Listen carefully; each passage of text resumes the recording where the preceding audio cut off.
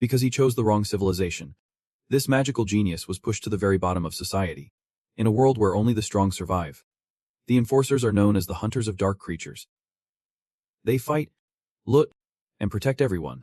It is truly a glorious job celebrated by all as heroes. A loud outburst caught everyone's attention. You crazy jerk. Are you telling me to be a literal shield? The guy sitting across from the main character, named Jong-gu, currently works for the enforcer branch. Just yesterday, Min Ja-hun received a call from him after a long stretch of being unemployed. He thought it was about a sweet job opportunity.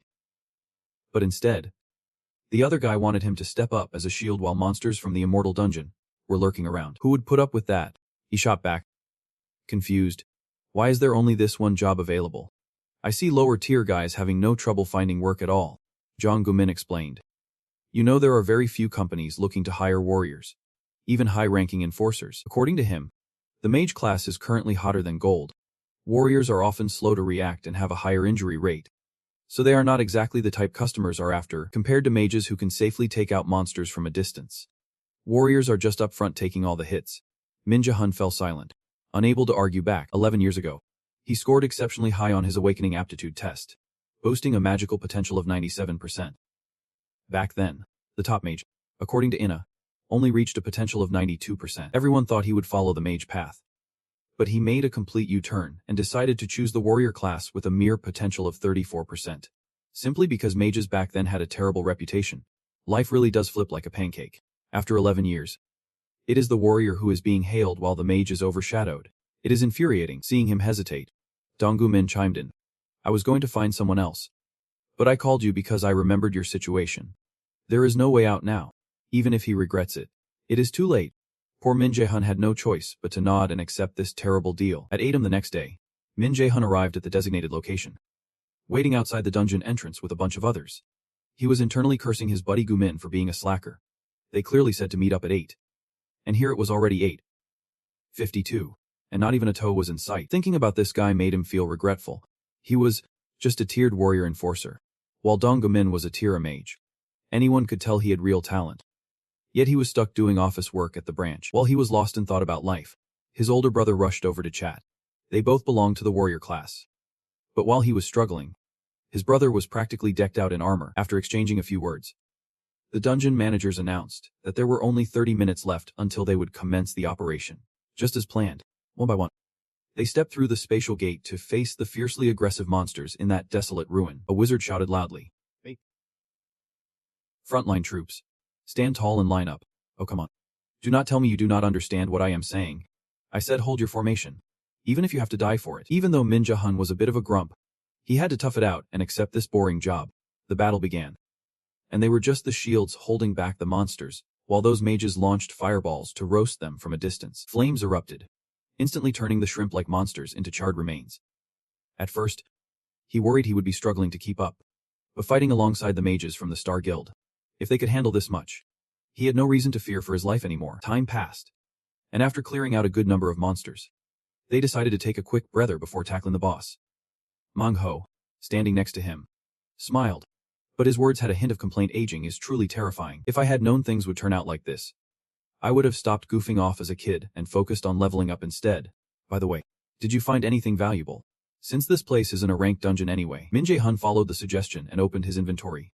But suddenly a headache hit him like a freight train, making him feel extremely uncomfortable. A few system messages popped up, announcing that operations had ceased and the connection to the player would be temporarily cut off. Min Jae-hun was bewildered, not understanding what was happening, when suddenly he heard a voice in his ear.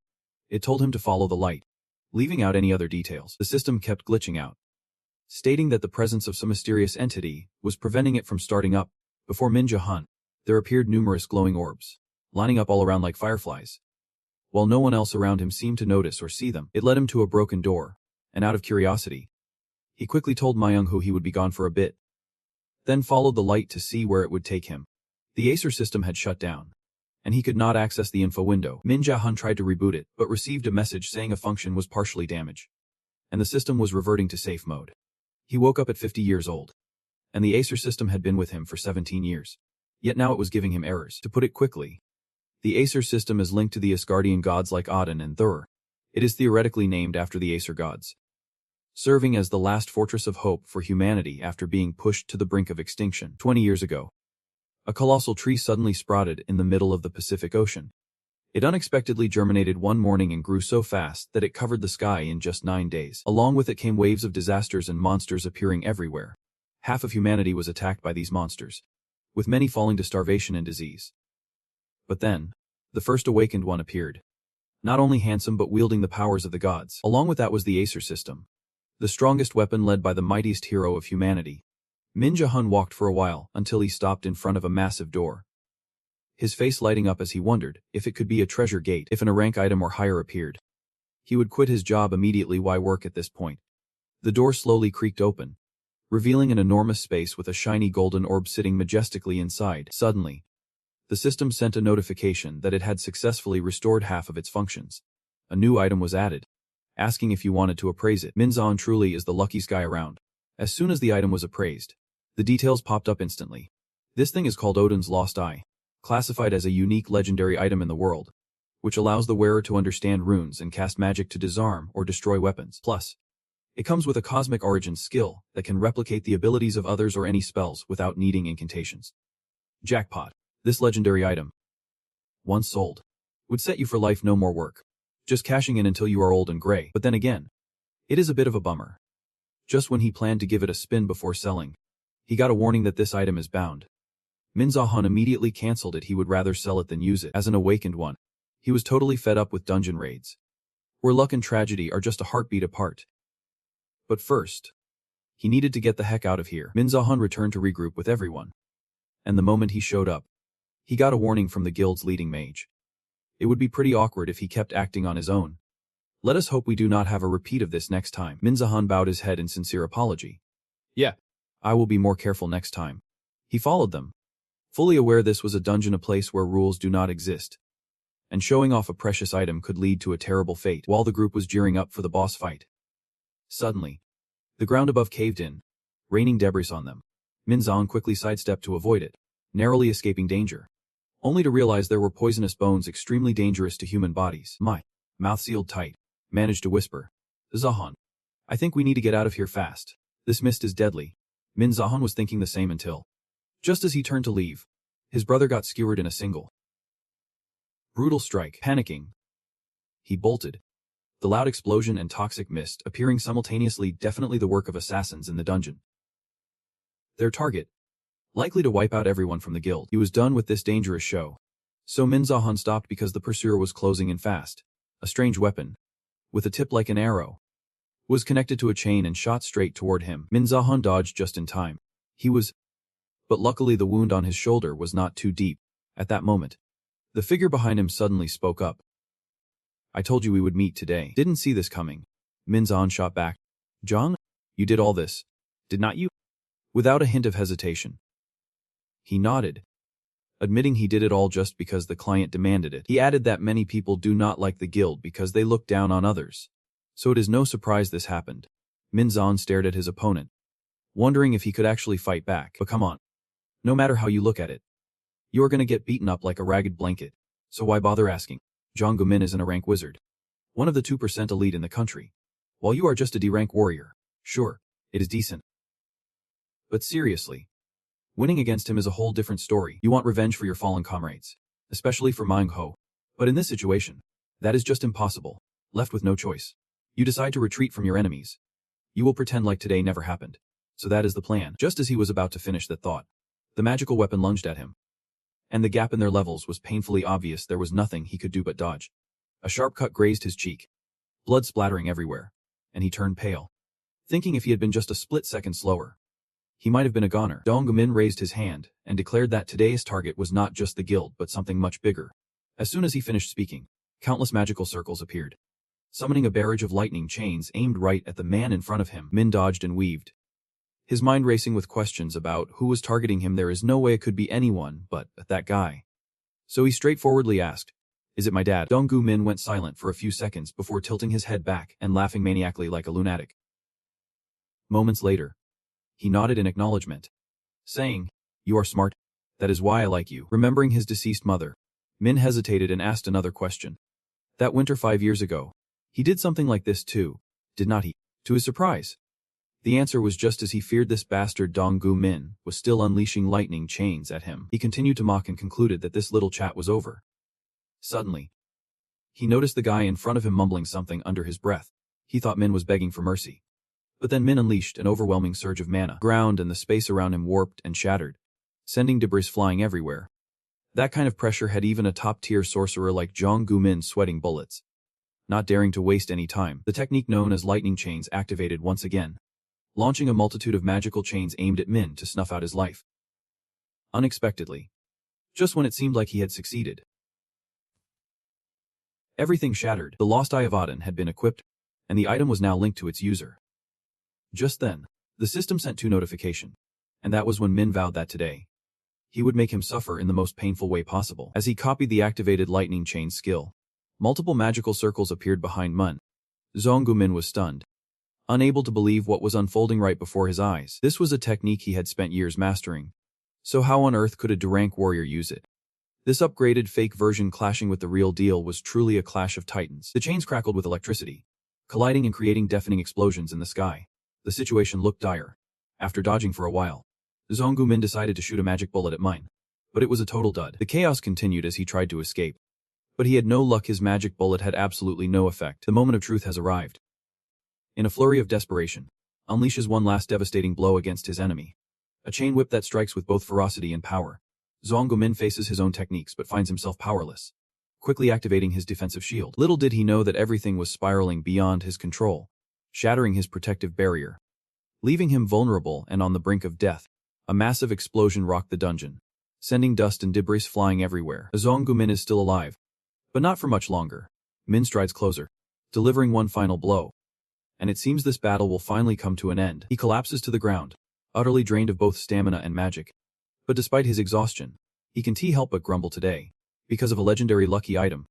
He has squandered the merit he accumulated throughout his entire life. Just as Min thinks he might meet his end here, a salvation system appears with a notification. Once the system activates, time will rewind to the moment the user desires most. Do you want to activate it? At this point, what is there to be afraid of? Min embraces the new system called Nurni, instantly becoming the sworn enemy of the almighty Acer. Equipped with 2 new skills, Min opens his eyes wide and jumps up, bewildered about what just happened. But as he stares at his own hands, the guidance system appears, explaining that he has traveled back in time to the moment he desired most. Today is June 15th, 2022. The system has brought him back 11 years, along with a mission. Rest until his body recovers to 80%. Min brushes everything aside and heads to his desk, picking up the calendar and crossing out a date. In his previous life, he ended up poor because he strayed from his true calling and met a tragic end. This time, he won't make that mistake again.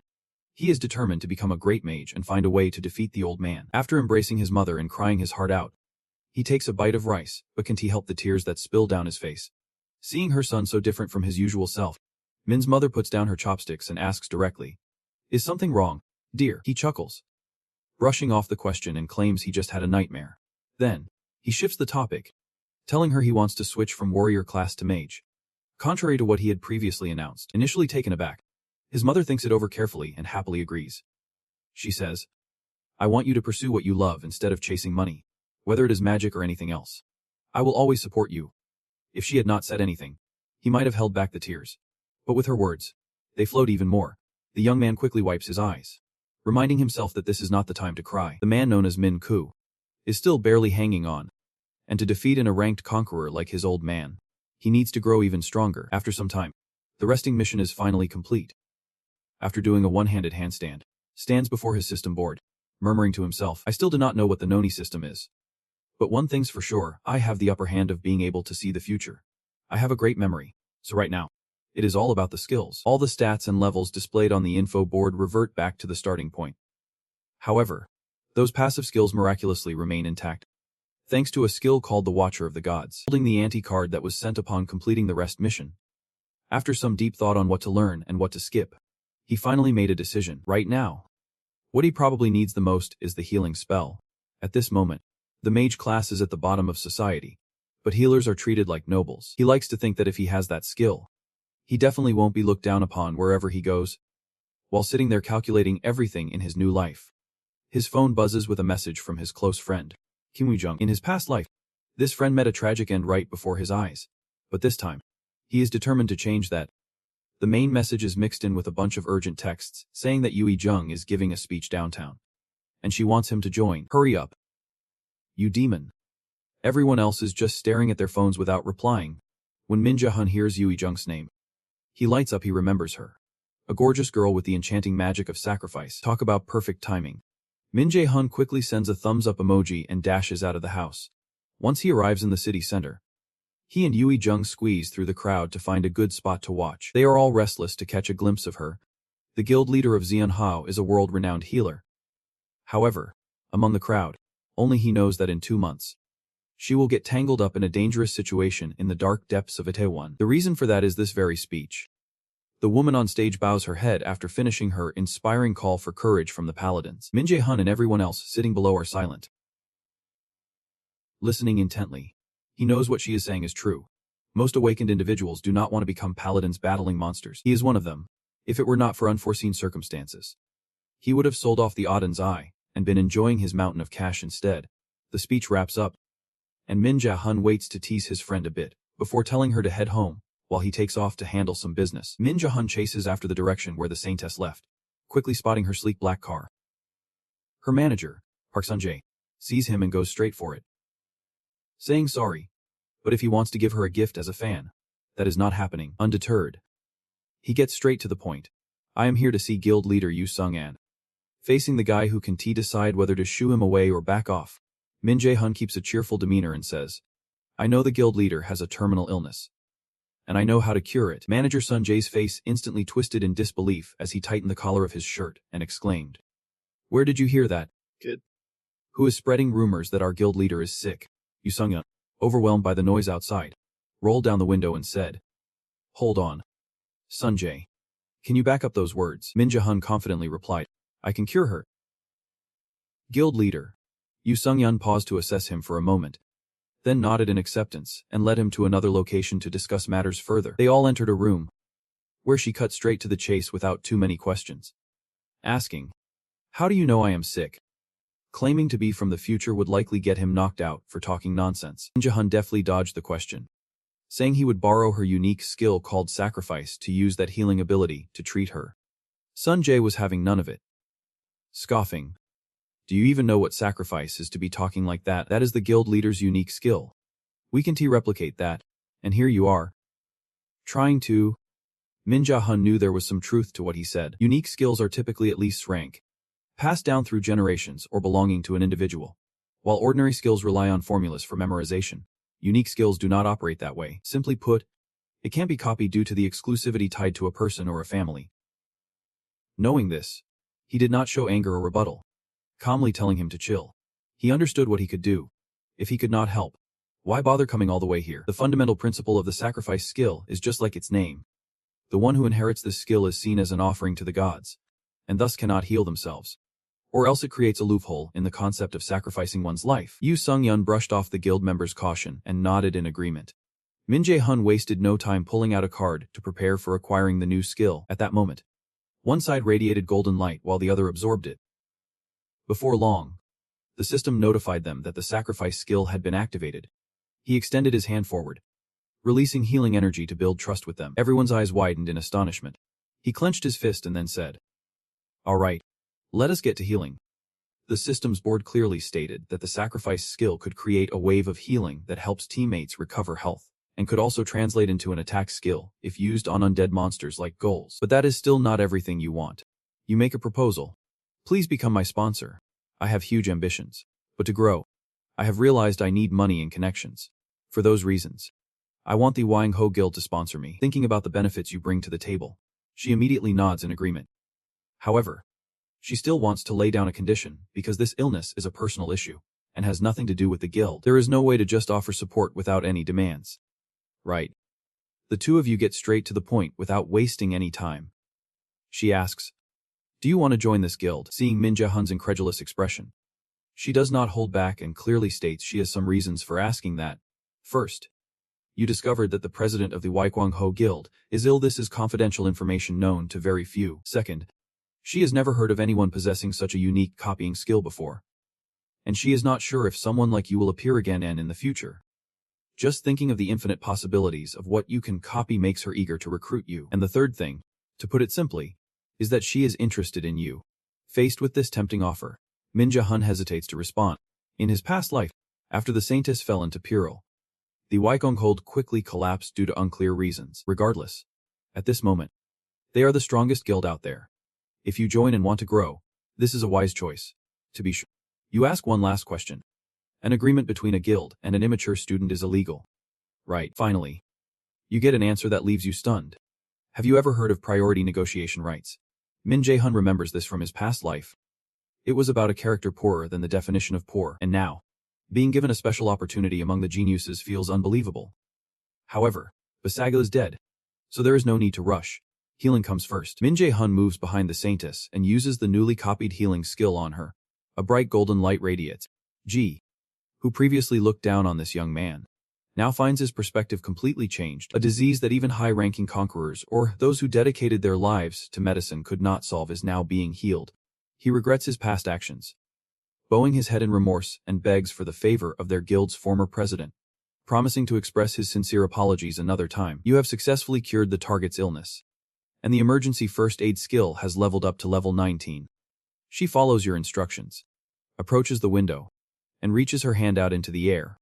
The healing energy instantly transforms into butterflies fluttering in the wind. The cruel illness has completely healed, and Yu Husung turns to you, asking if you are willing to face punishment like she did after acquiring this skill. Min Ja-hun smiles gently and replies, "It is, if that happens, she can heal me." The next day, Min Jae-hun asks the guild for help with something. His brother, Park Soon-jae, takes him to a place where, according to him, the large gate before them is the entrance to their low-level dungeon. He makes his request, which is actually part of a plan he had already thought out. The Milla's Academy he is about to attend is a place where geniuses compete against each other. To survive there, he has only one option: to level up. Since they had discussed this beforehand, Soon-jae brings along some healing items and support gear. He hands Min Ja-hun a staff, saying it is the guild's spare equipment and he can use it. As Min Jae-hun prepares to leave, Soon-jae asks, "It might be a ranky dungeon, but going in alone is really dangerous. What makes you think you can handle it by yourself?" Min Jae-hun raises the staff to evaluate it and replies, "I just want to level up a bit." The man in charge of the guild in Oh. Hearing this, do not stop him anymore and give him a teleportation stone. He says to use this in case of danger because it can teleport him back to the gate instantly.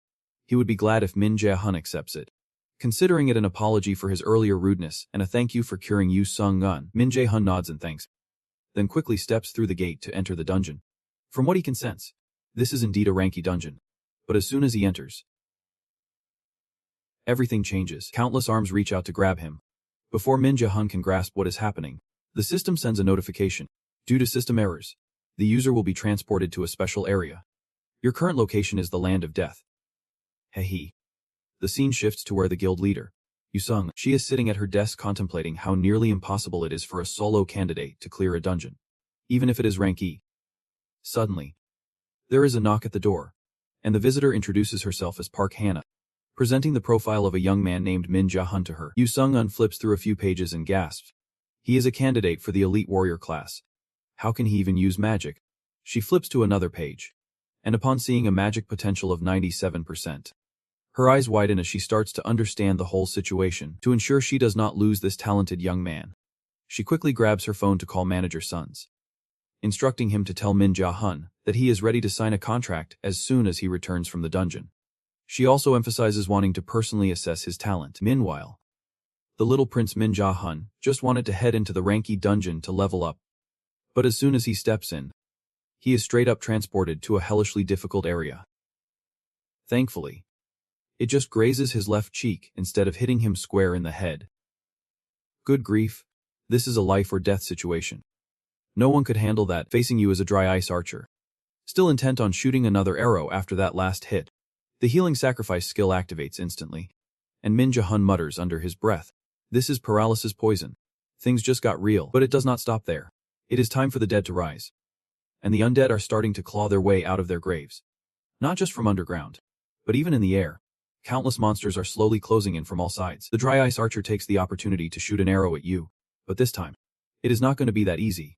Min Jae-hun catches it with pinpoint accuracy and effortlessly snaps it into pieces, saying, "Nice try. Buddy, above are the 4 undead. And surrounding you are the dry ice archer and the spirits. This hellish realm resembles a world of the dead. Overseen by Loki's daughter. This is Hiem. Known for being the coldest and most ominous place that newcomers find nearly impossible to attack without divine power. However, if this truly is Hiem, then this could be the perfect chance to test out your new powers. The sacrifice skill, besides helping in removing negative effects, can also transform into an attack skill against the undead with a powerful area effect known as the Light Judgment. A specter lunges at him, but instead of casting spells like ordinary wizards, Min Sahan opts to poke it with his staff. After easily taking down one monster, he jumps high and combines a strike with thunder chains to pull in some X points. With an opportunity this good, why would he hold back? He charges toward them, planning to knock a Frost Reaper on the head, only to find his staff too fragile and it snaps in two. These monsters keep resurrecting, while his only weapon lies shattered in pieces. Unable to continue attacking, Min Sahan extends his hand forward and activates the sacrifice skill, switching it from passive to active. Countless golden light beams, imbued with holy energy, rain down from above, obliterating the corpses and sending them back to where they came from in one fell swoop. After his first battle, Min Sahan sits exhausted on the ground, using mana to heal. Everything is just too coincidental for him. If he does not level up soon, he fears he might not get another chance to win and return home. His next destination is the deadly fields of Hiem. Clearly, as a D-class reborn warrior, being tossed into a place this fierce by the gods above is downright unfair.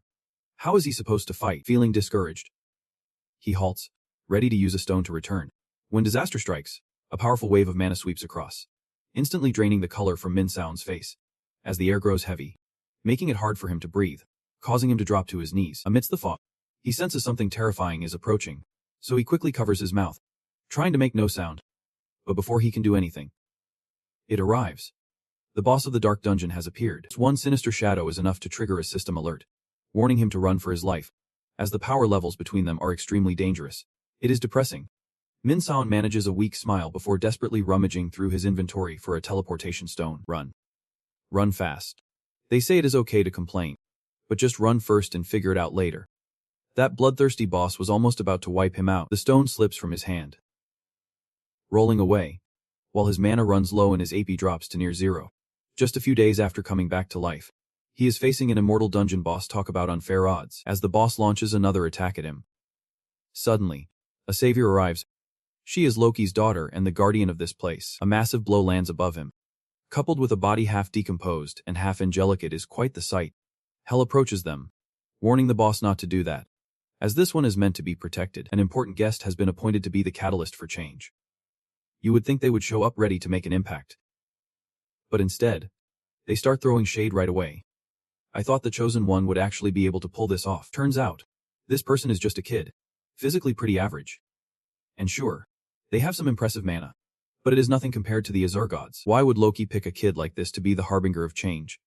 Her finger is practically pressed against his carotid artery, and Min Jae-hun refuses to go down easy against these gods. His plans for revenge against his father and becoming a wizard are still unfinished, so he is not about to end things like this. Hell, he can see the anger in her eyes, and his hands clench tighter with every passing second. She threatens him in a low voice, saying the apocalypse is coming. If he fails and drags them down to hell, he will be the first on the chopping block. Just as she says that, she lets go, giving him another chance, but he needs to get stronger fast and take down the shadow. If he succeeds, she promises him a special gift. He only has 2 months. Failure means death. But if she finds out he has not gotten any stronger, he will be dead too. He has to figure this out on his own. Just like when he arrived, countless hands from Daisy swoop in, grabbing Min Jae-hun and tossing him out of this decrepit basement. Min Jae-hun opens his eyes wide and realizes he is back at square one, his body completely intact. The mission system is right in front of him. And thinking about that girl, he now realizes she is the goddess of death and rules one of the realms in Norse mythology. Her presence reminds him of one crucial thing. He needs to get stronger. Otherwise, forget about revenge. He might not even get a chance to try anything before she puts him in his place. But for someone who is not used to fighting like a wizard, and has not even learned low-level spells, this is going to be tough. Min Jae-hun pulls out his phone and notices a message from his brother, Sons. It clearly states that Yu Hu Sung-on wants to meet him to discuss the contract, so he should come by tomorrow if he has time. Min Jae-hun smirks slyly and replies that he will be there, and he would be thrilled if they could help him out with one more thing. The next day, Min Jae-hun follows Park Sons to the meeting place. quietly speculating that their eagerness must be because they have seen his information. A professional wizard with a 97% aptitude is nearly impossible to find in this world. The chances of someone hitting 98, 99, or even 100% are purely luck-based. As the door swings open, he is met with the fiery Yu Sung-on. Clad in a figure-hugging black outfit, she immediately greets him, saying, "You made it? I have been waiting for you." After exchanging a few pleasantries, they dive straight into the main topic. Minzon states, "I have spoken with manager Park Suns. But before we sign the contract, I have a condition." He then clarifies that he is recently transitioned from warrior to wizard and has not quite gotten the hang of using magic yet. His condition for signing the contract is that he wants chairwoman Yu Sung-on to teach him magic. Suns listens to their discussion in silence. He already knew this kid was anything but ordinary. In a world where enforcers desperately need ace cards they can use anytime, Yu Sung-on is not just an S-rank enforcer, but also the master of the Harmony Guild. With an ace card of this caliber, what more could you ask for? Yu Sung-on pondered for a moment before agreeing. However, if you have any requests, she would be just as accommodating, she said. "I want to see what your skills are like first. Is that okay?" With a flick of her fingers, a massive surge of mana appeared behind her. Yu Sung-on laid it out straight. "You have to get past this. If you are talented enough to land a deal like this, then you should be able to handle this challenge." Minahun felt beads of sweat forming on her forehead. Normally, only B-rank mages would use such a large amount of mana to gauge their sensitivity to it, and you just stepped into the game. So this is your difficulty test. Minahun shot back. "Sounds like you are trying to discourage me." The opponent replied, "Why would I do that, even if you fail? It won't affect the contract. As the guild president, I promise you that." After saying that, she walked over to the manager and asked him to open the gate, encouraging Mina with a few words to boost her courage before she stepped in. Minahun sighed, feeling embarrassed at the thought of backing out now, and finally decided to move forward. Outside, Park Seo-jae told his president that he felt quite anxious and did not understand why she created such a tough situation. After all, he was just a kid, even if he was a genius. Yu Sung-on chuckled at that. "Kid? Please. He is clearly a little demon. Anyway, I am confident Minahun will ace this test." Meanwhile, as Minahun stepped inside, she realized she was facing an ocean of mana, not just a block. Usually, in this world, mana is just like oxygen. It is essential for casting spells or activating skills. But if you are exposed to too much of it for too long, it can weaken your heart and lungs, leading to death. Based on what he remembered, the only way out was to find the door connecting the whirlpools. He silently took a deep breath to focus, suddenly sensing something unusual in the air. Following the sensation, he quickly spotted a crystal at the center of the whirlpool, radiating a powerful stream of mana. It was so strong that it seemed to contain all the mana in that place. Meanwhile, while Min Ja-hun was desperately searching for an exit, manager Bak Sunzi spoke up. "How long do you think it will take him?" Yu Sung-on replied, "I took 40 minutes and I am the fastest in the country." Hearing that, he shared his speculation. It is probably going to end in one of two ways. Either he can't get past this mana, or he sets a new record. Just as they were chatting happily, Yu Sung-on suddenly exclaimed, "Z, look over there." Manager Bak followed her gaze and immediately noticed cracks starting to form in the mana. Glancing at the clock to see only 10 minutes had passed. Holy smokes. What is happening in there? A few minutes earlier, after spotting that insane mana crystal, Min Ja-hun wondered if this was the core sustaining all that mana. If it, then he should just smash it and skip the hassle of finding an exit. Someone once said, if you get hit, hit back. If something's about to fall, you gotta let it crash, quick as a flash. The young man thought and acted. He swam over to the stone, easily grabbed it, and crushed it decisively. The space around him crackled from his actions and then began to tear apart. Watching the massive mana collapse right in front of them, manager Park Sun-jae and guild president Do Sung-un stood frozen outside, like deer caught in headlights. Park Sun-jae could not believe his eyes. Typically, only 7% of mages escape from that kind of mana. B rankers take about 2 hours, A rankers about 1.5 hours, and S rankers from half an hour to an hour. The world record held by Camilla from the U Alliance was 36 minutes. They thought that was impressive. But who would have guessed Min Ja-hun would smash her record by a jaw-dropping 26 minutes? He was so thrilled that he rushed over to grab Min Ja-hun's hand, praising him. Amazing. Good job. Jae-hun, you escaped from that mana in just 10 minutes. Min Jae-hun's ears were ringing, still trying to comprehend the situation when Do Sung-un charged in, asking how he got out so fast. Min Ja, casually rubbing his wrist, replied, I found something like a crystal in the mana, so I just crushed it. Hearing that, she was even more shocked. That crystal contained all the mana of a massive chunk. Any ordinary awakening user would not even be able to find it, let alone crush it. The only explanation for him being able to do that was that his own mana exceeded that entire block.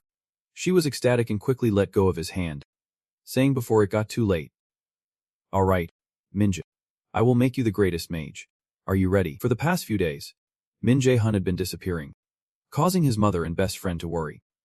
They waited for him right at the door because despite several calls, he had not answered a single one. That moment, a luxury Rolls-Royce Wraith, worth $12.8 million and boasting a V12 turbo engine with 453 horsepower, rolled up. As Min Jae-hun stepped out of that beast, 2 cameras on the scene went into a frenzy. Kim So-jung spoke up first. "That car looks super expensive. Why is Min Jae-hun getting out of it?" His mother, seeing him wave, turned pale and whispered to Kim So-jung, "There is no way Jae-hun is getting involved in some shady organization." That same day, Kim So-jung stayed over at Min Jae-hun's place for the night since her parents had to travel abroad for work. They sat in his room, discussing his sudden switch from warrior to mage. She really could not believe someone who always wanted to be a warrior would just flip the switch like that.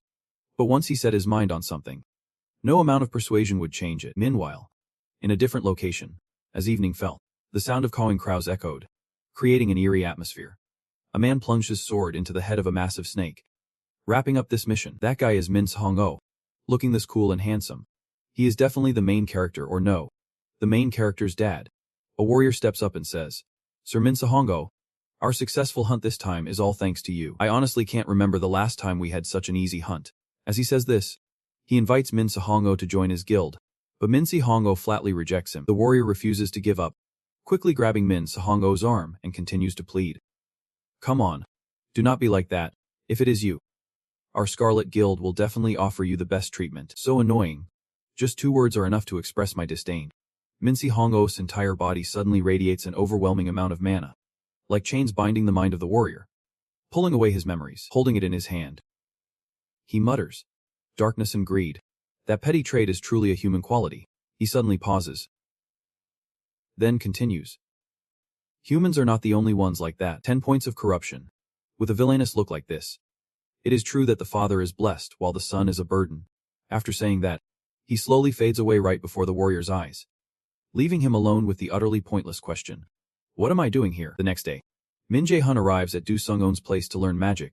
As soon as they meet, she says, "Before we start the first lesson, I want to test your instincts and reflexes in battle. In other words, we are going to have a one-on-one match." Min Jae-hun thinks he must have misheard and asks, "A duel? Isn't he that a bit tough since we just started?" She does not care at all, thinking that someone who can escape from her mana in under 10 minutes must have some skills. According to her, Min Jae-hun throws the first punch, but due to his job-related eyesight, he immediately goes on the defensive instead of using magic. Do Sung-on does not rush into anything. She starts assessing her opponent from head to toe. Min Jae-hun has his left foot forward, slightly bending his knee, lowering his shoulders as much as possible, clearly a stance meant to dodge attacks and move easily, just like a warrior would. With this understanding, the moment Min Jae-hun throws his first punch, she recognizes and blocks it. Min Jae-hun never expected his opponent to react so quickly, so he hastily pulls back his hand and jumps back to widen the distance. He thinks to himself that he at least hoped to land a hit, but even though she is just a mage, her skills are definitely on the level of a true S-rank enforcer. He strides toward him, pointing out that he has not shaken off the habits of a warrior. "What kind of mage rushes headfirst like that?" she asks. "What do you think is the biggest difference between a warrior and a mage?" Min Jae-hun replies, "It must be the range of combat, whether close or far." She nods in satisfaction and continues, "Exactly. Mages typically weaken their opponents from a distance before moving in for the kill, but you are trying to close the gap too much. Your defensive stats are already low, so if it comes to close combat, you will get taken down really fast. And now, it is your turn to attack." He declares that he is going to fight seriously to show you what a real mage is capable of. Sure, there will be injuries, but who cares? After all, she is a healer. Let us go all out, buddy. No sooner had he finished speaking than she launched her first counterattack. A magical bullet shot out with a razor-sharp speed, heading straight for her opponent. Min Jae-hun quickly leaned back, flipping around to dodge it just in time. It was now his turn to strike, so without hesitation, he activated the lightning chains, directing them all at her. An enormous explosion erupted right in front of Min Jae-hun, followed by the voice of the guild leader and a rank skill. "And lightning chains at that. You are hiding quite a few tricks, are not you?" While he was still focused ahead, She had somehow shifted to his side. A magical spell called Holy Arrow was unleashed. Zipping straight back toward him. Oh no, Min Sahan clearly saw it. But the attack was too fast. Too dangerous, he could barely react. Left standing there to take the hit. A bright flash lit up the scene, accompanied by a thunderous explosion. And her triumphant smile shone through the chaos. No matter how good the skill is, if you can't hit your target, it is all for nothing. Do not you think? She was convinced that after that last attack, Min Sahan would not be able to get back up, but to her surprise, a shadow emerged from the smoke. Nice job, little bro. She could not hide her delight, exclaiming, I did weaken my spell a bit, but I did not expect you to still be standing. But she did not stop there. More holy arrows were shot from the magic circle. However, he was not going to just stand there and take it anymore. He activated a skill called Universal to shatter them. Roque Sung-on could hardly believe her eyes. Thinking, he figured out how to counter and destroy my skill in such a short time. After that quick attack, they continued trading blows. Min Sahan shot lightning chains toward the guild leader's feet and took advantage of her momentary distraction to make them whip back up. Too bad she reacted too quickly, instantly conjuring a shield to block the hit. Min Sahan did not stop there. He kept firing lightning chains, while Sung-on raised her defensive shield. But her mind was racing. How could he use magic without chanting like that? For a mage, incantations are supposed to go hand in hand with casting spells. It is like a law. There are cases where the spell can be cast without chanting, but the power usually suffers. But this Min Sahan, he is something else entirely. Min Sahan felt frustrated seeing that all his attacks were ineffective against the woman before him. Just like that, he suddenly found himself flipped around on the battlefield, completely unaware of how it happened. Roque Sung-on cheerfully approached and helped him up. Min Sahan recalled the moment he fell. In that instant, he did not even realize how she had closed in and struck. What a stroke of luck on the roadside. Now he understood just how powerful he and that rank were. Roque Sung-in suddenly spoke up. While observing your fighting style, I had this thought. Well, everyone has thought about this once or twice, but no one has done it. A fighting style that only you can master. What do you think? Feeling intrigued, she paused for a moment and continued. From now on, call me master. And congratulations. You are my first disciple. Born with a silver spoon, raised by a sugar mommy, and at home, still learning with the cute neighbor girl, Kimro-san. After lightly kicking 4 jars of ice cream, finally picked up a pen to start explaining combat magic. Enhancement magic and healing magic may be different categories, but they are considered the 3 weakest types. But just as she was saying that, she started to tease. You are pretty good. Are you sure you switched from warrior to mage? But it takes others a month to learn those spells while you pick them up in just a few days. I started learning magic before you, but at this rate, you will catch up to me in no time. That is right. And you said it so loudly. Min Jae-hun shot back, like a dagger to the heart of the girl. So what? Magic just clicks for me, and my skills test proved that. While their lips were still sparring, suddenly, magical chains with feathers appeared before Min Jae-hun. A young man popped up out of nowhere and leaned in to whisper.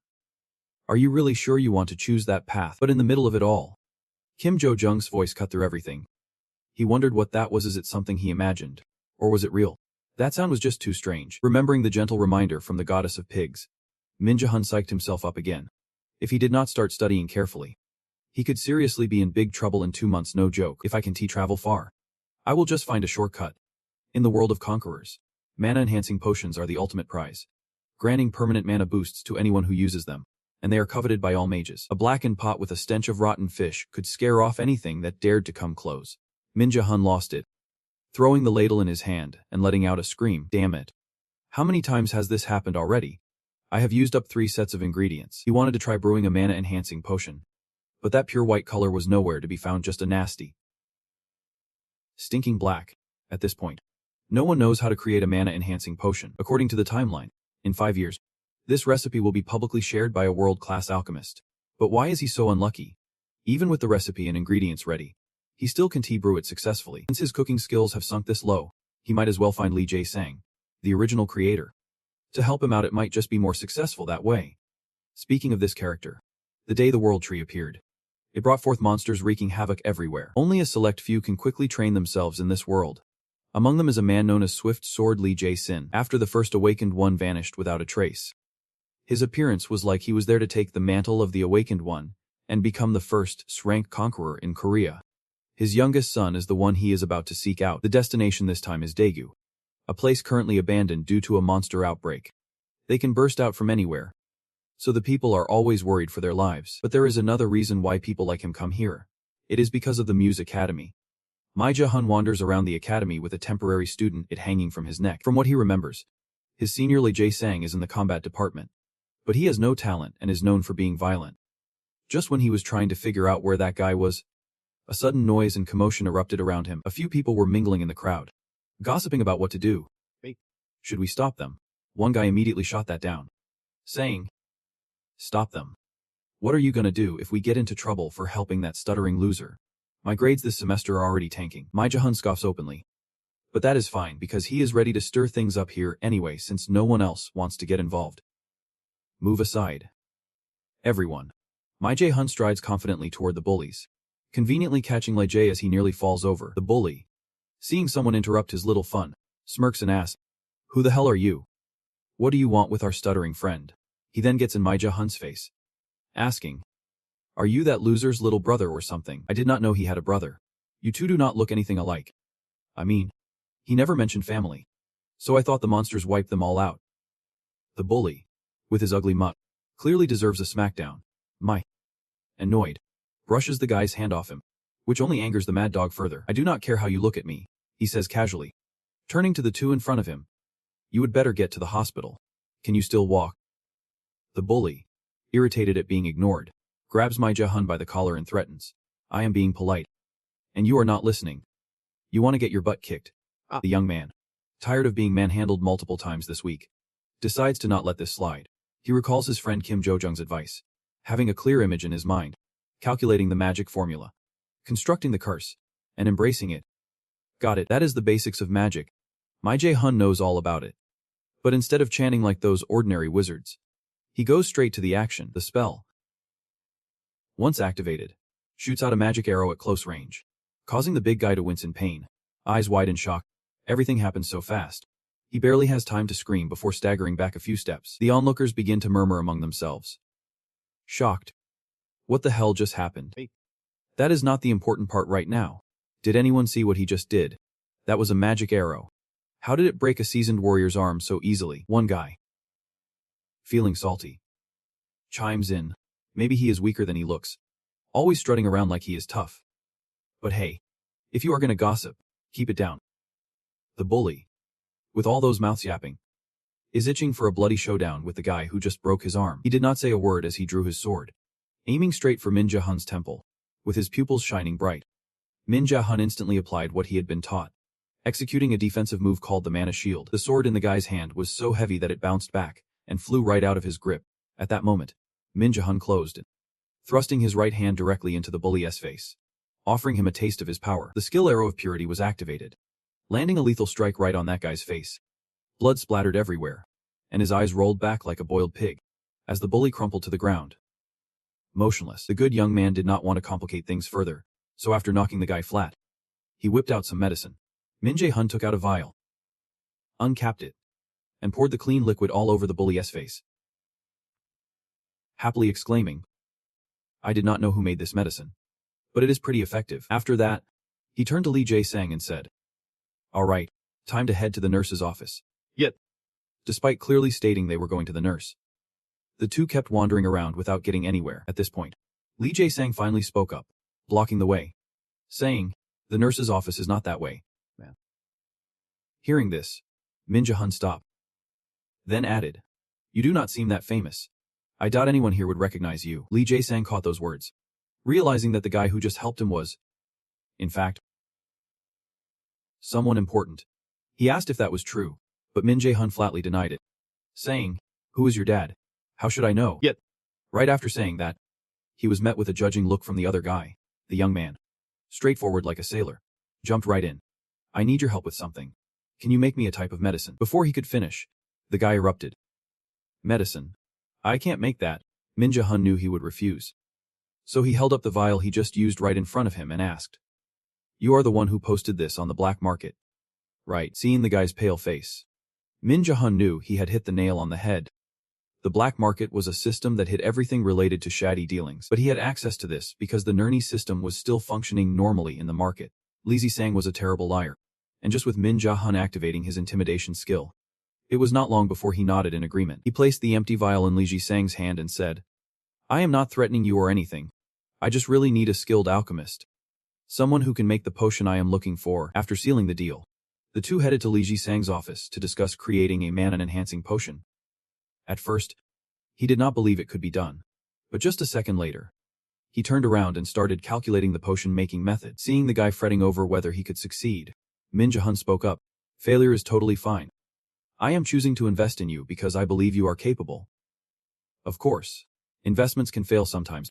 Do not be scared." Li Jisang was completely convinced by those words. Even though the young man had left, he still felt quite moved. Since he was little, he had always been timid and lacked the talents of his siblings. A child who lost their mother at a young age, abandoned and unable to gain their father's recognition. When someone finally believes in them, they can't help but want to break down and cry. Countless young fighters are sent in, and Min Jae-hun continuously dodges, then activates his defense to withstand the second wave of attack from Jo Sung-un. The active skill of the young fighter has been triggered, and he retaliates with the same exact moves, only this time with a much stronger force.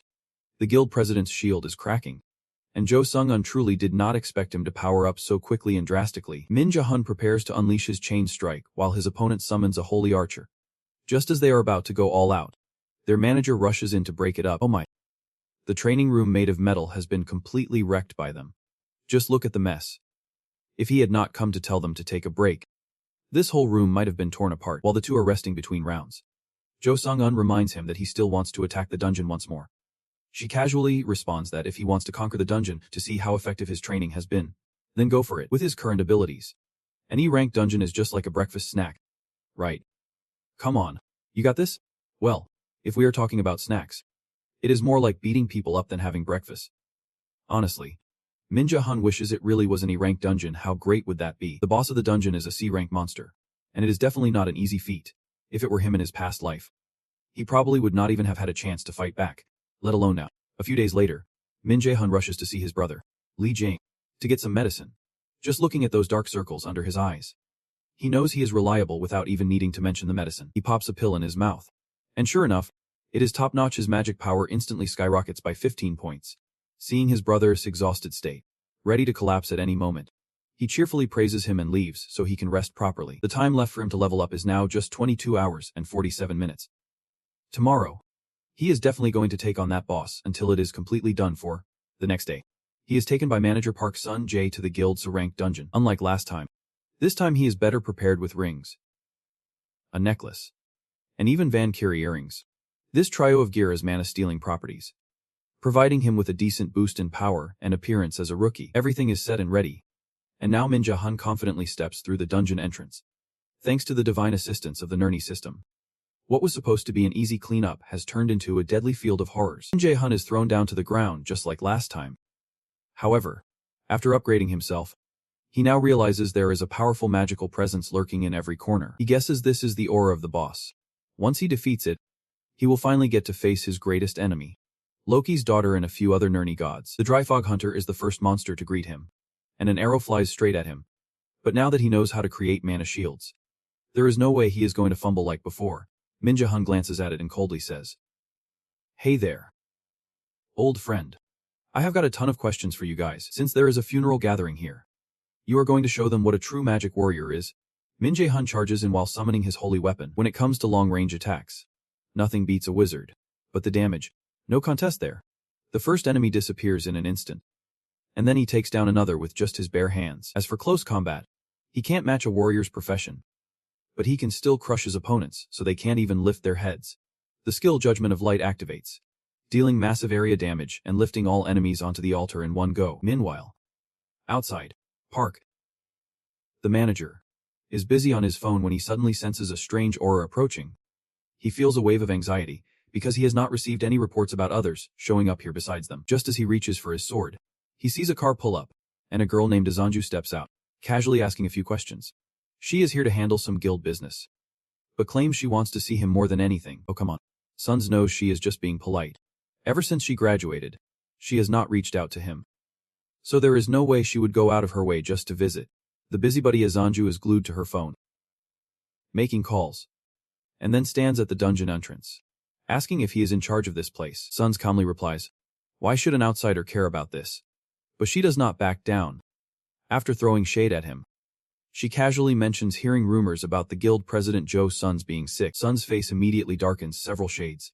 This person is not even trying to hold back, saying they have plenty of eyes and ears on their side, making it easy to get such intel.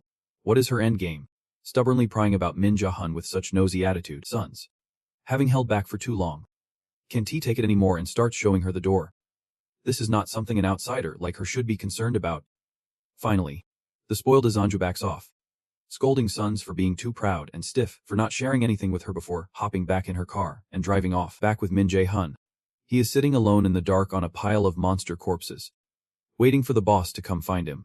After gearing up, he truly looks menacing.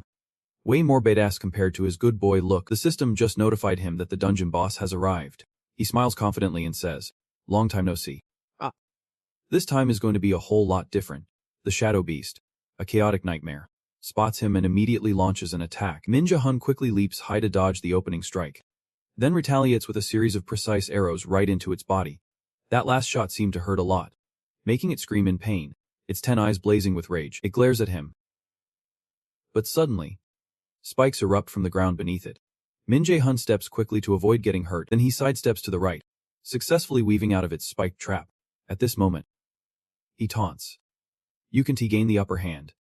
So you are starting to get desperate. Now it is your turn to strike back." Min Ja-hun activates his chain lightning skill, controlling it to fly and attack all at once. Then ensnares the monster from head to toe before unleashing a jolt of electricity that leaves the beast paralyzed. But even that might not be enough to take down the Dark Abyss. Without missing a beat, Min Ja-hun activates another skill, raining down a barrage of arrows that smash into its face like a storm. Blood sprays everywhere as the Dark Abyss howls in pain, sending out a frantic scream. Before long, the system sends a warning message.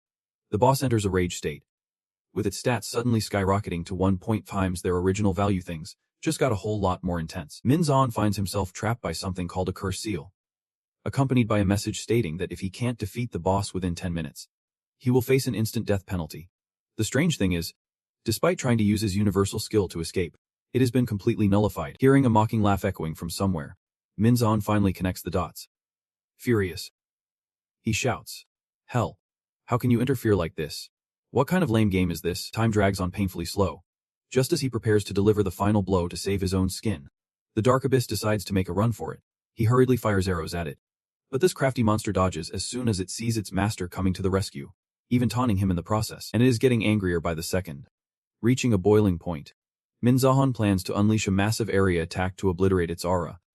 But then he is hit by a stunning attack from its eyes. He can move for a few seconds, but that is just enough time for it to land a brutal strike right into him. If he can't get close, then he won't bother anymore. Activating a new skill called Wind Fury, a whirlwind of power envelops him, temporarily boosting his agility. Min Ja-hun raises his hand high, saying, "You think I am just going to blindly charge at you forever?" God tier. As he finishes speaking, the active skill Thunder Rage blinds the creature instantly, and countless chains descend, binding the Dark Abyss as he seizes the moment to punch it right in the face. The boss realizes things are going south and calls for its minions. But he has been waiting for this moment for ages. There is no way it is getting away. Without hesitation, he unleashes a golden judgment that rains down and sweeps everything away. As the final chains fade, the moment the time runs out, all those monsters meet their demise and return to the heavens. He has passed the first challenge just in the nick of time to avoid that instant death penalty. And now the goddess of death finally shows up with a beckoning call. It turns out there is a reason she chose him. "Come here, my boy. It is your time now. I invite you in." After defeating the dungeon boss, the system immediately fills with item notifications and messages that you have leveled up 3 times. The space slowly shatters, revealing an incredibly bizarre new scene. Right before Min Ja-hun's eyes stands the Temple of Hell. But while she invites you over, she conveniently forgets to mention there is a guard dog in the house. Oh man. A massive monster that looks like a gigantic dog charges at you, with jaws wide open, clearly wanting to take a big bite out of you. Luckily, from a distance, Hell's voice unexpectedly calls out, "Hey, show our guest in." The temple guardian finally shuts its mouth and turns to lead the way for you. Inside the temple is quite chilly, with thick snow covering everything. She saunters over, but the first thing she wants to do is compliment you on passing the previous challenge. However, you do not have time for her small talk and cut straight to the chase. "Give me the system upgrade and let us get to this challenge. What is the point of all this?" Hearing this, she happily replies that the main goal is to turn you into a formidable opponent for the Azor. From the moment you were born, Your destiny has been to slay the supreme god Odin, and that is exactly what Loki wants. Merjahun feels a headache coming on. You are just a human. And they expect you to take on the gods. What are you? A pawn in their game. Hell knows what you are thinking. But she does not care much. She just emphasizes that this is not just the Azure gods' problem anymore. As he said this, he waved his hand, pulling you back to reality with a couple of final words. The world is inching closer to apocalypse. All because Odin wants everyone to bow at his feet. We need the power of the Prophesade One, the great foe. And that person is you. Before even reaching Path 2, Merjahun was kicked out of the temple, lying on the ground in frustration, wishing they had more time to ask questions.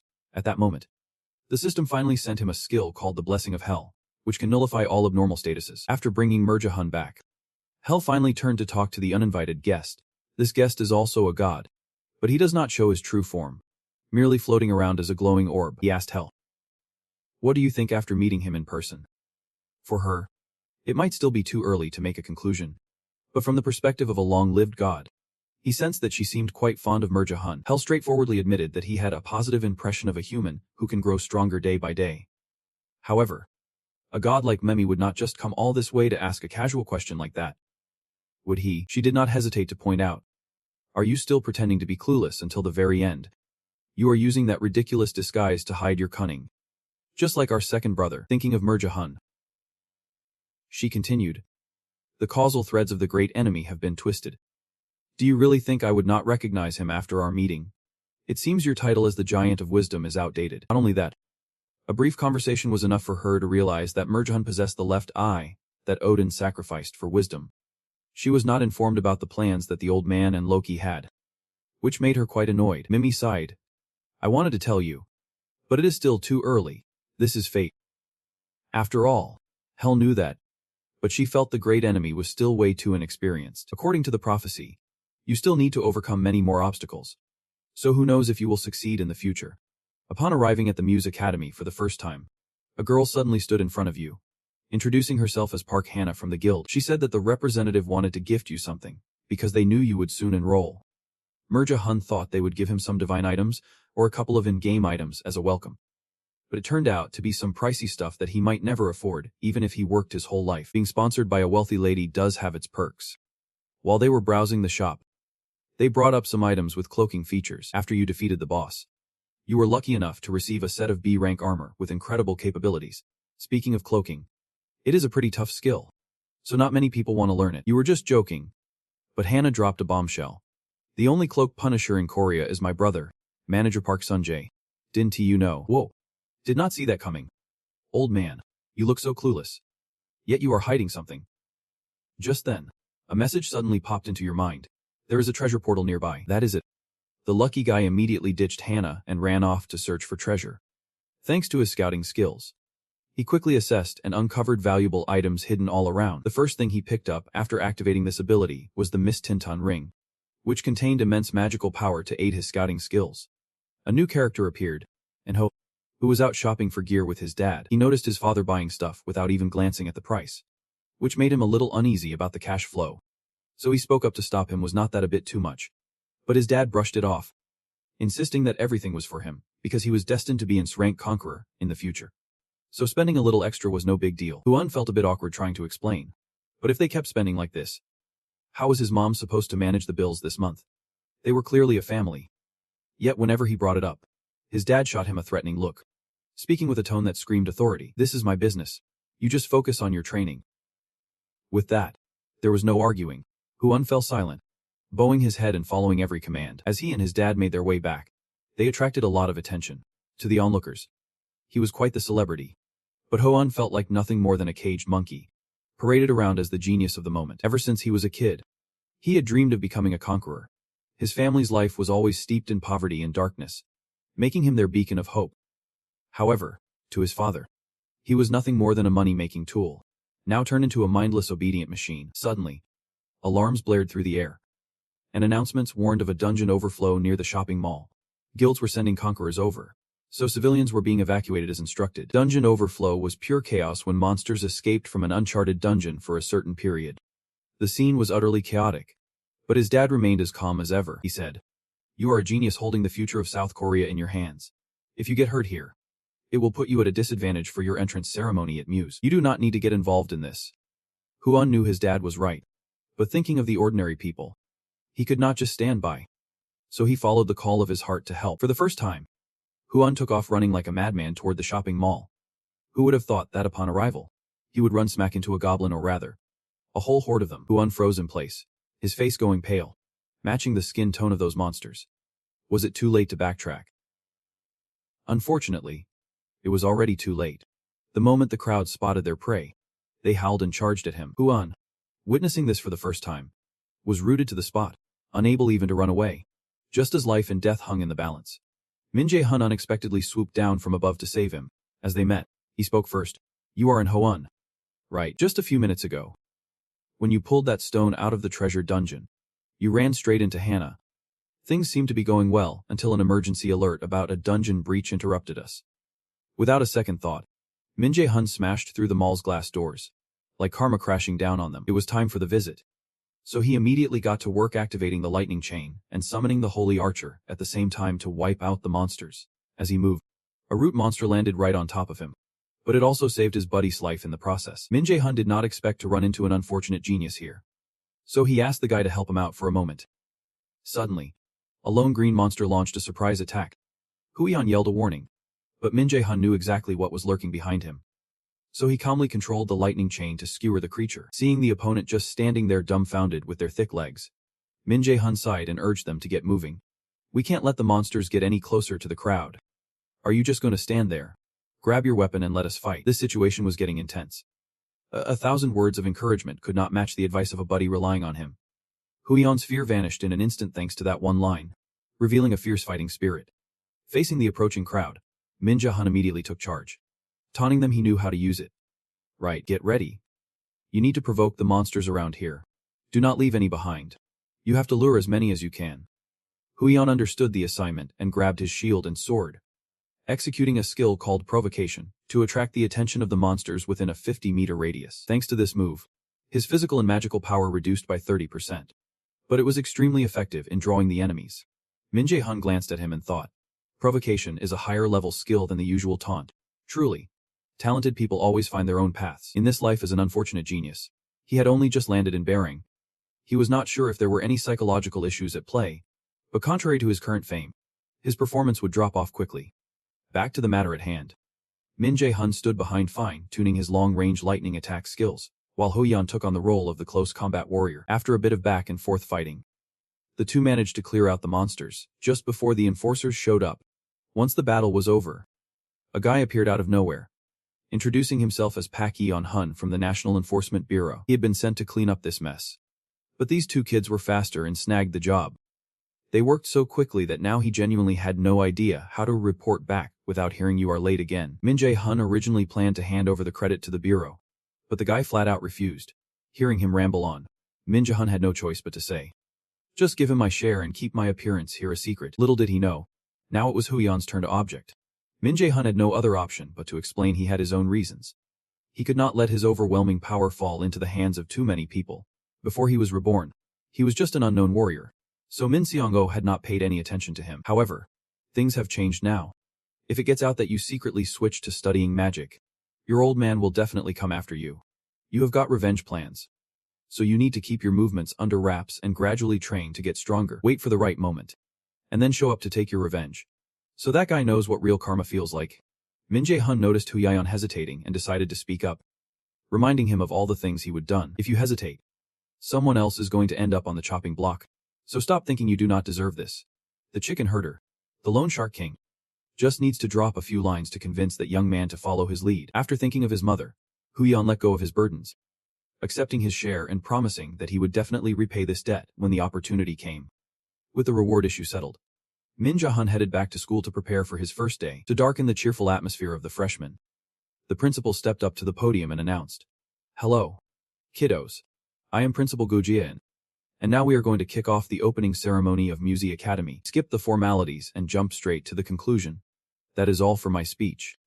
But you should know that the opening ceremony at Music Academy has a very special event. A game where all of you students will gather and try to steal each other's name tags. We are starting the freshman battle right now. As the principal finished speaking, a magic circle appeared beneath them, and the auditorium quickly descended into chaos. Kim Jo, caught off guard, lost her balance and fell over. Min Jae-hun rushed to catch her. But unexpectedly, they all fell into a forest.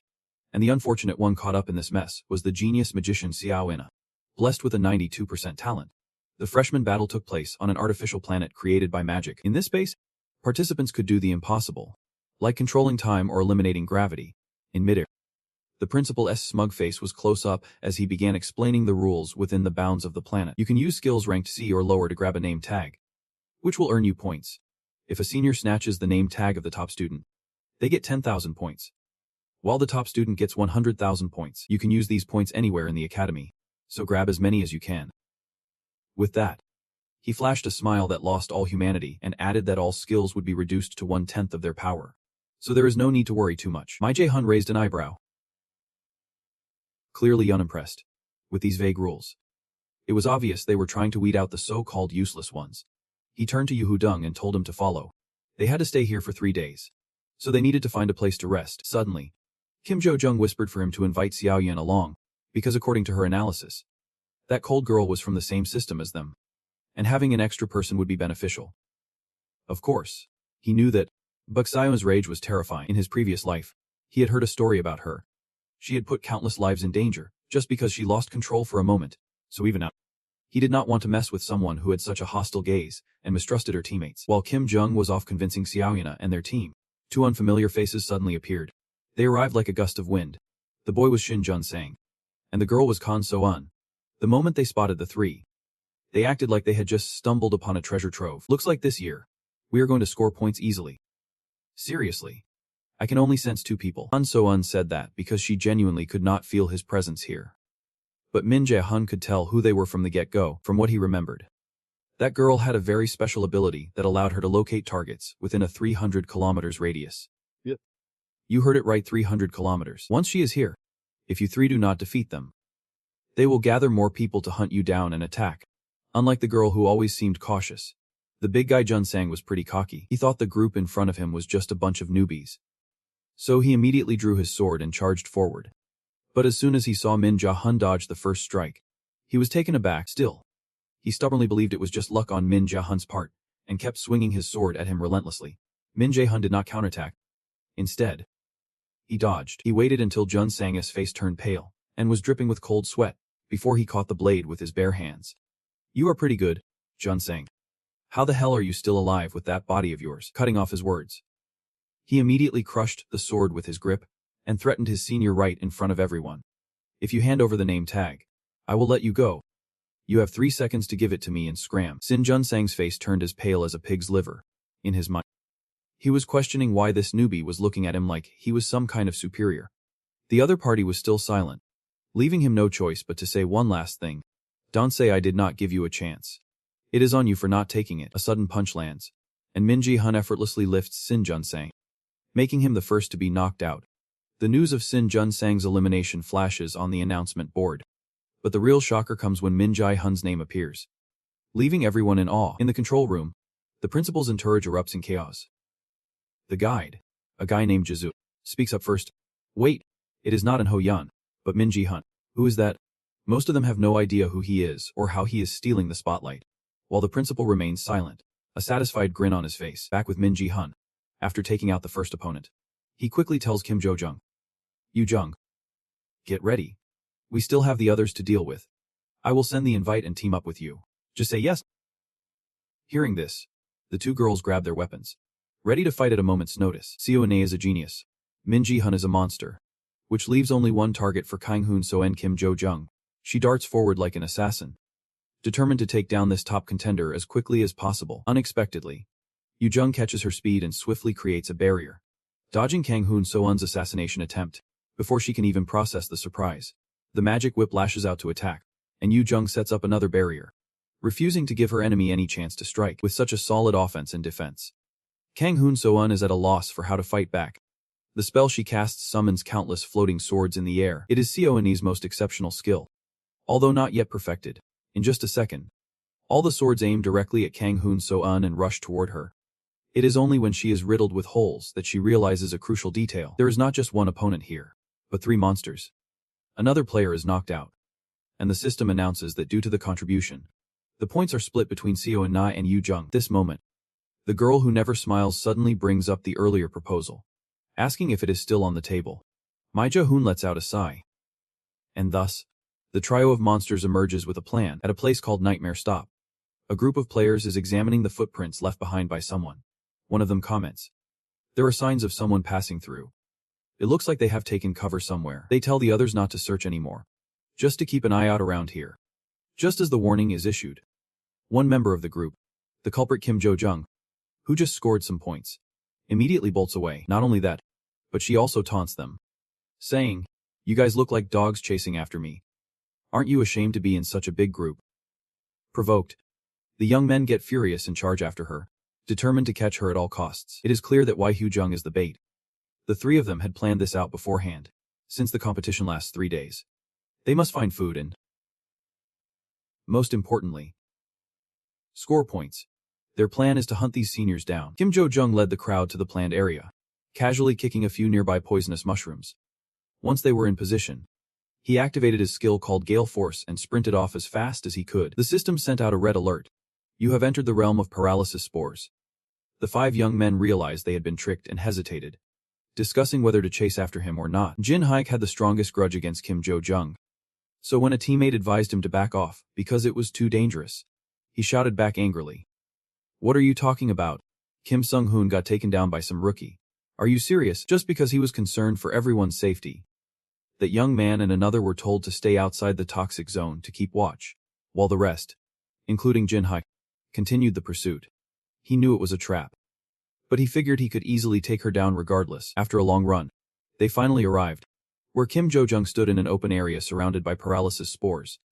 Thrilled that they had followed her here, she taunted one last time, "You are all done for. Who is brave enough to raise their hand against me?" It overconfidence led to foolishness, and all 3 young men fell right into her trap. One of them casually swung his magic staff at a mushroom, triggering an alert. A paralysis spore has exploded. All creatures within a 50 m radius will be paralyzed for 2 hours. Thinking back to a few minutes earlier, when Min Ja-hun was standing by the ash tree, he had told the 2 girls, "You have noticed too, right? This event is really beneficial for melee fighters." Seo-ina nodded in agreement, noting that even just using skills ranked C or lower puts those relying on high-level spells at a disadvantage. Warriors often rely on sheer strength, and considering their lower-level skills are quite powerful. This rule was practically designed to eliminate mages from the rankings. At that moment, as Min Jae-hun spotted the brilliant light ahead, he knew it was finally his time to shine. Meanwhile, after causing a series of mushroom explosions, Kim Jong-un quickly used a skill called Swap to switch places with the main character. The moment Min Ja-hun appeared, he landed a kick straight to Ji-hik's face, sending him crashing down. Clearly, he was a senior, yet he was being treated like a rookie. Furious, he snapped, "You think you can catch us? You fool. You have stepped into the territory of paralysis spores." He boasted that he had anticipated this, waiting with a few members outside, ready to support as soon as the spores spread. What he did not realize was that he had run into a trio of monsters.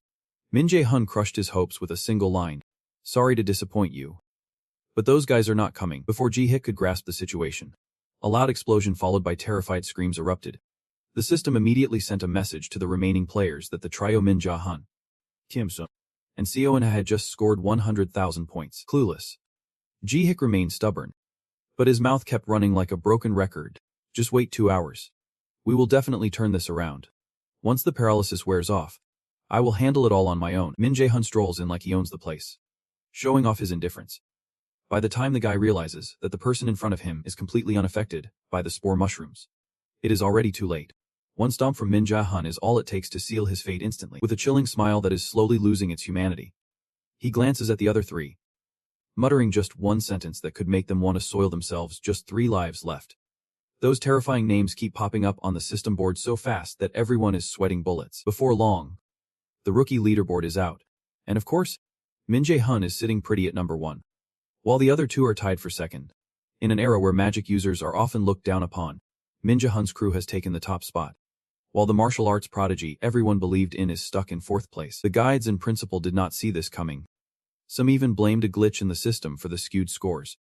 The principal's face twisted in disbelief. Normally, only a warrior's enforcer could pull off something like that. The current scene he is witnessing is a group of mages scheming to take the top slot, completely absurd yet incredibly entertaining. Gu-Dian asks the guide named Kim Jong-un to rewind and replay the part where the paralysis spores got him. The image of Min Ja-hun smashing Jae Hik's face replays in his mind, and the principal falls silent, starting to formulate a plan. The skill of anticipating, and the courage to confront someone from the martial arts class. It is hard to believe there is a mage like this. No. More like I can't believe this is a new student.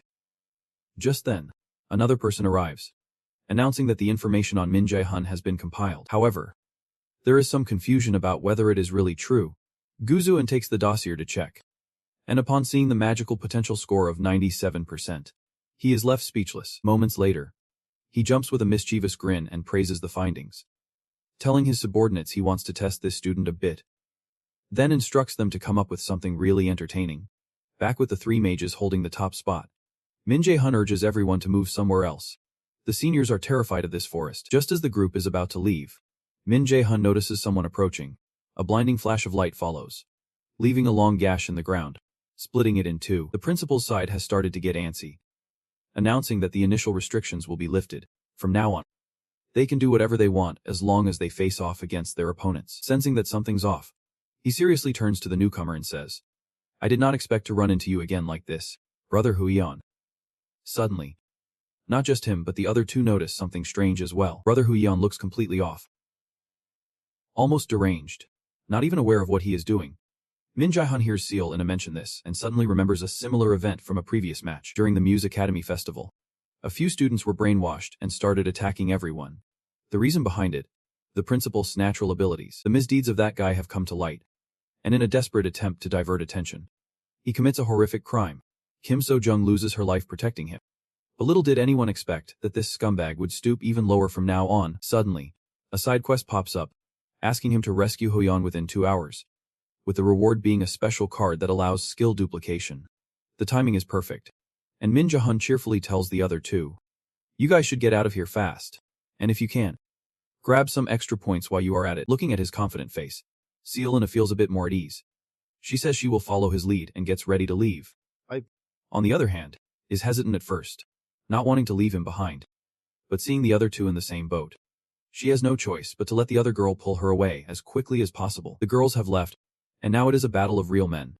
Huion slashes at him with a long, sweeping strike, immediately closing in for a second blow with enough speed and power to make him feel like he is about to break. Min Jae-hun leaps up high to evade, but as soon as his foot lands on a shield to gain some height, Huion knocks him away. He is activating a speed boost. A message pops up just as Min Jae-hun suddenly closes the gap on his opponent. Not stopping there, he tries to circle around behind but gets spotted the moment he appears. Min Jae-hun is a bit rattled because Huion reacts incredibly fast, even though his eyes have not quite caught up with Min Jae-hun's movements. This fight is proving to be far tougher than he expected. Min Jae-hun starts calculating in his head. He can take down Huion, but if he rushes it, the guy lurking behind will surely be unhappy. The chains start to unleash, and with such overwhelming strength, Huion won't be able to hold out for long before collapsing from exhaustion. As the onlookers anxiously await to see how the martial arts genius will be defeated by the monster, the screen suddenly flashes white due to a flash bomb. The guy controlling the camera frantically tries to adjust, but the entire feed is just a blinding white mess. Furious, he crushes the controller and turns to guide Kim Seo-jae, saying, "Is this Min Jae-hun? After the event, have him come to my office." Just as he is about to advise the principal, he gets a rather uncomfortable attitude from the guy, wondering why Min Jae-hun would use magic to block their view when he clearly could win. He knows how to make himself more intriguing to others. After landing a painful blow on the principal, he finally walks over to Hoyeon, places his hand on his head, and wipes away the brainwashing effect. As the young man regains consciousness, he tries to get up, but his body collapses like a ragdoll, screaming in panic. Seeing this, Min Jae-hun steps in to explain, "Sorry about that. You attacked me out of nowhere, so I had to be a bit rough." Noticing his dazed expression, he clarifies once more. It is a type of mind control magic. Upon hearing this, Huion suddenly remembers that the principal had called for him earlier. But before he could grasp what was happening, everything turned out like this. One person lying down and another sitting up chatting for a bit. Then Min Jae-hun stands up, ready to leave. "However, before you left, Hui tossed his name tag towards you." Min Jae-hun questioned, "What are you doing? Without a name tag, you will be disqualified." Hui happily replied, "It is all good. I might not be as skilled as you, but I have still got plenty of points. Plus, since I lost to you, it is only right to hand it over. I might have lost this time, but next round, I will definitely beat you and get my name tag back. After Hoi finished speaking, he simply vanished. For Min Jae-hun, this was truly a special victory.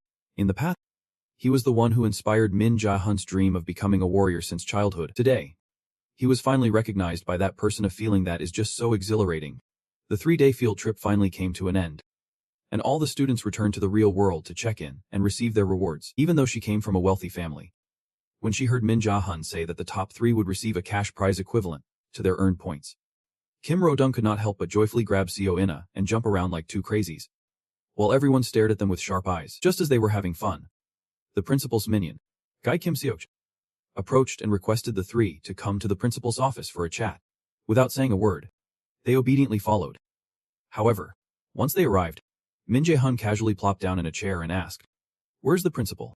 We came because he said he wanted to meet us. But now he is not even here." Guide Kim Sig-ji's face went pale for some reason. But the moment they had just sat down and waited a little longer, the principal arrived.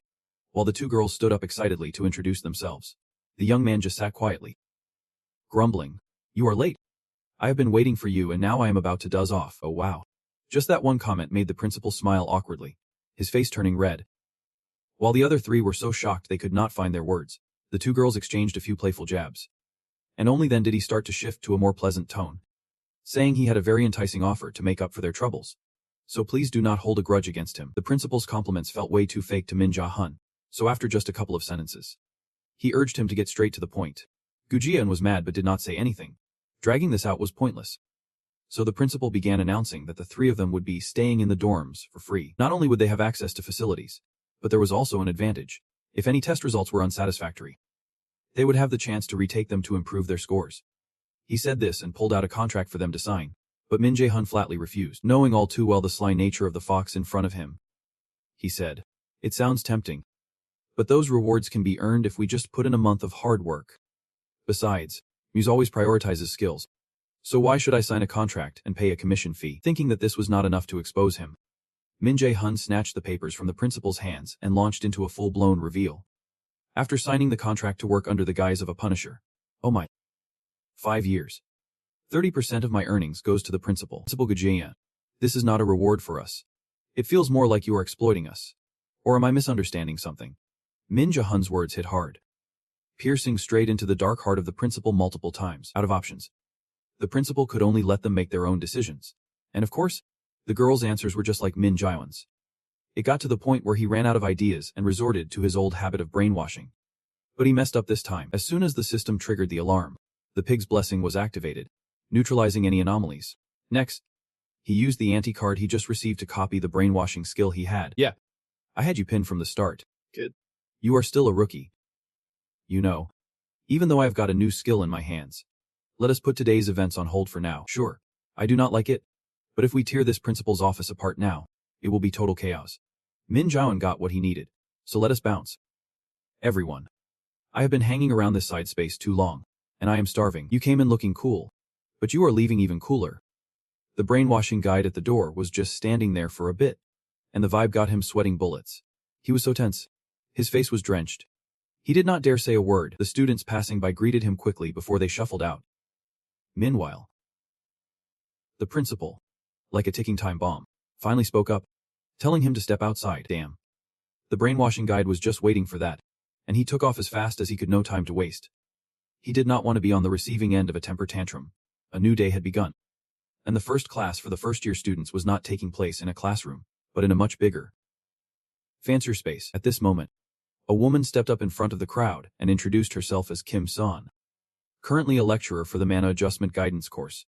Even though I studied here in my past life, this was the first time Min was seeing this woman. But when it comes to my memories, all the instructor figures seem to blend together. They are like those greedy fish, always ready to snap up whatever the principal dangles in front of them.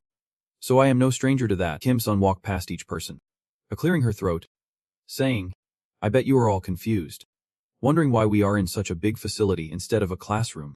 The reason is simple. We are here to test your mana sensitivity." Her words echoed. The doors opened one by one, and the new students immediately looked worried upon seeing the massive mana block. They started complaining. "What the heck is that? Is that a block of mana? We are going in there. Is it too much for the first class to be like this? I thought it would be different." Unlike the crowd, Min was chilling, because to him, That block of mana was nothing compared to the one Jok-sun created way less mana to calm everyone down. Kim-sun spoke up again. Listen up. What you are seeing is a device called the mana room. Students like you can hardly handle a block of mana, which is why we prepared this. According to her, there are many rooms here, and the mana density in the first room is similar to that of normal air. But it gets denser as you go further in.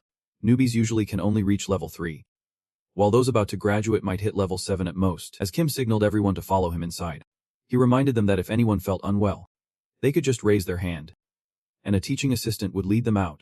To everyone's surprise, more than half the students had already dropped out by the 3rd level, wanting to go back by level 7. The shock squad was down to just 4, the trio of monsters and our red-haired rookie, Lee Suk, who was still hanging in there. But when they reached level 8, it was just 2 left: Seal Ina and Min Jae-hun. Yet, judging by her face, it was clear the girl was barely holding on, just one step away from collapsing. Level 9 felt like a death trap for the freshmen, more suited for machines than humans. Even Seal Ina was no exception, her vision blurring as she nearly collapsed. Seeing the students struggle, Instructor Kim Jae-in wanted to rush over. But then she recalled the words of Principal Gu Jae-in. Remember this, Instructor Kim Jae-in. No matter what situation your students find themselves in, never offer help first. Crisis is just an opportunity for growth. And if you step in, would not that be a real shame? In the end, she could only grit her teeth, knowing she could not act on her desire to help. Meanwhile, Seal Ina was on the brink of collapse. Yet she stubbornly refused to admit defeat. In her world of cunning foxes and great monsters, only the strong survive, no matter how skilled you are. Eventually, you will find yourself at the mercy of someone stronger. But life is unpredictable. Just a moment longer, and Seal Ina was carried off on a stretcher while Min Jae-hun confidently stepped into level 10. Theoretically, this was the hardest level, where no student could even catch a breath. So when Kim Ji-yeon saw him step through, she rushed over to check on him. He stood there for about a minute, and it was already tough for him. He was in way over his head. Min Jae-hun turned to the instructor with a faint smile and said, "This place is way too tough for me. I am out of here." Hearing this, Kim Ji-yeon quickly chimed in. "Then let us go together. Follow me." But her words were just lip service. Her expression said otherwise. Clearly, she was saying it was hard. But she had not even broken a sweat. Who would buy that? After the mana check was done, Kim Ji-yeon stood before the crowd and announced, "Min Jae-hun has reached the mana room of level 10. Only a rank conqueror can achieve that, which means he can go even higher. I hope everyone pushes themselves to catch up." The first class passed quietly, and that night, the affluent Jo Sung-un called to check on things. However, after a while, she got straight to the point. Was there anyone at the school worth recruiting? And of course, providing more info would surely come with a reward. Names were tossed around, all prominent figures like Seo Ina, Kim Jung, and An Ho-yan. But the one he was most interested in was Lee Jae-sang. Jo Sung-un knew him and was about to decline, saying, "He is the youngest son of this rank conqueror Lee Jae-sin. Right, I have heard he is not as talented as his siblings. But if we take him, it could create tension with Lee Jae-sin's group." Minja, however, was determined to secure him. Lee Jae-sang will soon become the best alchemist in the world. Well, that is tough. Just after she ended the call, manager Park Sun-jae walked in, announcing that Baek Jae-hyun was here to see her. Once the guild president gave the green light, a classy blonde woman appeared. She turned to Jo Sung-un and said, "Hello, old lady. Long time no see." Guildmaster Jo Seo-un. Sung-un ignored the handshake, smiled sweetly, and replied, "I did not think we were that close. Have a seat." Once the fancy girl settled down, Sung-un got straight to the point. "What does the guild master want from me?" Baek Jae-hyun immediately replied, "Let me be direct. I have noticed a student of yours. How old is he?" "Pretty girl. But why does she talk like an Italian beauty queen?" Jo Sung-un frowned, ready to kick her out. "That is a problem. In our place, we do not treat guild members like commodities. Why do not you try looking elsewhere?" Pausing for a moment, Sung-un continued, "There are many things in this world that money can't buy. You get what I mean, right?" Hearing her blunt words, Baek Jae-hyun took a step back, saying that her visit was merely a courtesy. She did not back down, throwing a sharp response at Jo Sung-un. "That courtesy of yours is pretty rude. Girl." This conversation was going nowhere. The two women, though they did not like each other, had to keep plastering on their professional smiles. They exchanged a few more barbs before sending each other off to avoid wasting time. Back at the main hall, the next day was the physical ability test. Looking at the rankings, Min Jae-hun felt a bit disappointed to be in second place, just behind his genius buddy in Hoan. He knew he should not rush to prove himself. But his dad was about to kick his butt if he did not get stronger soon. or he would meet an early end like in his past life. Their instructor day was Kim Seoji, who looked a bit stunned at the rankings because these were not the kind of stats a regular mage should have, and stood before the crowd of students and announced, "Now we are starting the second physical ability test, escaping from room A." According to Kim Seoji, their task was to participate in an escape test here. The battle measurement system behind them would enhance their combat abilities through virtual reality battles. Normally, students would analyze situations when fighting monsters or various entities, but this test would assess their escape skills. However, defeating monsters would also earn them higher scores than just escaping. After explaining clearly, he handed out a device to everyone in front of him, which displayed virtual reality. Its purpose was to stimulate their brains, making the monsters displayed through the projector feel more realistic. Kim Seoji looked at them and continued, "This system has levels from 1 to 100, but today we will only go up to level 10. 4 people will form a group to take the test." Min Jae-hun's group consisted of 2 girls from the warrior martial arts class and 2 guys from the magic class. Before they even started, the flashy young man Lee Suk came over to stir up trouble, asking, "How can a mage possibly be at the top? I think there must be some special reason behind this. Can you tell me what it is? I mean, admitting I am just a clueless idiot would be kinda weird." "Right." Min Jae-hun put on an awkward face and shot back, "What if I do not have a special reason like you say? Why did not you just say from the start that you wanted to go head-to-head with me? Just because I am easygoing does not mean I won T throwdown when pressed. You are catching on quick." And I kinda like that. The tension between the two was palpable, and the 2 girls on the team casually strolled over to grab a snack. Coincidentally, Kim Seok-jae announced that it Min Jae-hun's team's turn to take the test. Hearing this, everyone moved in sequence to their designated positions and pulled out their weapons, ready to fight.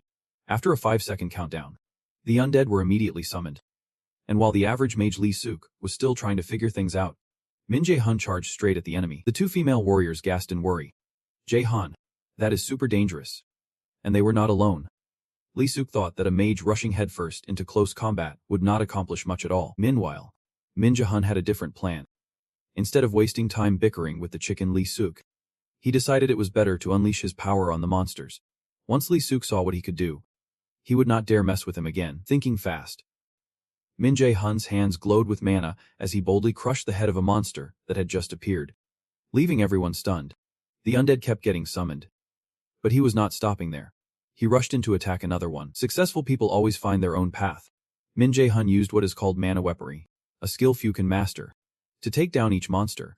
It is a skill that can amplify physical damage, but those long-range mages would probably never bother with it. It might not work for them, but for him, it was a game changer. Watching Min Jae-hun dance with fire in front of them, the other students in the team were frozen in shock, unable to react at all. The system was flooded with notifications. You completed the test without taking any damage. You eliminated all enemies, and you earned bonus points for a 100% contribution rate. At that moment, level 2 unlocked, and the summoned creature was a bearded monster considered one of the scariest beings in Norse mythology. Next came the levels, one after another, all the way to level 10, which he single-handedly swept clean without breaking a sweat. Lee-suk could not believe his eyes, but he stubbornly refused to accept it was real. After the test ended, he walked over and asked, "How did you do that? You expect me to believe a mage just charged into battle and wiped out all the enemies by himself?" Finally, he concluded with a green-faced remark, "No way that happened. You must have cheated." Waka. So cocky and annoying. But Min Jae-hun was ready to throw down without holding back. "Don't make me repeat myself.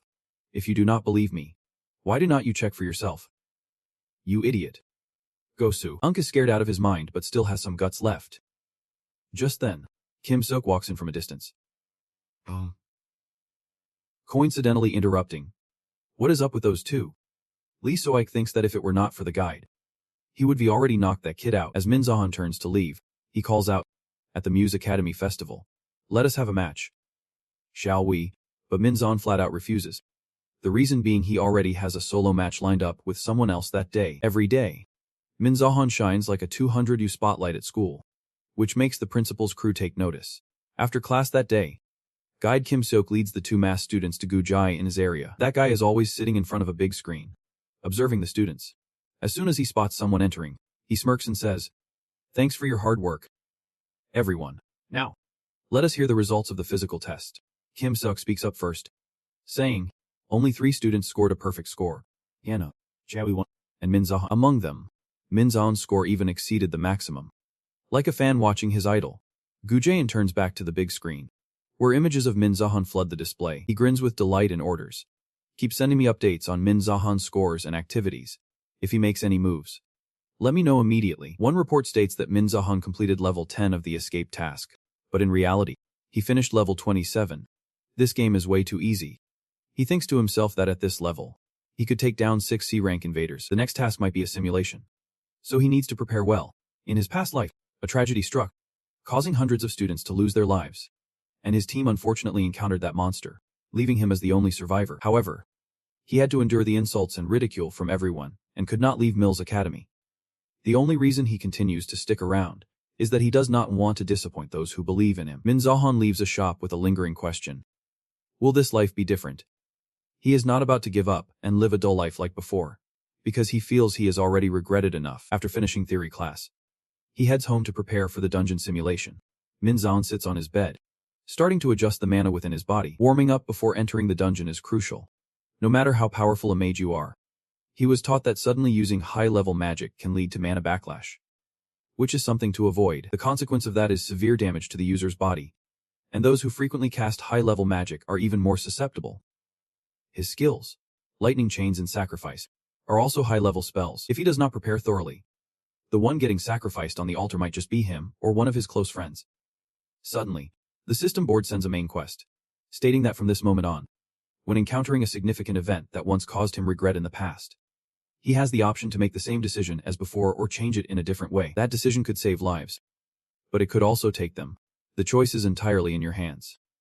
But the catch is you only have 12 hours to make it happen. The moment to step into the final simulation dungeon has arrived. Instructor Kim Jong stands before the gathering crowd and announces that in this dungeon practice, we will draw lots to form teams and act together. Mixed in the crowd, murmurs to himself that the lottery rules can be a double-edged sword. If you are lucky enough to have a strong teammate, you could breeze through the dungeon. But what if the opposite happens? If a bunch of low-level weaklings get stuck together, that is just bad luck. And you might as well book a resurrection ticket to survive. Instructor Kim Jong keeps reassuring everyone that the monsters in there are all low-level. But based on his experience, low-level my foot, the principal clearly mixed in some boss-level monsters in there. One by one, they start stepping up to draw lots. Oh man. How cruel is it to let the forever single guy share the same space as the stunning Selena?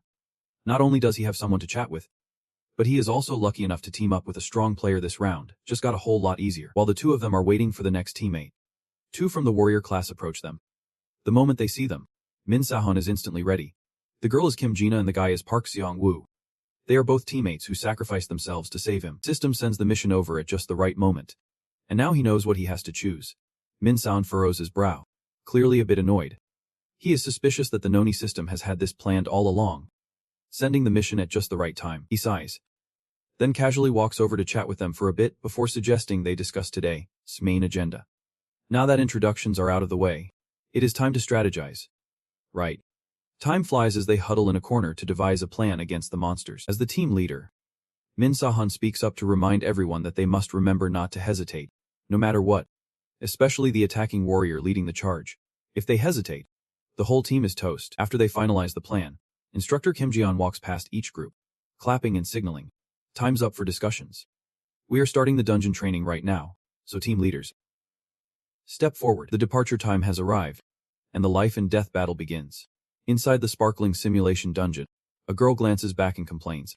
It is dark and damp in here, and it smells musty too. Kim Jian is teamed up with An Hoan.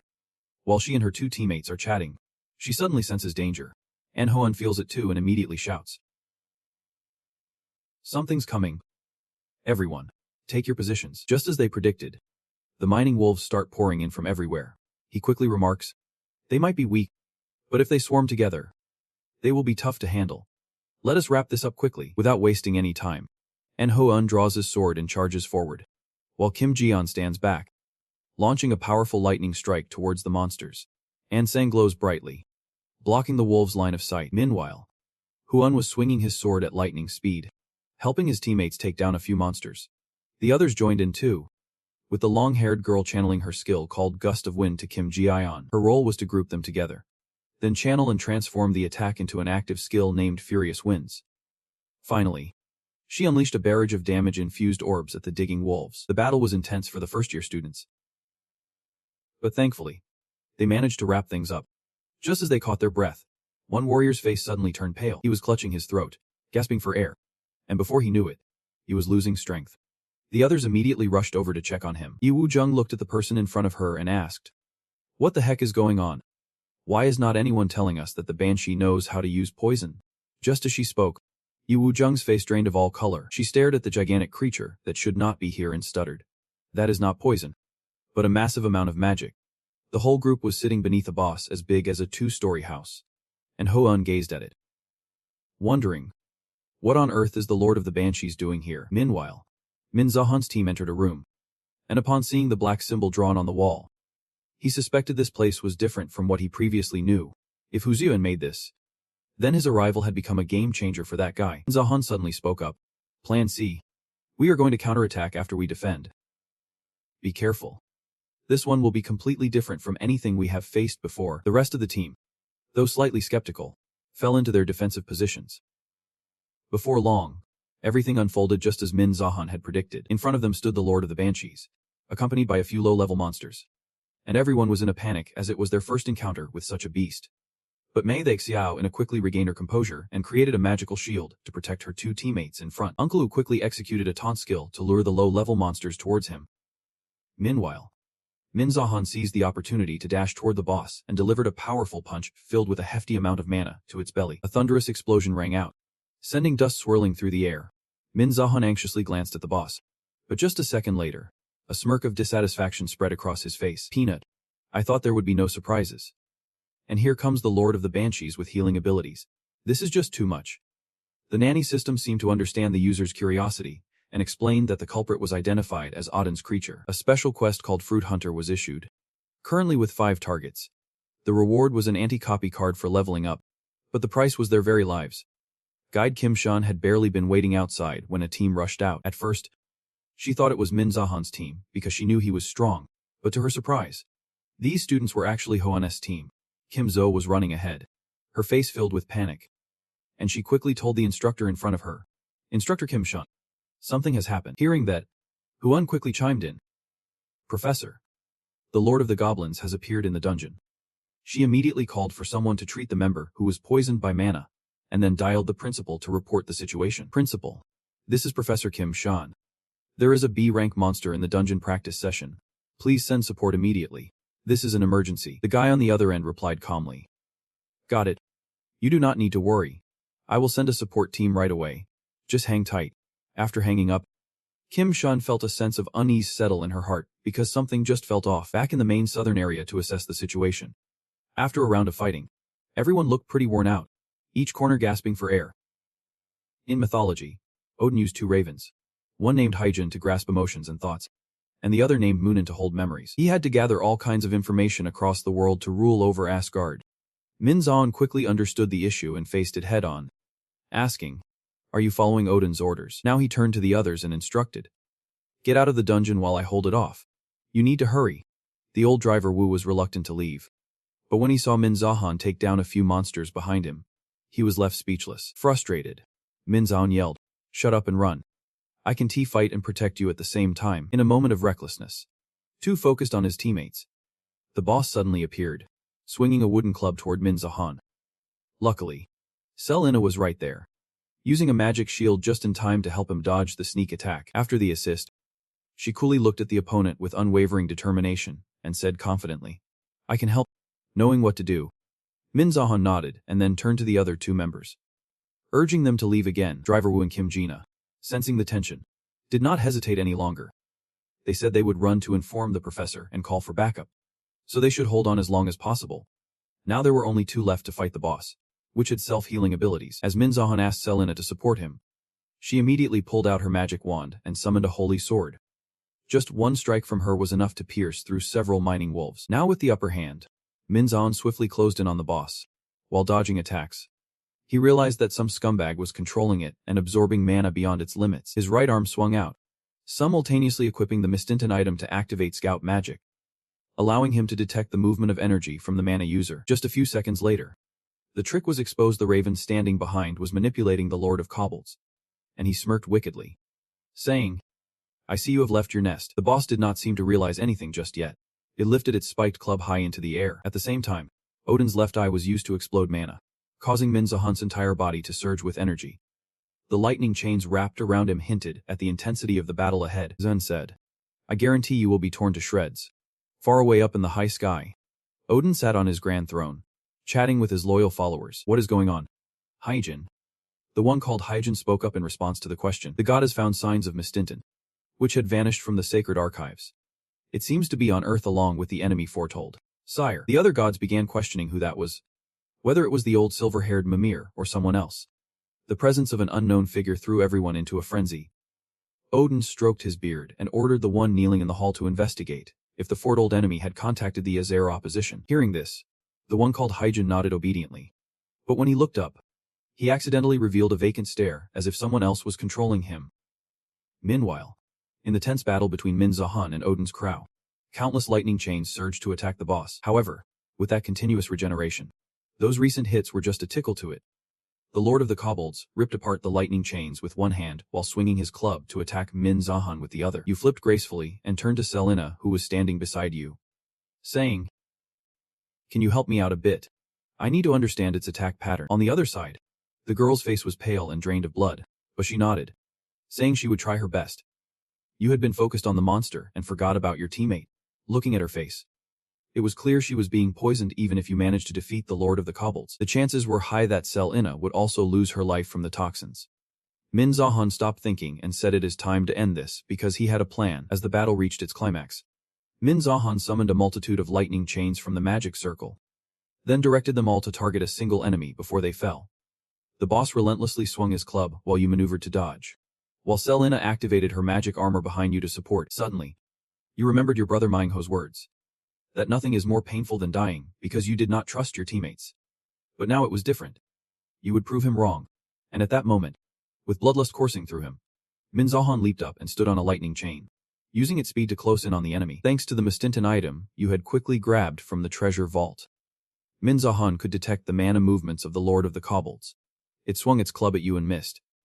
So Min Zahan jumped high to gain distance, and pulled out a mana knife worth 300 gold that the guild had purchased for him. Utilizing the martial arts he learned in his past life, Min Zahan decisively struck several times at the fragile point, breaking the puppet's control. In the end, he had to swallow his tears as he sacrificed the 300 gold knife, just to sever the mana thread connecting the Lord of the Kobolds and Odin's fruit. Min Zahan had barely landed when the boss behind him also collapsed to the ground, losing its control.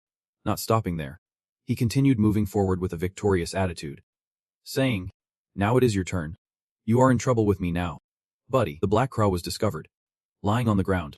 Letting out a shriek of despair and unable to move, Min Zahan walked over, gently placed his foot on its head, and asked, "What is Odin's purpose?" Instead of answering, the creature on the ground let out a caw, and Min Zahan, fuming, stomped on it hard for being so annoying. The creature squawked again, but when it got to the second question about the relationship between Odin and Gu Zhang, it cawed once more. "This is just pointless. If I had known it would turn out like this, I would not have wasted my breath talking to it." Min Zahan lifted his foot and crushed that annoying creature back to where it came from. Just then, Selena's voice called out from behind, and he panicked, telling her not to move, or they would be hit with backlash immediately. Unfortunately, it was too late. Not only was she affected, but he was also slowly being consumed by toxins after that unfair battle. But since he is the main character of this story, the toxins were completely purged by pure mana. After hunting that first creature, the system sent a level up notification along with some rewards. But that was just the beginning. After a tough struggle, Selena finally collapsed and was in critical condition, ready to be carried off at any moment. Just a moment ago, she thought something might happen, but now she saw the two of them sitting there, yawning after a good nap. Selena opened her info panel and quickly realized that both her blood and mana had fully recovered. She knew Min Jae-hun had helped, so as soon as he stood up, she asked why her lord had been defeated, but he had not left yet. Min Jae-hun cut to the chase, saying, "I was waiting for you to wake up. I want us to be honest with each other." The girl's face suddenly turned as red as a tomato. What was going on? Was there about to be some romantic moment? Meanwhile, outside, the students were in a heated argument. Kim Zo, worried sick about her friends, kept loudly questioning why it was only Baek Sewang Yu and Kim Ji-na who managed to come out. Just when everyone was despairing, thinking they were done for, Jae-hun and Ina stepped out from the simulated dungeon gate. Kim Ji-young could not believe her eyes. and she kept questioning in her mind how this was even possible. The patrol team said there was no way those two would have survived, because that monster was at least a B rank level. Meanwhile, Kim So-jung was tightly hugging her friends, crying like she had never cried before. After crying, she screamed and then did not forget to hold them tightly to express the emotions she could not put into words.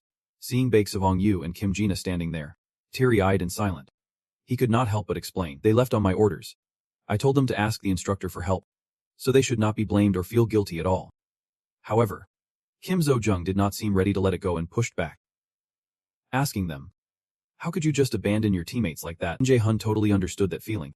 In his previous life, he was the one who ran away, so he replied immediately, "If it were me, I would do the same. So stop acting like that, this is over." Recalling their earlier conversation in the dungeon, he had warned her not to mention how strong he was, that he could take on high-level monsters. He also did not want anyone else to discover his healing abilities besides her. He added, "This is all Gu Jae-in's fault. That guy is a jerk who treats students like tools." He was completely different from the image of a respectable figure in public and the media. To him, useless students dying was no big deal at all. After Anna understood everything, she was still really curious and asked why he knew that old stinky guy was like that. Not only that, seemed he knew quite a bit that no one else did. Min Jae-hun did not expect his friend to be this smart. He planned to brainwash her, but considering she was both skilled in magic and had a strong will, clearly, that would not work. So he could only say this, "Sorry, I can't say more. If I tell you anything else, you will be in danger. Can you just let it go?" At that moment, seeing Min Jae-hun getting ready to leave, and immediately chased after him, asking desperately, "Min Jae, can't you really say anything? Who knows if this will happen again in the future?"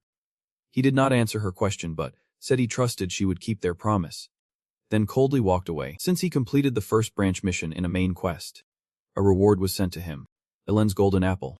As for the evil principal, he sat in his chair, starting to grumble about the guide behind him. Kim Shiaxi, "You are disappointing me." His lackey, drenched in sweat, could only bow his head and apologize for everything. But when he heard the next line, he went silent. "This time I will let it slide. But I really hate useless subordinates. Do you understand?" The principal Gyuga Inan looked as if he had bitten into a chili pepper. He slammed a stack of papers onto the floor and shouted, "I must tame Min Sahan in the upcoming event. My patience has its limits." After finishing his practice, Min Sahan returned to the dorm. He picked up the dirty stuff off the floor, but his mind was racing. Before the regression, Kim Jong-un had died, and An Ho-un had not even unlocked half of his potential. "I have to intervene to change the future, but not with Xiao-ina. She can handle things well without my interference." Min Sahan feared that getting too close to this friend would affect her future. However, the immediate task was to clarify the relationship between Guga and Azair as soon as possible. Simulated dungeon was just the prelude. In the future, he would face many more dangerous situations. If he did not become stronger, those villainous guys would uproot him in no time. Min Saun used the remote to turn on the TV, where a Konda session was happening among intellectuals. The host began asking the invited guest about the various types of dungeons that have yet to be discovered. The guest adjusted his glasses and replied, "For example, usually, you just have to kill the boss to clear a level. But them dungeons are different. The biggest difference is that the invader cannot leave until they have completed the dungeon's tasks." Seeing the confused faces, the professor explained further. Those who want to raid-themed dungeons need to become a character within them and fulfill certain requirements. It is like a role-playing game. The rewards that the invader seeks in these dungeons are rare items, also known as hidden treasures. Now you remember what we need to do next. Grab that apple in your hand. It is a coveted item that everyone wants. Its effect is to reduce aging by 50% and permanently boost your recovery rate. Soon, a themed dungeon called a class will open at the Seoul Amusement Park. That is where you can snag the Mation Phi speed-boosting shoes, once worn by the legendary attendant. These shoes enhance agility, so everyone is scrambling to get their hands on them, even you.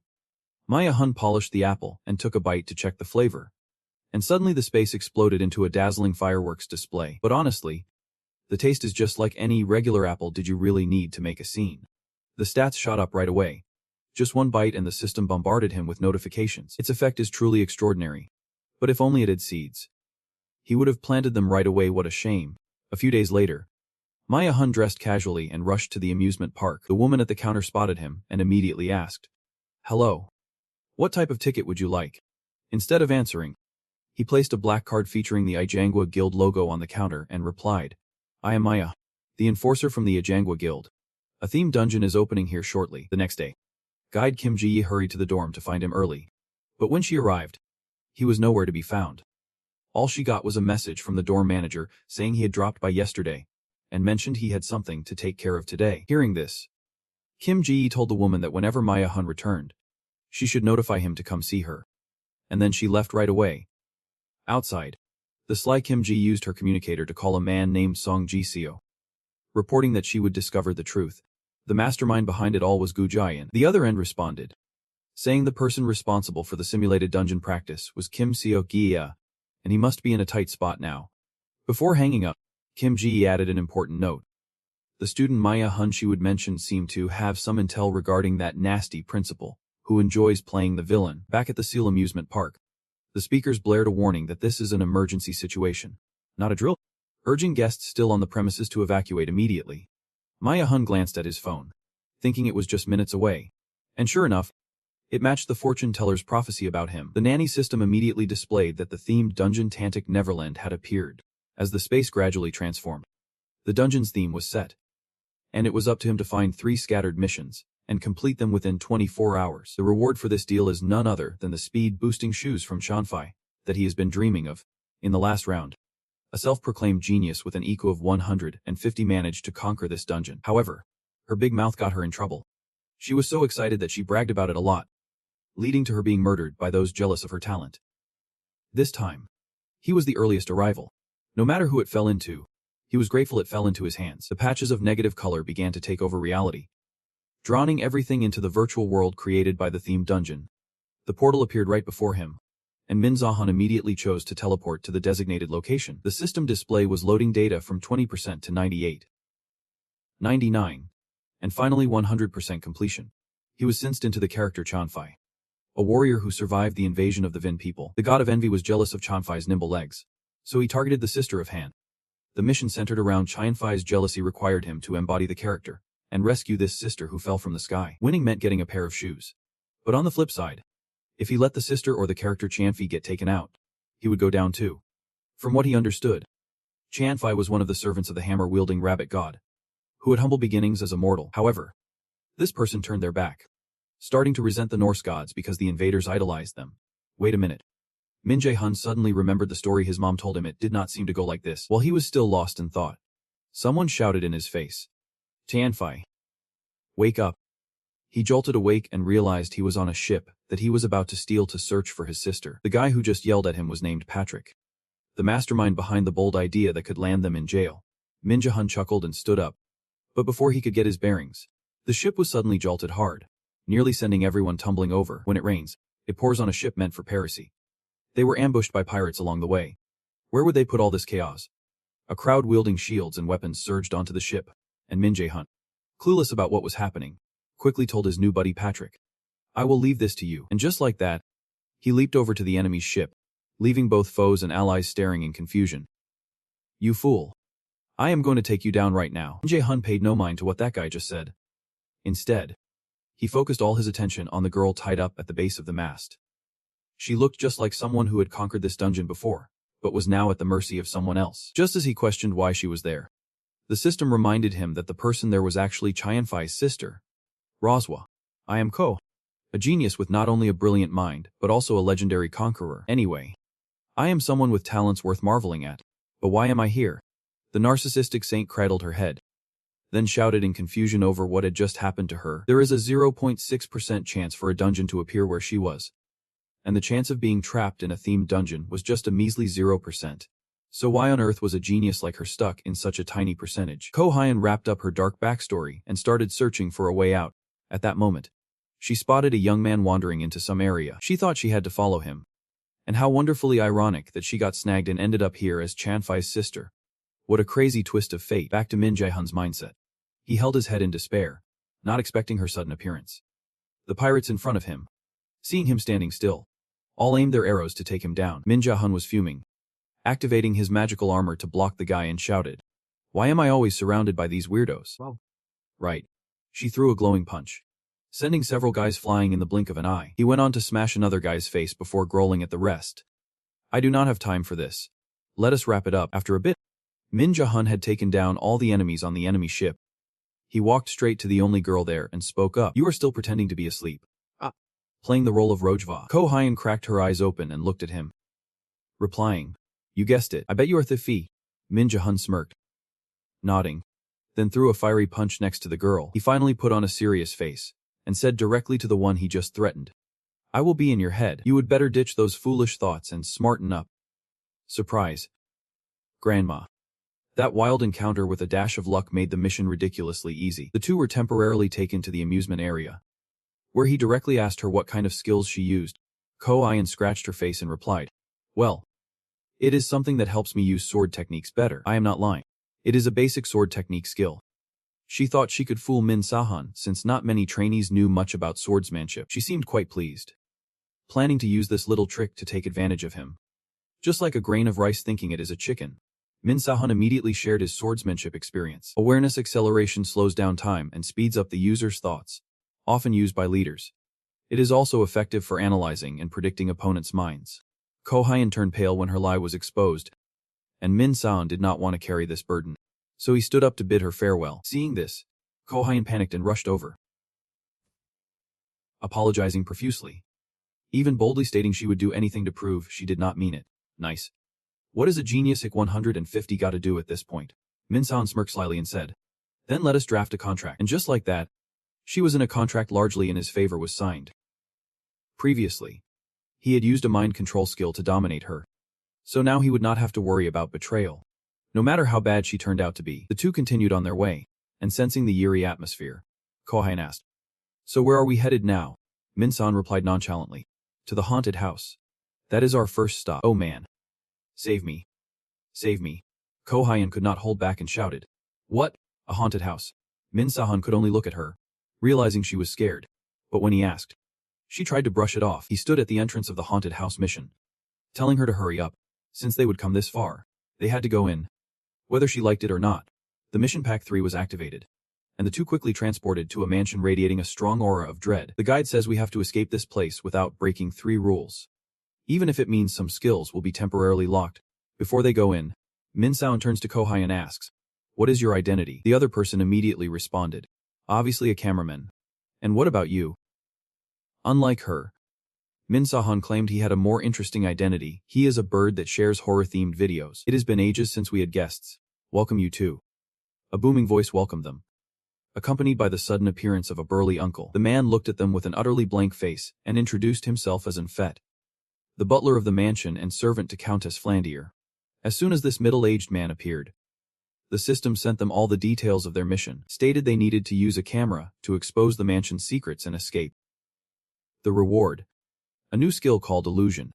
But if they failed, it would cost them their lives. Butler Enfet opened the gate, saying he was instructed by the Countess to welcome them and take them to dinner. He chatted casually while Sito Hyun stood there, too nervous to say a word. They were led inside, and she barely arrived before stopping in front of a large portrait. Butler Enfet did not hold back, saying it was a portrait of the mansion's owner and her adorable dog named Sin.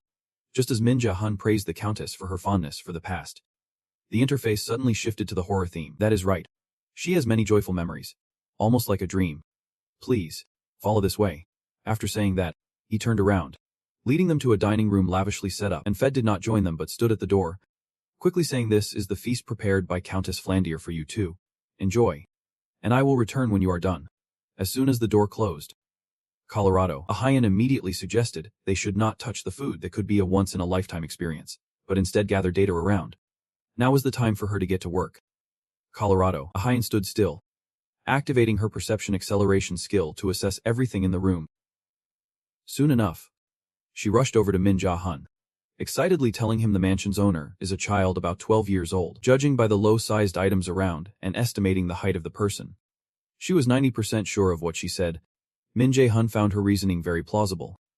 But just as they were about to search for more clues, while the butler was away, they discovered the door was locked tight from the outside. While the two struggled inside, the real world was in chaos. It had been 2 hours since the themed dungeon appeared, and reporters along with government officials rushed in to report the situation. In a hidden corner, a man rubbed his neck, grumbling, "Damn it. We should have been promoted by now. What the hell is going on? Who knew a themed dungeon would pop up at an amusement park? If the civil council rates us as a failure, you will be demoted, and I will miss out on my promotion too." Saying this, The man named Sik Ji-seok looked utterly exhausted and asked his companion to check the info on the 2 challengers who had entered the dungeon. That guy is none other than Park Ji-young-hun. The moment he spotted the young man named Min Jae-hun, his demeanor instantly lightened, as if he had just shed a heavy weight. He turned to his senior and said, "I think this dungeon's main issue will be resolved soon." Inside the locked room, Min Jae-hun quickly called out to Jung and Seo Hyun as he noticed her starting to panic. "Calm down. This is a dungeon. I am sure there is an exit." Hearing this, she visibly perked up, although her face was as pale as a frog's. She decided to take a look around a bit. Indeed, those who are afraid of ghosts tend to encounter them easily. Seo Hyun had barely been moving around when she suddenly screamed and started saying some bizarre things. "Hey, come here and check this out. What is wrong with this camera?" At first, Min Jae-hun thought she was just really into the filming. But when he looked, the whole vibe shifted from a typical system regression story to a chilling horror flick. On the camera's screen, the figure of the manager was sprawled out on the dining table, surrounded by blood. Seo Hyun was visibly terrified and began to stammer. "The one who guided us here was a fake." Just as they uncovered this shocking revelation, the system announced that the first mystery of the mansion had been discovered. Min Jae-hun added, "This camera shows us things that the naked eye can't see." He took it from her and zoomed in for a clearer view before sharing his thoughts. "Let us assume the guide we met was fake. This screen is showing us either the present or the past." The girl started to grasp the situation, convinced that what they were seeing was the past along with the mysteries of this creepy mansion. If the guide died on that table, then the meat dishes are definitely off limits. Min Jae-hun tossed the camera back to her and began searching for a way to break this illusion using a skill called absolute calculation. Unfortunately, it was one of the restricted skills, so he could not activate it at that moment. He caught sight of Ko Hyun rummaging under the table for something. He asked what she needed, and she replied that she was looking for the key to escape this place. On the camera, this was the only area different from what they would seen, so it was most likely where the key was hidden. A light bulb went off in Min Jae-hun's head. He smiled, quietly admiring her cleverness, and then activated his mana detection skill to search. He scanned the items on the dining table, and then focused all his attention on the green pudding. Holy crap! Ko Hyun nearly jumped out of her skin while the other young man kept prodding her. "What is wrong? Are you scared?" But this little saint had too much pride to admit it, stubbornly denying her fear lest it become a weakness. She approached the pudding and rolled up her sleeves. Even though she knew this was likely the head of the victim, she pushed down her fear and reached into the cake to search inside. After a while of digging around, she was lucky enough to find the key, successfully unlocking the second mystery of the magical seal illusion. They continued on to the third clue, this time thanks to the camera. They made their way to what appeared to be the guest room. From the camera's screen, blood was seen seeping out from the door. But having reached this point, Ko Hyun felt her legs go weak and did not dare step inside. Maya-hun is at his wit's end. He tells her to either close that pretty mouth of hers or wait outside. But if she sees anything strange, just scream and he will come running. With that, he opens the door and steps inside, where it is pitch black, illuminated only by a faint light filtering through the window. Oh my! A white figure suddenly darts past. When he turns to look, a girl drenched in blood appears right in front of him. Her mouth is torn wide open, mumbling something incoherent, and she points at him. But really, she is pointing at the guard standing right behind him. This is just great. Maya-hun faints on the spot, and when he opens his eyes, Ko Hyun is right there beside him. He glances at the blood-stained torture devices scattered around the room, thinking to himself that even though he was somewhat prepared, he almost got scared to death. Ko Hyun sees that he is calmed down and says she will use cognitive acceleration to assess the situation. It does not take long for her to discover they are trapped in an underground prison, still bearing marks of torture. She clicks her tongue in frustration, wondering why there is a prison in a mansion at all. Min Jae-hun touches the iron bars and mutters that there must be a key around, then boldly punches a hole through the wall. Finally, he says something utterly pointless, trying to keep things as quiet as possible, because nothing good will come if Infet or anyone else finds us. Are we quiet enough? Or do we need to be even quieter? Just as they step through the prison door, a dog comes barreling in, crashing into Min Jae-hun like they are old pals. To top it off, it has a key in its mouth too. Seo Yoon yells in alarm. Drop in the dog immediately. Min Jae, however, feels no danger from it, so he figures this little pup might just be another prisoner like them. Hearing this, Seo Yoon steps forward to clarify, saying there is no way a dungeon would casually hand over a key like that. If this dog is a trap, we are done for. Sounds reasonable. But unfortunately, the little dog is totally harmless. A side quest gets sent to them, stating they must enter the Countess's room on the 4th floor of the mansion and read her diary within 2 hours. If they succeed, they will gain a new skill. But if they fail, well, same old story. This new skill sounds like their last chance to break the mansion's illusions. The duo continues their journey, and before long, they reach the 3rd floor but are now lost on which way to go next. After the 2nd mission, the camera vanishes, leaving them to fend for themselves. While Seo Ayun is talking to Min Joo-hoon, she suddenly notices him staring blankly at something with a pale face. She instinctively glances in the same direction. Once again, the ghost appears right in front of both of them. Min Ji-hoon, ignoring his partner's warnings, strides over to her. He asks straight up, why is she still here? Is she still holding a grudge against this mansion? Seeing the opponent silent, he had to switch to another question. So you are here to help us? This time, the ghost nodded. So he dove straight into the main issue. I need to ask you something. Where is Count Flandier's room on the 4th floor? Upon hearing this, she immediately pointed in the opposite direction as an answer. Min Joo-hoon understood and promised he would help her move on soon, so just hang in there a bit longer. Finally, he pulled Ko Hyun with him and ran toward the indicated direction. As the door to the large room swung open, they were hit by a junkyard mess. A chaotic heap of clutter everywhere. Min Joo-hoon told the other person to check the places no one would think to look for clues. While he headed straight for the study desk to search for items, he walked over and casually picked up a book.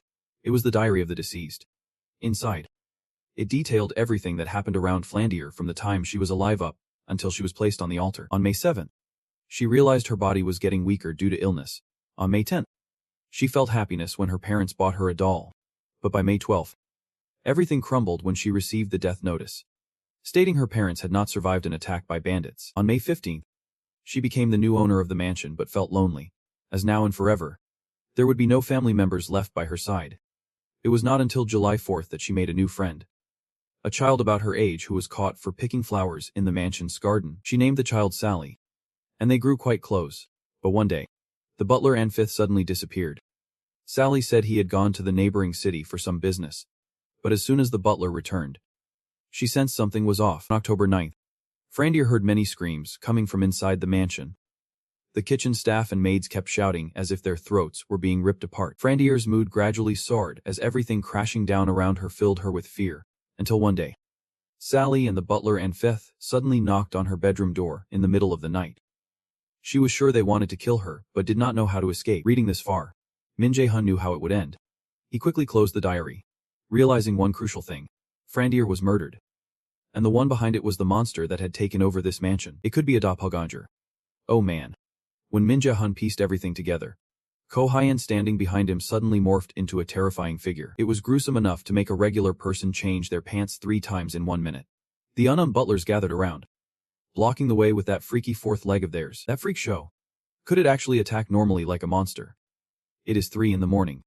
And being scared like this might just make me pee my pants. At that moment, the system sent a notification. The secrets of the mansion had been unveiled, and the only thing he needed to do was run. Before everything spiraled even more out of control, the doppelganger monster's long, rubbery arms stretched toward him. But Min Jae-hun was still sharp enough to hold onto the goofy-faced puppy and move. He looked at the monster and taunted. Finally. You have shown yourself. I was getting a bit impatient seeing you play pretend like that. It is not that hard. Really. It is just that we are smart. Or maybe it is because that idiot over there is just too clueless. The twin monster got furious, and a fierce battle erupted, accompanied by the sounds of crashing and damp debris falling down. Sure, we are fighting, but you are still clinging to that dumbbell like it is your lifeline. The red, gooey horde surged from all sides to attack, but too bad for them. My chains tore through them, leaving dozens of gaping holes. The golden weight in Min Jae-hun's hands was flying all over the place, and now he was getting dizzy, standing there silently criticizing that red goo in his head, a B-class monster that clearly looked dangerous, copying skills and appearances from other creatures. However, in close combat, it was as weak as a wet noodle. It still refused to give up, trying to reach out and snatch Min Jae-hun's body away. Unfortunately for it, it was not fast enough. Its whole body was bound by chains, and in the end, it could only wait to be struck by a barrage of lightning, until nothing was left. Finding my rival took a while, but the fighting was over in a flash. Mission 2 was finally complete. Min Jae-hun said goodbye to the freed spirit of the not-so-great Count Flandier and just walked away. He and Ko Hyun were both sent back to the real world to prepare for the final mission of the Bitba package. They barely appeared when suddenly, from a distance, the sounds of lively commotion echoed, welcoming everyone to Neverland. I, your host for today, and I invite you to join my parade. As soon as he finished speaking, a dazzling fireworks display unfolded before their eyes, and the masked guy rushed over to the two, praising them. Hello, Minja. Ko-Hyun. You two have successfully completed 2 missions. Great job. He was really sincere. But running into the main character with a prickly personality, his compliments were flat out rejected. Min Jae-hun got straight to the point, asking, what is the final mission going to be like? Ruin, not wanting to linger, replied that their final mission was a chase. He directed their attention to a distant portal, and said they had to escape from the monsters coming out of there, and reach the final destination. The catch is that the monsters will be sent according to the number of challengers, and their strength. Hearing this, Min Jae-hun could smell trouble, since he was stronger than his peers. Balancing protecting his friend while fighting monsters would be quite the challenge. The manager approached the two to ask for permission to check on something. He just realized that Ko-Hyun was dragging something out from the other side of the portal, causing him to shout in frustration because that did not make sense. On the other side of the portal, a gigantic fire-covered monster began to tear the door apart to get out. He skimmed through the information to find a way to respond. But when he reached the end of the announcement, he noticed it displayed a member count of 3. He could not believe his eyes who was screwing over the team. There were only 2 of them from start to finish. So who was hiding and ramping up the game difficulty? Search. An entity that submerged everything in the world into a sea of flames before the first giant, Mir, appeared. The sword in this monster's hand was so hot it could turn anything to ash with barely any effort. While Min Jae-hun and Ko-Hyun are running for dear life, the gods over at Fanny are chatting away, a black cat hanging around the central area. Joking. Looks like we might have gone a bit overboard. Should we help them out or what? Hell. Watching from afar. Chimes in. Just let them be. I want to see how he is going to survive this. A slash from Search's sword sets part of the amusement park ablaze. And even though Min Jae-hun activates his magic armor, he still feels the heat a bit. He realizes things are getting intense. But just when he is about to lose his way, Ko-Hyun suddenly points at a sign and shouts, I think that over there is our destination. With a perfect score, he does not hesitate, activating his speed boost and dragging the girl along as they dash forward. Little did they know, a fireball from the boss Search comes flying their way, blocking their path. With no other choice to survive, Min Jae-hun quickly tells Ko-Hyun, stay sharp and listen up. We are going to make a run for it. Head straight for that Ferris wheel. With flames licking at his heels, Min Jae-hun has no option but to fight the boss to complete the mission. Standing before the huge red monster radiating scorching heat, he yells loudly to grab its attention. I am right here. You punk. After throwing those words out, he jumps onto the roof of a building to provoke it. Meanwhile, Ko-Hyun is sprinting for her life towards the exit, but just a few steps away, debris falls from the sky, blocking their path. Search is behind this move, and his action cancels their escape mission, forcing them to defeat the enemy to survive instead. He laughs maliciously. You pathetic fools. Do you really think you can take me on? That is just cruel. You know, Min Jae-hun thinks, anger bubbling up as he focuses his left eye like Odin's and murmurs coldly. At this point, I have to take you down. A huge fireball is thrown his way, but he catches it. Surprised, Search quickly follows up with another sword strike. Flames erupt all around, and Koa, watching him fight alone from a distance, feels a pang of anxiety. Thanks to his 150 IQ brain, he quickly concocts a plan to defeat the boss. While dodging attacks, the two regroup.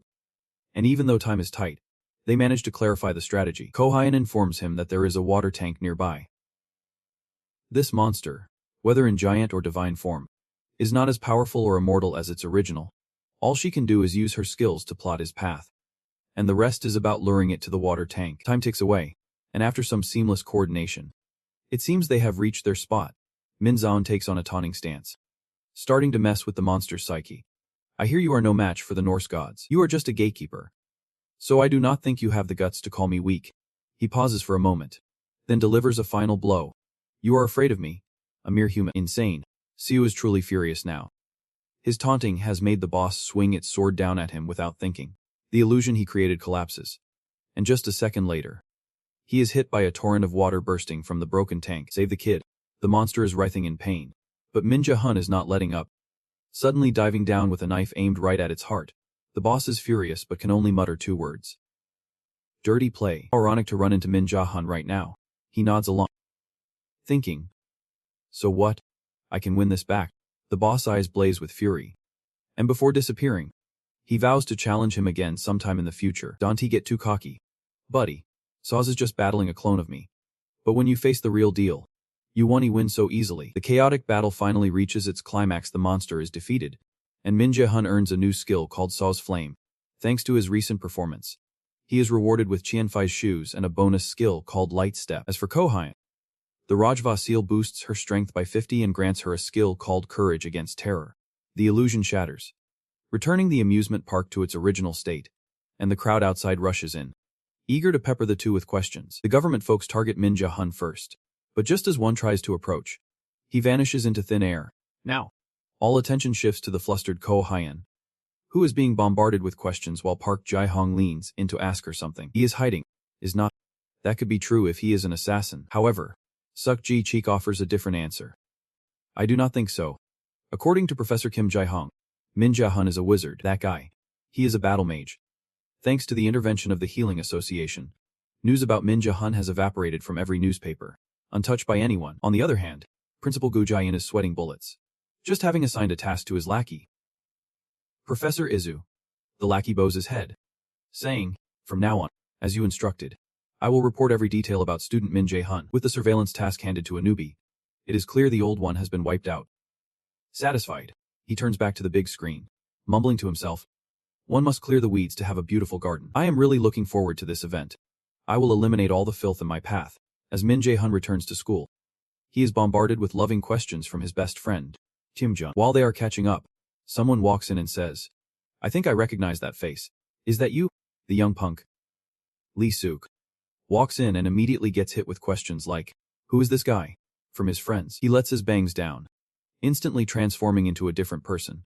But before he can bask in his glory, Professor Jong Izu gently reminds him to lower his voice while in class. After being scolded, he awkwardly shoots a look at Min Jae-hun before sulking back to his seat. The new professor then begins introducing himself and the subject he will teach, before asking his assistant to distribute books to the students. Some students open their books only to shout, why is there nothing but the cover? Another student nods in agreement, saying, look, it is empty inside too. Did they make a mistake? However, when the book finally reached Min Jae-hun, things took a turn.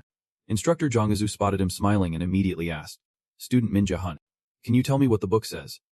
The moment he uttered those two ancient words, her expression changed in an instant. This book is a magical tome that requires solving calculations to read it.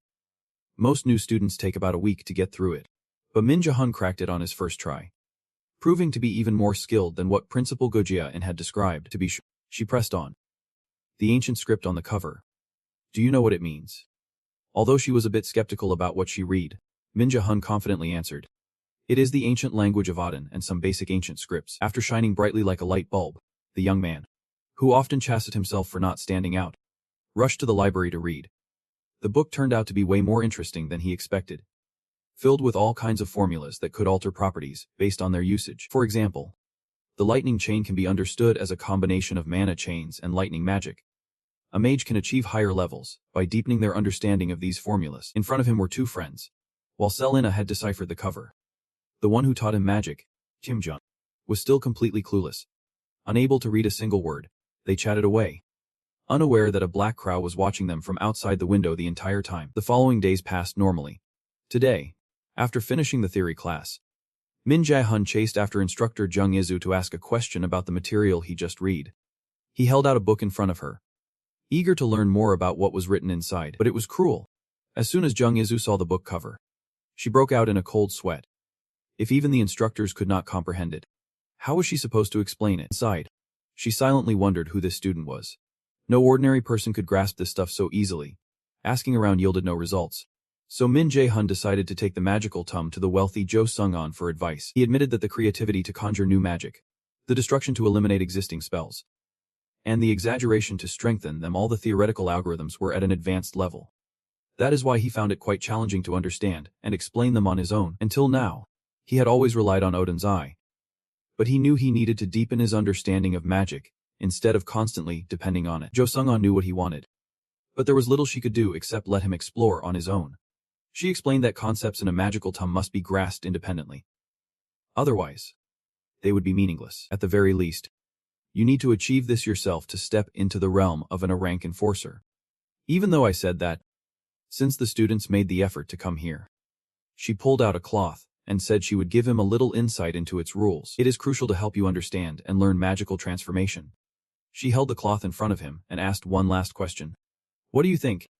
Do you want to hear it? At this point, there was no way to refuse. Min Jae-hun did not hesitate and replied immediately. Sure. Anything that can make me stronger is worth it. Before heading back from Principal Jo Sung-un's office, Min Jae-hun headed straight to the combat simulation room to train. No one knows how long you have been training, but your shirt is soaked with sweat. You are exhausted trying to pull off a move called the ghost arrow. But it seems like your strength just is not enough. And the monsters in front of you brush it off. You recall the conversation with the guild leader. She had given you a scarf called Glippin.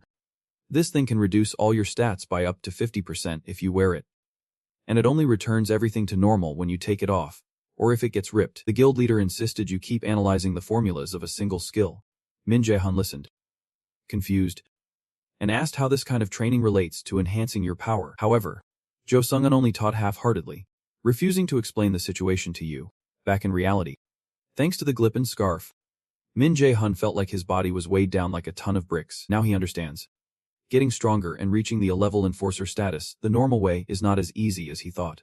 The next morning, Min Jae-hun shows up at school with dark circles under his eyes and a face that looks like he has been through the ringer. Kim Jo-sung stares in disbelief and worriedly asks if he is really okay. Min Jae-hun replies, yeah. Totally fine. He complains about it, but right after the theory class, he rushes back to the training room, struggling for over a week until he finally understands what amplification in magic really means. Amplification is the enhancement of a skill. In other words, it is leveling up. An achievement depends on how skilled you are with a particular ability. Thanks to the repetitive practice, his magic projectile has leveled up, and he remembers the president's advice with a newfound gratitude in his heart. Before, he approached them with a selfish agenda, but now he genuinely feels like he has a mentor. Another day passes, and while Min Jae-hun is strolling around school, he notices someone tailing him. He leads them to a secluded spot before finally confronting them, asking if they plan to come out or if they want him to find them.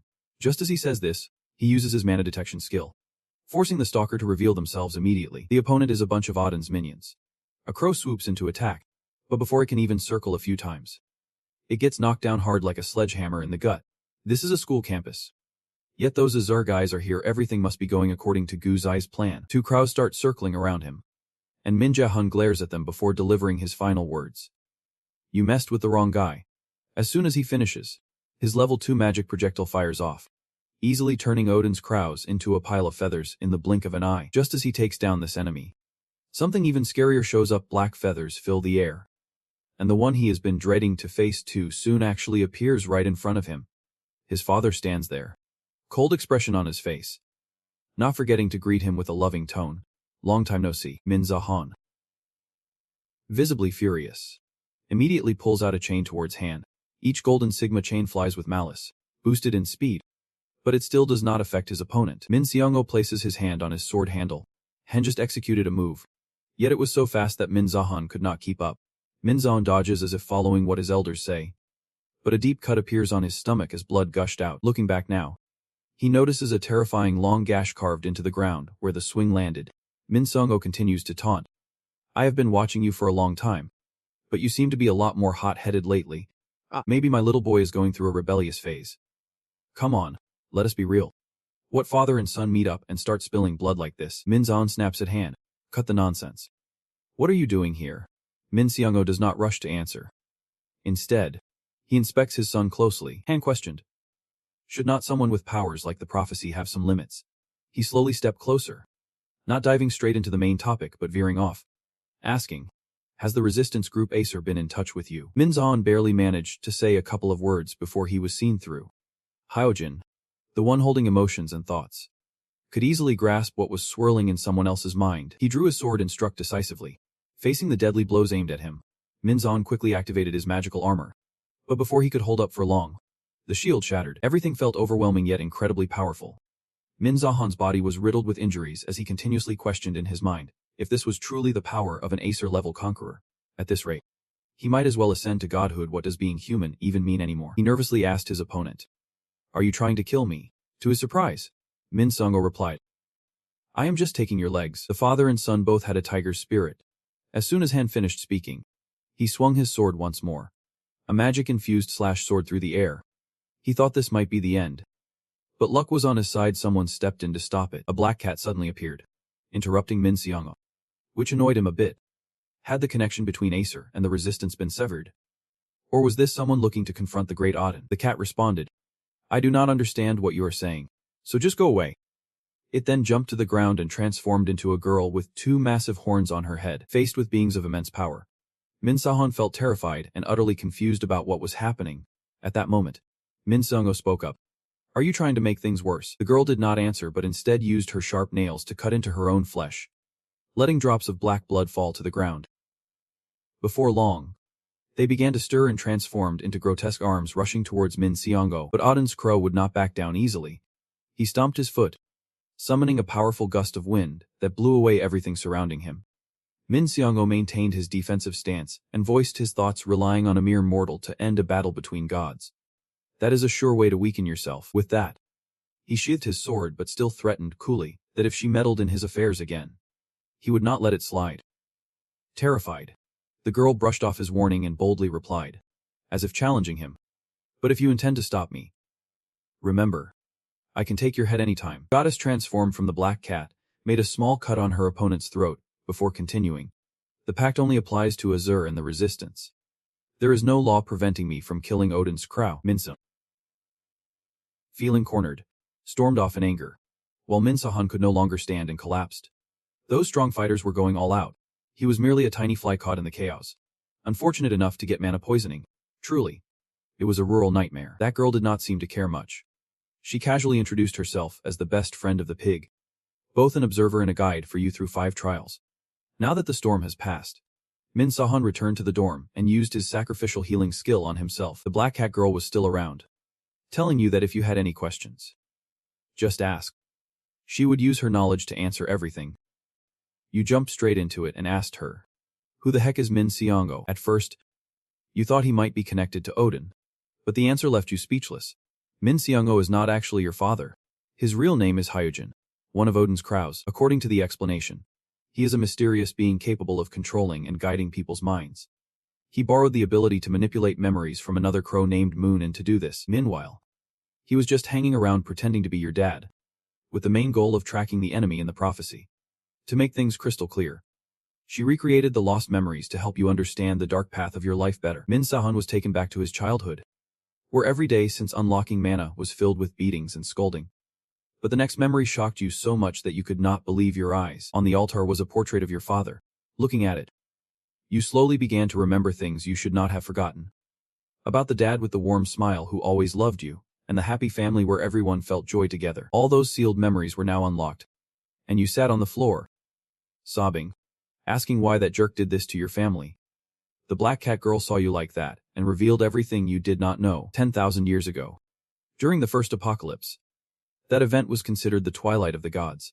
The resistance against the Azur god clan fought valiantly in this genocide battle, but in the end, they were kicked to the curb by the Azur gods, and the army was subsequently led by Vanjiri. The war ended, and Odin agreed to allow the gods and giants captured as war prisoners to live, on the condition of a treaty. Beings across all worlds had to suffer under the rule of the oppressor, until one day, 3 young sisters made a prophecy. It said that 10,000 years later, when the second genocide occurred, the weakest being would dethrone Odin in Asgard, opening a new world. That being was none other than you. From what you heard, Min Zahan realized that the person in front of him was using him to destroy Odin. The goal of that one-eyed old man was to seize the world tree and this entire globe. There were 4 worlds that Odin had conquered, and in the future, he would continue to gather the remaining places through the second apocalypse. Min Zahan was a bit puzzled and asked her, if Odin is that strong, why has not he killed me yet? The black cat girl replied that it was due to the power from the prophecy that helped him. That power was so terrifying that even the gods could not fight against it. When the second apocalypse drew near, all limits would vanish, and you would be killed once again. Now Min Zahan has figured everything out. He has been played by those so-called divine beings, who slaughtered his family, manipulated his memories, and pushed him to the bottom of society, all because of a prophecy that threatened their interests. The black cat girl sees the rage on Min Zaun's face and asks if he wants revenge and to protect what is important to him. She is the one guiding him and offers him a power boost, just enough for him to take down that one-eyed old man. The system board immediately registers the quest, and this one's called the Divine Assassination. He has 3 more chances to pass the SS level challenges to gain a blessing that can resist the power of the god Odin. The last thing she says before leaving is that he needs to get even stronger before someone else wipes him out. Meanwhile, Principal Gu Zahan is starting to plot against the students. He tells someone not to worry. Once he eliminates the low-ranking students, natural support will come to the higher-ranked ones. He subtly reminds that person, I am sure you will handle the rest as a member of Congress. However, that man seems a bit hesitant and does not want to get involved in this mess because, according to him, the head of the National Punishment Bureau will soon catch on. But trying to back out one to get past the cruel Gu Zahan, he tells the other party that all preparations are complete, and during the guild challenge, he will personally open a portal. Just hearing about the portal makes his ally tremble like a leaf. He does not beat around the bush anymore and promises to send the state support funds to Mills as they discussed earlier. Outside the door, Enhoan accidentally overhears the entire scheme. He recalls the words Min Zahan said and realizes that the one who invaded his mind and manipulated him that day was none other than the principal. Enhoan plans to expose him but manages to stop himself just in time. The principal calls him over to talk, and any reckless actions right now could easily lead to a disaster instead of a breakthrough.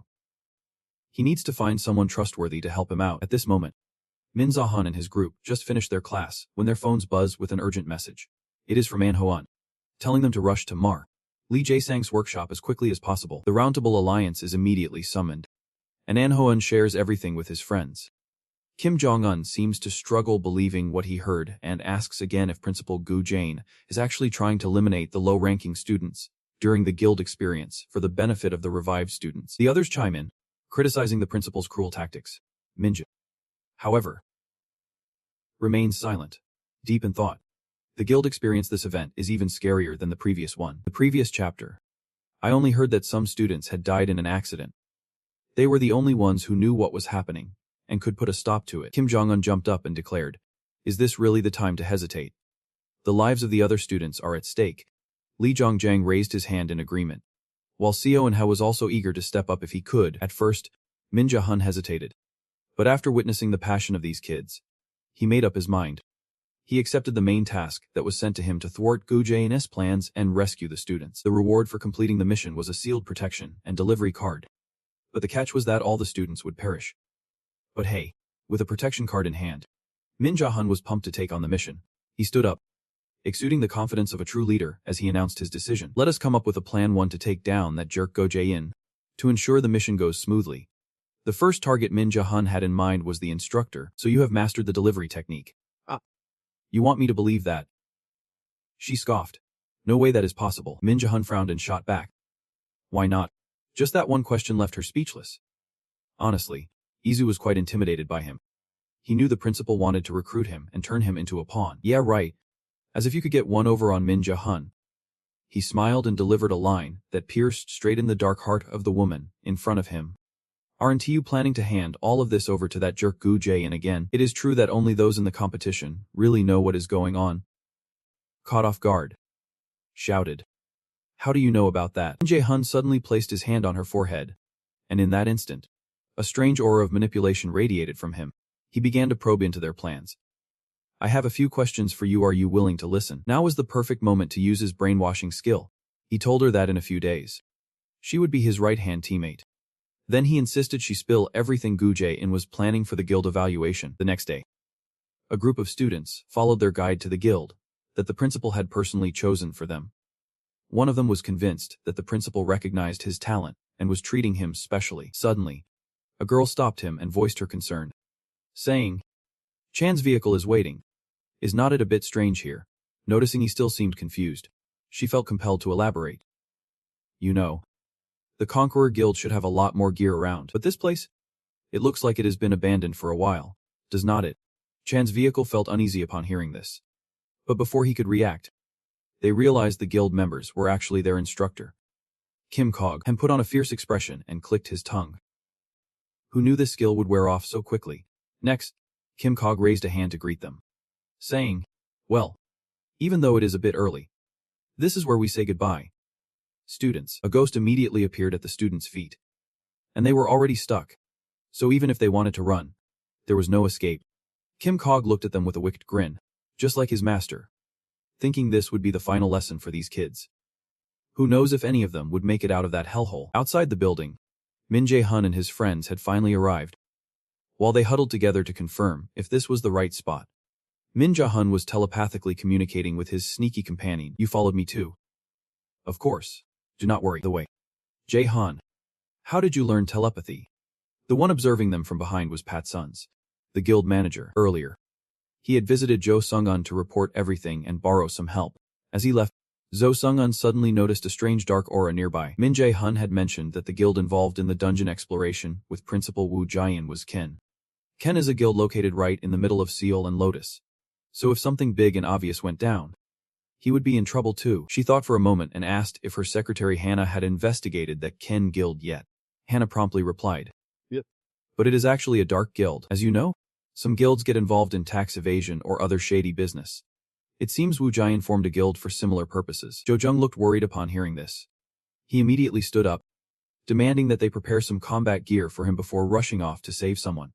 Back at the abandoned building, Kim Jo Jung asked his friend, "Are you sure this is the place?" Min Jae-hun nodded confidently, boldly asserting, "This is definitely where that cursed magical aura is coming from." The others had no objections. But just as they moved a bit further, Seona spoke up. "I can sense remnants of magic." Min Jae-hun sat down to examine the area, then agreed, "Yeah, it seems some advanced formations have activated in this zone." Oh boy. By the time he realized the danger, it was too late. All the unfortunate members were stuck right in the middle of a previously used formation. A magical circle instantly activates. And just as everyone panics, unable to move, a voice suddenly rings out, "You fools. Come here. Join my kingdom of the singing elves. Servitofm." Immediately, the system sends a message that the users are being transported to Servitov, accompanied by a repeated warning to exit the dungeon immediately. Servitom is the world of Svetofa, the very place where El, the shadowy spirit, resides. Rumor has it, Min Jae-hun heard people say that El, from Norse mythology, possesses the strength to take on gods in a fistfight. Of course, their powers would be diminished in a dungeon like this, but if Gu Jae-in gets involved, things would take a turn for the worse. Huan, standing next to him, mutters to himself, "Can Principal Gu Jae-in really use high-level teleportation magic? What is his true identity?" Just then, Z, who had been quietly following them for a while, steps forward and tells the kids in front of him that Min Jae-hun called him to the room in case something went wrong. But hey, things have already hit the fan. So even with him here, it does not make the situation any better. Seeing their puzzled faces, he bluntly states, "This is the world of the shadowy El. Even a rank purifier would struggle to survive here. If we let our guard down, we are all toast." Facing the negativity around him, Min Jae-hun steps up to reassure everyone. "Don't you worry. We will get out of here in one piece. I promise. First, let us find the others who are still alive in the dark dungeon. The only flickering light comes from the energy stones. Seolina suggests using light magic to help everyone see the path, but Min Jae-hun stops her. He conjures a few light orbs and tosses them into the air this way. They draw attention while illuminating a certain area. Time passes, and the manager suddenly halts, suggesting they take a break since they have been traveling for a while. Min Jae-hun agrees and turns off all the light orbs. His friend sees this and immediately asks, "Hey, why did you turn off the light orbs?" Min Jae-hun responds, "The shadowy elves are used to the dark. They can easily extinguish light orbs. We need to adapt quickly." Upon hearing this, she does not press the issue anymore and takes out some medicine that Li Jie had prepared to help cope with the pressure of mana. While they rest, this guy's brain starts working on a way to shorten their search time. Jae-hun immediately uses his mana sensing ability and quickly discovers a path leading to the boss room. Just as he is about to explain where the rest of the path leads, a spear suddenly flies toward them. In a split second, he manages to catch it before it pierces Selena. The other members realize their position has been compromised and get ready to fight. In the darkness, hundreds of glimmering eyes surround them. It is Shodam, and Min Jae-hun mutters, "It is those damn shadowy elves." Min Jae-hun crushes the enemy's spear with sheer force, igniting the battle.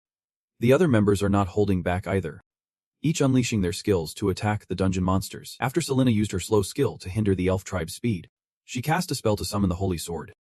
Huan activated his ultimate martial arts move to create a shield protecting everyone. And just like that, it was time for the North Sue's assassin to step in and take down the monsters with a flurry of punches. In a team full of talents, Min Jae-hun did not want to fall behind, so he immediately unleashed his high-level skill, the chain whip. A dense magic circle appeared like a net, and from it, chains shot out with electrifying fury, striking hard at the enemies, with the first wave of attacks going smoothly. He shouted, "Everyone, listen up, Kim Jo Jung and Selena, just use fire spells." He paused, breaking off a sneak attack from the enemy before continuing. "Huan, use your taunt skill to simplify the enemy's movements." The last person was Manager Park, and his request was pretty simple. He wanted to deal with the enchanted elf singers affected by Hoon's taunt. Although it was unclear why he was so focused on these monsters, he and the others complied without question. Park unleashed his stealth technique, making himself vanish from the enemy's sight. Then came the Divine Dagger Dance. A swift strike that took down every single monster in front of him without missing a beat. Min Zahan was a bit different. As a wizard who fought up close, he used a technique called fire magic that he learned back when he was a rookie warrior. The air was filled with smoke and the smell of grilled meat as he unleashed countless fire missiles, taking out his own teammates. One of the elves could not hold back and asked, "How the hell do those humans know our weaknesses?" Before he could get an answer, and Hoon pierced him through with his sword, stopping there. Min Zahan eagerly added a chain strike to send the guy flying. Thanks to Min Zahan's leadership and their teamwork, they cleared out the shadow singing elves without anyone getting hurt. Min Zahan did not let them rest and quickly said, "Let us move on. We do not have much time." He mentioned that he could sense the presence of a survivor down the left path. But if they were late, there might not be anyone left to save. "How can you mess things up this badly?" That was Gu Zahan's furious outburst. And Kim Seog could only lower her head, trembling. I did not think an outsider would penetrate the council building. It is normal for civilians to die when the gate opens randomly. We can cover this up. He was not afraid of strong enemies, just teammates as thick as bricks. This made Gu Zahan even angrier. He slammed the table and shouted, "Get it together." That alone was enough to make Kim Seog nearly bleed out on the spot. However, he still had not taken the edge off and continued to threaten. "Everything better go smoothly. If any students make it out alive, I think you know what the consequences will be. Right, Professor Kim Seog." A girl is dragging an unconscious guy through the dark dungeon. Just as she stumbles, both of them crash to the ground, and she starts crying, thinking her life is over. But luckily, Min Zahan and his crew arrived just in time to save them. They were treated with medicine, and before long, they felt fine again. Once the two were fully awake, Min Zahan asked what had happened. The other two took turns explaining everything. Their companions had been ambushed by some shadow elves right after they fell in here. Everyone got captured except for them, who somehow managed to escape. However, their bodies could not avoid being overloaded with mana, which caused them to pass out. The girl lowered her head as she spoke, and Min Zahan understood they were blaming themselves for abandoning their teammates and fleeing. He did not blame them. Fighting an opponent way out of your league is either a death wish or reserved for movies. How could you possibly win in real life? He offered some comforting words, and then asked them where the captured people were now. The girl knew he wanted to save them, and quickly replied that there was a guy controlling the shadow elves, and the others were taken to him. With that crucial question answered, it was time for the second. "Who brought you here?" The young man, who appeared to be the leader, immediately said that the mastermind was their principal, Yu Jane. Now everything was clear. Min Zahan told the remaining members that he could sense the monster's presence, and was sure the path behind him could lead to them. He would go alone to rescue those students. Instantly, a dispute broke out among his team. While the girls disagreed with him going alone, the other two were more realistic about their situation. They knew they were no match for him and would only slow him down. Or worse, get caught themselves. Manager Pak sighed and said, "Fine. But if it gets too dangerous, you need to come back immediately." Hang Hoon chimed in, "Do not worry about us. Just go. I will protect them with everything I have got." Min Jae-hun had not been gone long when Manager Pak Sun-ji suddenly signaled for everyone to be quiet. "The enemies are closing in." Everyone. Before the warning was even finished, blood was gushing from his left shoulder. Just as Pak Sun-ji lost strength and collapsed, a bizarre creature approached along with Han's clan. I was still wondering where these pesky flies came from, only to realize they were humans. Over at Min Jae-hun's location, he stood before a massive door intricately engraved with patterns. He knew something was bound to happen to his teammates while he was away, but the boss is here, and he needs to handle this as fast as possible. As the door creaked open, the figure sitting in the big chair immediately struck up a conversation with him. "Finally, the guest has arrived. I heard there would be some visitors, so I prepared some very special things." Just then, the earring linked to the team members suddenly lit up. Thanks to it, he sensed Manager Pak's presence fading away. But the bad luck did not stop there. The big door suddenly slammed shut with the appearance of some shadowy spirits. The boss declared he would not let you leave unless you defeat everyone and manage to walk out alive. The boss looked at him with a provocative gaze, saying, "What will you do now? You have messed with the main character. And now you are done for." Flames erupted around Min Sahan. He shot back at the guy with an arrogant grin. "You all are going to die here. Just so you know." Min Sahan felt his teammates were in danger and went into a frenzy, igniting the chain with flames and attacking anything that came into his path. Explosions rang out one after another. But they just kept coming.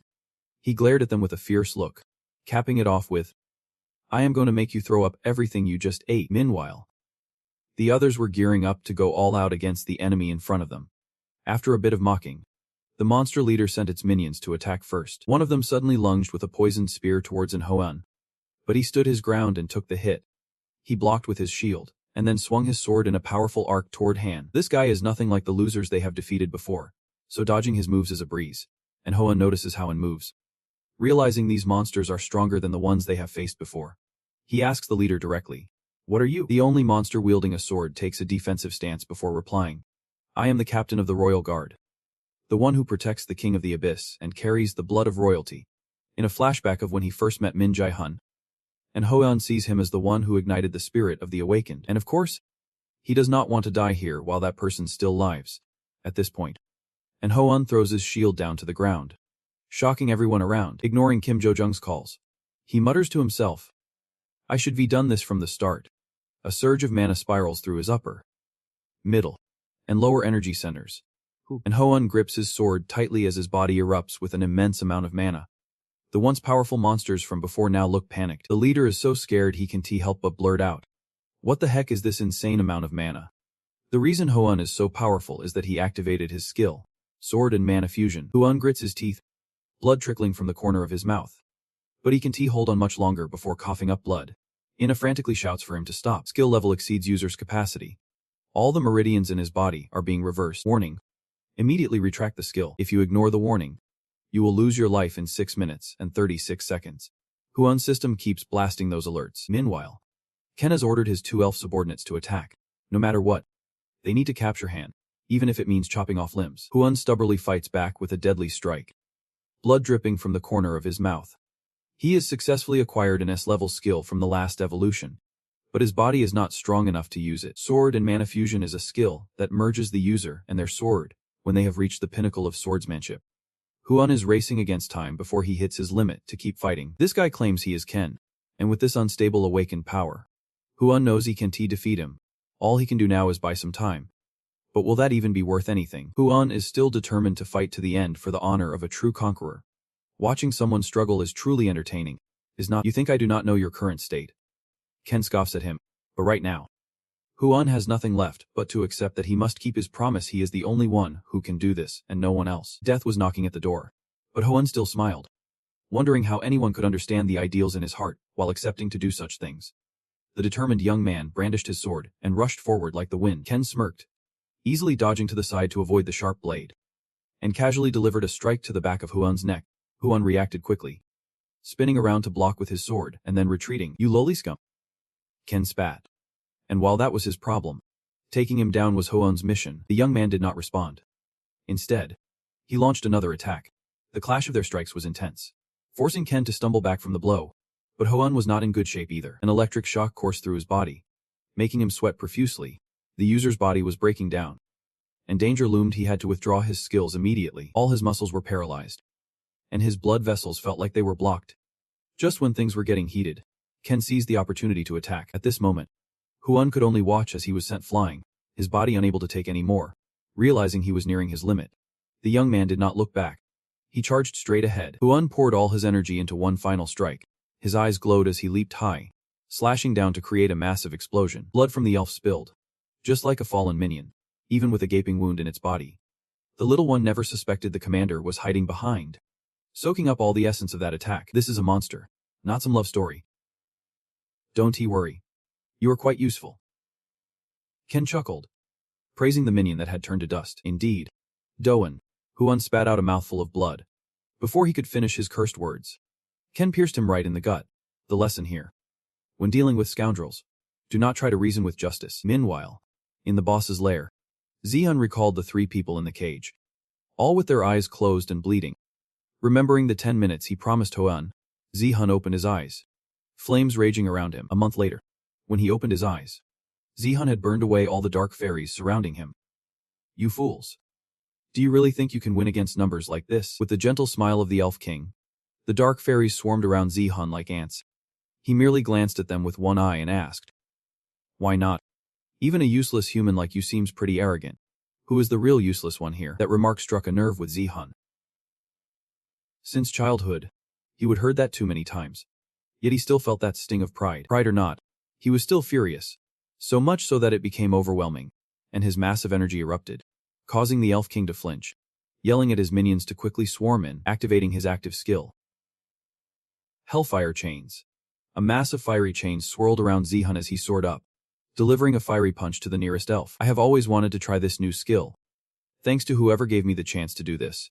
I truly appreciate it. The Dark Fairy King stood frozen like a pillar, watching his subjects one by one consumed by the raging flames until nothing remained but ash. You bastard. Do you really think after what you have done, I will let you live? The Dark Fairy King's song threatens.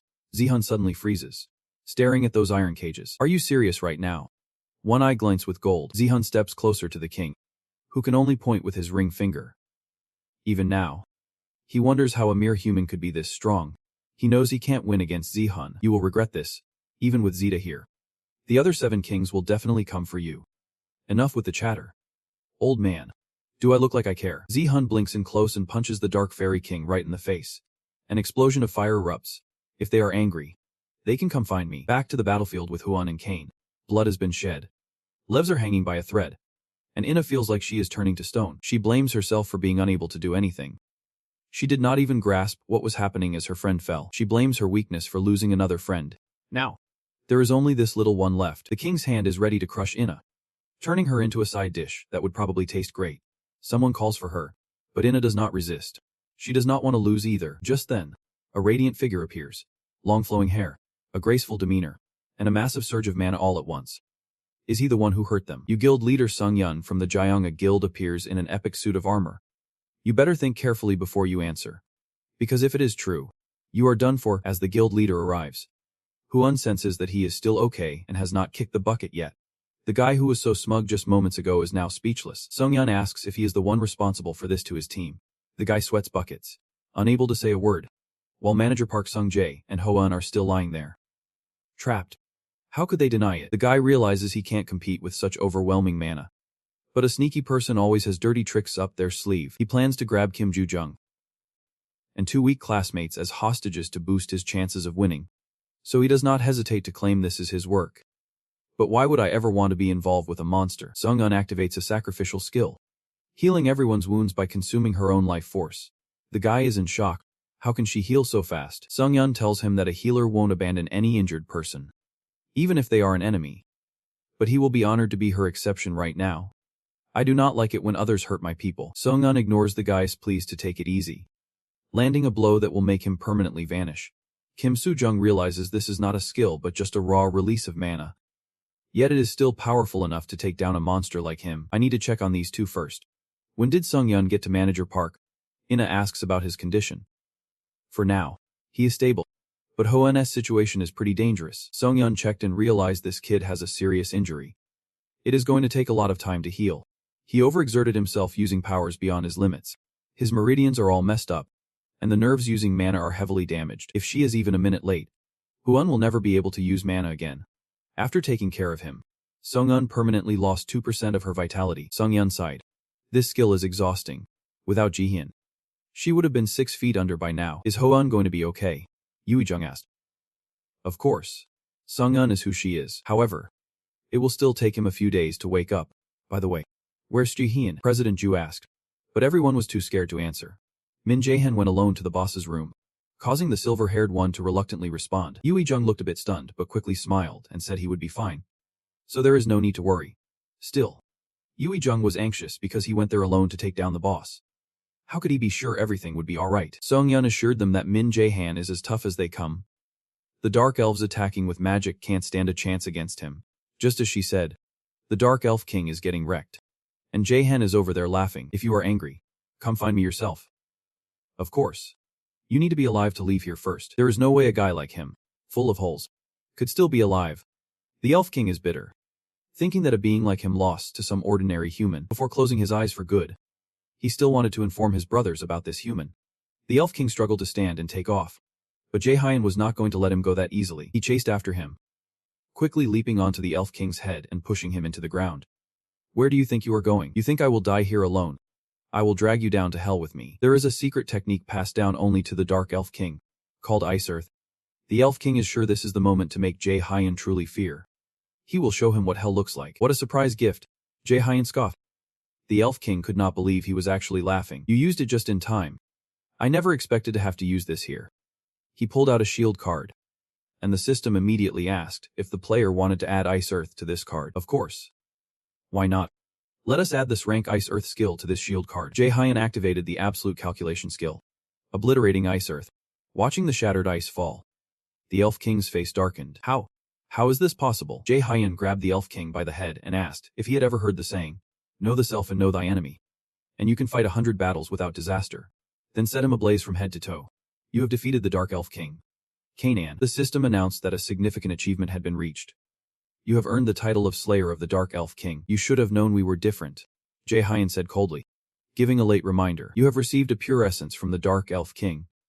You have received a spiked armor piece from the Dark Elf King. You have completed the second pivotal mission. You have earned a resistance token. You have received a sealed magic manuscript. You have gained an active skill to materialize specific magic. This guy's racking up some serious rewards. But Jae Hyun does not have time to care about that. He rushes over to the iron cage to rescue his dying friends.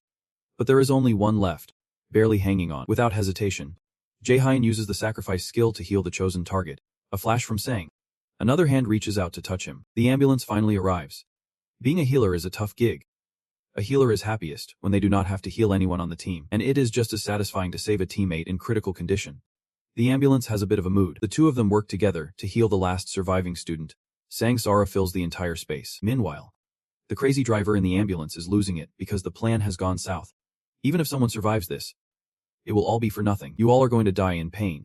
Just as he finishes that sentence, Jae Hyun stands outside the ambulance window, ready to grab the troublemaker by the throat. What is up with you?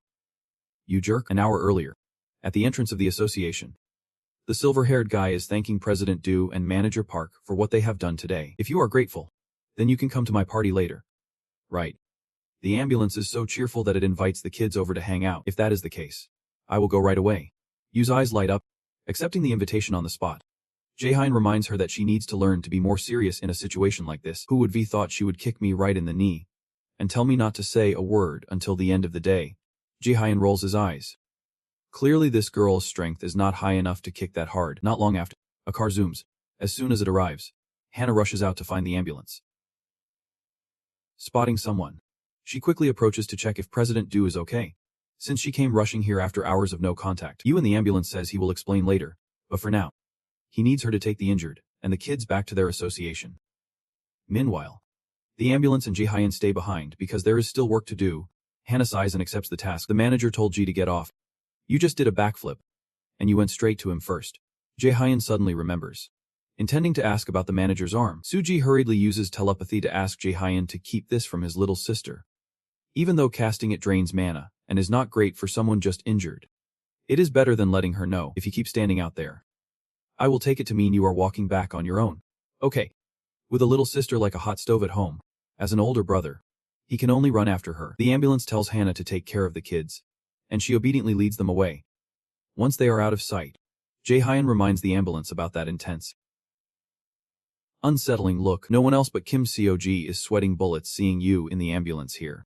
If he is not having a good time, Kim Seok-ji teleports to create distance from the ambulance crew. Of course, he was not planning to back down easily. Relying on the magic tool from Directorly, he blinked behind the car to strike. But good luck getting to her. Just a little nudge and he would have been done for her. That magic tool allows for instant teleportation, but it is not foolproof. She saw right through Kim Seok-ji's trick in an instant. It only teleported him a few meters. If he had used it to escape earlier, it would have been pointless. It seems that the mastermind could keep track of everything happening here by some sort of miraculous means.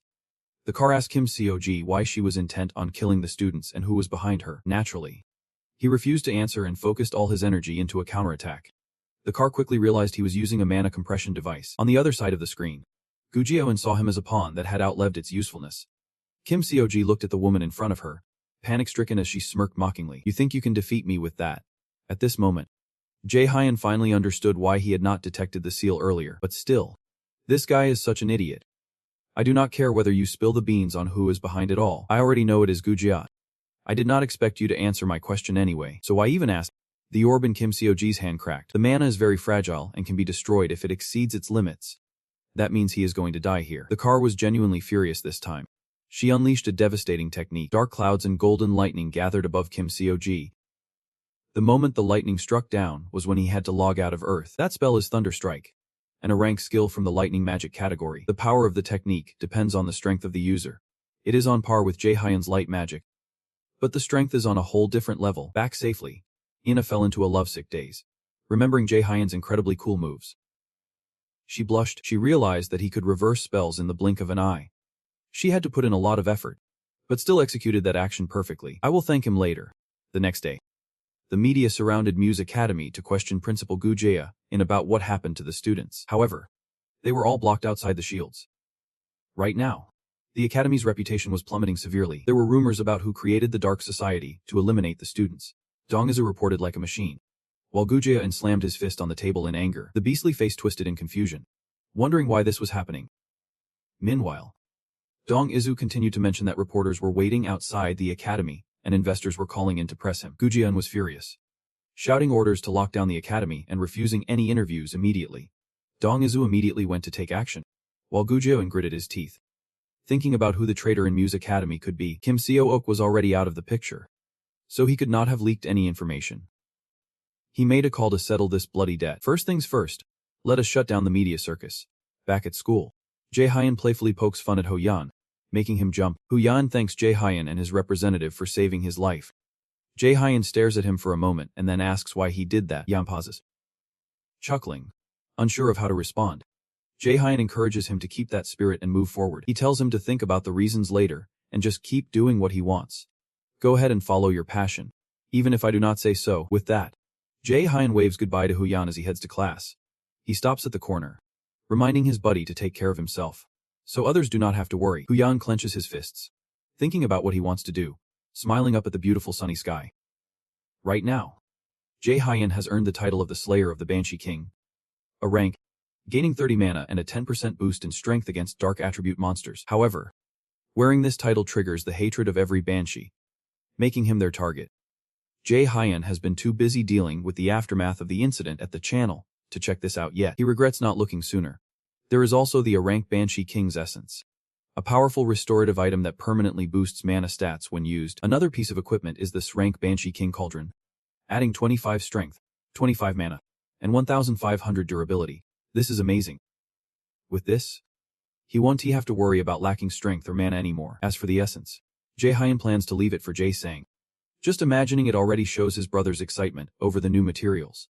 The final prize is a level 1 activation skill for crafting magical artifacts. This skill can create armor if needed during a fight using mana. The higher the level, the stronger the magical artifact produced. But it will vanish if the mana keeping it up runs out. This has a random rank. If the armor rank is too high, it will automatically downgrade to match the user's level. Let us give it a shot. And wow, it turned into a dagger. This is beyond awesome. This is amazing. Not because of the fame or the item chosen, but for its utility. In the black market, a sample of a high-class armor set can sell for up to 10 million gold. So each time he can create an armor worth that much, just having fun spinning the dagger, it suddenly glows, startling him. The Mistune equipment is reacting. You have met all the conditions, unlocking the abilities of Mistune. You have just gained an innate skill. Genius Mechanic. The dagger has transformed into a shining sword. From now on, every item you create will be automatically upgraded in rank. Oh my god, this is insane. I am lucky beyond belief. Finally, Jae-Hyen understands the true use of that ring he could only use a few functions of before. He used to wonder why it was classified as a weapon. But now it is crystal clear, since it has been handed to him on a silver platter. Who would cover it up? It is time to train right away. If you dare to hide it, you are really missing out. The next morning, the demonic review session begins. The exams at Mills Academy have always been notoriously tough. A battleground for countless students facing the fear of failing or having to retake classes due to fierce competition and extreme difficulty. The tests are typically divided into two types: theoretical and practical. The theoretical exam is paper-based, while the practical involves pharmaceutical preparation and a raid on a simulated dungeon. This entire test will be broadcast nationwide. But right now, Huan is at risk of getting his butt kicked by Kim Ju-jung for dozing off. He barely managed to wipe the drool off his face as he scratched his head and apologized to Yu-jung, who was just trying to write notes when he fell asleep. By the way, do you even know how many days are left until midterms? If you fail again this time, You will be so terrified of books that just reading a line will make your eyes pop out, Kim Joo-jung shouted angrily, while Ina buried her face deep in her book, practically wishing she could vanish into thin air. Jae-hyul watched this scene, laughing in despair, feeling utterly hopeless. The two of them, one white and one black, are a total disaster in theory. Jae-han suggested hiring a tutor for them because if they improved, it would benefit him too. But he never imagined it would lead to such a miserable situation. Well, it is the end of the world for Hoan. He is already sweating bullets. See you in the retake class. Because Ina is running on empty. Kim Joo-jung slammed her ruler on the desk, putting on her best teacher voice and asking, "Have you two finished your nonsense yet?" Straighten up. The next two subjects are wave understanding and thief strategy. Jae-hyul started staring at the floor, sighing, thinking that hitting his leg with a rock would hurt less than sitting here. A few days later, as the students stumbled out of the exam room, they were shouting about how hard it was, practically parched from the stress. Just 2 seconds later, they were back to ogling girls with their eyes wide open. She is the top scorer in the new recruit search exam. Kim Joo-jung and Min Jae-han walked over, both of them also among the top scorers in the new recruit search exam. The crowd could only sigh, as if the wind met the clouds. Hoon is in this F4 lineup, so they must have done well. The crowd was enviably impressed. Min Jae, one of the subjects, sighed, thinking it is better to be liked than hated. Yoo-jung asked Ina how the exams went, and she immediately spaced out, her face turning pale as she said goodbye to life. Kim Joo-jung reluctantly clarified that the two of them had tried their best. The issue is not with us. The problem is that Ina and Hoan were just not cut out for studying. Min Jae-han was so bored that he made a bitter remark. Ina overheard the two of them whispering and felt embarrassed enough to tell her mom. She heard everything. Well, if you hear it, just hear it. But make sure to hit the books. Of course. For every admirer, there are those who can stand them. Take this guy, for example, grinding his teeth, vowing to beat Jae-hyun this time. The guy next to him was already giving up, telling him to stay away from Jae-hyun, or he would end up dragging his sorry self around to pick up the pieces. However, even the top students have their moments of despair. Watching Joo-jung's face turn black made Jae-hyun laugh out loud. While he wondered what the heck Joo-jung was so smug about, Jae-sang had not planned to say anything, but when Jae-hyun asked, he could only hesitate. Actually, with these two, they are both going to fail the subject anyway. The two of them are totally lacking any alchemical skills. Bro, that line packs a serious punch. Min Jae-han could not help but curse. He had trained so hard yet still flunked. He had to avoid getting a failing grade at all costs. Jae-sang scratched his head in frustration. Dude, is there really no way to avoid flunking both of us? Jae-sang said there is still a way. They need to use a special item. It is a monster called the Moonlight Firefly, which only lives in super clean areas, free of dust and pollution. This creature is so rare that only about 100 are available in the black market each year. If you grind its outer shell into powder, you can maximize the effectiveness of the potion to save his own skin from failing. Min Jae-han dragged himself to meet the Seal gang. The girl spotted the two and raised an eyebrow, asking what they were doing there. The reason for her cold reception was, of course, due to her intense tech background. I have a request for you, Jae-hyun said bluntly. I am not doing anything for you. So scram. Seal kicked her out right away. But are you sure about that? Sister, babe, who do you think I am? You can only give a few points. Right, she pouted. Cash. Of course. We can write a contract. 30 million won. Kim Jae-han flinched at the amount, thinking where in the world would he get that kind of cash? Gold for the Seal gang. My sister knows gold faces. With that kind of money, of course, I will do it. You are quick to turn on the charm. Kim Jae-han could not believe it was this easy. And so, the group headed to Jollibuk, near Mount Daejeon. Jae-hyun remarked how fresh the air was here. You came here for a trip, right? Jae-hyun could not help but tease her friend. Jae-sang helplessly laughed, saying they looked alike, while Seal just sighed. An hour up. They were still in the classroom planning the trip. Sounds good. But even with my inspection skills, I need some clues to find anything. Do you have a plan? I will bring along a skilled alchemist, so you do not need to worry about that. Seal asked who it was. Min Jae-han glanced out the door, and Jae-sang peeked out then stepped out fully. Lee Jae. He is the talented alchemist I was talking about. Seal expressed her skepticism. The reason she knew and reacted that way was because they had been on the same team during the freshman orientation event. But an alchemist? No way.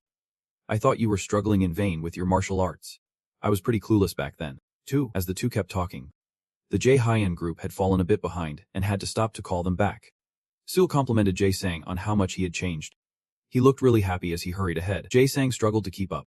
The Moonlight Firefly is a natural monster that can be found in the real world. There are many theories about monsters living in packs in their habitats, But most people agree that the mana in the air and soil after the monster explosion transformed creatures and plants into monsters. That is why Jae-sang picked this spot as the perfect place to find the chimeras.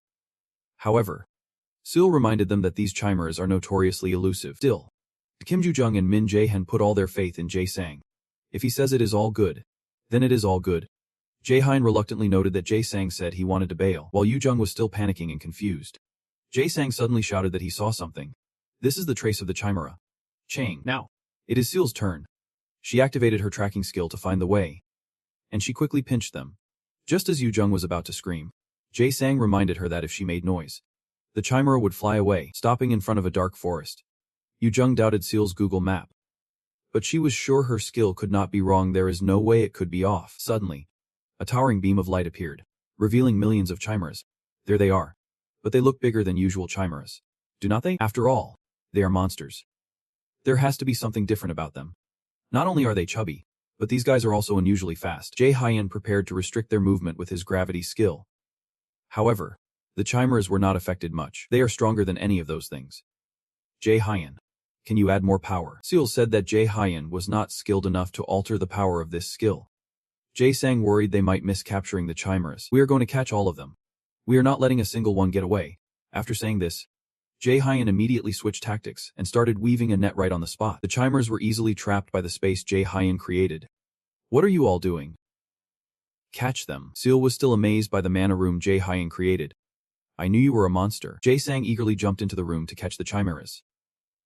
You hesitated, not wanting to go in because she did not like leaving. But Jae-hyun did not give her a chance to hesitate and pushed her in. Seul was the last one to grab the box and go in, casting a glance back at Jae-hyun. Inside, she could not stop thinking what student in the academy could create something like this. Not even a third-year student could pull this off. I am really curious where this monstrous guy came from. Hey, do not touch that. Startled, she turned to see you struggling with the sticky residue from the chimera. Jae-sang barely had time to react. He just stood there with a grin. Back to Lee Jae-sang's potion-making workshop. Yu and Jae-hyun's pots were still as black as ever. They needed one more step, pouring in the powdered chimera moon shell. Potion began to transform, leaving Hoan and Ina wide-eyed in shock. I worked so hard to make that. Jae-sang smiled proudly. It is being filtered now. The purity has to be at least. Before he could finish, his expression darkened as both pots turned a deep red. Min Jae-han excitedly exclaimed that the speed was too fast and too dangerous. They had succeeded in such a short time. Huan and Ina thought it was amazing. But Jae-sang just gave a crook smile. Jae-han's potion had a purity of 51%. Joo-jung's was at 47%. And who knows if that is even good. The results would be in just a few days. And obviously, they were not good at all. Kim Joo-jung bowed his head as if it might snap off, while Min Jae-han looked furious. You two really have no talent. Thinking it is a storage round when it is actually just a pot of ingredients. Speaking loudly while being right only inflates the egos of the weaklings. Meanwhile, Ina is ranked first. Huan is at 29. Jae-hyun is 31. And Yoo-jung is at rock bottom. Using all the best ingredients but landing at 42. But we still need to rely on Jae-sang's help. You two did really well. Min Jae-han is still fuming, grinding his teeth in frustration. Seeing that things were not looking good, Huan quickly made an excuse to bail. With more tests ahead, Kim Joo-jung was determined to turn things around. But the practice test was incredibly tough. The freshman assessment test, is a compilation of everything learned so far and is notoriously difficult. On top of that, the team setup adds another layer of complexity, based on the students' current scores. Right now, Kim Joo-jung is valued at 14. And she is carefully considering how to form a good team. Students must team up in groups of 4 without exceeding a total value of 50. Huan has 17. Seoane has 15. And Jae-han was surprised to find his score was so high. His previous value was 6. And he was excited to be in a good team. But the result was a disaster. It is undeniable that this team-building method is ridiculous. How can the highest ranked pick the lowest ranked? Who gave him that right? While lost in thought, a young man with white hair approached to greet him. That familiar face, he is the one who mocked Jae-hyun in the past life. This time around, he is wearing a friendly mask to lure him into a team. Uncle In smiled warmly while Jae-hyun remained icy and tight-lipped. He proposed team formation, claiming his value was lower than his skills. With a score of 20, it must be hard for you to choose teammates. I will help you out. Min Jae-han stood up and scoffed. These guys are everywhere. Bunch of sycophants bullying the weak. So I said I do not need you. Uncle In still wanted to savage the situation. But Jae-hyun shot back that it was not his concern. I can handle the test on my own.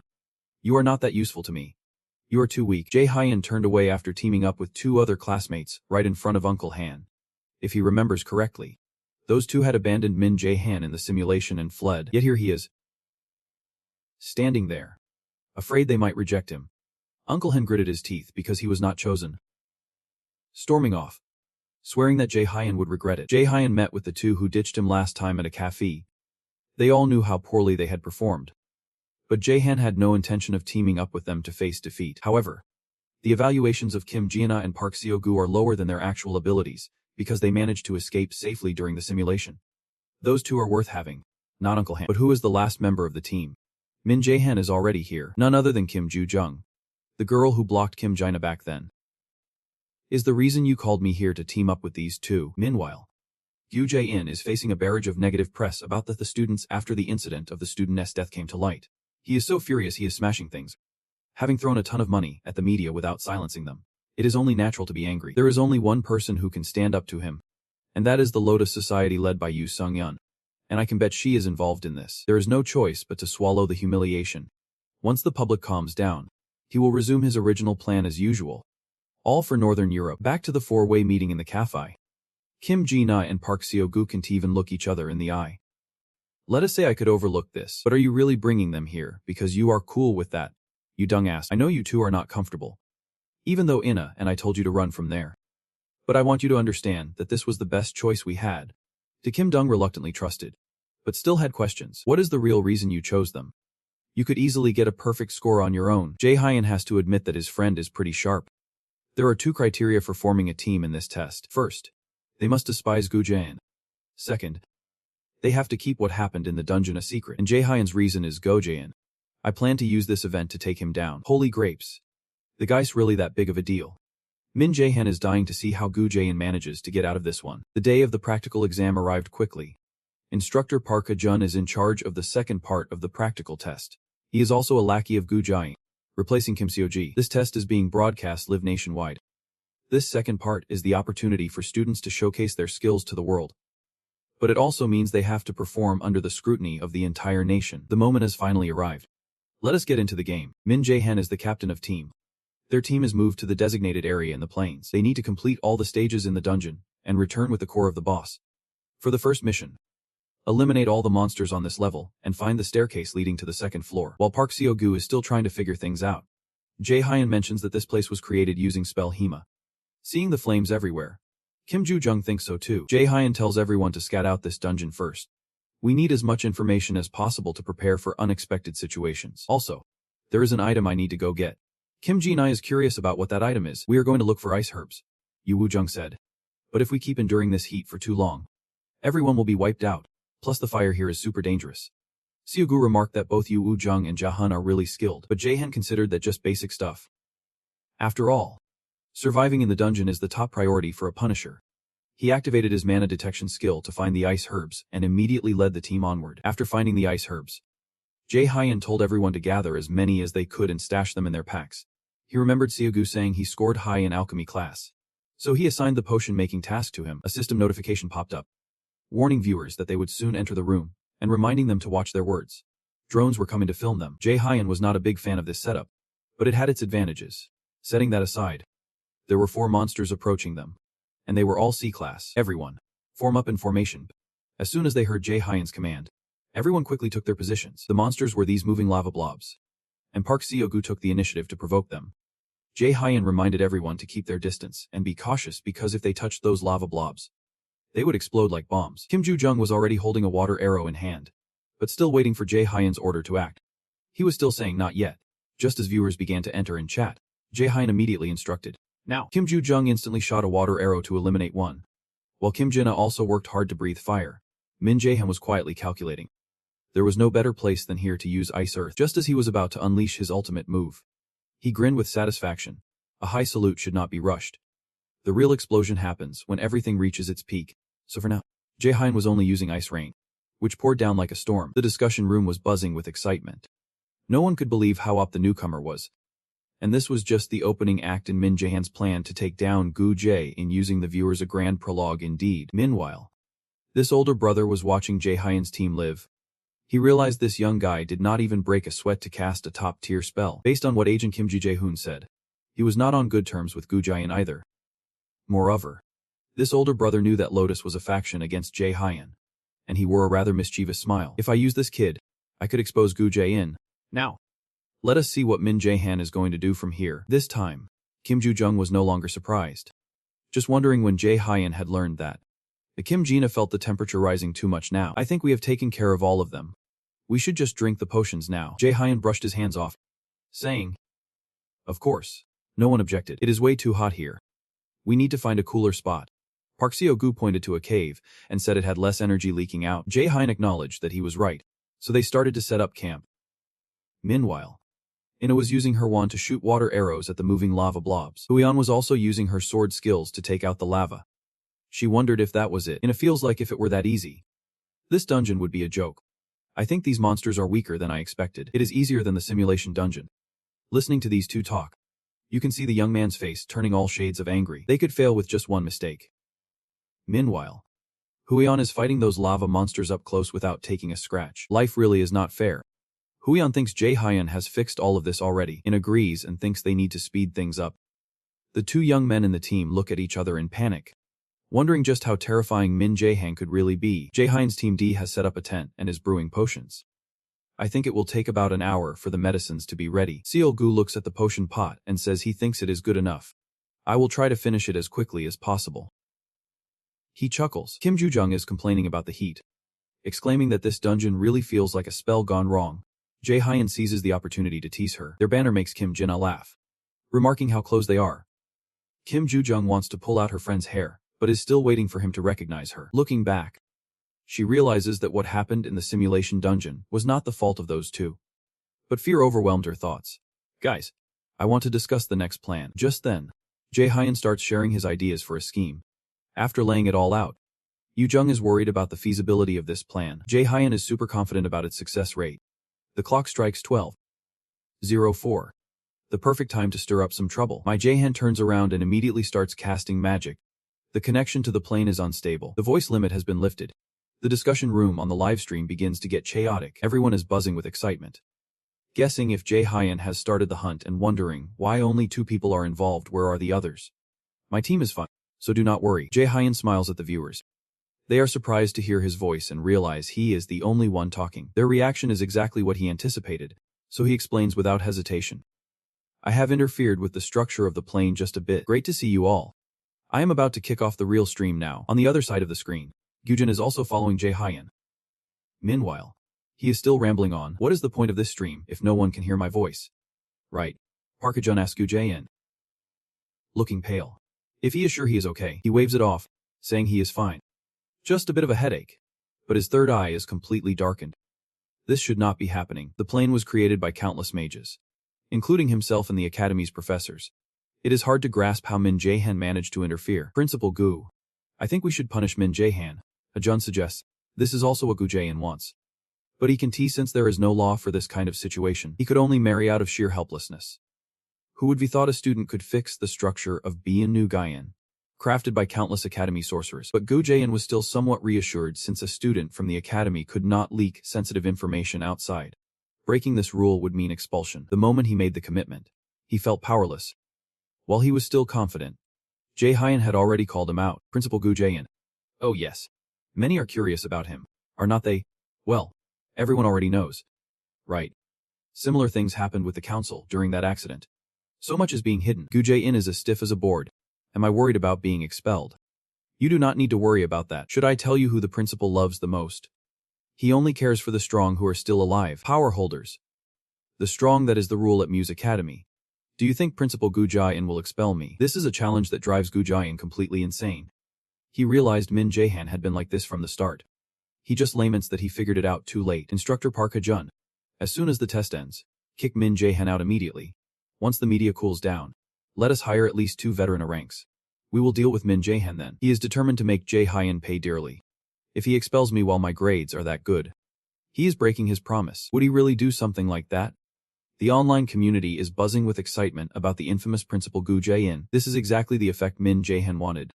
Now that the media has turned against him, I can't wait to see how he covers this up this time. Flashing back a moment earlier in Team D's tent, I will adjust the formula for the subspace. We need to make sure the viewers can hear us. Park Seo-gu looked confused. The first step of the plan is to publicly take down Gu Jia-in. We can pull the viewers in by fulfilling their desires, Jae-hyun explained. But Du was not so sure about this because he could do something unpredictable. Jae-hyun reassured her not to worry. They still had the viewers on their side.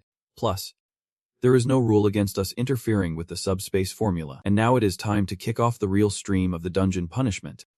This is an event we have specially prepared for you all, so please enjoy it. Someone in the comment section praised Jae-hyun for being a great host, like a professional streamer.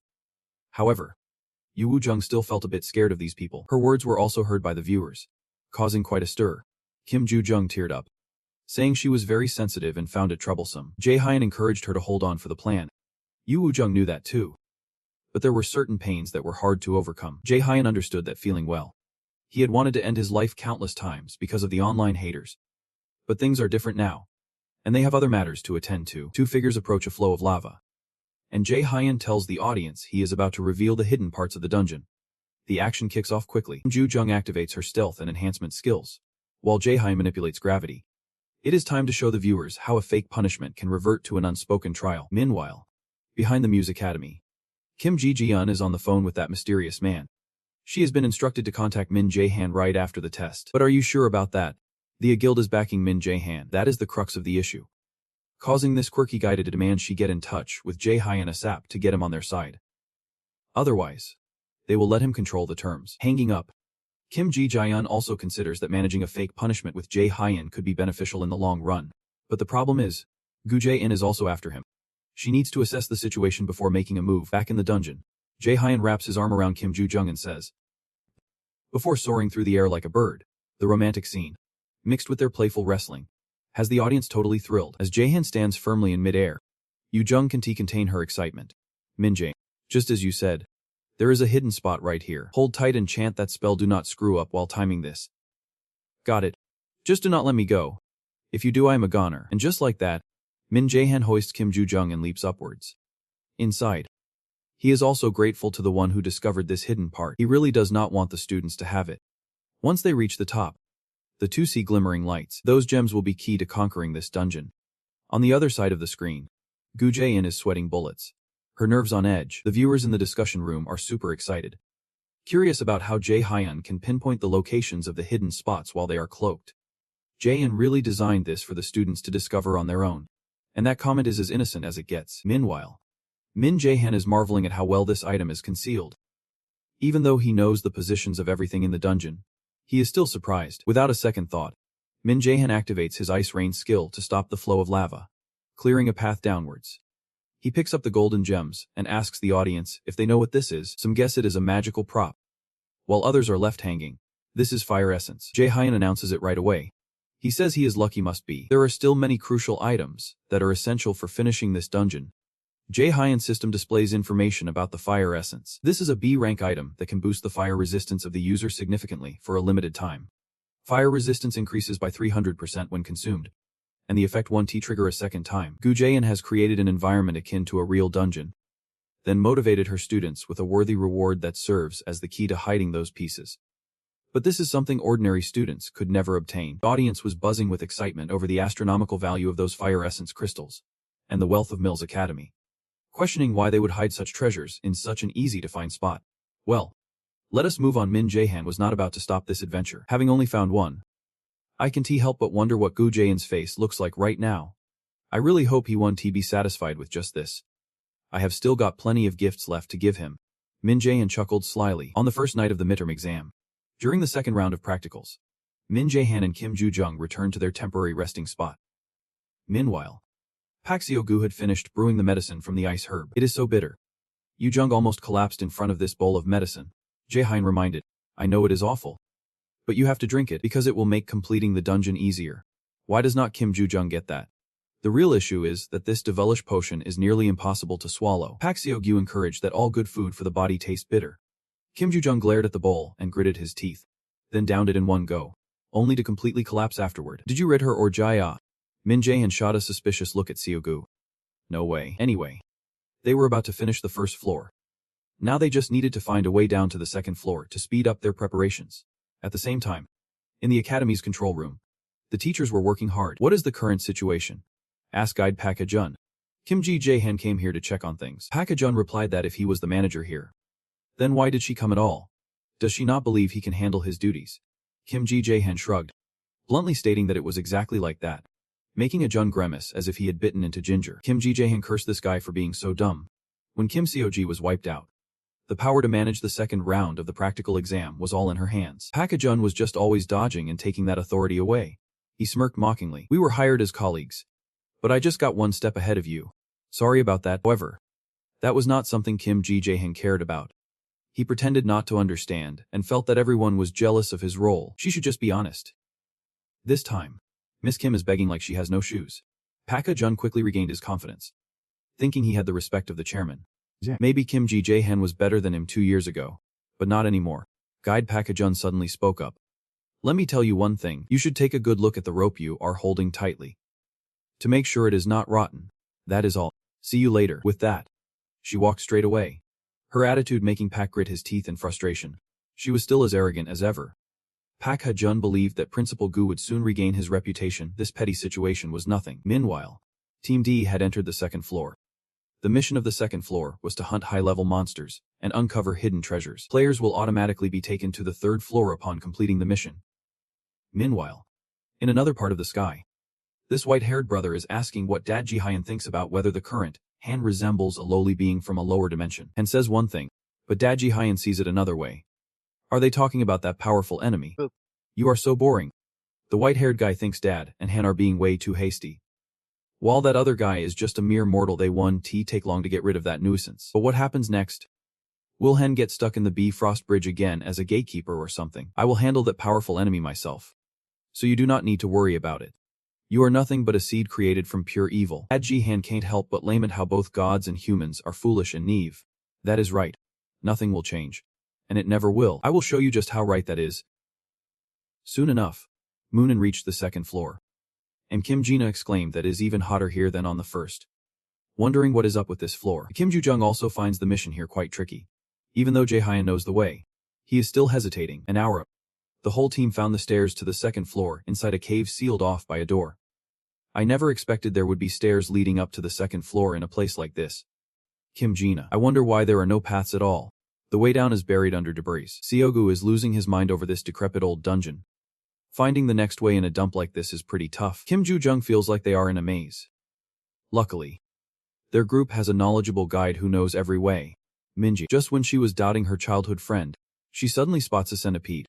Kim Ju-jung shrieked in panic and jumped straight onto Kim Jina. That scream sent chills down the spines of the viewers watching from behind the screen. Just in time for Jae-hyun to find something useful, so he grabbed that centipede to save for later. There are a few things we need to prepare before moving on. Ji-an took some fire essence. Yu-jung turned pale. Do not tell me we have to eat that stuff. The other two shared the same sentiment, so their faces went pale. Min-ji-an just smiled devilishly. Do not make faces like that. Then they flipped their expressions in the blink of an eye. While I am still being nice. Just eat it, damn. Seriously, just eat it. But even if they were unwilling, they had to close their eyes and choke it down. This dungeon has 3 floors prepared, and the bugs are on the last one. While we are still here, Min Ji-han will handle any issues that come up. But before that, they need to find the boss to clear this second floor. And before finding it, I know a place that might be hiding treasure. Are you curious? Because I am saying no to treasure. But if the viewers are interested, I am all anyway. Jae-hyun's goal is something else. One of the treasures in this dungeon. What they are about to find now is the fire lizard. These creatures have a habit of collecting shiny objects like crowns, which is why useful items are often hidden in their nests. One viewer quickly looked it up online and confirmed that this creature is exactly as Jae-hyun described. He wondered how Jae-hyun knew those items were hidden in the fire lizard's nest. Jae-hyun simply replied that he learned about it, and that, of course, is totally off. The hidden treasure on this second floor is a replica of Beim Emin, a sword that appeared in the Nibelungenlied back in the 1200s in Germany. They say it is the sword used to slay rivers. And just like Qian Fai's thunderbolt, it is an item of overwhelming and destructive power. The original is owned by a German conqueror named Balix. If the original is an S-class item, then the replica is still pretty solid for its price range. But what is the fire lizard's weak point? Kim Jina wondered if it was its belly. Yu-jung has always been the one who really knows his theories. The fire lizard has a tough outer layer, making it hard to deal damage to them, but their bellies are not that tough. If you focus your attacks on their bellies, taking them down is as easy as pie. The most common way to take them down is with magic. Gina was impressed with Yu Jung's knowledge. Kim even added that the best time to attack them is right after they finish eating, when they move pretty slowly. That is why Jaehyun told everyone to prepare as thoroughly as possible before the hunt. Finding another hidden treasure would be amazing. Jaehyun did not hide his greed at all as they moved further in. The temperature was noticeably higher than in other areas. Without the fire essence, Seolgu thought he would have faced a real challenge. Jaehyun started strategizing, pretending to do something over here. He told everyone to stop, saying he sensed mana in the area. The discussion room of the Jongkuman was buzzing again. Everyone was talking about it in a super vague way, and now the group was standing in a rock field filled with swords. This definitely was not the hidden treasure of this floor. They looked no different from unregistered items. But this was indeed the important hidden treasure of the second floor. It is just blended in with the fake swords Gu printed out to confuse the students, making it impossible for them to find the real sword.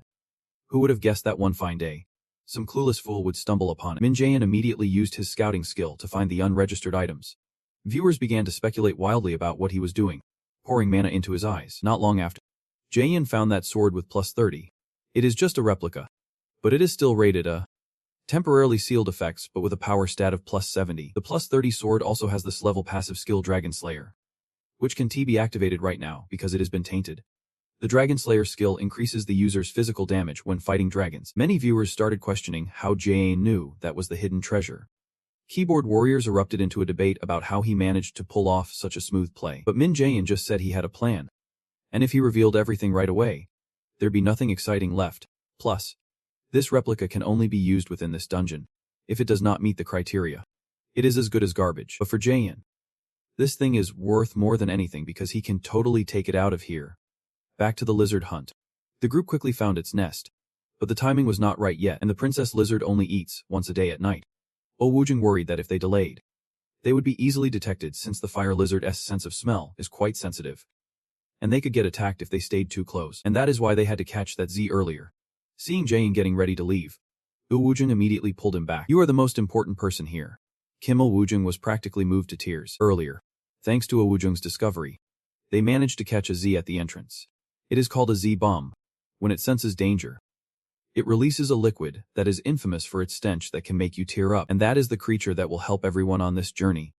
After Gu and Gina were assigned to hide behind a rock, Woo-jung was the one to confront the fire lizard. You promised, right? Before she committed, the girl turned to look at Jaehyun with a dark expression. Of course. You think I am someone else?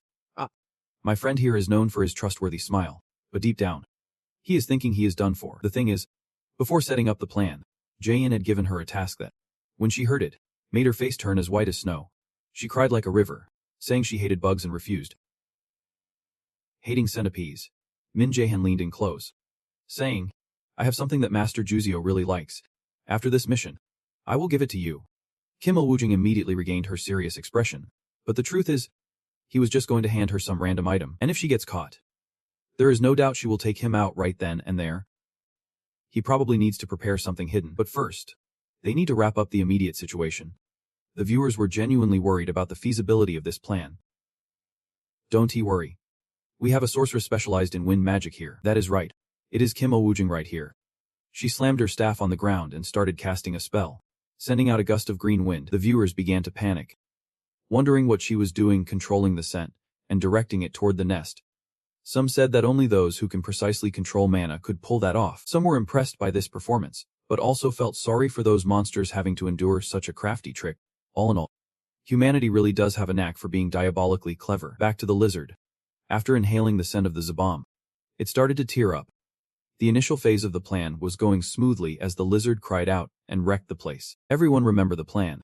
After Gu and Jinna nodded in unison, their task was to wait there and move as soon as Zi-hun gave the order. Zi-hun did not hesitate and launched a level 2 ice spear straight at the monster. It was rolling in tears, exhaling puffs of fire. What Zi-hun was waiting for was the moment it breathed fire to thrust his newly acquired sword straight into its belly. The girl is lost, tears streaming down her face, utterly confused. That psycho, Jung-jung, strikes again. Even the audience is scratching their heads over this move. Is Zi-hun really switching careers to serve up lizard meat? The little gecko is crying but has no other reaction. This is just the beginning, so sit tight and watch. Zi-hun flashes a mysterious smile at the audience. Meanwhile, someone nearby is so shocked their jaw might just drop. Gu Ra in can't believe a rookie knows this trick when he deliberately left it out of the curriculum. The fiery gecko wriggles and then breathes out an enormous fire, following Zihan's orders. Xiaohu and Jinna grab their shields and step in. The sword that was thrown at it is returned, gleaming like new. The viewers are in a frenzy. The filthy spirit has been cleansed, and the seal on the deadly passive skill is lifted. The audience explodes with excitement. Just as Zihan had hoped, he explains that within the core of the salamander lies purifying power. We can use it to cleanse the impurities. However, the purifying flames only work while the monster is alive, so using it is not easy. But with the ability to manifest magical artifacts, this kind of thing is a piece of cake. Min Zihan makes the audience feel like they are not watching a rookie's stream but rather a seasoned senior, as they see him wielding a sword. Everyone wonders if he is aiming to become a magic warrior. Zihan activates 3 skills at once.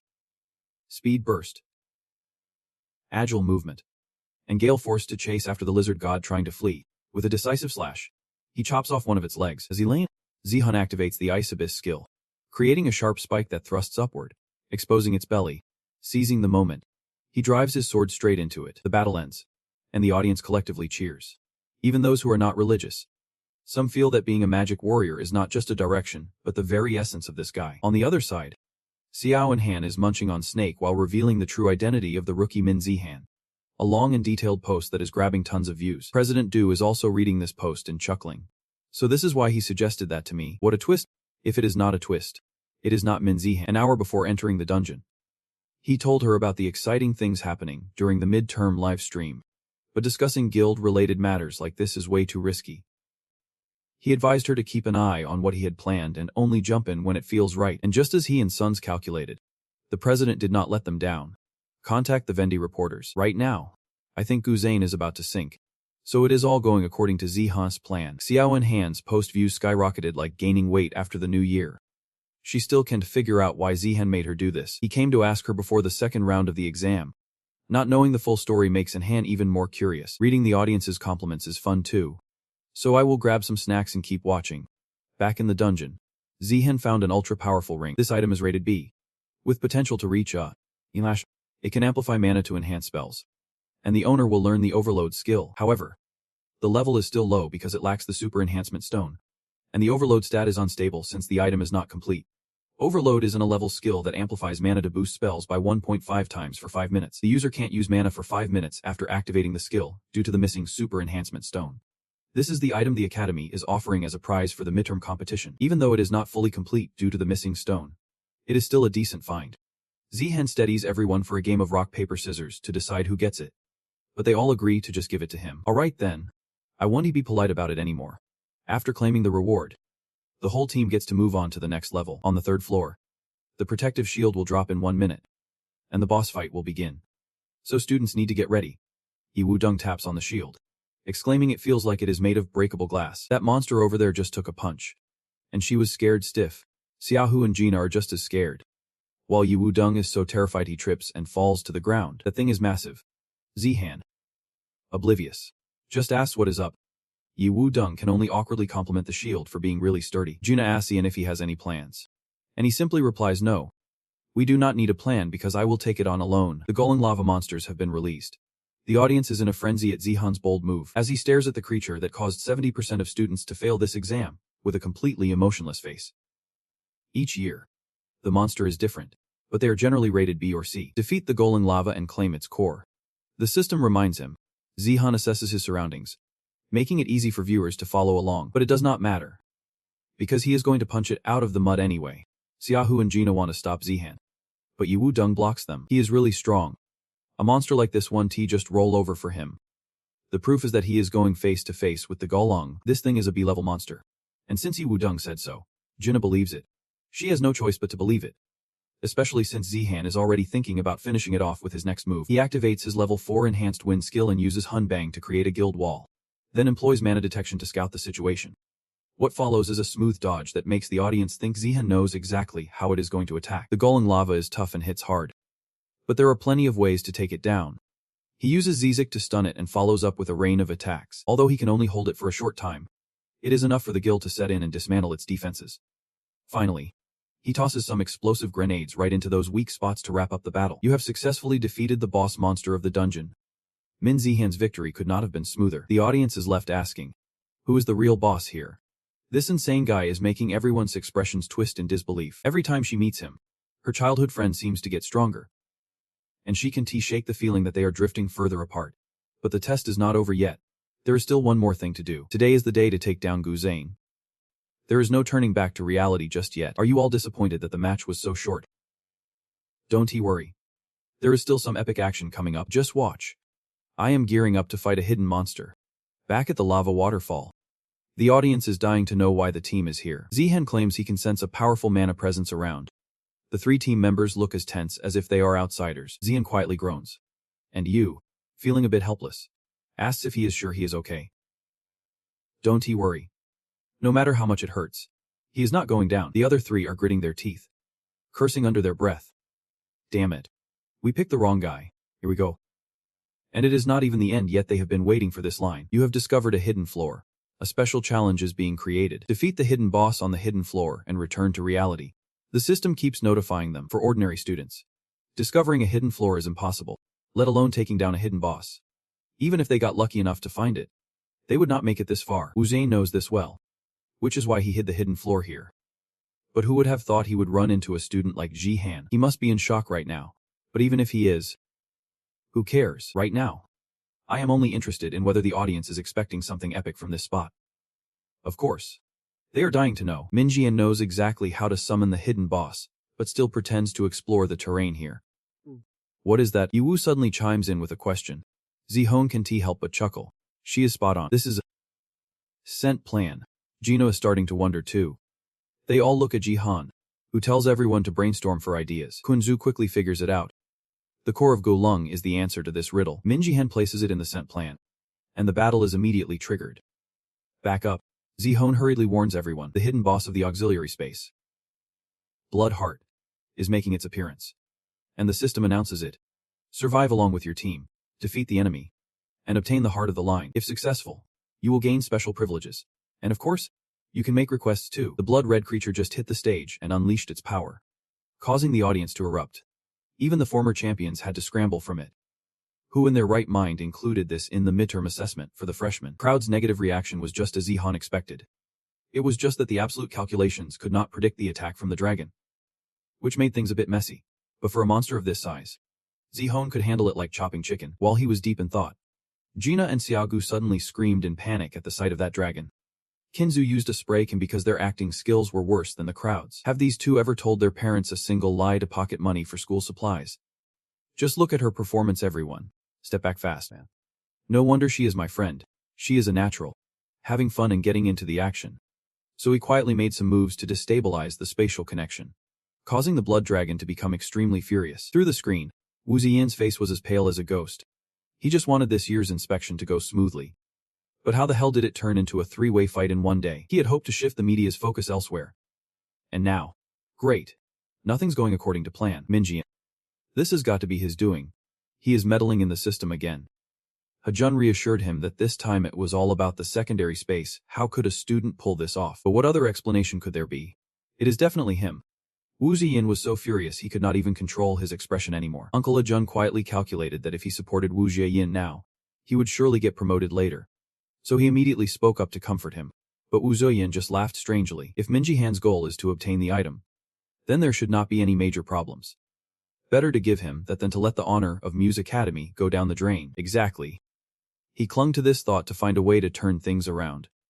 He figured that if Zihun got rid of the hidden trap, he could also shed some of the hatred he had been receiving lately. The real concern right now is why the dragon is so angry and out of control like this.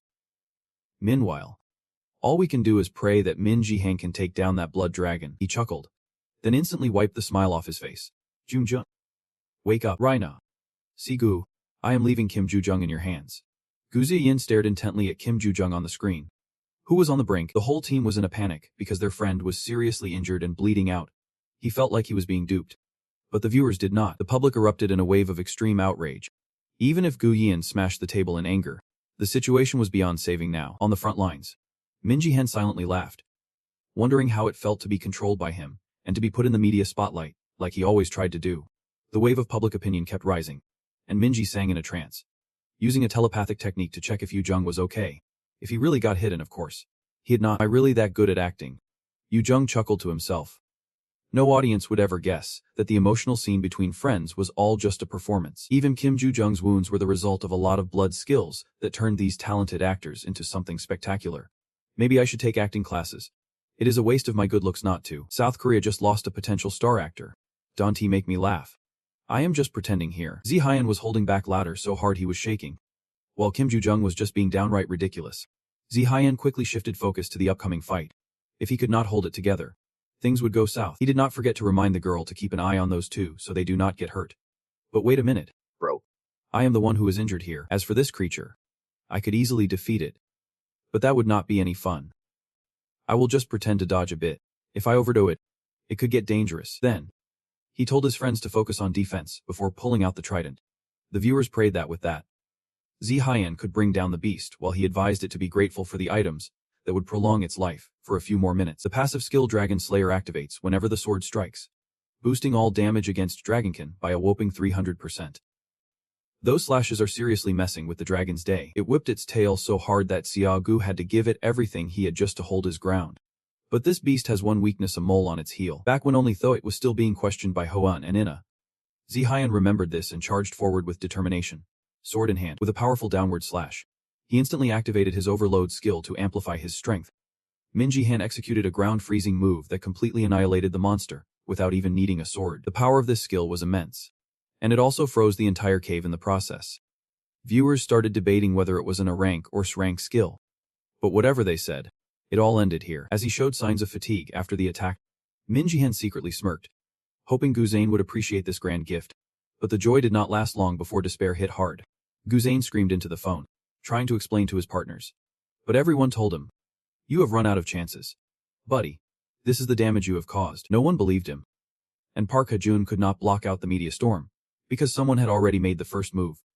Furious, Gu Zane slammed Park Ha-jun against the wall, knowing Ji Hyun had someone backing him up. But there was no longer any chance to save himself. The Lotus Guild just released this documentation. Just when he thought about it, Min Ji-han's backup had arrived as their representative. "You sent it over personally." What they brought was the official documentation regarding the disciplinary measures enacted against Muse Academy and the imprisonment of Gu Zane. To sum it up, students were pushed to the brink of danger directly by Gu Zane, who also bribed high-ranking politicians for personal gain, leading to an immediate arrest order supported by other guilds. Consequently, the governing body of the National Punishment Association approved this documentation, rendering any attempt to revoke the arrest order ineffective. In the end, Gu Zane was arrested on the spot. Meanwhile, Ji Hyun and his crew were surrounded by reporters for interviews about the recent events. Due to the confidentiality agreement with the academy, I can't say much. But hey, this is the third time. I do not want any more students or friends of mine to lose their lives. He did not say much, but his words hit hard. That said, let us hurry up and get you to the hospital. And I almost forgot. Let me light this oil up and we will go. Everyone, remember this: today's incident was not just a random occurrence. Just as you were leaving, Gu Zane was escorted out. Someone tossed an egg right at him. And suddenly, a barrage of eggs began flying in from all directions. And it was all for that guy to enjoy. The public erupted, demanding his resignation while Min Jae-han stifled a wicked laugh. Moments later, even the injured Kim Joo-jung burst out laughing. She even shielded Jae Hyung, who was just playing it up. Although this time's plan was successful, the stakes were high, as any slip would land Jae Hyung in hot water. But your top priority is to save others' lives. And one day, Gu Zane will return because he is connected to the Nordic gods. However, right after saying that, Kim Joo-jung suspects his friend might have been poisoned. Watching these two bicker, you can still see that this guy in the corner is really just a kid at heart. However, I must announce that in 3 days, there will be a press conference. That is where we will put an end to Gu Zane. Meanwhile, at the National Enforcement Bureau, the manager is going crazy with excitement. Kim Ji-seon will soon be back on the job if everything goes smoothly. He has already been briefed and prepared for the capture of Gu Zane. 3 days later, the Janga Guild officially holds a press conference. Today, Min Jae-han is dressed to the nines in a suit, slicking back his hair, looking sharp but with a cold demeanor. Chairperson Ju sees him lurking and thinks he is just being shy. But it turns out he just does not like crowded places. Right now, Muse is basically in his hands. Moreover, Jae Hyun is working with the Enforcement Bureau, so there is nothing stopping him now. The time has come. It is time to end this once and for all. Today's press conference is hosted by Yoo Seon, manager Song Ji-seo, and Min Jae-han. The reporters are all looking at Jae Hyun with determined eyes, ready to grab headlines. The first reporter starts with the question, Did Gu Zane intentionally harm a student and cover it up as an accident? Sion confirms it, stating they have gathered all the evidence of his crimes by brainwashing a key issue to obtain documents for their plan. Furthermore, this is not the first time he has broken the law. He has done similar things multiple times. Not only that, but there is also a massive amount of funding flowing into the Muse Academy. There are many other suspicious matters that have yet to be uncovered and are still under investigation. Just like that, all the dark secrets have been brought to light. Toward the end of the press conference, someone asked Jae Hyeon if he is a student of Sion Yu. Without hesitation, Min Jae-han proudly admits, "I owe my success today to her guidance." Someone asked if he had been hiding his talent all along, and Jae Hyeon explained it was to avoid drawing too much attention. Another person wanted to know when they signed their contract. Jae Hyeon said it was just a few months ago and called himself lucky. Questions about his private life came pouring in, and Jae Hyeon paused briefly, not wanting to get caught up in it. Sion quickly stepped in to deflect for him. 2 days later, there is a ceremony for the interim principal's appointment. The security department finally has a chance to gather and express their feelings that everyone is okay. Although the scandal involving Gu Jae-in is not fully resolved, the Janga Guild and the Enforcement Bureau will be supporting it, so there is no need to worry. Hwa Yeon and Ina both feel they are still too weak and want to become stronger. Yu Jung shares that sentiment. Jae Hyeon agrees with their thoughts but knows this is his personal issue, so it is best not to let them get too involved. He himself needs to become even stronger to face the Nordic gods. At this moment, the lights on stage come on. A familiar figure appears on stage. Kim Joo-jung is utterly shocked. Professor Kim Ji-son. She is the new principal. This is not shocking for Min Jae-han since he and President Ju already discussed it with the management. You were already surprised before. Having Janga take over Mute raised some eyebrows, which the Punishment Bureau is worried about. So the stakes are lighter. With the other professors expelled, Kim Ji-son naturally fills this role. And above all, she is trustworthy. Kim Ji-son officially engages with the students in her new position, and now Min Jae-han has to sit here, cheering his friends on while they sing karaoke. He thought he would get a break, but instead, he is stuck in this hellhole. But it is his fault for promising his friends he would go karaoke after the exams. So forgetting was never an option when Kim Joo-jung showed up ready to claim. Aeon even enthusiastically booked the best spot in the area. And here we are. Next up is Jun showcasing his skills. But honestly, his singing is like poison, making everyone want to spray glue in their ears. And even the onlookers thought it was a terror attack. At least this shows he is still human. And nobody is perfect. Tomorrow's scores will probably require some serious effort just to give him a 10. And he will need to try hard just to finish the song. The takeaway here is to never invite this guy to karaoke. Or if you do, just let him fake it. Now it is Ina's turn. When she grabbed the mic, she barely grazed it.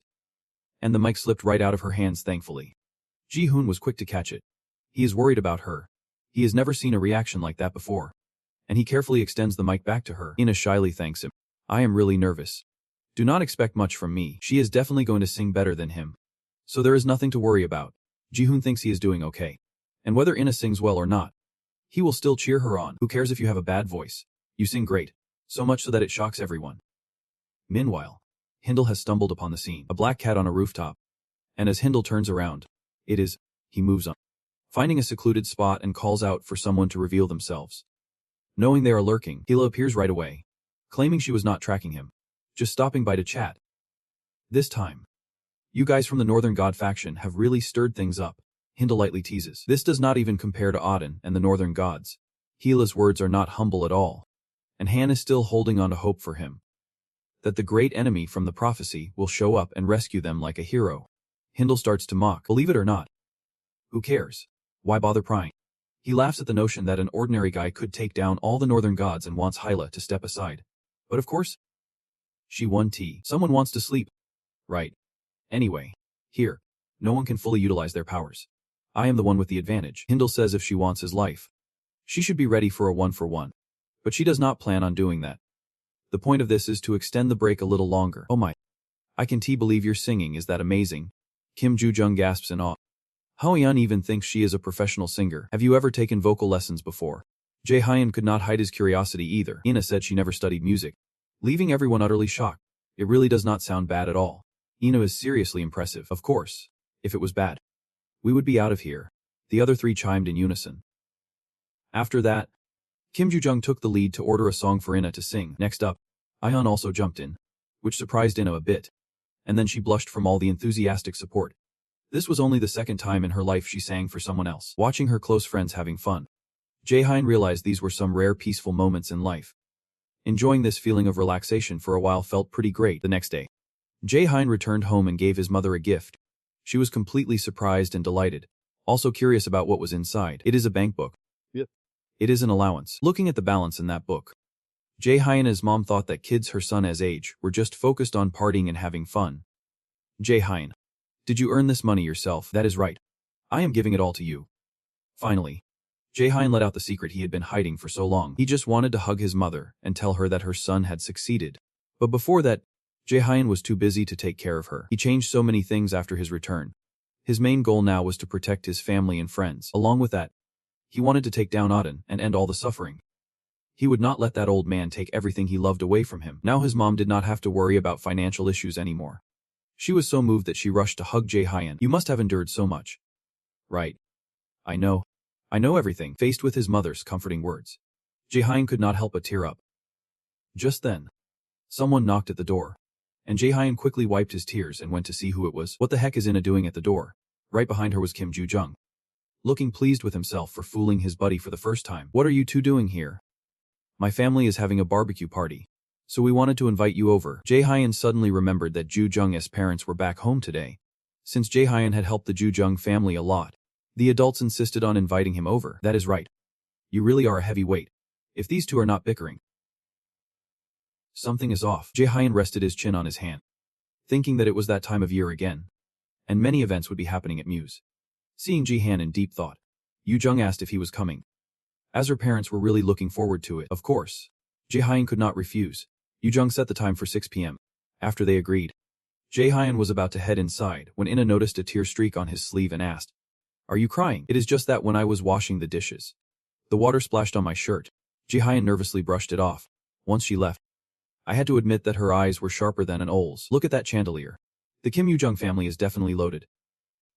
Lounging in the living room, was the first to spot him. Jae-hyun was curious why she was here. Did Kim Yoo-jung bring her along? Because honestly, I have nowhere else to go. Hearing that, Jae-hyun remembered that Ina no longer had a family. That is probably why Kim Yoo-jung brought her here. She has always been thoughtful like that. It has been ages since I last saw you. Jae-hyun. It was Kim Yoo-jung's parents who called. And even before the reunion, they always treated Jae-hyun well. Just as he thought that, her dad grabbed him by the neck. Look at this kid. He has grown a lot since I last saw him. Uncle. It is nice to be amazed. But why do you have to put me in a chokehold? Is Yoo-jung still bullying you? You used to come crying to me every time she picked on you, Uncle Kim teased, only to get a swift kick from his daughter, reminding him it was not the time for chit-chat. However, the uncle still worried that if his daughter kept this up, how would she ever find a boyfriend? What do you think? Want to volunteer to be her boyfriend? Jae-hyun. Since we have got someone here, Uncle Kim shot his shot. That one line caught all three of them off guard. Yoo-jung might be a bit stubborn, but she is really kind and smart. You know, seeing that Uncle Kim was talking too much, Kim Joo-jung playfully nudged him. Dad, stop joking around. If you have free time, do the chores instead. And you too? Min-dae. Uncle Kim was nearly in tears, thinking of how this girl, whether it was his daughter or her mother, was sitting on his head like that. Finally, it was dinner time, and Jae-hyun could not help but marvel at how good Uncle Kim's cooking was. Uncle Kim proudly mentioned that he used to be a professional chef, so this was no big deal. Kim Joo-jung wished that her brother and Jae-hyun's mom were here too, but they were all busy, so they had to deal with it. Next time, everyone could gather again. Uncle Joo-jung took his sweet time sitting down at the table. Thanks for helping Yoo-jung with that midterm. Okay. Jae-hyun humbly replied that he had not done much. Feeling guilty since it was all just acting, Kim Joo-jung smiled, signaling him not to feel awkward. Mom Kim was also happy to see that he was doing well. Actually, when you said you wanted to take a magic class, I was really surprised. I wonder if it is because you want to be close to Yoo-jung. Even if that is not the case, I appreciate it. By the way, you are getting more handsome every day. I wish a girl from our family would bring home a boyfriend like you. Jae-hyun. Kim Joo-jung got annoyed with her parents, but their playful banter made Ina so upset she almost dropped her chopsticks. Jae-hyun quickly asked her what was wrong, and Ina said nothing, but he could clearly see she looked upset. Was it just a misunderstanding? Meanwhile, in another house, things were not so peaceful. Do you know what you have done? What? You saved those students who were about to die just because you felt sorry for them. You fool. Daden did not hold back on the harsh words directed at his son. He was also close to being in the same situation as Go-jia, and all of this was thanks to his precious son. So he was way too angry. Huan was about to speak when his father jumped in. shouting, "And Hoji, you have to become the best punisher in all of South Korea. Everyone must bow at your feet. No matter what. You have to take down that my Jihan." Enough. And Ho Ji-hun finally interrupted his father. "You have no idea how many times I have tried to convince him. But it is like pouring water on a leaf. Dad always tells me to step on others to rise up, but thinking of the friends who've been true to me. I have made my own decision. I do not want to live the way you want, Dad. This is my life. Do you even know what you are talking about?" He lunged to grab me. But Ho-un firmly pushed him away. "Live your own life, Dad. Live honestly." With that, and Ho Ji-hun turned away, ignoring his father's screams behind him. And Ho Ji-hun did not want to resort to tricks to beat Ji-hun. He wanted to compete fairly with this brother. Back at Hu-dung's house, Ji-hun tilted his head, marveling at how affectionate her parents were. They even went out for a movie at midnight. Yae Hu-dung said they have been married for a long time and still act like newlyweds. Ji-hun noticed it was almost midnight and thought about heading home. But his friend insisted on staying a bit longer. "Staying out will get me scolded by my dad." Kim Ju-dung did not understand. "I do not think they would be thrilled about me coming home late, when they are not even home.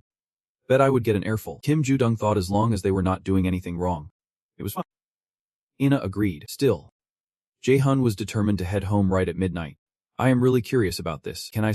Ina gathered her courage to speak. "Are you two dating?" Ji-hun buried his face in his hands. "I can't believe you think that." "What are you talking about?" "For me?" Kim Ju-dung blushed deeply. "No way." Ina said they looked really close. Even her parents. But in their eyes, they just saw two people with no grudges between them, considering each other as friends. After hearing the explanation, Ina turned red and apologized. Once it hit midnight, Ji-hun stood up to head home. On the way back, feeling hall, he turned around and asked if something was up.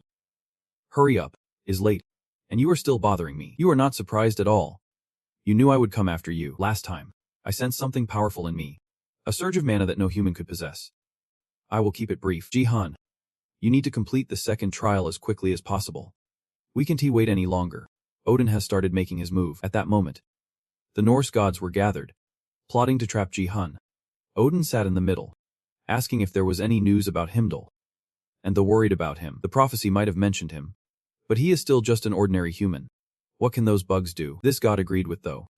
Even though they were not omnipotent in Miska or the human world, they were still gods, and mere mortals could never defeat them. And there is someone being drained in that pit. The prophecy has never been wrong, Odin said. Do you really think humans are a threat to you, Odin, the supreme god of gods? You are overthinking it. My love, this purple-haired goddess is so proud of her husband. Humans are creatures that constantly learn and evolve. I have seen beings like that. Odin has always been cautious, which makes him a dangerous man. For him, knowledge is sometimes given to the weak, not the strong. We still have not taken down the critical enemy before us. The power of prophecy can only protect him for another 10 years at most, but we should not rule out the possibility that he will become more powerful during that time. That is why Odin is sending a pawn to the human world. He is strong enough to wipe out a human, thus preventing the great enemy of the Norse gods. Moreover, somehow, the strength of the prophecy that is protecting this enemy is gradually weakening. Perhaps we won't have to wait another 10 years. We will soon be able to take him down ourselves. Odin's lover approached and patted his shoulder. All plans must be kept secret. Odin still did not let his guard down. No prophecy has ever said that we would defeat our fate. Everything is as you wish, Odin. Back in that dark alley, El informed Ji-hun that the power of prophecy is fading. Do not understand why that is, when it should be maintained to prevent a repeat of the past. The reason is simple. Bringing you back in time has consumed too much of the prophecy's power, even forgotten. Returning to the past is still a taboo. The fact that the power of prophecy is still around surprises Hall, to say the least, and she wonders who paid the price for all this. Just as she finished her thought, a line of ancient language flashed in Ji-hun's mind. But ultimately, you have realized that you need to pass the second trial to become stronger. El is quite pleased that you are catching on quickly, so let us go somewhere else to wrap up this conversation. We can talk about the test you are about to take, and the enemy you will soon face. Himindo. Ji-hun looks very surprised. He did not expect the opponent he is about to face to be that pale-skinned god, who can see the near future, and wears a net around his waist. Ol did not expect Ji-hun to know him. After all, Ji-hun is a formidable enemy, so he must have studied the gods thoroughly. But the question is, now that Himdo is here, will you have enough time to take this test? Don't worry. I have bought you some time, thanks to Halt. Himdo is now quite struggling. How dare she imprison me, the great Himdo. In a place like this, don't think you can keep me locked up in a mere prison like this? Himdo shouted defiantly. Yet he is still entangled by those dark things around his pale body. All had to use quite a bit of power to pull this off. So she really hopes Jihan can take advantage of this opportunity. So where will this trial take place? Here it is. TV France has just announced an urgent update. It is a shame that the 11th expedition to the Great Ruins ends in yet another failure. 3 guys from the European Association are joining this raid. While this event sparked a lot of hope, the first challenge, known as the qualification test, once again proves to be insurmountable. The association also expressed their lack of confidence in the next attempt. And that place is Iceland, the heart of legends about gods, where the secrets of the giants' great ruins are hidden. These ruins were created specifically for Jihin, a meticulously crafted area designed to nurture him into someone who could defeat Odin, once again and once again. Hull was left baffled as to why she used that term. How could Jihan possibly know? Either way, if he can't pass the qualification test, there is no way he will get in there. The qualification test. That is right. And only you can succeed in overcoming it. Once you get through it, the path to the Great Ruins will open before you. Meanwhile, Balak is in Iceland. Glued to that news report, he looks absolutely furious. Not just looks, he is really angry. Balak is shouting, demanding to know what kind of cursed ruins make even him feel weak. Camilla, are you sure the mages have studied this enough? Camilla reminds him not to doubt others like that, and to tone down the bravado. Besides, there is only this one great ruin in the world, so she wants to conquer it as well. Balak rubs his head, saying the entrance requires proof of self-worth to get inside. But how do they even prove that? Camilla has no idea either. Maybe there is a key. Camilla makes a little joke, but Balak is tense, as if he is about to leap and bite someone's neck. A few days later, before Jihoon sets off to the Great Ruins in Iceland, he makes a phone call to ask someone at home to reassure his friends so they won't worry. The preparations for this trip have been quite rushed. First, Jihin used mana stones to max out his weapon and level up past 30. The one he trusted the most is director Kim Ji-seon. This time, Jihoon is also bringing along Hyla, the pitch-black cat nestled in this hood. At the same time, Balak went on, declaring that the European rogue raiders would conquer the Great Ruins in Iceland by any means necessary, and they would not let anyone stop them. This means the ruins are protected by Balak, and this will be Jihoon's first fight against an S-rank rogue raider. Looks like a real dragon-slaying sword for real. Hila thinks now she can just sit back and observe this great enemy. Let us see if the choices made were wise. Loki. Ruins are mysterious tombs that suddenly appear all over the world after rogue raiders excavate them. It turns out these are hidden locations for ancient artifacts. This is a chance to obtain higher tier items than what is found in dungeons. So the competition among rogue raiders to get here is intense. Governments of each country have been forced to intervene. Hila told June that Mistudin, the necklace around his wrist, is the very artifact they hid in the ruins. You do not think all of this is just a coincidence, do you? Suddenly, he is the one with Mistudin while every ruin is under siege. Right. Jihoon guessed she must be talking about the flashes of light from back then. But looking back, it all started with that strange light. He looked at Hila with a puzzled expression. Hila asked why he was looking at her like that. June chuckled and turned away, saying it was nothing. But he had been curious for a long time. Were those ruins created by the giants? Yep. 10,000 years ago. Their guardians and those enemy, Jiang Laya, built them to prepare for the great enemy foretold in prophecy, and the countless humans who would oppose Odin's army. It is also why the ruins are filled with puzzles. In the legends, giants are depicted as wise beings. They say they were so confident, even when standing before the Norse gods. Of course, their fate was not nearly as glorious. It is almost here. I am so anxious. I booked a fancy hotel. It seems like the best place around. After all, this is your second trial, Hyla. No pressure. I have never slacked off. I have prepared everything possible. I will check if the Nurni system's physique attributes are functioning well and brought some good items too. Before heading out, Jihoon used an A-rank dark mineral to enhance his dark armor to a rank. With the skill activation of the crafting genius, the dark armor skyrocketed straight to S-rank, and the S-rank dark armor evolved into hell armor. This item boosts physical and magical resistance by 350, pushes the active stealth skill to level 3, and adds the passive synchronized dark skill. The A-rank synchronized dark skill syncs the user with dark energy to create shadows, capable of dodging enemy attacks. It adds a 20% chance to dodge enemy attacks, and a one-time only 100% dodge chance. But it does not work against light attribute attacks. Hila rolled her eyes, smirking. We have already removed the tricks. Are you saying we just lock it? I do not have time for other methods. Guess we will just have to deal with it. A few hours later, Jihil finally arrived at the hotel. This place is strictly for awakened ones to stay, of course. Even without this rule, just spending one night here costs 50,000. Nobody wants to spend the night right next to the ruins. On his way to his room, Jihil accidentally ran into Balak, a member of the European Association, aiming to punish the giant ruins. Jihil did not expect to bump into them so soon. "What are you?" As they passed each other, Balak abruptly asked in a rather rude manner. Although he is the true master of the Dulong Dao Bai Meng and the president of the European Punishment Association, Jihil was not intimidated. "What is it?" Camilla barely had time to intervene before Balak lunged in front of Jihil, and the two exchanged fiery glares. "How old are you? Where are you from?" Balak asked. Jihil still did not answer. Camilla rushed over to tell Balak to watch his attitude and jumped in to separate the two. "What are you doing?" "Sorry about that, just keep going. That guy's a real piece of work." Camilla pushed Jihil along while conveniently spilling the tea on how he got dumped. Making Balak grind his teeth and tell her to quit rambling, Camilla still eagerly apologized to Jihil. "Once you are far enough away," she frowned and said, "Balak, I told you to be careful. What if he ruins the Association's reputation on your watch? I know you are still sensitive about our last failure, but do not take it out on a kid." "That is not it," Balak replied with a serious expression. "That kid moves around without making a sound. He knows how to blend in." Back at Muse Academy, the principal's office was echoing with frantic noises. Turns out, Kim Ji-sung called some of Ji-hil's friends to explain his overseas trip. Kim Ju-jung took the chance to complain about their buddy, who keeps getting into trouble. Last time it was an amusement park. Who knows where he is off to this time? Afian awkwardly laughed, saying Ji-hil really has a knack for finding drama. So it is probably the same this time. "No way. He is not the type to get into trouble," Kim Ju-jung confidently asserted, knowing her friend all too well. Back to the colossal ruins in Iceland. The gatekeepers of the European Adventurers Association stood in the snow, dressed in gear. A shadow shimmering with dark red light approached. A burly man with a flap hat. "Who is there?" "Show yourself. These ruins have already been secured by the European Adventurers Association." The other person scoffed.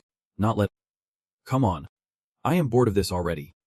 The guy in the flap hat was about to sound the alarm, when the other person covered his mouth and brainwashed him. "Sorry, but I feel like a criminal here. Who else could pull this off?" Flashback to when they first arrived in Iceland. Hila mentioned that the first condition to enter the massive ruins was the Noni system. Zihan sighed.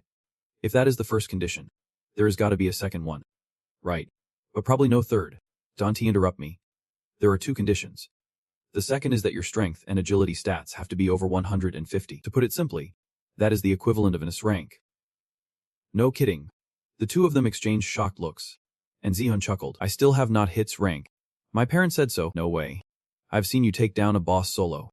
Zihan's eyes widened in disbelief. "Is that your third form?" Hila did not dare answer. Just said it did not matter, reminding him they first needed to find a way to meet the second condition. Zihan already had a plan in mind. "Remember when you completed the second mission at Frandier's mansion and got a bonus for finishing the hidden scenario? I got this from Frandier's mansion, and I have never used it since I did not need to." The system displayed information saying this is an unidentified item called the Cursed Key. Rank A. Thanks to his scouting skill, Zihan realized this was a special item. Loki's key, capable of opening any door or chest. Hila was just as surprised that he had this. How strange.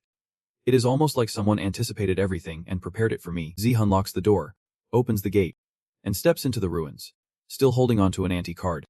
I guess this anti-card will come in handy soon enough. The perception acceleration skills of Xiao and Han and the surveillance abilities of Kagunshal are useful, but Zihan hesitates to copy them, feeling like he would lose something if he used the anti-card. Plus, if he just copied the skills of those around him, they would start to get suspicious. So if the system has given him an anti-card, there must be something worth copying.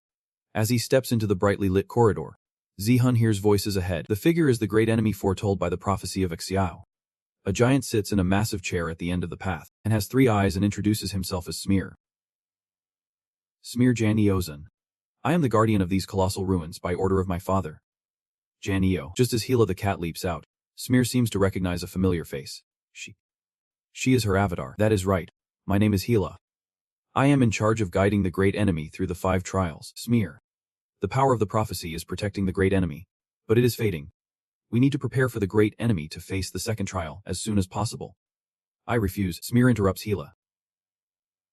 Outright refusing, Hila asks in shock why. Smear says she should know that the great enemy opening the gate is already cheating. This statement sends Minji into a rage, yet Smear claims he can to pass the second trial yet, so he was already being generous. Get stronger and come back. Hila listens, fuming. Smear. We do not have time left. Once the power of the prophecy runs dry, the Norse gods will act again. But Smear shakes her head stubbornly. Rules are rules. Hyla's avatar. I can be sure. The core I wanted to protect has now turned to ashes. And the graduates have no home to return to.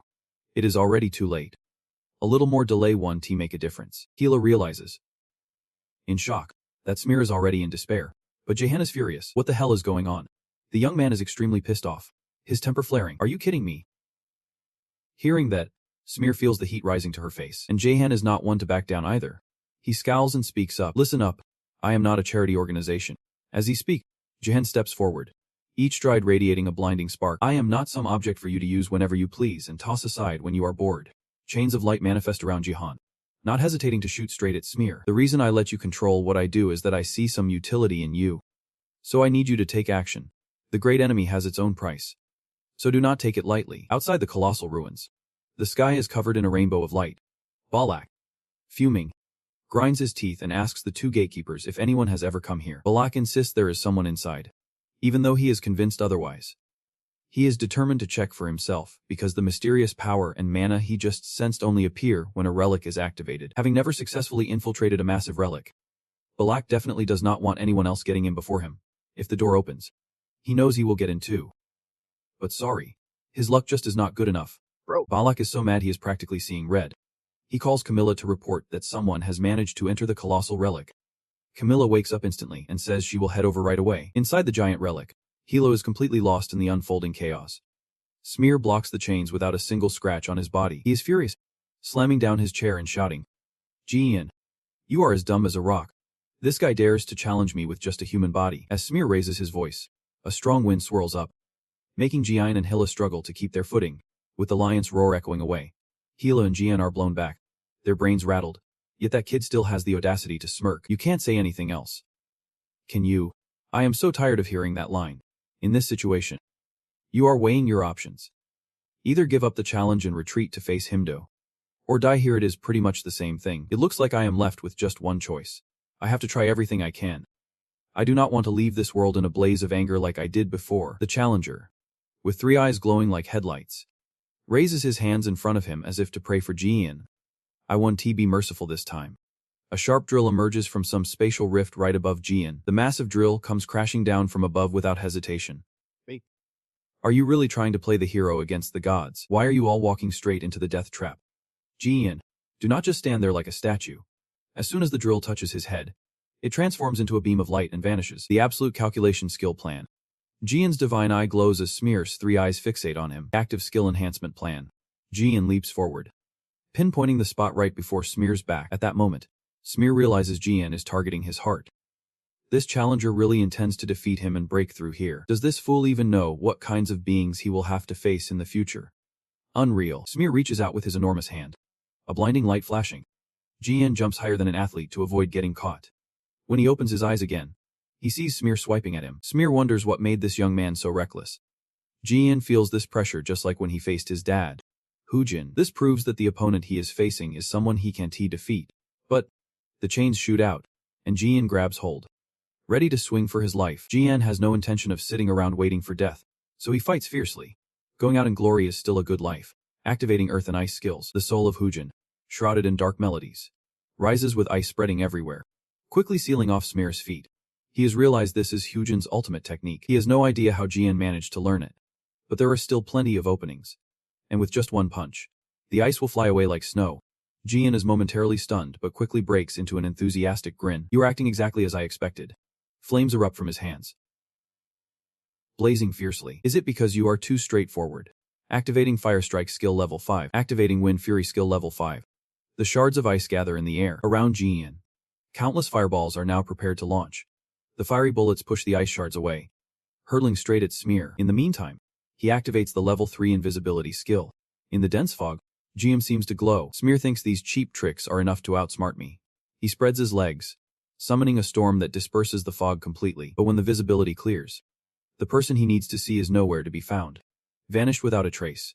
Where did Hun go? Hilo is also playing along, transforming into a tiny black cat hiding behind some sharp black pillars. Smear slowly searches, each step measured and careful. Little does he know that mine is hiding in a super sneaky spot, a tiny hole beneath his feet. As Smear approaches, Jae-hyun makes a sudden, dazzling strike with a fiery slash. Meanwhile, in Juziel's office, that kid Min Jae-hyun. He is your disciple, right? A blonde lady with red eyes. her gaze piercing like she can see through the very fabric of reality. Asks Juziel. That is right. I am guessing you have seen the interview then. Let us get straight to the point. The blonde lady is very direct. Cutting out the fluff. I am here because of Min Jae-hyun.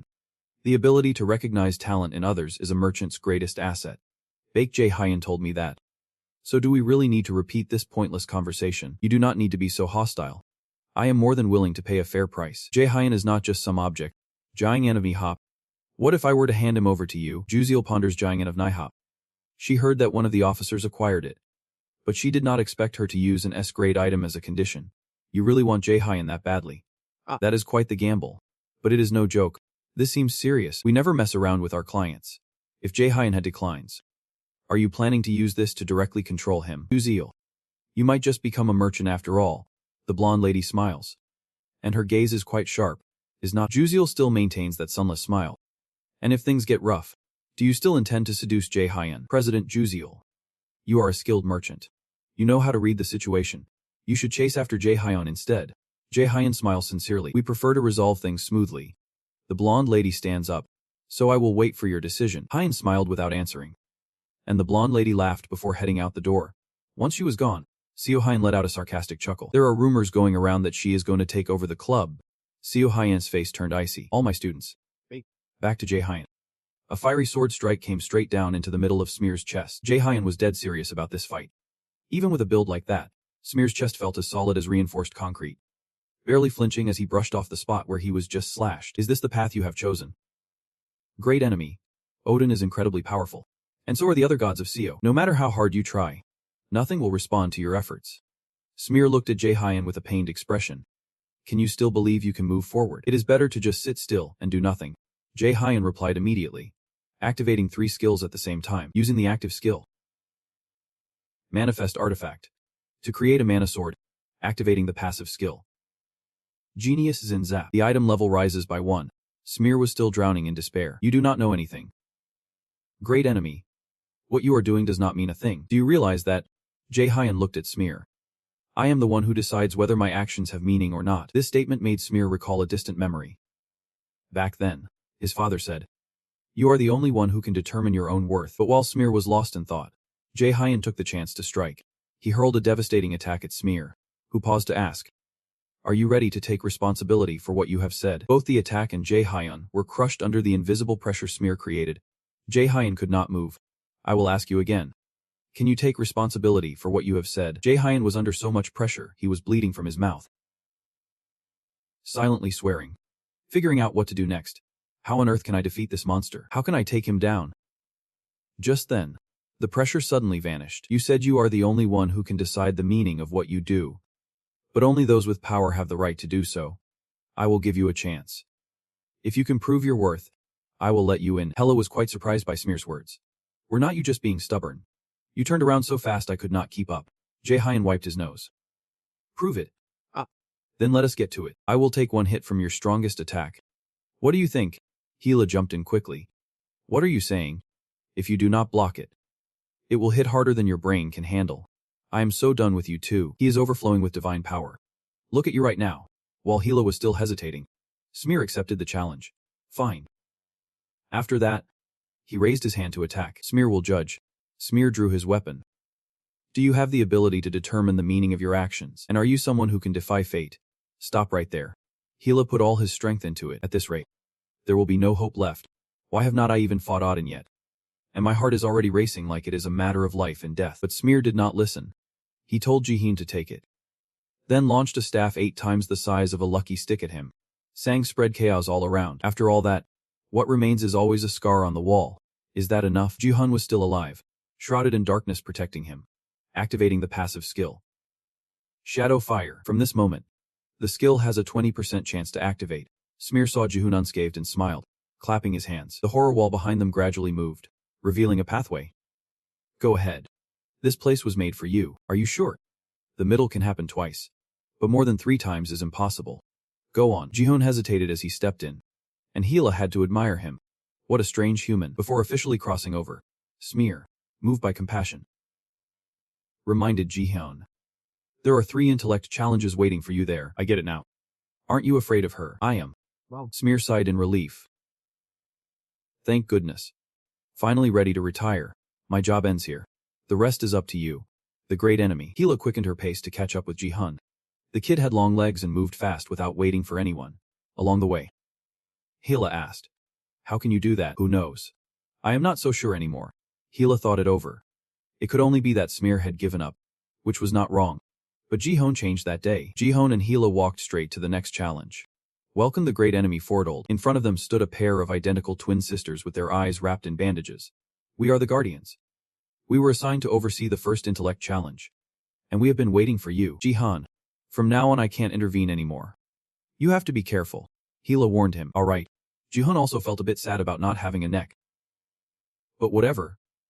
After all, this is the second challenge I have to go through. The twin sisters smiled mysteriously and began explaining the rules of the game here.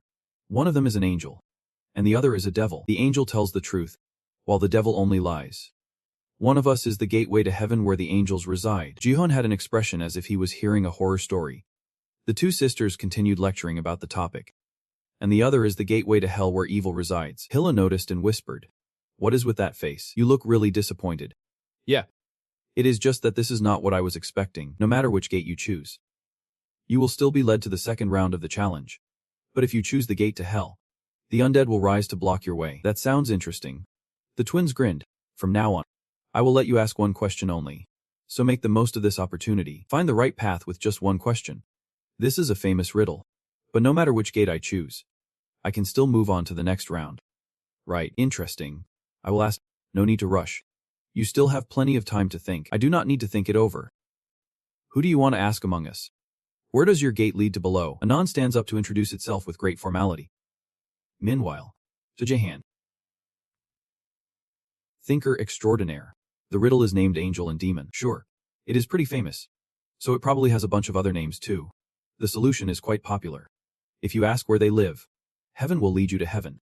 And if you ask about demons, it will also point you to heaven. Is this the gate you chose? Non asks. Jun smiles gently and casually replies, I am going through that gate. Ju-hoon looks to the other side. Can you open it? What the heck is that? Hila can't understand why this guy would choose that. And he stepped into the gate of hell. Hila looks puzzled. Are you out of your mind? Why would you do that? Why are you going through the demon gate? Haven't you ever heard, when you are young, nothing is too hard? Nonsense. Of course. Who would voluntarily choose the harder path? But I am different. Successful people have their own path. And those holding the script do too. They said the undead would try to stop me. Before Hila could say anything, a horde of undead burst up from the ground. Ju-hoon was just waiting for this moment to laugh, activating the sacrifice skill. The angelic wings of the main character burst forth from his back, scanning the undead on the battlefield, transforming the sacrifice skill into a defensive skill, activating the active skill, Judgment of Light. The brilliant light pierces through the bones, and the undead evaporate in a heartbeat. Ju-hoon's level up announcement keeps popping up non-stop. All this experience. Now that is what I call heaven. While he is enjoying himself, Hyla frowns. That wicked human. He is definitely a demon. The two non-outside also judge him. He made the dumbest yet smartest decision, they say in unison. Just like you named it. Mimir. The gate radiating that terrifying lightning is the final point of the hellish path Ju-hoon is on. Very quickly, they see him drift out, his face filled with regret. What a shame. It is already over before it even began. Rarely do you get a chance to level up like that. Hila throws her hands up, reminding him, focus on using it. The challenge is not over yet. As soon as both of them fully step out of the gate, it slams shut immediately. The scene before them is a room, with a massive array on the floor, a magic circle of extreme complexity. I guess you have to meet the conditions to escape from here to complete the test. That is right. O great beast of prophecy. A voice from nowhere responds to him. Are you the gatekeeper of the level 2 test? Jayan asks loudly. And immediately, a sphere of light appears above his head. What a lame name. If it were present, it would probably roll its eyes at him. But that is just the way it is. This light sphere can face the truth quite well. Hila mooses, that voice. Do you recognize whose it is? Why are you here again? Hila asked in surprise. But before she could continue, a glowing orb interrupted her. Hold on. At least let me introduce myself first. I'm the creator of the Noni system. And I am the one who has woven your fate. Jayan felt a chill as he realized his destiny was being manipulated. So everything from earlier, when the system first appeared, and the regression, it was all part of a plan. Jayan fell silent. Could you explain in more detail? He asked. You seem really angry. Mimir noted, as I mentioned. Long ago, Loki came to me. seeking my guidance on how to empower his greatest foe from the prophecy and escape Odin's watchful eye. The answer was the Noni system. Jaehyun frowned. You created the Noni system. So why did not you explain your plan from the start? You have got a pact with the Norse gods, making it tough to approach anyone. And this system you used. It should be all the awakened ones using it. It is holding everyone back. Mimir, Hela called out, her voice trembling. I have never heard you were the gatekeeper in the second part of the challenge. You know, the situation is dire. If the collapse happens sooner than expected, then there is no guarantee that the great enemy will even survive. I am about to lose my life, and you sound way too casual about it. Jaehyun snapped. Anyway, the reason I intervened here is simple. A worthy trial to test you. Jaehyun grimaced. You have never spoken a word to me until now, and suddenly you want to test me. We are able to have this conversation because we are in this ancient ruins, away from prying eyes, Mimir explained. And Jaehyun realized that the Norse gods could not peek in here, which is why they could relax freely. Exactly. You are quite clever. Mimir praised. Jaehyun listened but felt more frustrated than pleased. He frowned. I have a question. Mimir encouraged him to go ahead, as long as he did not take it too lightly. If fate has chosen me as the great enemy, then whether I want it or not does not really matter. So why even ask how I feel about being chosen as the great enemy, and why did it have to happen at the most desperate moment of my life, when I was on the brink of death? Meanwhile, somewhere else, someone was crying out in despair. What on earth is he doing abroad? Not even a text back. Kim Joo-jung slumped over the table, tears welling up for her friend. Ina agreed, while Hoan tried to console the two girls, saying, he will come back when the time is right. He always does. And Hyung sat reading but still chimed into the conversation. What could he possibly be doing abroad anyway? Yu was still in such a funk that she could not even lift her head from the table, but managed to respond. Who knows? He left without saying a word. We need to figure out what to do with our group first. I hope we can all stay together. Ina totally agrees with Hoan's opinion, so she stays by her side, quietly laughing along. Then she thinks about how handsome Jae Hyung looks when he smiles, and Ina whispers softly, and Hyung suddenly feels super smug. No wonder. I kept wondering why Jae kept rambling about those jars of medicine, or whatever he was using to bribe people, because those are the perks Jae Hyung gets for being the top of the class. Right. Are you sure you want to be there? Yu is suspicious, but never mind. I just want to be together. At this point, she suddenly feels embarrassed, her face turning red as she looks up. Then she starts sweating, trying to find a way to recover. Of course. Who else could stand him? And Hyung recalls all the devilish things Jae Hyung did and totally agrees. Right, I just want to go along because we are friends. You know, Hoan explains. But it is not just that. We will have more funding and get to use a bigger room. How do you know all this when you are not even a student yet? Yui looks at An Hyung with confusion, puffing her chest in pride. I am about to start here, so I have done my homework. Hoan beams like a flower. But what if you flunk the entrance exam? She throws cold water on An Hyung's pride, who suddenly looks deflated. Yu seems quite satisfied with this outcome. You are such a meanie. I hope he comes back soon. Ignoring the bickering around her, Ina only cares about Krat. Even Kim Joo-jung blushes in agreement with Ina. Meanwhile, Jae Hyun is still interrogating Mimir. So why are you asking for my opinion? Mimir freezes for 5 seconds, wondering how to explain so the kid does not freak out. Because we do not want to put the fate of the world in the hands of someone who can even control their own destiny. Right, at that moment, I gave you a chance. You chose to change your fate. And that is why you are here. What is so complicated about that? Jae Hyun smirks in a bloodthirsty way, and Annie Yin-jine grinds his teeth, hating his old man so much he wants to take him out already. If that is your goal, then we will respect it. A goal is a goal, no matter how noble it is. I still have a lot of questions, but I am sure you can answer them all right now. Unfortunately, that is true. But I can tell you this. If you get through this part, I will give you a hint about the truth. Sounds good. So please explain the second part of the challenge. All right. Can you see the things around you? Yep. There is plenty. You just need to offer one of those things by placing it on the altar. However, remember 2 things. First, do not forget that the main goal is to gain wisdom. Second, you only have 1 chance. There won't be any more opportunities. So make sure you remember that. Jaehyun starts to think he needs to see through all of this. I knew you would react like that. Mimir sighs. I do not like people reading my mind. You know, haha. My bad. I am going to give you, the second person, some hints about the challenge. Hint number 1. You already have the wisdom you can gain at this altar. Hint number 2. You arrived here 2 days earlier than our plan, and today is Monday. But honestly, this hint feels like a total tease. I have no idea what it even means. And that is it. Now, show me your wisdom. One more thing I forgot to mention. If you can pass this challenge, you are done for. Zihan's face went completely dark. He knows I can read his thoughts. So I am making sure he is catching on. You really are a piece of work. Dude, haha. This guy's about to lose it. His reactions are so loud.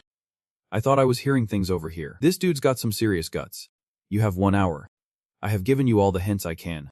So I will be waiting for your answer. A sand timer appears in the air. And Zihan starts diving deep into his own thoughts. The wisdom he already has. The meaning behind the clues. And the number 4. What does the number 4 even have to do with this challenge? Is it really a hint or just a distraction? Calm down and remember how it all started. What will you offer as a sacrifice at this altar? Time keeps ticking away. Zihan opens his eyes and tells himself to try out different approaches to connect with everything around him.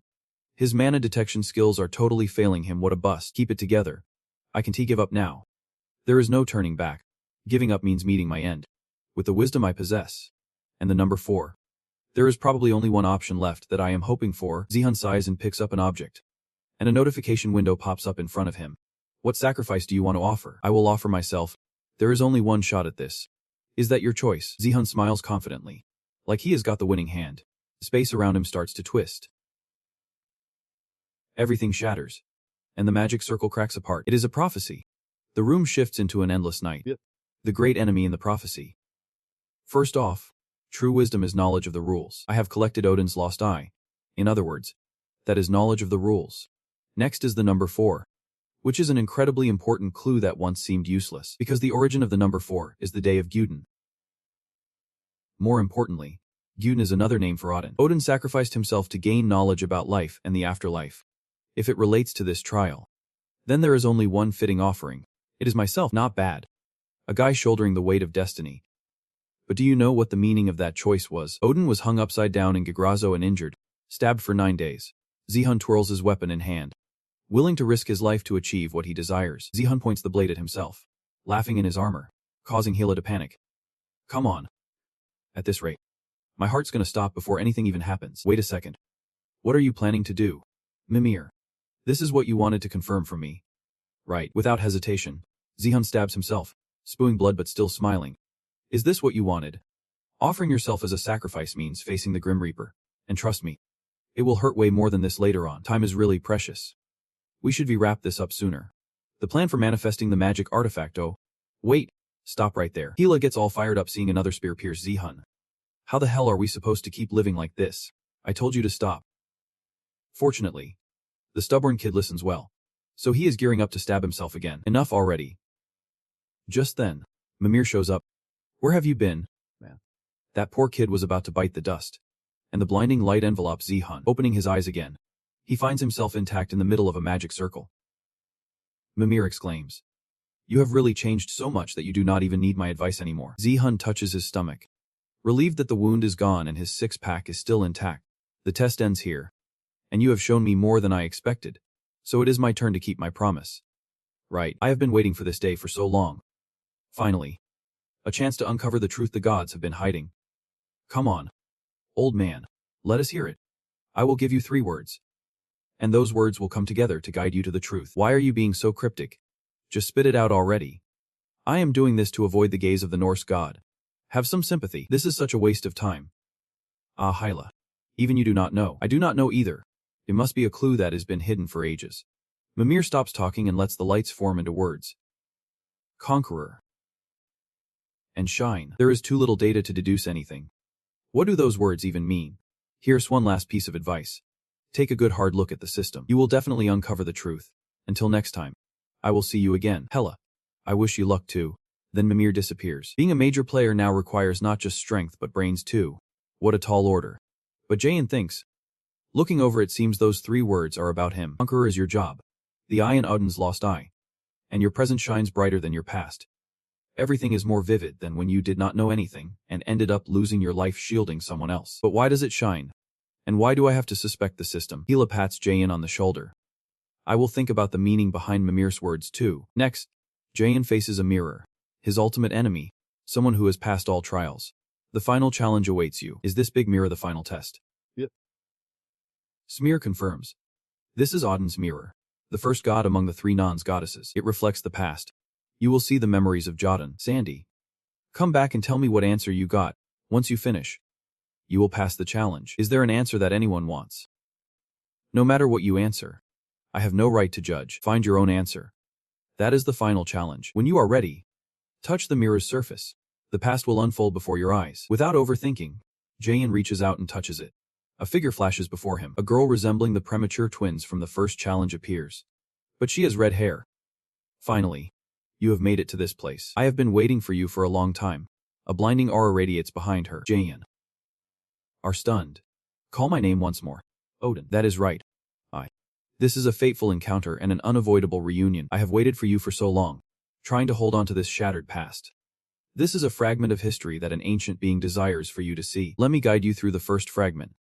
The scene shifts to a castle with massive rocks and soaring heights. Jaehyun realizes where he is. Using Hyla's explanation, this is Jotunheim, the land of giants. But Jaehyun, have you ever met Earth? I'm not sure. Earth is right over there. My dude. The past we need to observe is not in your head, but right in front of you. You can see it but can't change a thing. This story ended long ago.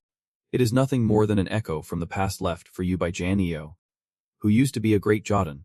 Earth suddenly glides past him, reminding him to listen to the story waiting to be told. The three-eyed old man with two horns and a beard is Jan Eo. Smear. What do you think a good king is like? Strong. Someone powerful enough to protect others. That is right. That is an important factor.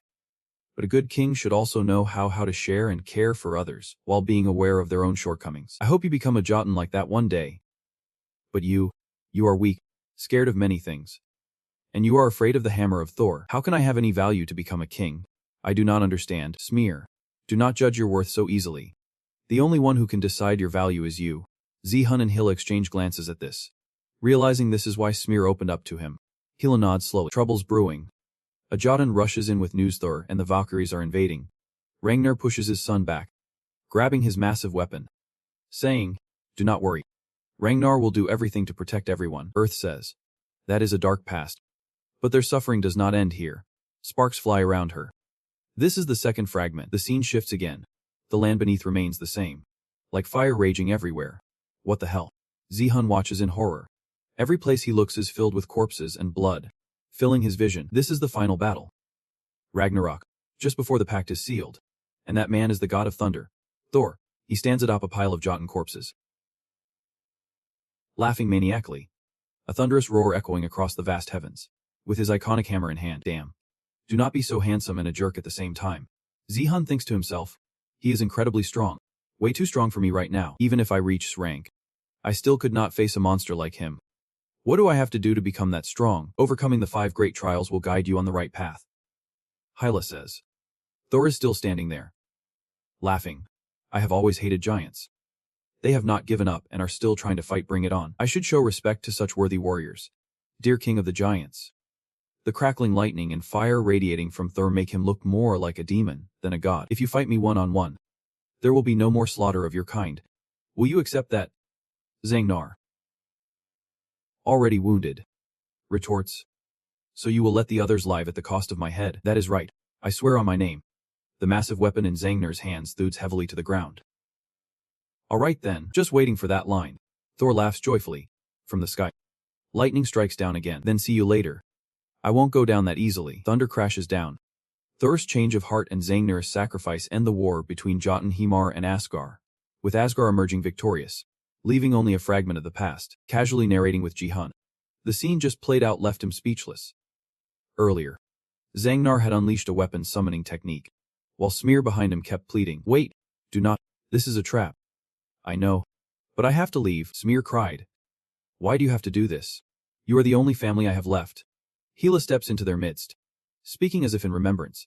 This is Asgard, the world where the Aesir gods reside, including Odin, the one you must defeat. Smear, do you remember what I told you before?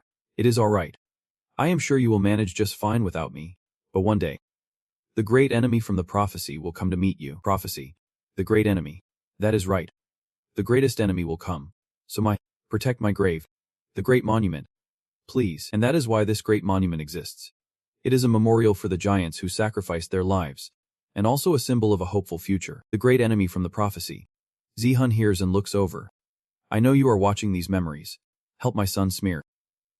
Earth says. He is preparing for his final moments. Ranger has come up behind Thor. Thor turns around excitedly. There you are. Earth says. For the sake of the son who will be left alone. And the last hope that will be born in the future. For you, are we ready to start? Thor seems very impatient. I have been wanting to fight you from the beginning. Are you satisfied now? Thor frowns, coldly saying no. A red sphere crackling with lightning appears in the sky and strikes directly at Thor. Radiating a dark energy unlike any demon. I won't be satisfied until I win. That guy is terrible, but he is so damn handsome. Thor laughs. By taking out his opponent, thunder crashes down, shaking the ground. No matter how fierce the battle, it is still me who suffers. Thunder strikes. Teeth grit. He uses a giant weapon to fend off the lightning. But then a bolt of lightning strikes from behind, causing him to stumble, gasping for breath. Why are you doing all of this?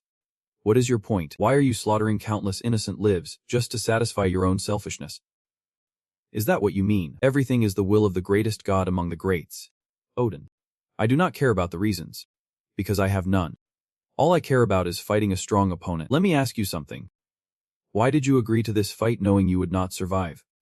He grins because he has something to protect. You still have something to protect. Most of your kind have already returned to dust. They still exist. One day, Asgard will fall. Do you still believe in that prophecy from the 3 young sisters? Enough with the boring stuff. I have had it with your nonsense. He spins his hammer like a pro. Eyes shining, dark lightning swirling around him. I will send you back to your kind. Zihun and Hilla watch in silence. The lightning engulfing Rangnia's massive frame. Great enemy. Do you hear me? If you do what you want, never forget what I am about to say. The path you must choose has one crucial detail. A resolute will. Zihun clenches his fists over the path he must choose. He is ready to unleash the finishing blow and tells Smear he is sorry. A furious thunderbolt strikes down. Those hammer crashes hard against Rangnia's massive weight. Within seconds, that weight shatters into pieces. Thunder strikes Rangnia's head, and through that terrifying scene, Smear witnesses it all. The boy's cries for his father go unanswered. What a ridiculous ending. Zihun scoffs. He pulls out a card, and Hila looks over in shock.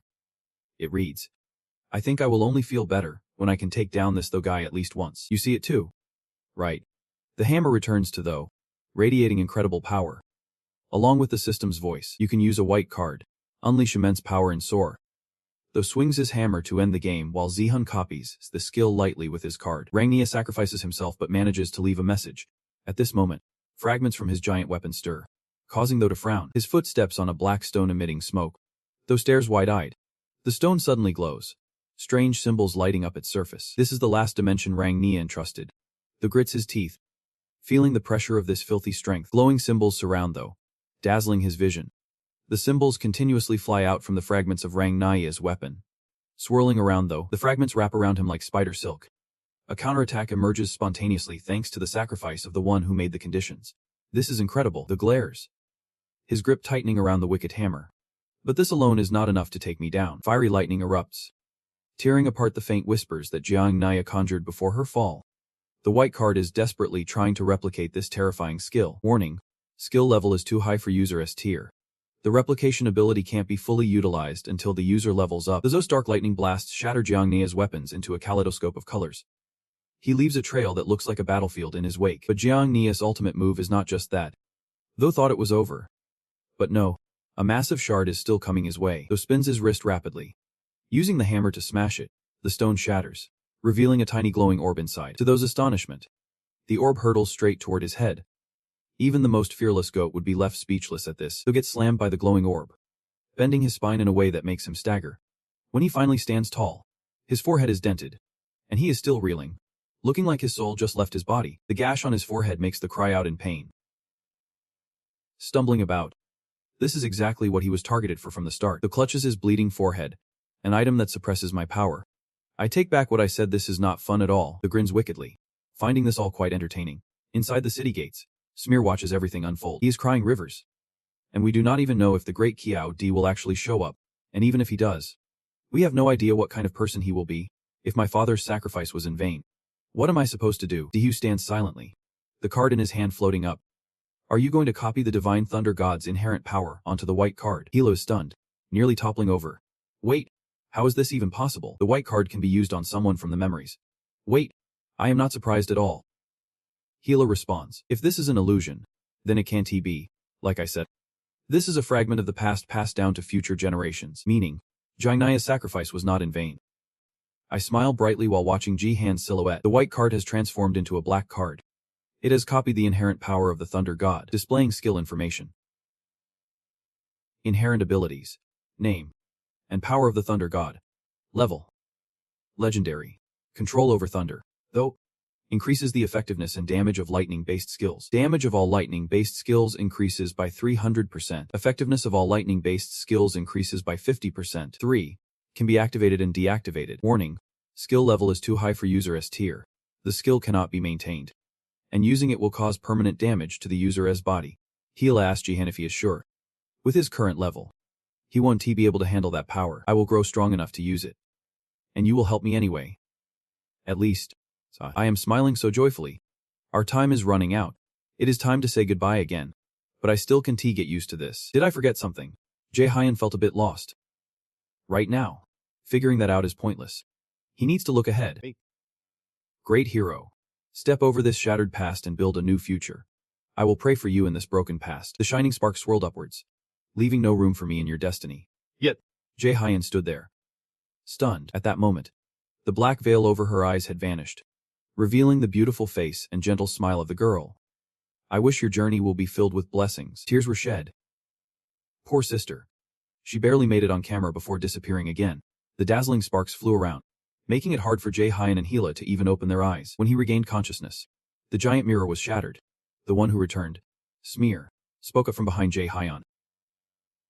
Sounding ominous, Jae-hyun lifted the broken mirror, coldly responding with a hum, while Hila looked utterly deflated. This is your final challenge, Smear announced. I only have one question. Are you ready? Jae-hyun remained silent.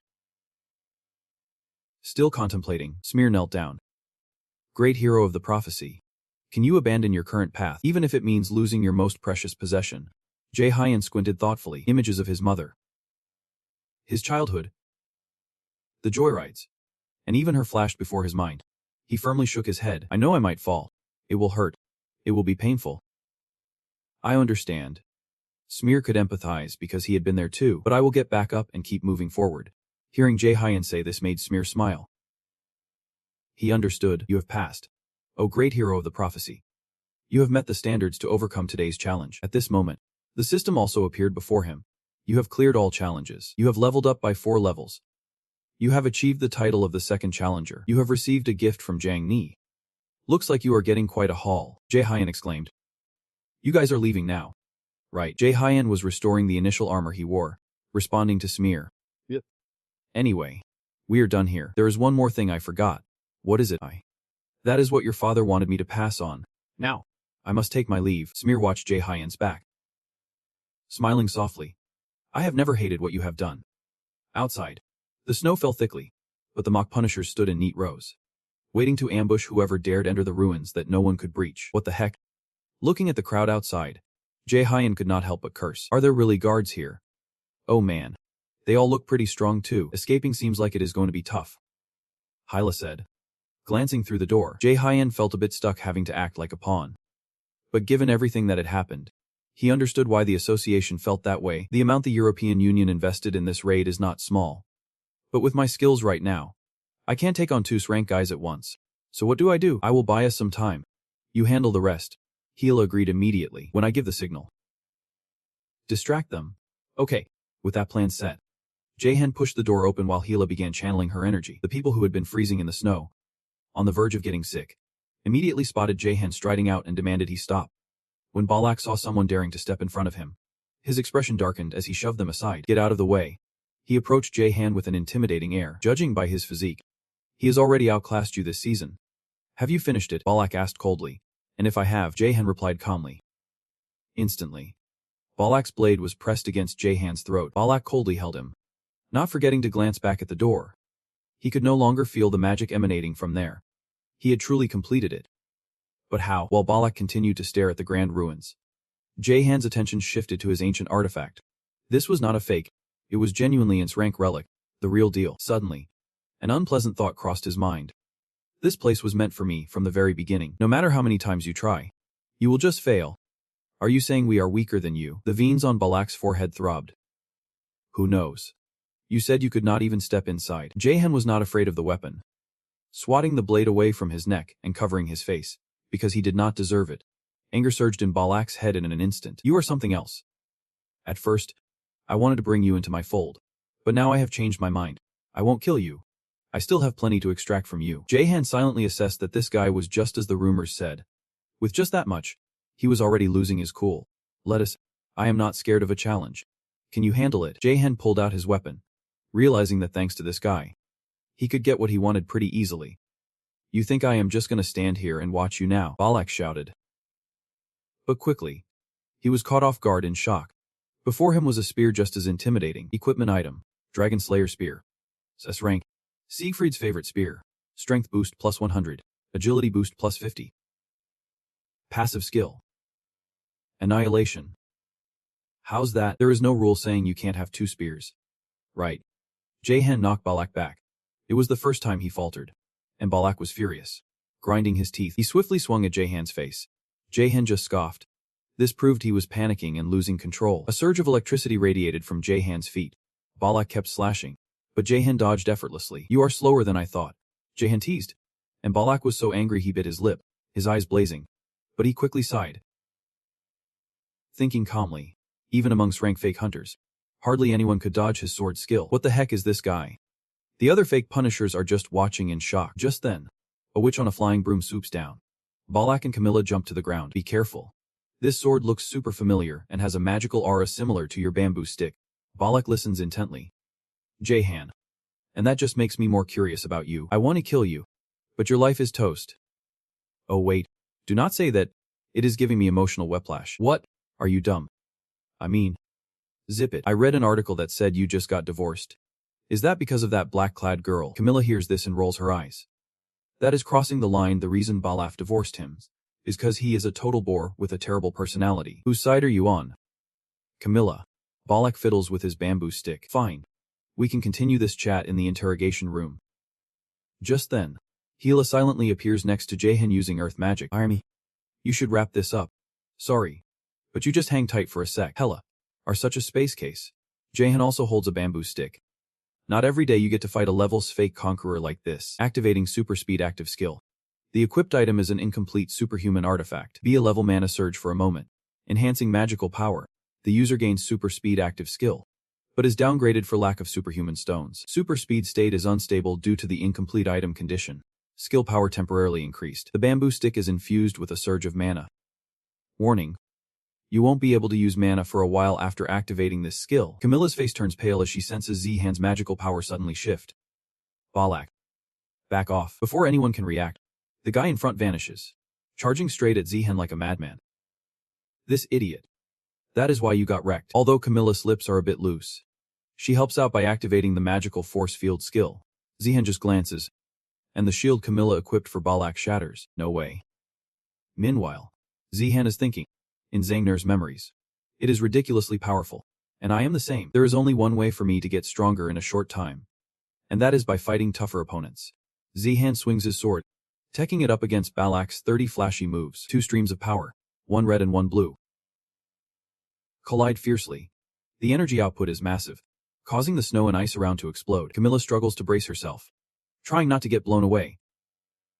Moments later, a figure shoots out from the billowing smoke. Balak. Camilla panics, hastily casting a spell to cushion his massive form, because there is no way her strength could handle that. Balak gets sent flying by Jaehan into oblivion. Finally, he crashes to the ground with a thud. No way. Camilla gasps as she rushes over, finding Balak sprawled out on the ground, blood pooling, leaving her in shock. The head of the Guild Alliance was beaten to a pulp, and this is what I am left with. Camilla bit her lip, thinking she could not let a monster like this roam free. Meanwhile, Jaehan coldly turned his back, ready to take off. Camilla snapped.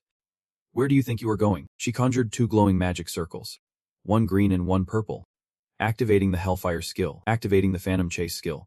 Jaehan turned his head, and an explosion rocked the area right after. You won't be able to use mana for a while due to the super speed skills restrictions, the system warned coldly, and Jaehan could only curse under his breath. Two shadowy hands reached out, and Hila was getting tired of this cat and mouse game. That is enough already. Camilla stared at the explosion in front of her, furious enough to explode herself. Before her attack even landed, He had already vanished. Damn it. How can he be so fast? I need to track his trail. I can let him escape. At this moment, Balak had regained consciousness and managed to stand. The first thing he said was to tell his friend to back off. Zico. What do you mean? I am saying back off. Tracking him is too dangerous. We will head back to HU and discuss. Are you sure? You even hated contacting them before. Why now? Is he really that strong? Yep. He is. Camilla's eyes widened. Balak. You are acting strange today. What happened? You want to go back now? Balak felt like he was about to vomit blood at that. He sighed. He deliberately did not finish me off. Calmly.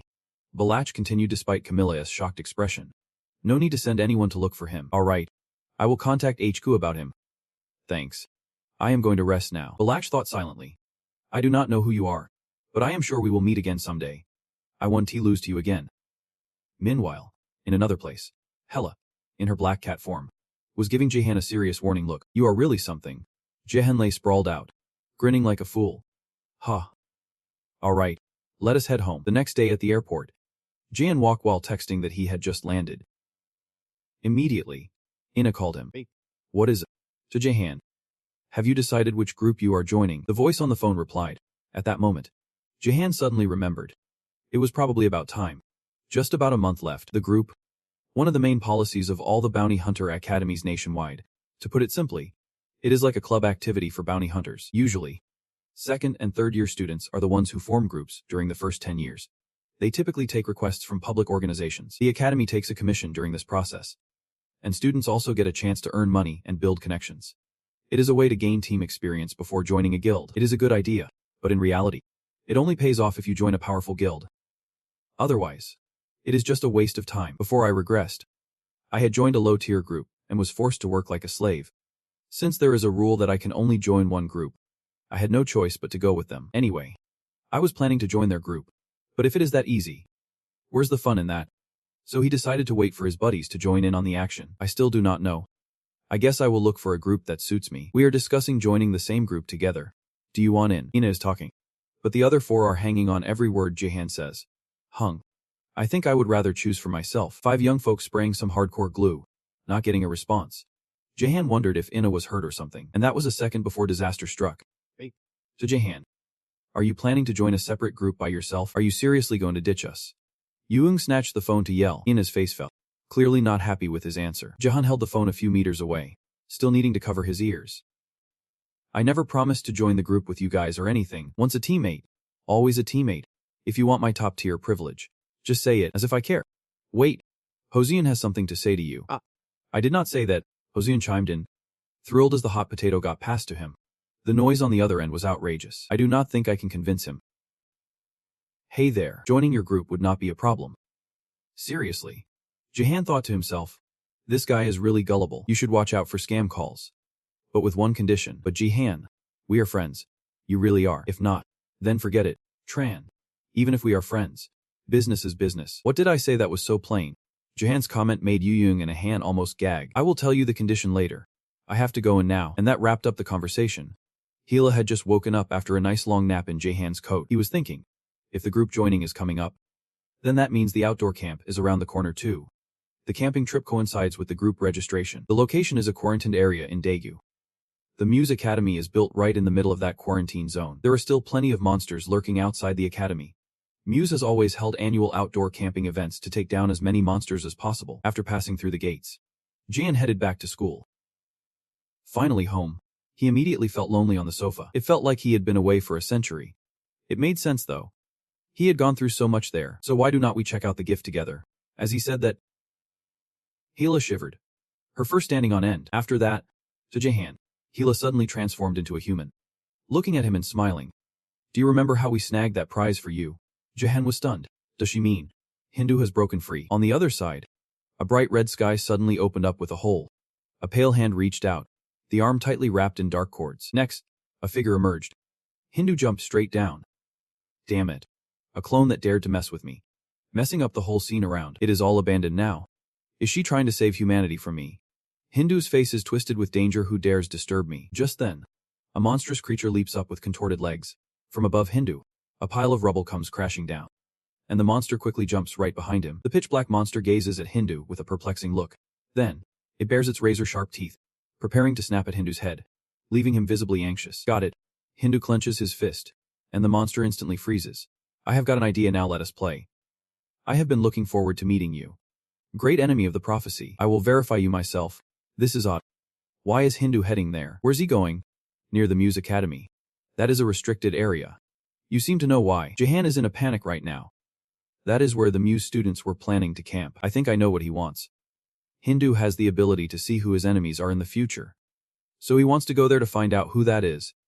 Looks like my friends have been dragged into this mess. To Jahan. Hila looks at you with concern. I saw this coming too. After saying that, Jahan stands up. It seems there is no time left to rest. I need to prepare as much as I can to face him. Jahan opens the system window, hoping Zangner has prepared something good. Time to unwrap Zangner's gift. After the notification, a vial containing a blood requisite appears. You have received a consumable item. Giant's blood. Jahan grabs the vial. Consumable item. Name. Giant's blood. Grade. S+. The blood of a giant containing both wisdom and strength. Both strength and wisdom will increase upon use. Strength and wisdom stats increase by 30.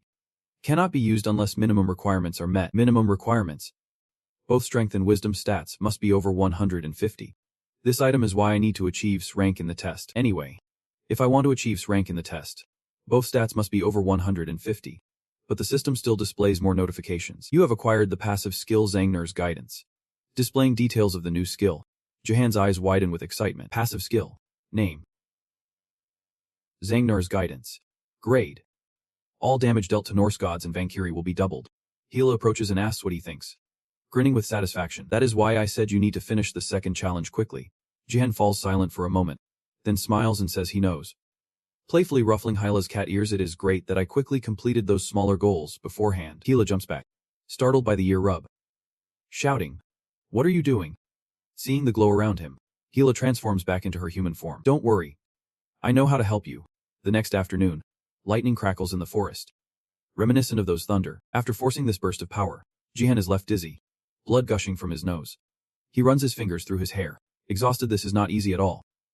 Of course, Hela, sitting atop a tree, shouts down that the skill he received is of mythic grade. Grade S and special grade are nothing compared to it. If you do not level up enough and gain enough strength, you might self-destruct your body while using this skill. Jahan ponders. The mythical skill he obtained from the ancient relic. He needs to learn how to use it as quickly as possible. On his way home, a notification window pops up, showing Jahan a way to level up. Special mission. Deal with all of Odin's crows attacking you and the resistance against the Norse gods. Objective. 1 out of 5. Difficulty. One-time mission reward. An anti-epic card. Completion reward. Rank increase. This is the only way right now. But it is useless because he does not have much time. Permanent body damage. Jahan mutters as he thinks about the price to pay if he uses the recently acquired skill. I could accept such a sacrifice. But that does not solve the root problem. Is there another way? Let us think it over. Just then, the sound of a car horn blares right next to them. Looks like he has a visitor. Oh really? Let us see if this guest is here with good intentions. There is a blurry illusion behind the wall not far away. Over here. The car window rolls down, and the woman inside smiles. Cool. What a coincidence. Min Jihan. What are the odds of meeting here? Jahan recognizes this person as the head of the curator. Bake shit. I heard you just signed a contract with the Lotus Guild. Are they treating you well? You think you know why she is here now? Nice to meet you. But are not you a bit too busy to run into someone like me here? Jahan chuckles. Well, I can take this as fate. Jahan hesitates. Then scoffs. Fate. He leans into the car window, flashing a sarcastic grin at her. That word is the one I hate the most. Have you been snooping around behind my back or what? Hila senses the tension and quickly pulls her hood up. Looks like this is a personal issue. I will excuse myself and wait elsewhere. The sky is painted a fiery red.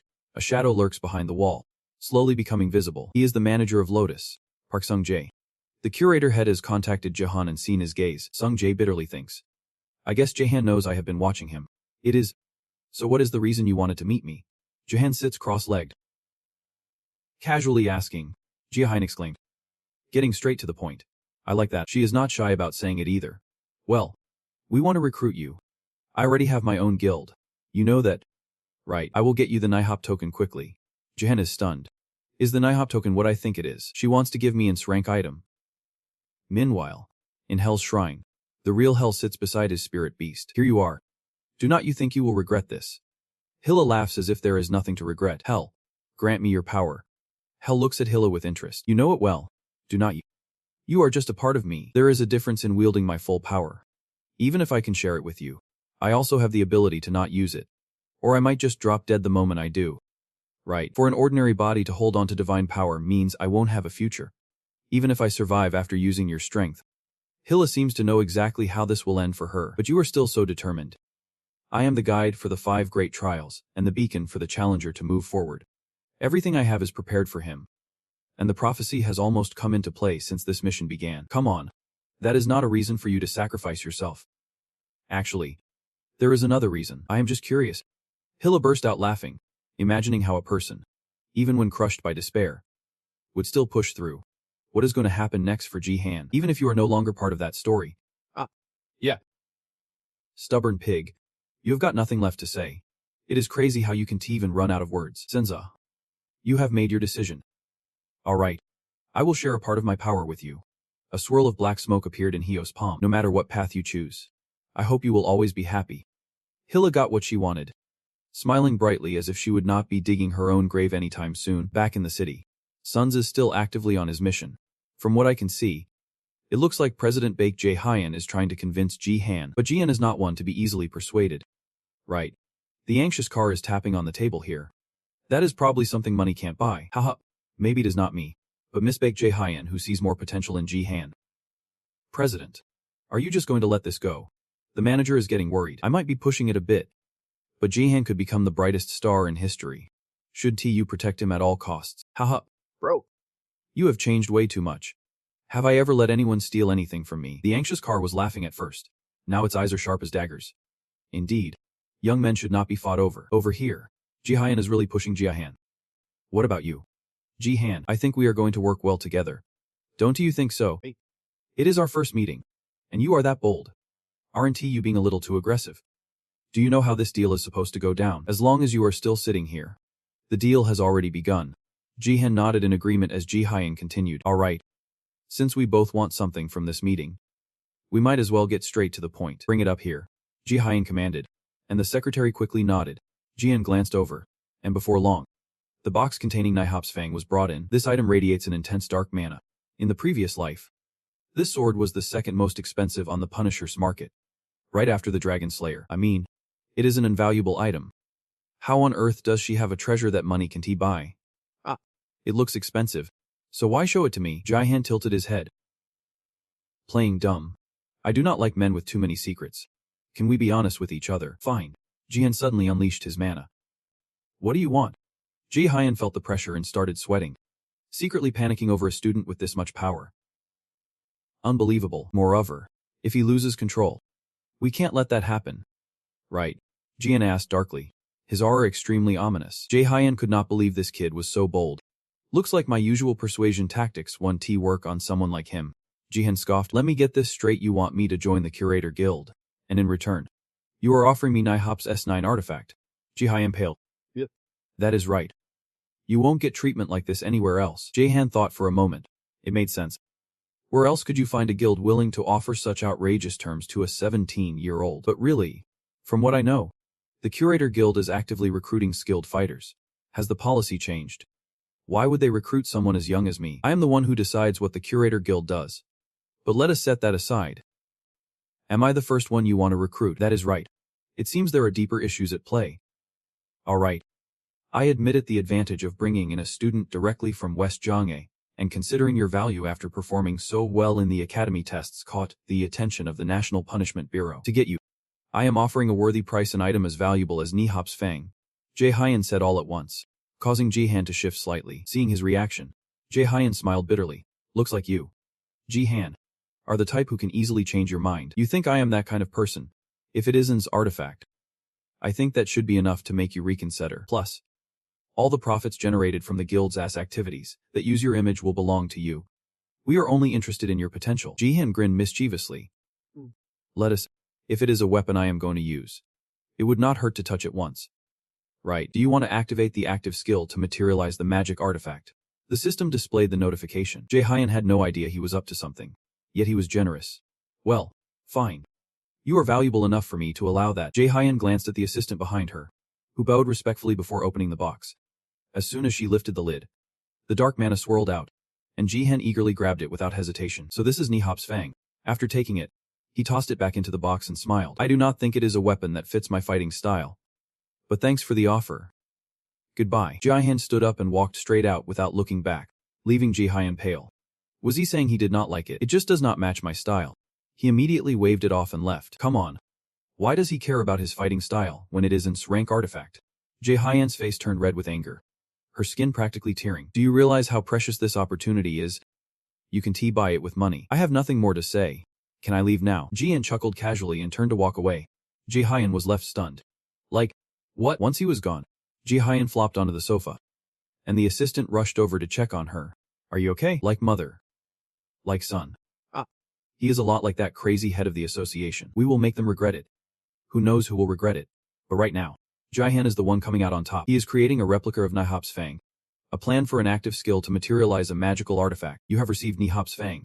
Jihan held the sword in his hands, utterly delighted. I did not expect to get it so soon. Nihop is the name of the giant, dangerous dragon from legend. It lives in the Hovergilmer Lake, hidden deep within Nephilim. Rumor has it that it keeps eating the G-Grazo that spreads around the lake. I can believe she let me touch the sword. Well, from the start, she probably never thought I could replicate that weapon. Jian happily lay back on his bed. Everything has changed so much compared to before. I need to plan and be more careful. I wonder how strong he really is. Maybe he is almost on par with me. Jian sighed, resting his hand on his forehead before suddenly slipping into a contemplative state. Things are definitely getting interesting. A match against a god could get wild and really tough given my current situation. Plus, I am curious to know how strong I am compared to them. The fate has shown me through the mirror. Can I change that destiny? At Muse Academy, the heads of the associations gathered. A girl with short hair entered, moving stealthily. All the top students at Muse Academy have a unique presence. If I did not know better, I would think they were veteran enforcers. But why are the heads of the major associations here to recruit someone? We are taking Min Zihan. So just give it up. Dong Han, the president of the #1 club at the academy, spoke up. This time it is our turn. You all took the best one last year. This time, I won't let go of a student like Min Zihan. Isn't there a rule that prohibits mages and martial artists from interfering in each other's business? You should just give up on Zihan. And Zihan quickly retorts. You are the president of the Xuan Club, named after Zhuo Xuan. This is the club for mages established by Zhuo Xuan. Stop being so dramatic, white-haired bro. What is up with that magic class? Haven't you heard the news? That guy is a top-tier mage. Why would a whole mage organization suddenly recruit him? This dude is Gang Zhu, who helped elevate this short-haired girl's club, Garam, to rank 2. She is in awe of all three of them. That is what I am getting at. Min Zihan is the perfect candidate for our club. And Xuan is determined. That is ridiculous. Zhu Xuan will jump in. Let us play fair. Let Min Zihan choose which club he wants to join. He will propose to the club he likes. Jia suggested. As if it is that easy. The problem is, you are just too clueless. Do you even know why we are all gathered here? Zhu Xuan scoffed loudly. And Jia jumped up. What? Clueless? A muscle brain guy dares to say that. They were discussing like they were arguing. And it looked like they were about to throw down. No one was backing down. All of this is to recruit one student, Min Jian. The club is getting a lot of attention and sponsorship from outside organizations. Many organizations are interested in them and the members of that club to recruit top-performing students. Organizations are continuously funding the clubs they sponsor. Because of this, the club presidents always maintain a balance among themselves.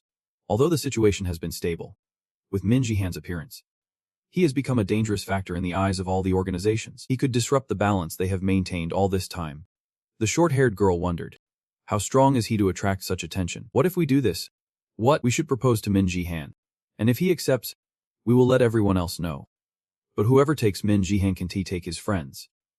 And they will have to give up at least 2 other important events at the academy. The white-haired girl who just spoke is the president of the 3 Rings. Her club is the least known, but she has developed it all by herself. Sounds reasonable, Jian said thoughtfully. The club recruiting him must have some limitations. I agree. Me too. And Jihan is cool with it. Let us wrap up today's meeting here, Jian declared with a smile. The short-haired girl admired how this beautiful sister was so skilled, managing to get even the toughest faces to follow her plan. And the short-haired girl already had her own great article ready. She had taken quite a few photos and heard a lot of juicy gossip. Meanwhile, in another location, Jihan received a mysterious proposal from Ina. What? You want me to go where with you? Ina sat on the bed, nervously touching her racing heart. Her face flushed, recalling her brave moment earlier. Do you want to go to the National Mage Hunting Festival with me? Whoa. I thought she was confessing or something. Turns out, she just wanted to invite me out. Suddenly, Jihan was caught off guard by this proposal. I just heard that there are so many things to see that bounty hunters have to go there, at least once in their lives. That is what you said. He likes festivals and stuff like that, so I am sure he is exaggerating. He talks big, but he is already picking out clothes. Are the others coming too? Ina was unsure how to respond. But they were all busy anyway. Alright, let us go then. Jan eagerly agreed. I think it is time for the black market to start popping up again. Going there is not my idea. Considering everything that has happened before our return. I might even find a key card to help take down that rare creature. When do you want to go? In 2 days. On April 25th. Let us meet at 9 am at the festival park. Ina blushed and said it all in one breath, silently thanking the heavens that she did not stutter this time. Jahan glanced at the calendar on the wall and replied, sure. I will make time for that. Sometimes taking a break is good. This sounds like it will be fun. Yeah. I think so too. I forgot my stuff at the academy. I gotta hang up now. Catch you later. After saying that, Jahan headed for the door while Ina was in an incredibly cheerful mood, mumbling to herself, I think it is going to be so much fun. That evening, Jahan was hauling bags of all sizes back home. Just then, he spotted Yae Dung standing nearby and decided to strike up a conversation. What are you doing here? This is the guy's floor. Right, are you planning to turn into a guy? Yae Dung was taken aback, her face turning red as she mechanically turned towards him. I just wanted to ask you something. That is why I came here. Haha. You want to ask me? I bet it is not about studying. Nope. You know, the festival, the National Cosplay Festival. There is going to be some awesome stuff to see. In the morning, sunlight sparkled on the golden flowers as Ina arrived at the park early, decked out in a flashy outfit. Did I come too early? Haha. Jihan finally showed up, grinning as he greeted her. You really did arrive early. Dude, the cosplayers look so handsome.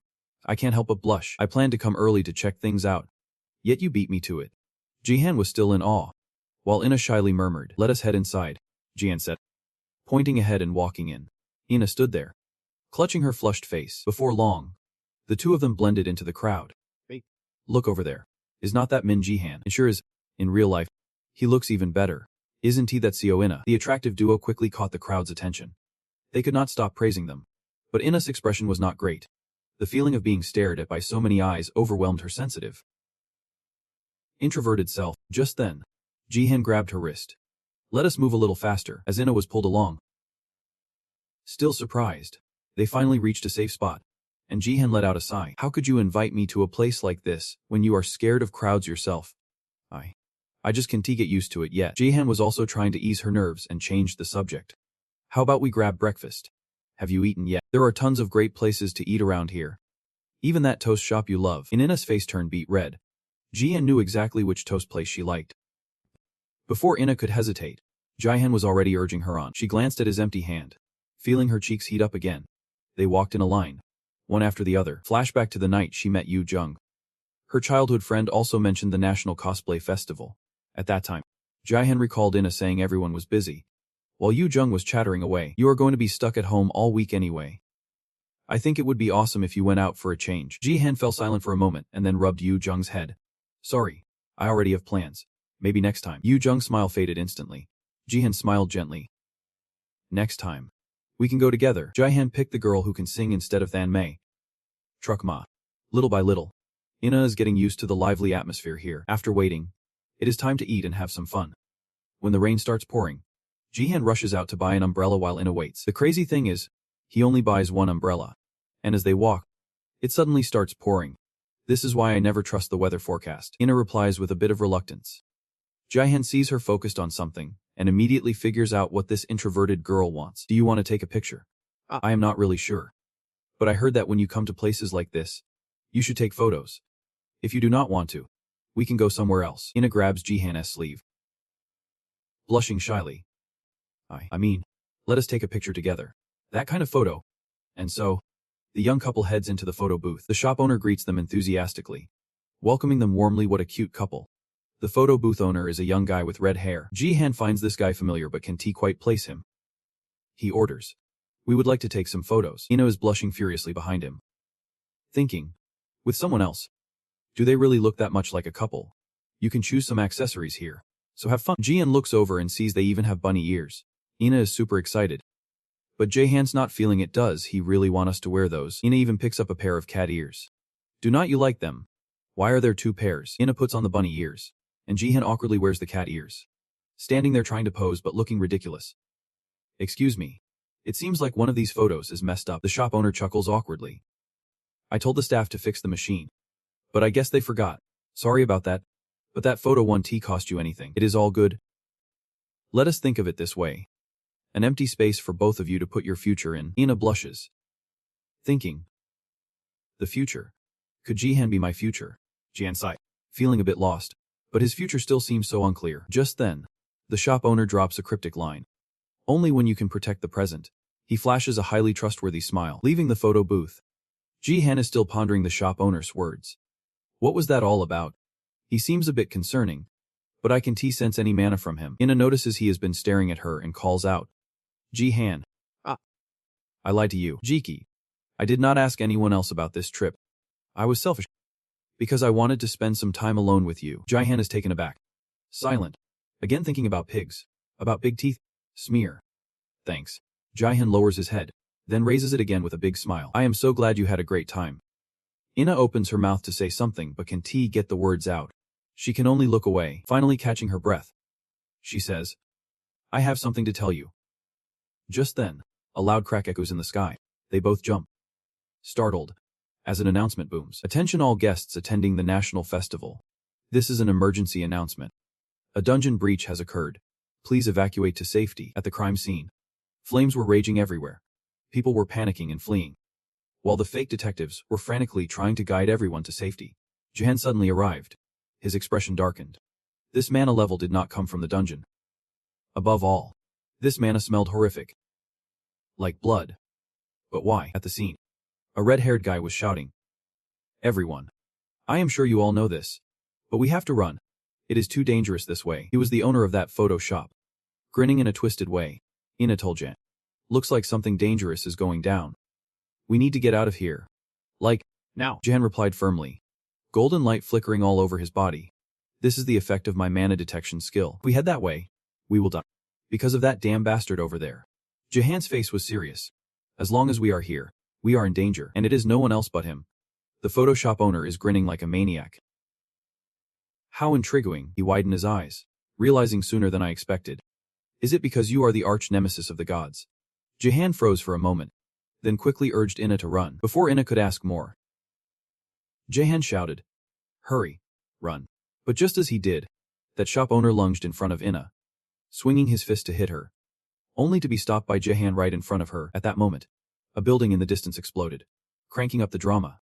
Back to our main characters. The shop owner was staring at his hand that had just been caught. Jaehan demanded, who are you? A foe of the Norse gods. You do not look like someone who should bear such heavy responsibilities. I will ask you one last time. Who are you?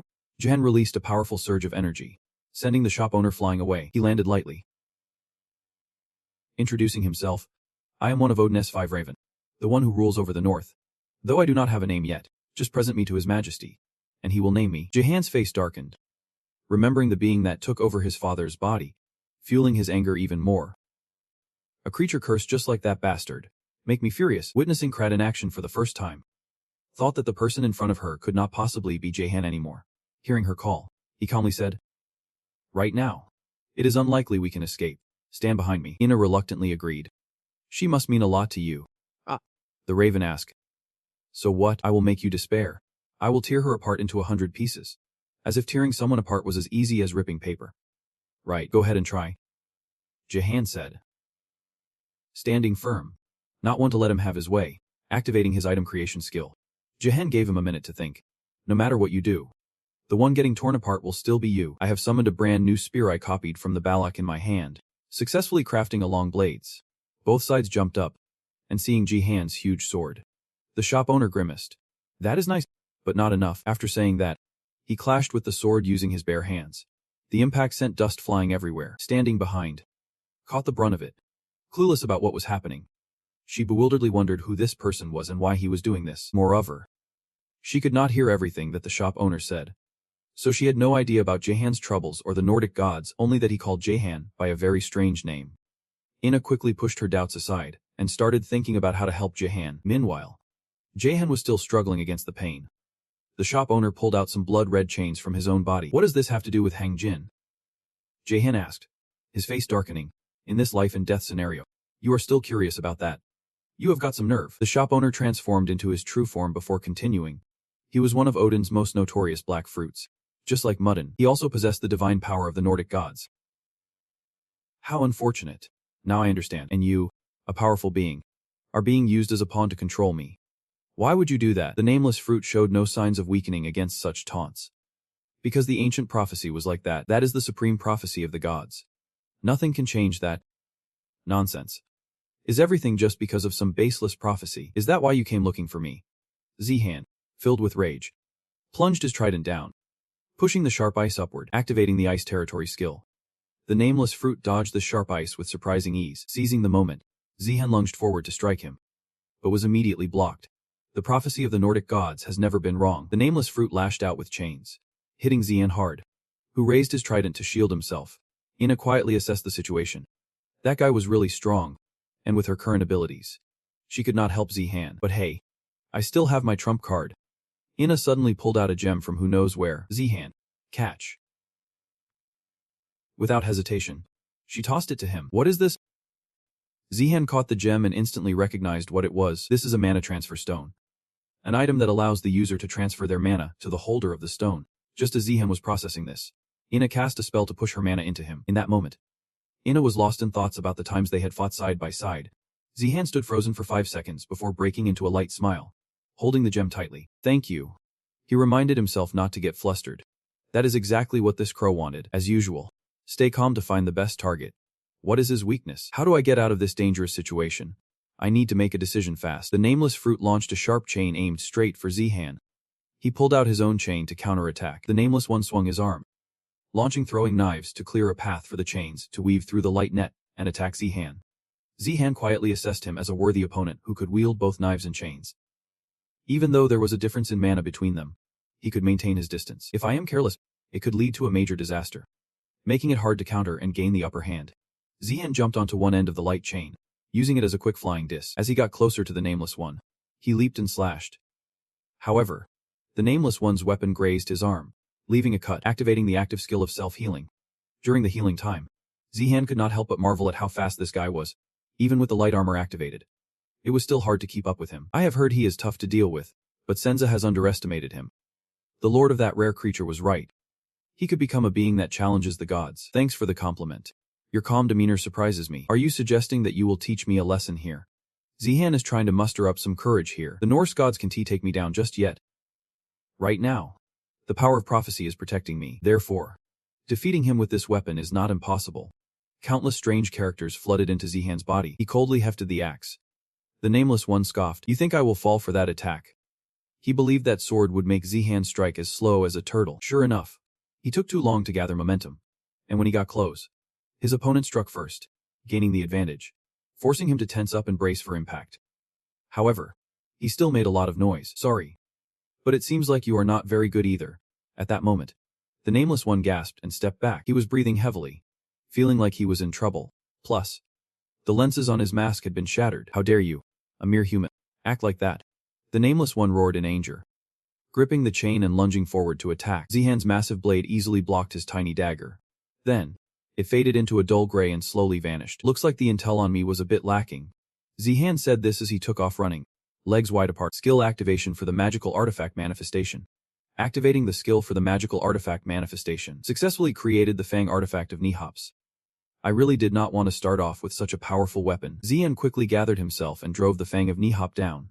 The nameless fruit was still in shock. What? I have never heard him having a dagger. That powerful aura. Zihan could see that the nameless fruit seemed to be scared. Did he really not expect to face such an unforeseen situation when your big brother is feeling a bit off? Just toss some chains to bind an arm. Right. Taking this chance, Zihan rushed in to slash a few times. The nameless fruit was in dire straits. The effect of the Fang artifact of Nihop had activated, dealing poison damage to the enemy. The effect stacks. The notification messages had Zihan grinning from ear to ear. This weapon was better than he imagined. Truly, an S-rank artifact is something else. And at this moment, the nameless fruit broke free from the chains. After the overseer, using the power of the worthless punk I looked down on with an S-rank wind weapon. Right now, he was extremely furious. Both sides clashed fiercely, After a relentless exchange, the nameless fruit suddenly froze. The poison is making it hard for you to move. Right. I have turned the tables now. Have not? Zihan felt incredibly pleased. Damn it. If things are this way, for the sake of the North, I will just accept this. You can kill me now. Can you? Since when did I say I wanted to eliminate you? The nameless fruit mustered all its remaining strength and glided past Zihan. This guy was not aiming for him but for Ina. She hurriedly created a shield to protect herself. Unfortunately, that shield was nothing against the nameless fruit. He charged through it, shattering it into pieces. Ina was left stunned, watching the nameless fruit transform like a blazing fire charging straight at her. Zihan gritted his teeth, bent down quickly. He yelled out while tossing away the fang of Niha. The tip of the dagger shot straight in this direction. Ina was terrified, losing her mind. At that moment, Ina was sitting on the ground, blaming herself for not being able to help Zihan while he fell asleep on her shoulder. She sighed in relief that at least this time he was not seriously hurt. But who exactly is he? Why is he causing all this? Zihan seems to know him. Moreover, the magic he used is just like that time. Could it be that this time is related to that time? Ina thought deeply, her heart aching as she reached to stroke Zihan's hair. But he suddenly woke up, gritting his teeth, making her face turn as red as a tomato. Zihan staring at her from such close range made Ina panic, forgetting to control her expression. You have been by my side this whole time. Ah, thanks a lot. Of course. I had to do that. After a few exchanges, the two young ones fell into an awkward silence. Finally, Zihan broke the ice. I actually knew what you wanted to say back then. Ina was taken aback, while Zihan felt an overwhelming sense of guilt. He patted her shoulder. What I am about to say might make you uncomfortable. If you can, please do not think too much about it. But you need to hear me out. I have something I must say. You understand, right? The reason I want to talk. Come on. Everyone has their own secrets. Ina raised a hand to silence Zihan. Can we just not talk about this? The little girl lowered her head, clearly unhappy. I am just not ready to hear it. Whatever your answer is, do not say it now. I will wait for you to finish what you need to do. Let those tears fall for now. And later, tell me your answer. Okay. Despite the tears streaming down, Ina still tried to muster a smile. Zihan felt dejected watching her tears, and they sat in silence for a long time. He reflected on everything that had happened, questioning why he interrupted her. Why he could not just give her an answer. I know Ina likes me, but why did I act that way? Clearly, half-heartedness only hurts her more. Zihan landed on the gym floor. At that moment, a goblin appeared out of nowhere. Zihan swiftly kicked the creature, then unleashed a flurry of attacks on the incoming goblins. Level up. Your mission has been upgraded. Zihan rolled his fists into a powerful punch. A storm of strikes. Now you can feel the shield surrounding you, enhancing your defense. I can feel the shield around me, but I do not understand how it works. Zihan exclaimed. Just then, Hela, who had vanished, suddenly appeared and said, that is right. Of course. You can't know everything yet, but soon enough, you will understand it all. If anyone can do this, it has to be you. Hela walked closer to Zihan, and he chuckled. Why are you suddenly talking nonsense? You talk like you are about to leave. These vague words won't work on me. Hela sighed. Yeah. Well. Never mind. She fell silent, but inside she hoped, really hoped that in the future, her existence would not matter to Zihan anymore. Only then will he truly awaken his powers. The next morning, as Zihan casually made his way to school, he bumped into a guy. I am Zhonghai. From Class 5-3. I am the president of the Guardian Society. Zihan suddenly remembered he had heard about this society before. Guardians. The strongest warrior guild in the academy. Just being a member already means you have significant strength. But compared to the Nordic ones, it is just a drop in the ocean. I am here to invite you to join the Guardians. Hold up. A blonde girl rushed over to stop him. Who gave you the right to recruit members here? Zihan is joining our Garam guild. The silver-haired guy chimed in. No way. He is joining our guild. The three of them gathered a crowd staring at Zihan, making him annoyed. Can you guys chill out a bit? Everyone's looking at me. Can you spare a moment for me? The white-haired sister squeezed through the crowd, saying, I am Xiaxan from the Three-Eyed Association. Zihan was pretty shocked to see Xiaxan.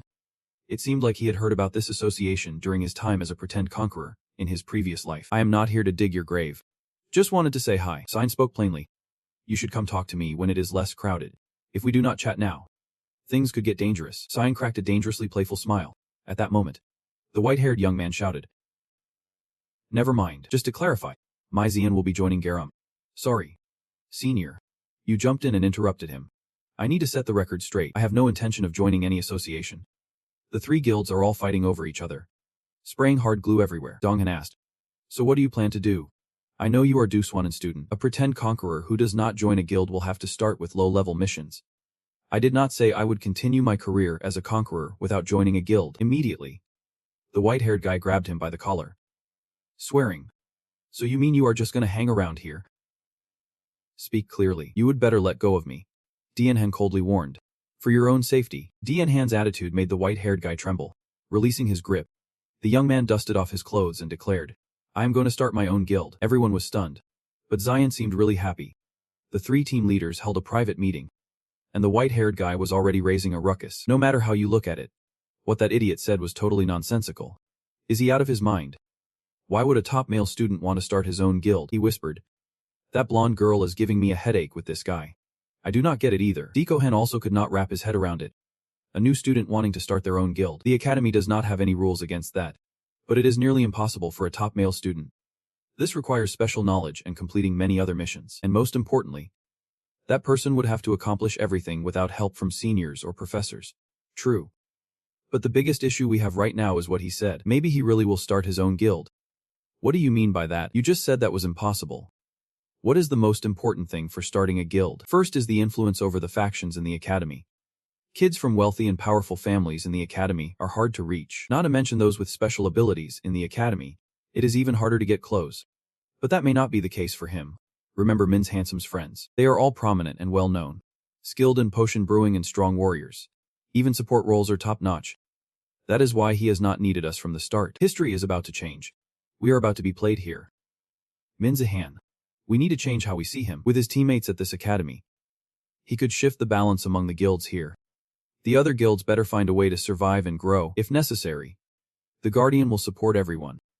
Are the guilds really this worried over just one new student? Come on. Ju Hyab. You could take down Min's hand in a one-on-one match. Ju Hyab could not answer that. Zhang Hein walked straight ahead. Our guild always keeps its doors wide open. We will wait for your decision. After class, the team leaders were less than thrilled. Zhang Hein recalled when Jaehan threatened Ju Hyab, and he could not shake the feeling that real monsters had appeared in this academy. He felt like Ju Hyab was the second monster he needed to watch out for right after Jae Yan, while other guilds were reshuffling their territories. Jaehan shared his idea about forming a new guild with his friends. Yu Dong reacted like she just heard the craziest news, looking at her buddy with suspicion. Yeah. I think we should not have to join other guilds. Wait. Hold on.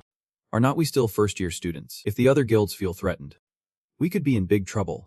Who unworried? Jae Sang was restless, saying, Yeah. I am scared of having to fight the other guilds at the academy. So-un did not seem too pleased. She thought he called her for something serious. But it turned out to be about this. So what about the rewards? Jaehan deflected, saying we just need to get strong enough to stand up to the other guilds. So-un felt totally sidelined and was furious. Jaehan continued, insisting that this was all completely natural.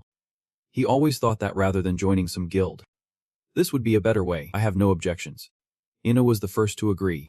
If Jaehan thinks so, then I am on board too. Jae Sang also chimed in. So-un asked again. So what is the deal? How are we going to pay our friends? Without reward points or guild prizes.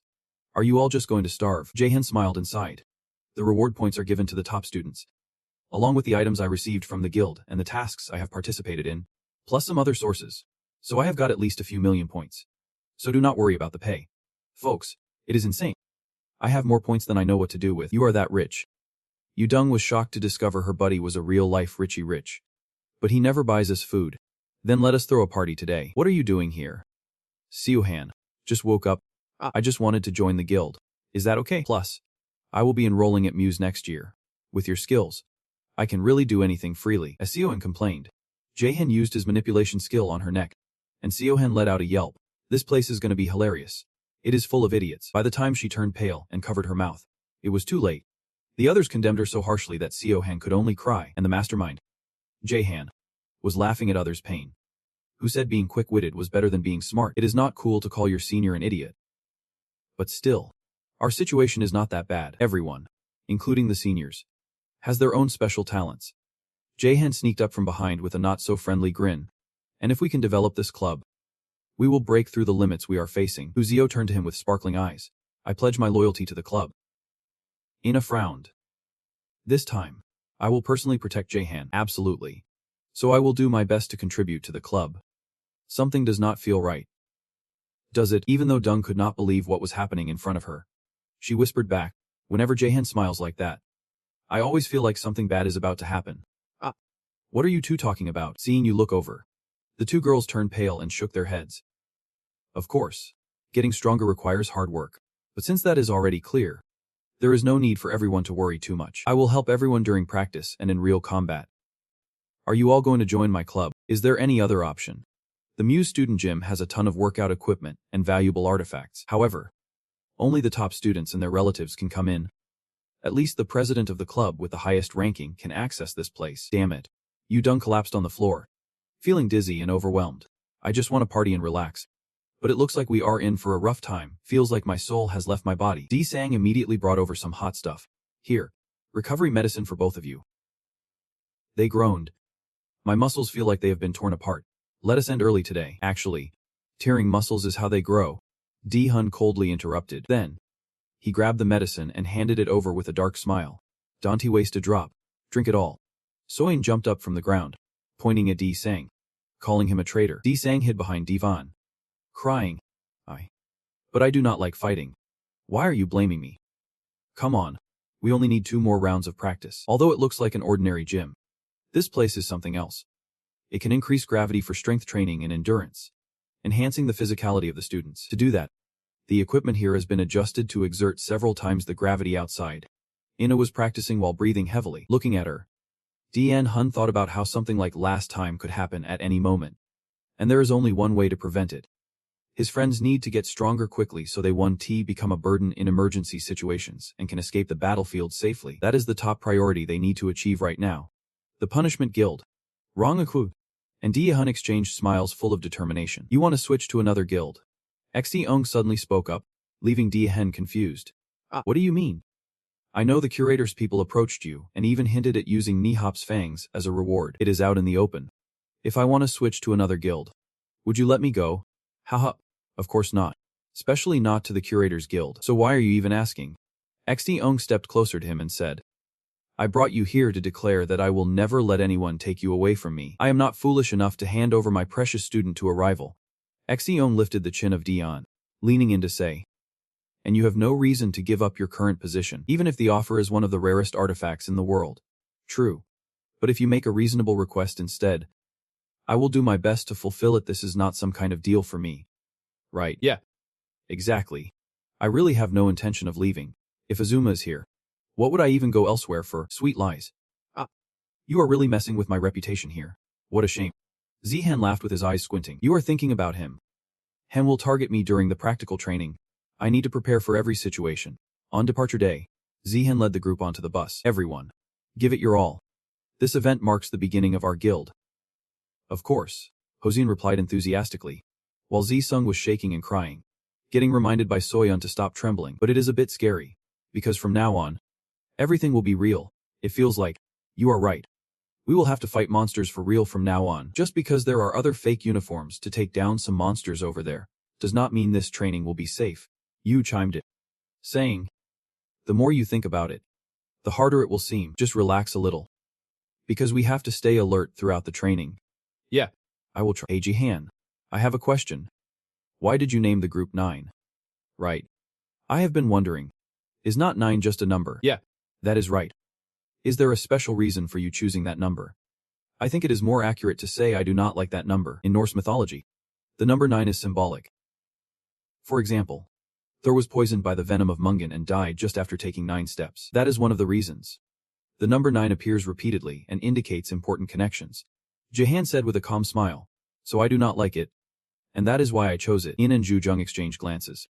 This guy is totally out of it. Jahan looked over at Ina and quickly turned away, continuing on. There are things I can forget. Like being around you guys sometimes makes it hard for me to remember my main purpose in this fight. Here we are. This is the entrance to Dihu, a closed city where the training will take place. Alright, from now on, it won't be peaceful.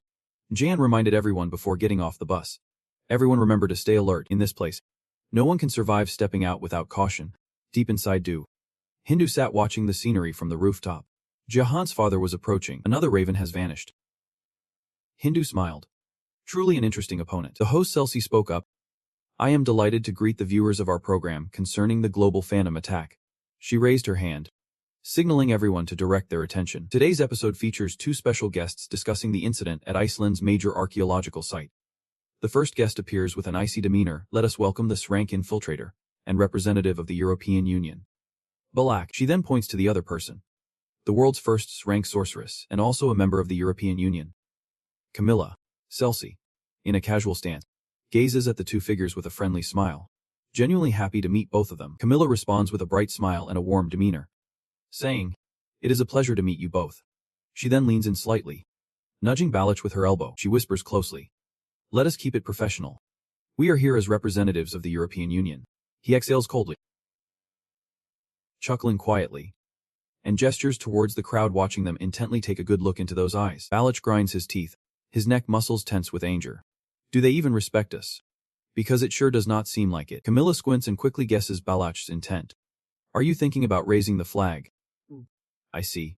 Then she gently advises, but you know it is not wise to be so aggressive. Hearing this, Balak clicks his tongue, his expression hardening. He casts a worried glance at Celsi, a heavy sense of doubt creeping into his mind. They think the European Union is really behind the looting of this site. He can argue with that. It makes perfect sense, especially since we were the ones who owned the site when the incident occurred. The shadow of the mastermind behind it all flashes briefly in his mind. However, as he contemplates this, he clenches his jaw in silent fury, thinking, damn it.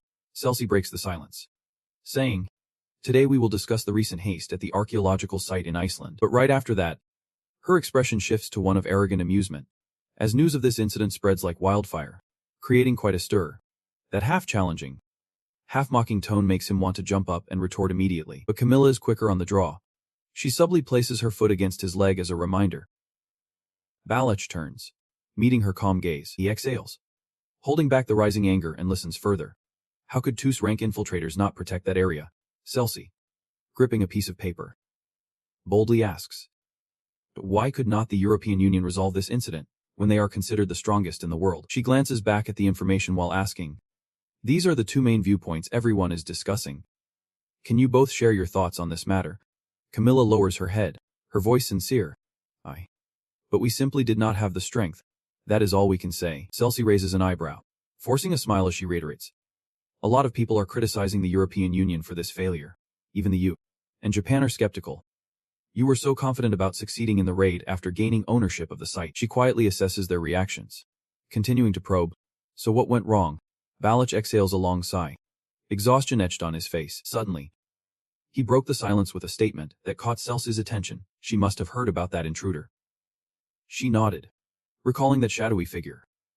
Of course. That was the one rumored to have passed the proficiency test, but the European Union could not get it done. And that person was activated in the ruins before disappearing. Right. According to the stories, he was called the Black Cloak. And the EU claimed that a guy in a black coat suddenly appeared and was activated in those ruins. Celsi sighed in frustration, but everyone wanted to know the truth. Hearing this, Balak greeted her with indignation in every word. What do you mean by that? The anger erupted, making the atmosphere so thick you could cut it with a knife. Startling Celsi. Camilla quickly called out his name in panic. Balak, but he had lost all patience, turning sharply to the cameraman with a gaze as cold as ice.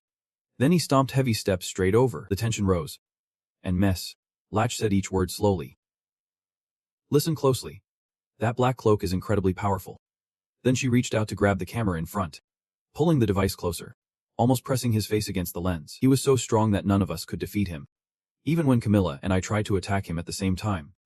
Balak spat out each word venomously. Humiliating. Right. How could this be? What does Japan think?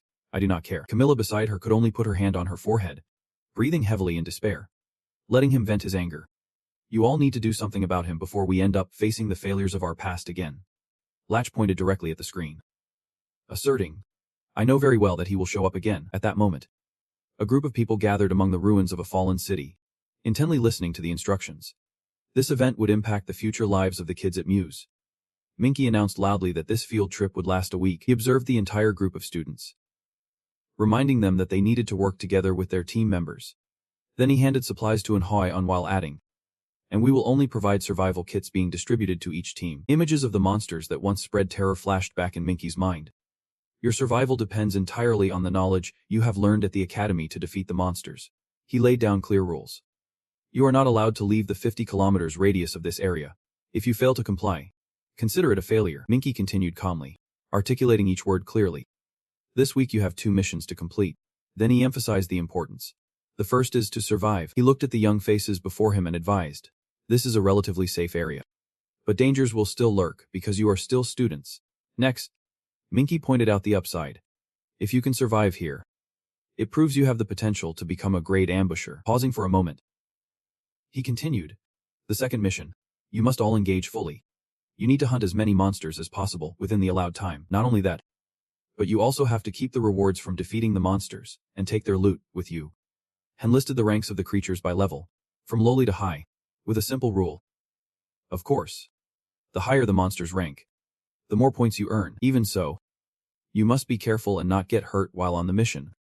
One of the group raised their hand and asked, what if we encounter an emergency? Han nodded quickly and replied, there is no need to worry. He then looked up at the 2 figures standing above and explained that there would always be an instructor nearby. Minky placed her hands on her hips and firmly reminded everyone, if you find yourself in danger, do not hide. Instead, run to the instructor's location. The group listened intently to her serious reminders. And I will say it again, your safety is our top priority. After a moment of silence with no one responding, Han confirmed once more that if there were no more questions, he would wrap things up here. Minky chimed in to say goodbye to everyone and wished them good luck. As the crowd began to disperse, Jae-hyun's group quickly gathered together. Ji-sang, Hoi-on, and So-jung closely examined each item in their hands. Yu-dung and Inna had similar items as well. Jae-hyun smiled brightly, his eyes sparkling as he looked at them. The ring on their hands was a symbol of teamwork. He clenched his fist and whispered to himself how lucky he was to receive such an item. This would be crucial for this event. Lost in thought, he turned to his friends and muttered. So then, Ji-sang smiled, excitement radiating from his face. Ready to put the plan into action. Gentle beams of sunlight fell on his face, bringing warmth to his brow. As the group chatted animatedly, a shadow quietly observed from afar. Hai-jin stood still in the void, his eyes contemplative. It begins. In the city of Daegu, not a single building was left standing. Jae-hyun's circle of 9 targeted an unfinished skyscraper. The group spread out cautiously to survey the area. He evaluated the situation with a serious expression. At least we have found a decent base. So that is a win. Just as he finished speaking, Ji-sang chimed in excitedly. Here we might even avoid high-level flying monsters. Not a bad start. In contrast, So-jun did not seem pleased at all, feeling that bugs would show up here. This atmosphere is just unsettling. Hearing this, he stammered a warning. Do not hate bugs too much, only to receive a full-on retort from her. Shut up, bugs are evil. The more they talked, the angrier So-jun became. Do you want me to make you repeat that? Finally, Jae-hyun, being the team captain, had to step in and put a stop to it. Enough with the jokes. From now on, stay alert. You had been quiet until now and offered her input. Even if we are up high, this is still a quarantine city. Her words made him pause for a long breath. A quarantine city is a place born from humanity's helplessness. This is how they refer to cities that could not withstand the monstrous onslaught, like Daegu and North Gyeongsang, where everything is blocked off, and most of the southern islands are sealed tight. The real reason for this journey is to teach the trainees how to truly survive like the conquerors.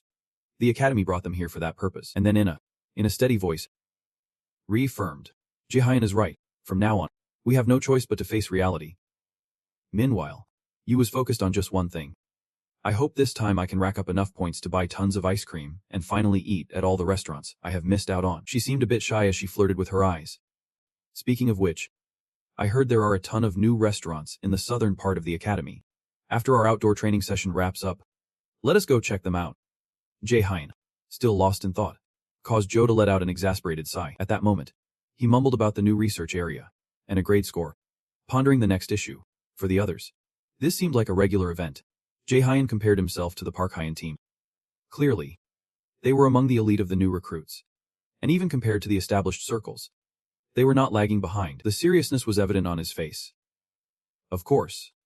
Then he recalled the monster-level opponent, the most dangerous foe in this event, Heindel. He remembered the bizarre words that Guy had said. Do not forget this. He will find a way to approach us.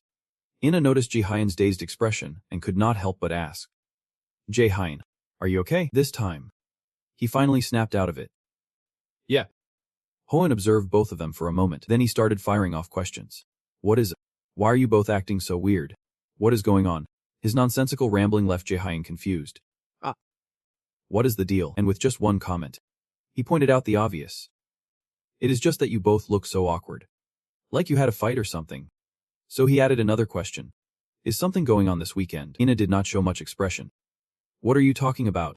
In her head, she was recalling that nameless guy. His presence was suffocating. With a power that seemed to control everything. Chains that wanted to bind both her body and spirit. Back in the present, Ina fell silent, not answering Hoyan. Suddenly, Sojin announced loudly. Hold on. Someone is approaching. With that one line, he pulled everyone's attention away from their weekend chatter. Somehow, Jaein had this hunch. Intruders. People who hate us. It is probably related to Senior Sojin. She confirmed it 100%. Yep. And more importantly, though Sojin appeared indifferent, his next words were like a bombshell. I told you, you will be responsible for me. So you better be ready to deliver. Those words sent shockwaves through the other two girls in the main team. Enough to make even fearless warriors go pale. Thinking, what is she talking about responsibility? They all turned their gaze toward the cause of all this tension. Jaein, unfazed, calmly issued the command. Get ready for battle. The moment the words stopped. That is when those guys officially stepped onto the scene. None other than the Sit Circle. A grin stretched wide across his face, bursting with confidence. I knew they would come. Memories of when Sojin was still a member of the Sit Circle flooded back. What is your point? Back then, she had to verify. I should leave the Sit Circle and join a new recruit circle called 9. Jaein nodded immediately. Right. She gets it fast. In response, she declined in the most classic way. But you are still a rookie. Right. Whatever. I admit you are different. But you have got to consider my position too. That was a brutally practical answer from Sojin. You might not care, but I am pretty satisfied with Sit. There are plenty of people here. And compared to a new circle, I can earn a lot more points. Of course. Jaein came prepared. Senior. You are only seeing part of the picture. She immediately shot back. Are you planning on teaching a senior again? He did not waste time and jumped straight to the main topic. Did she really think Sit members were her teammates? Unexpectedly. She lacked confidence when mentioning it. Well, I guess they are more like business partners. And then Jaein pulled something out. Retorting, I do not think so. Just with a glance, Sojin recognized it. Someone's voice echoed. Sojin, just to be clear. It is nothing but a petty spy. It was one of those annoying guys who could not even fight fairly. What kind of fake conquest is that? Contrary to his attitude, the guy was grinning. She seemed like my assistant. Just something to make me look better. Suddenly, he switched his behavior 180 degrees. She is pretty. I will give it a shot. Who knows? Maybe I will hit it off. Unsurprisingly, the guy frowned. Damn it. I spotted her first. If you do not want to lose, do not try to steal. The disgusting tension in this conversation made Sojin clench her jaw, finally grinding out each word. You filthy scumbags. With a long, deep sigh, she finally got it. Then she decisively asked a question that felt like an unspoken agreement. How much are you planning to offer me? Jaein, satisfied with the answer, flashed a sly smile. Depending on how she acted, they had to focus on the present when facing Sojin's old teammates. Baekji did not say anything but declared boldly, do you really think you can pull a member from our circle without any consequences? He did not say anything and sank into thought. The circle that Senior Sojin had once participated in was indeed the Sit Circle. From the intel Jaein gathered, they were just trying to exploit her. In the end, he wore an expression of sheer guilt with a mocking tone. Looks like your guys have been through the ringer in this newbie competition. Speaking of which, Baekji seemed quite serious. Last time, it was just me being careless. The guy was still shouting. You think you can handle this many people? In terms of quantity and quality, Jaein was not lacking at all. Sorry. But I have never been alone. A powerful energy flickered at his fingertips. Let me clarify, he said. Just tossing it aside was enough to leave Baekji in shock. Even Jaein, the main character, felt like he was faster. Of course. He would not show it but dropped a challenge. Even if all your guys team up, you still can't beat one of us. Among them, two people exchanged worried glances. Jaein's hand crackled with golden lightning. He glanced over at Sojin, one of the talented scouts. The image of a pair of blue eyes appeared behind Sojin, and bringing her and our team along came with huge risks. Jaein looked at the crowd in front of him. Realizing they were nothing to worry about, he slightly bowed his head and gave a cryptic smile. Jaein looked up, speaking casually. Still unsure of his next move, Baekji's voice trembled slightly. He must have been mistaken about something. After all, even if he was strong, he was still just a rookie. He just chuckled lightly. Not responding, and immediately ordered, kill him. A swarm of armed people charged at Jaein, his cold eyes scanning the crowd. The system activated, triggering the skill. Invulnerable defense. The attackers seemed to hit a solid barrier. The space echoed with a shocked voice.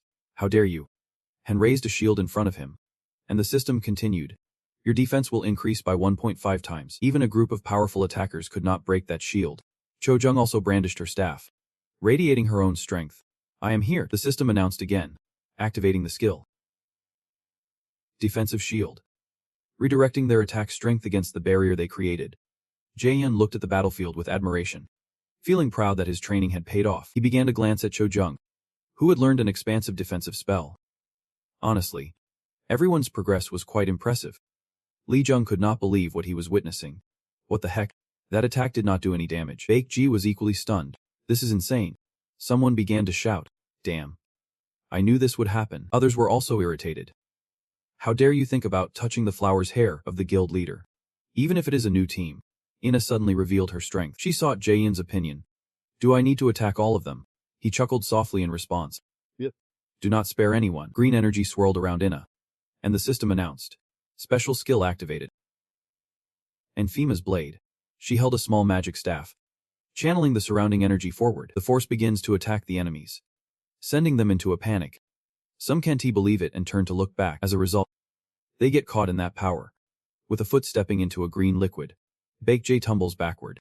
Covered in the goo, he tries to scrape the green liquid off his clothes. What the heck is this? Two figures appear in chat. This is interesting. They can't even move anymore. Jae-sang starts explaining the components of that liquid. Right. I mixed slime with paralysis mushroom spores to create this. So it is definitely effective. Baekjae yells from the ground. That stuttering loser. A deep voice echoes. And he turns wide-eyed at the sound. Jae-hyun steps closer to Baekjae. Watch your mouth, you damn idiot. Lying on the ground, he struggles to escape the goo. Why can't I get out of this mess? I have invested so much into that power. You place a foot on Baekjae's back. Do you have any idea how much pain I can inflict before you die? With a foot on his back, he can only scream in agony. Hearing the scream, the minions in front turn their heads slightly. Jae-hyun looks at them coolly. I will let the rest go. But he is staying with me. You glance at the one on the ground. This loser started it all. Baekjae screams in fear towards his teammates. What? Don't trust them. Listen to me. But his teammates disagree. You crazy. Why should we wait for you? The space only echoes with the curses of the minions. You bastard. I knew you would mess everything up. You should know your place. He does not realize how big the difference is when participating in Muse events. He can only explain in frustration. That is not it. Baekjae reaches out. But his teammates have already left. Jae-hyun coldly shoves his hands into his pockets. I wonder. What should I do? You glance back. I am determined to make him fail in this event. So Jun grinds his teeth behind him. That bastard. Baekjae reaches out to her. So Jun, just listen to me. I did all of this for you. A sharp voice cuts in. Shut up. So Jun pulls a dagger from her bag. With her other hand, she brushes her hair back. You are just a parasite that does nothing but cause trouble. So Jun grins menacingly. So just Baekjae's face goes pale. Oh no. She sits on him and relentlessly attacks. Moments later, and Seo appears. Shocked. You are telling me you have dealt with all of them. In front of them lies a desolate scene. He looked down at the people beneath him, thinking, the team may not be at the top, but they are always above average. At least that is something. Plus they have a large number of members.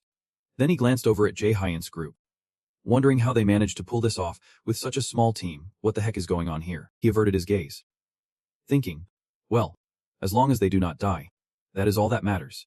They do not deserve to go out like this. And Seo's face showed fear. Damn. This is really a monster. He turned to leave, saying, well, I'm hoping that in the future, you will be able to stop the conflicts with the upper classes. Jae-hyun casually replied. Aha, sure. He glanced at the guy leaning against the pillar. Why are you helping me? Suuk did not respond right away. He was staring at the construction site ahead. Then he reluctantly said, the entire team is chasing after you guys. Jae-hyun seemed unfazed. So what? They are just a bunch of idiots anyway. Suuk replied. Fine. He was confused by his own actions. Why was he siding with this guy? As Suuk made to leave, Jae-hyun called out. Wait. Where are you going? If you are just going to wander around, you might want to reconsider. He stopped at that, his face turning red. Okay. I will stick around for a bit. He turned to look at him. I did not think you would actually help me. I thought you were just good at stirring up trouble. The next words left Suuk flustered.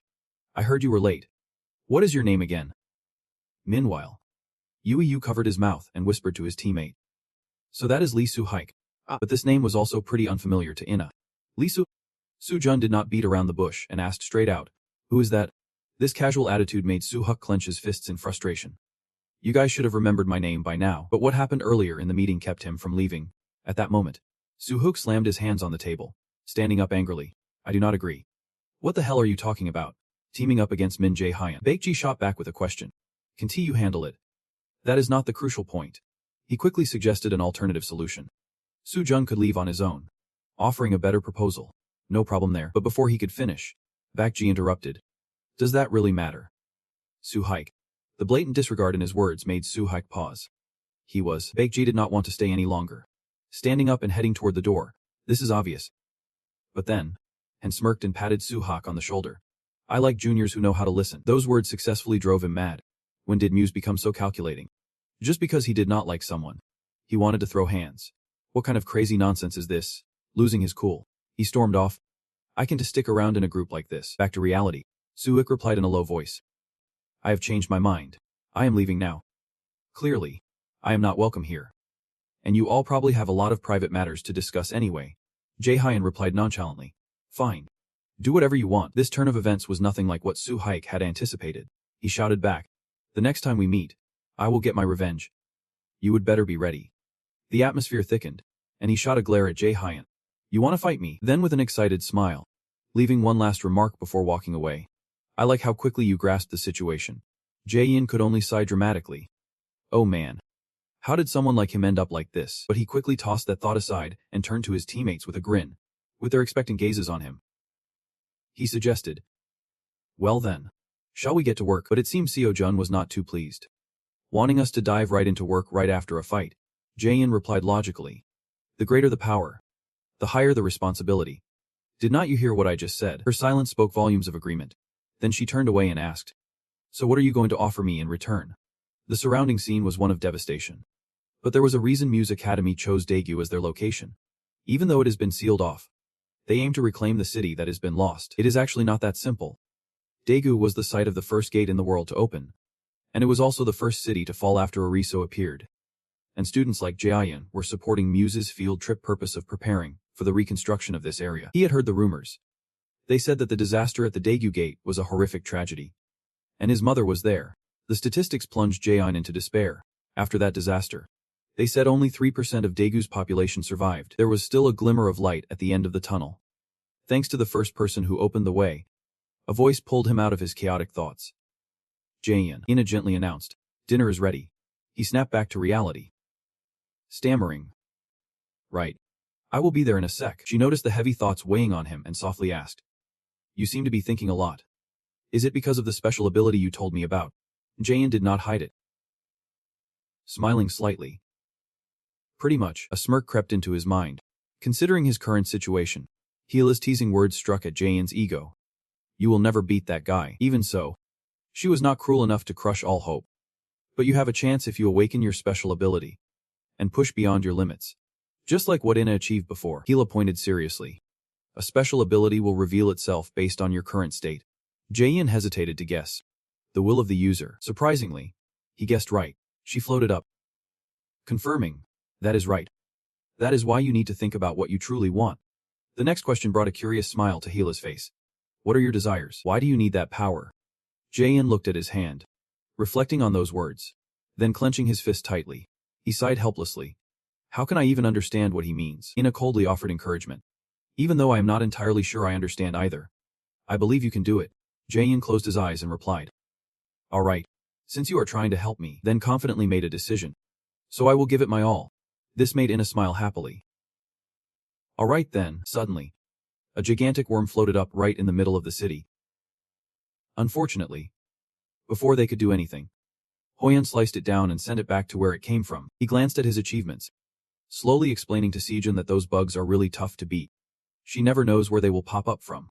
She shot a frustrated look at the claw flying closer. But honestly, I found these harpies more annoying. Then he swiftly turned it into a three-pronged bird dish. Next, he stood up, finishing the promise he had left hanging.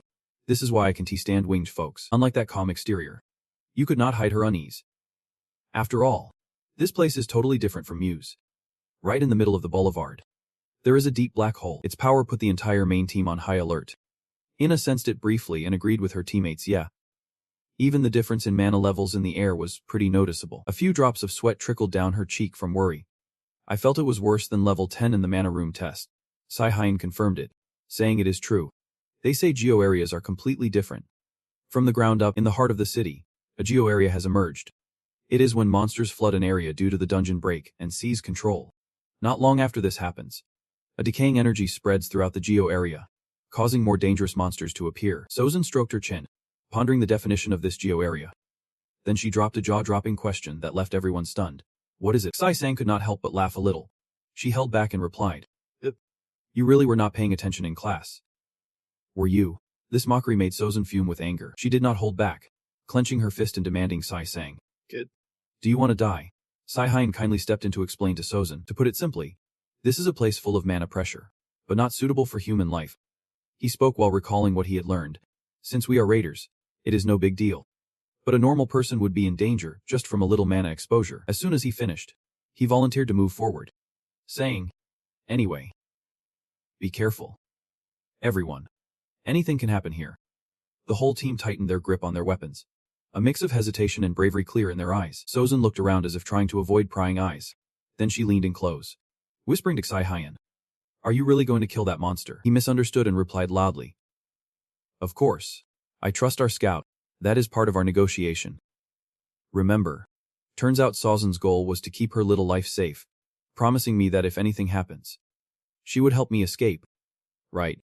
I do not want to die young. Okay, ignoring the other's anger, he urged. Come on. Hurry up, Hwoyeon confusedly replied. All right, Ina coldly complied. I am on my way. While Yudong did not bother hiding her annoyance. Muttering back, You are so impatient. The negotiation fell through. Sozin, frustrated, pulled at her hair. Damn it. This action left Sai-Hyun surprised. What is that about? Then he quietly explained his thoughts. It is just because of the terrifying danger level of this. There is a lot of money on the line. Sozin turned away, ignoring his words that floated away in the wind. We can look for it ourselves. Even if it takes longer. She just needed to. She tossed her jacket out, gruffly replying, Here. You are the one with the say in this. Master. Then, Hwoyeon looked around at the towering skyscrapers. Sozin was amazed by the transformation of the city. Honestly, it was incredible to see how this area had been restored, even to this stage. After her words, she turned back to ask, It is all about that person. Right. Siona paused. Teasingly replied, Who? Sozin smirked at this silliness. You are just like me. I love how you do not even try to study. Let us be friends. It was at this moment that Hwoyeon finally spoke up. You are talking about Yuan, are not you? Sozin smiled brightly and replied, Yeah, that is right. It was only now that Ina could understand. I have heard about him too. Sang then recounted everything he had heard. Even my dad said he could not defeat Yuan. When that name came up, Jae-Hyun slowly repeated, Sozin. Yeah. And then the image of a city engulfed in flames flashed in his mind. In Daegu, the first place to be destroyed. The screams of people echoed endlessly amidst the unrelenting inferno, where the monsters slaughtered them without mercy. No one had the chance to run or fight back. People were crushed like ants. Tens of thousands in Daegu had been killed, injured, or forced to flee. Standing at the edge of despair, a person with extraordinary power appeared before them. The imposing figure loomed in Jae-Hyun's thoughts. That person was none other than the first awakened. Yuan. While his mind wandered elsewhere, his body kept fighting fiercely. Yuan, a global icon and the first awakened known to many. Jae-Hyun picked something up from the ground, his gaze deep in thought. His hand clenched tightly as he spoke with a hint of bitterness. Even though he had suddenly vanished, Rodong sighed, trying to encourage him. Well, you chose the same path as him, so it is only natural that weighs heavily on your shoulders. Saying that, she stretched out her arms, feeling refreshed. The way he disappeared so suddenly sparked rumors that he might have been killed by monsters, and all that. The first to wield the power of the Nordic system. The true identity of the opponent stirred Jae-Hyun's curiosity. Now, it is hard not to wonder, who exactly is Yuan? The questions in his head kept piling up. Why was he the first to be able to use this power? The annoyance was evident on his face. Was it just a coincidence? In the end, he had to set those thoughts aside. Now was not the time to think about that. Hwoyeon nodded in agreement. Yeah, we need to focus on surviving first, he reminded everyone. After all, even with some instructors here, this place is still really dangerous. So everyone got to work. Hwoyeon and Ji-Sang were in sync. and Ji Sang could not escape the fate of being scolded by Xiaojun. Keep it steady over there. Seeing her angry, he immediately complied. Sorry. And soon enough, a large tent was completed. At this moment, Ina stood next to Ji Hyan. She reported what she found out. The monsters confirmed included Happy, Seal, and Goblin. He could not help but exclaim. Just like Senior Xiaojun said, she always gets it right. Xiaojun, hearing this, looked a bit annoyed. Obviously, if I was wrong, would she even be able to come back here? He teased back. How do you know that? Did you get it from someone? You know. Hearing her about to scold him, Ji Hyan immediately got serious. Do not you want to take credit for it? Xiaojun quickly brushed it off. Do you need anything else? Master. Hody was exhausted but still had enough strength to chime in. I did not think I could do this just for money. What an impression. Ji Sang smiled brightly like a flower. Xiaojun had been like this ever since the first time I met him. Before he could say more, she grabbed him by the collar. The only boss is the one who pays me. Not you. Xiaojun looked him straight in the eye and enunciated each word. Clear enough. Ji Sang, terrified, could only obey. Then, realizing the group was still missing someone, Ji Hyan spoke up. Where's Kim Sojung? Hoi stopped glaring at him. Unsure. She said she needed to prepare something and then just left. This left him puzzled. It is strange. He is not the lazy type. Just as he was about to respond, a character from their story appeared. Everyone. Ji Hyan raised a question. Kim Sojung, what are you doing? Suddenly, he felt something was off. A scent of death wafted from the pot in Sojung's hands, leaving everyone frozen in shock. But she seemed oblivious as she set it down, proud of her creation. She declared, this preparation is exhausting. Without me, how would you all manage? Ji Hyan was the first to speak up. Is that food? Sojung replied without hesitation. Yep. I added my special sauce to the bugs you all caught earlier. His face turned purple as he gazed at the grotesque delicacy before him. You want us to eat this? Ji Hyan did not seem to care about everyone's reactions. Of course. I put in a lot of effort to make it. He looked at that monstrosity, thinking to himself, if I feed him this, it would be easier to take him down than I thought. He sighed. Maybe I am overthinking it. Meanwhile, Ji Hyan was enjoying a steaming cup of tea. Ji Hyan spoke up from behind, raising a question. When do we plan to act again? As he spoke, he waited for an answer. He slowly set his tea down and began to speak. Well, I guess it is about time we got back to action. The image of Ji Hyan popped into his mind. The activities of the creator had become very energetic. Speaking of this, Ji Soon agreed. Even though they were just fledglings learning to flap their wings, they were proving that prophecies were not meaningless. Keep the presentation going. Your power is needed, Ju Won replied calmly, assessing the situation.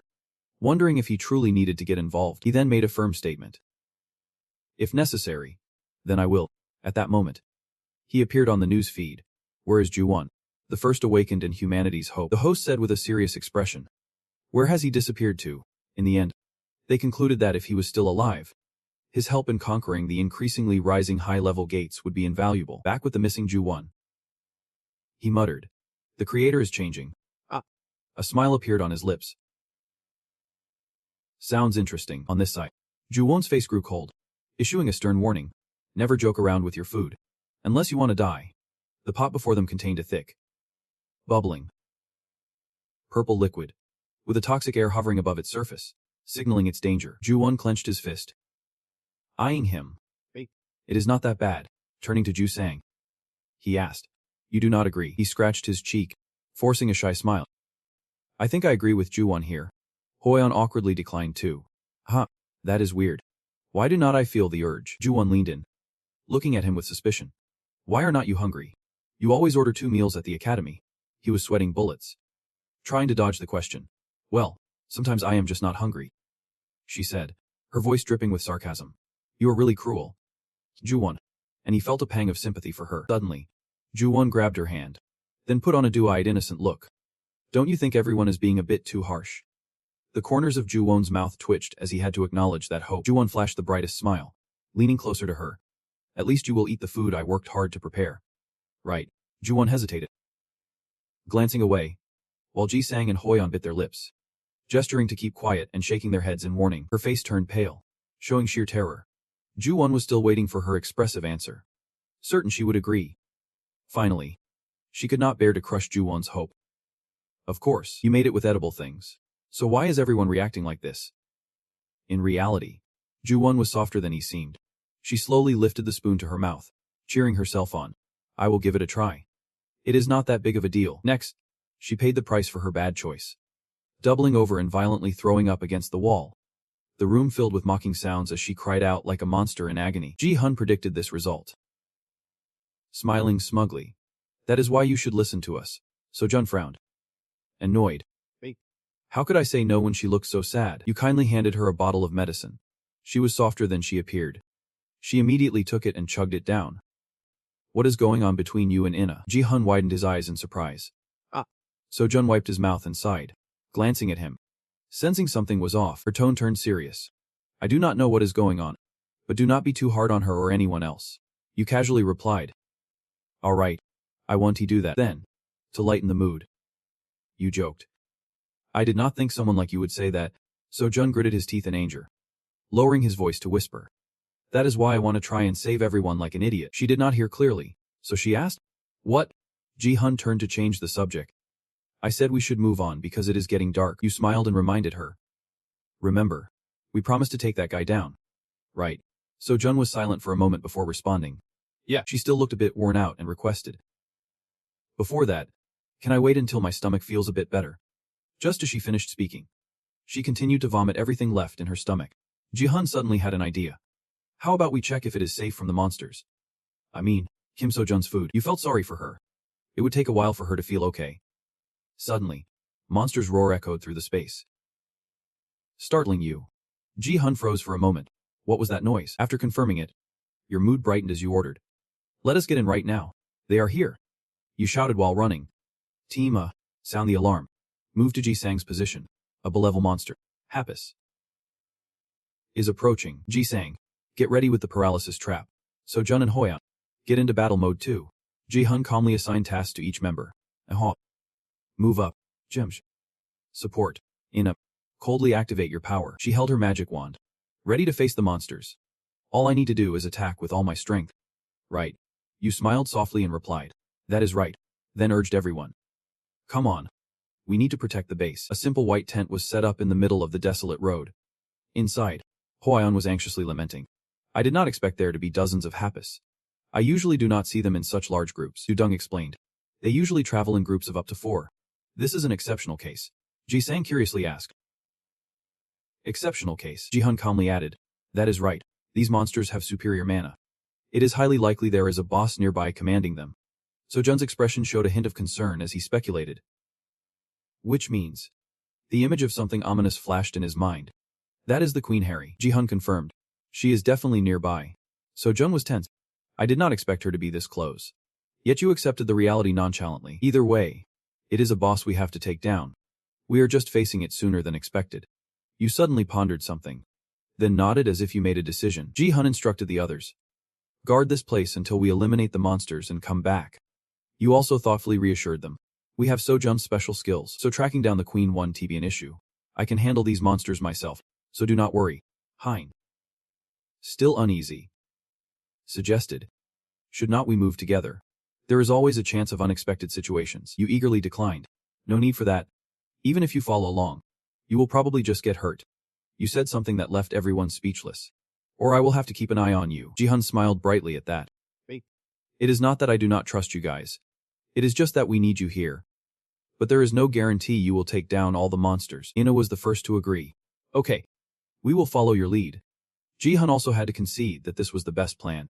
I do not like this plan, but I do not want to be a burden. Take this. Here. Ji-sang hurriedly stuffed you with a bunch of healing potions. And this too. After giving instructions, Ji-hun and So-jun stepped out of the tent. You turned back and promised. We will be back. Stay safe. Hwaeon clenched her fists against her chest. Just let us handle it. So-jun shyly reminded. If you need us, just call. Okay. Ji-hun did not miss the chance to tease. It is rare to see you so caring. Right at that moment, the Happus started swooping down, circling in the sky. You spoke calmly. No need to worry. System notification. Activating active skill. Chain boost. Golden chains appeared from nowhere, piercing through all of them. Ji-hun's demeanor radiates confidence. I just raised my hand, knowing victory is mine. So-jun witnesses this and reminds herself. It is best not to provoke him. Ji-hun quietly follows So-jun upstairs. She suddenly turns back to look. You know how it is, regardless. So-jun has to admit one thing. Their group is seriously strong.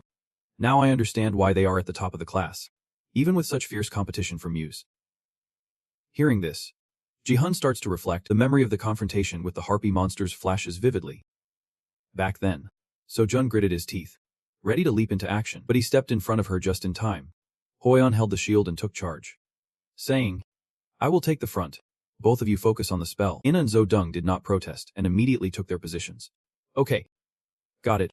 The monsters above them flapped their wings, making eerie sounds. To boost his combat power, he summoned a blue sword to his hand. Hoyeon's gaze was 3 parts determined, 7 parts resolute. Fixed intently ahead, the first monster charged in and was immediately stopped by the shield. Seizing the opportunity, he made it disappear in an instant. Ji-hun watched from afar, silently assessing the frosty martial arts and the magnificent blue dawn sword. Looking at Hoyeon's sky-high confidence, he concluded that Hoyeon must have reached level A by now. Next, he observed Zojung's movements, which were consistent with the others. She was closing her eyes to activate her overflowing active skill, while the system announced that the attack power of the team members would increase by 1.3 times. Another monster, oblivious to the danger, rushed into attack. Zojung used one hand to activate the spell and held her staff with the other, focusing intently on it. This time, she activated the active skill. Wind barrier. A bright green light from the spell surrounded the monster's body. This outcome did not surprise Ji-hun too much. Kim Zojung can now chant spells even faster. Yep, she has definitely surpassed level B now. He glanced lazily to the right, as she was mastering the active skill. Sword art. And fame. After completing the process, Ina slowly opened her eyes, carrying a chilling gaze. Her magical light systematically wiped out each monster right before their eyes. Meanwhile, she casually waved her wand. The divine light slowly eroded the monsters' bodies. The violent scene made Ji-hun feel a bit uneasy, but deep down, he had to admit one thing. She truly is a monster. After all, she has been like this since birth. The green-haired monster was still being mercilessly tortured. Looking at Ina standing still in the distance, Ji-hun could not help but marvel again. Her talent is absolutely insane. Back to the present, he shrugged nonchalantly. After all, I am still the strongest. This confident attitude made Sojun feel a little irritated. People like that can be really annoying. You know, the others want tea like you, but he did not care about that. Oh well. Too bad. If they do not like that, I am the best. They should just get stronger. She replied with a sigh. I expect nothing less from a genius. Those words made Ji-hun feel heavy-hearted. A genius. I never thought that word would point at me. Memories from the past started flooding back. Are you trying to turn me into a bullet shield? Jun ordered curtly. Front line. Raise your shields properly now. Maintain formation. He kept pointing out mistakes, making Ji-hun feel frustrated. Seriously. Is it that hard to understand? Even if we die, we have to stick to the formation. Back then, you were always coming and going alone, without teammates like everyone else. Returning to the present, Ji-hun started to dodge the topic. But hey, you are doing great. It seems like you have found your own path. Even though the most impressive thing is still enjoying Kim Sojun's cooking. Being teased like that, Sojun shot a glare at him like a bullet. Are you kidding me? But Ji-hun was not scared. He kept joking.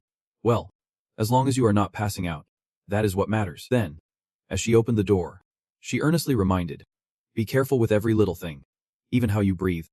One wrong move could be fatal. She put on a careless demeanor. If things go south, we should run.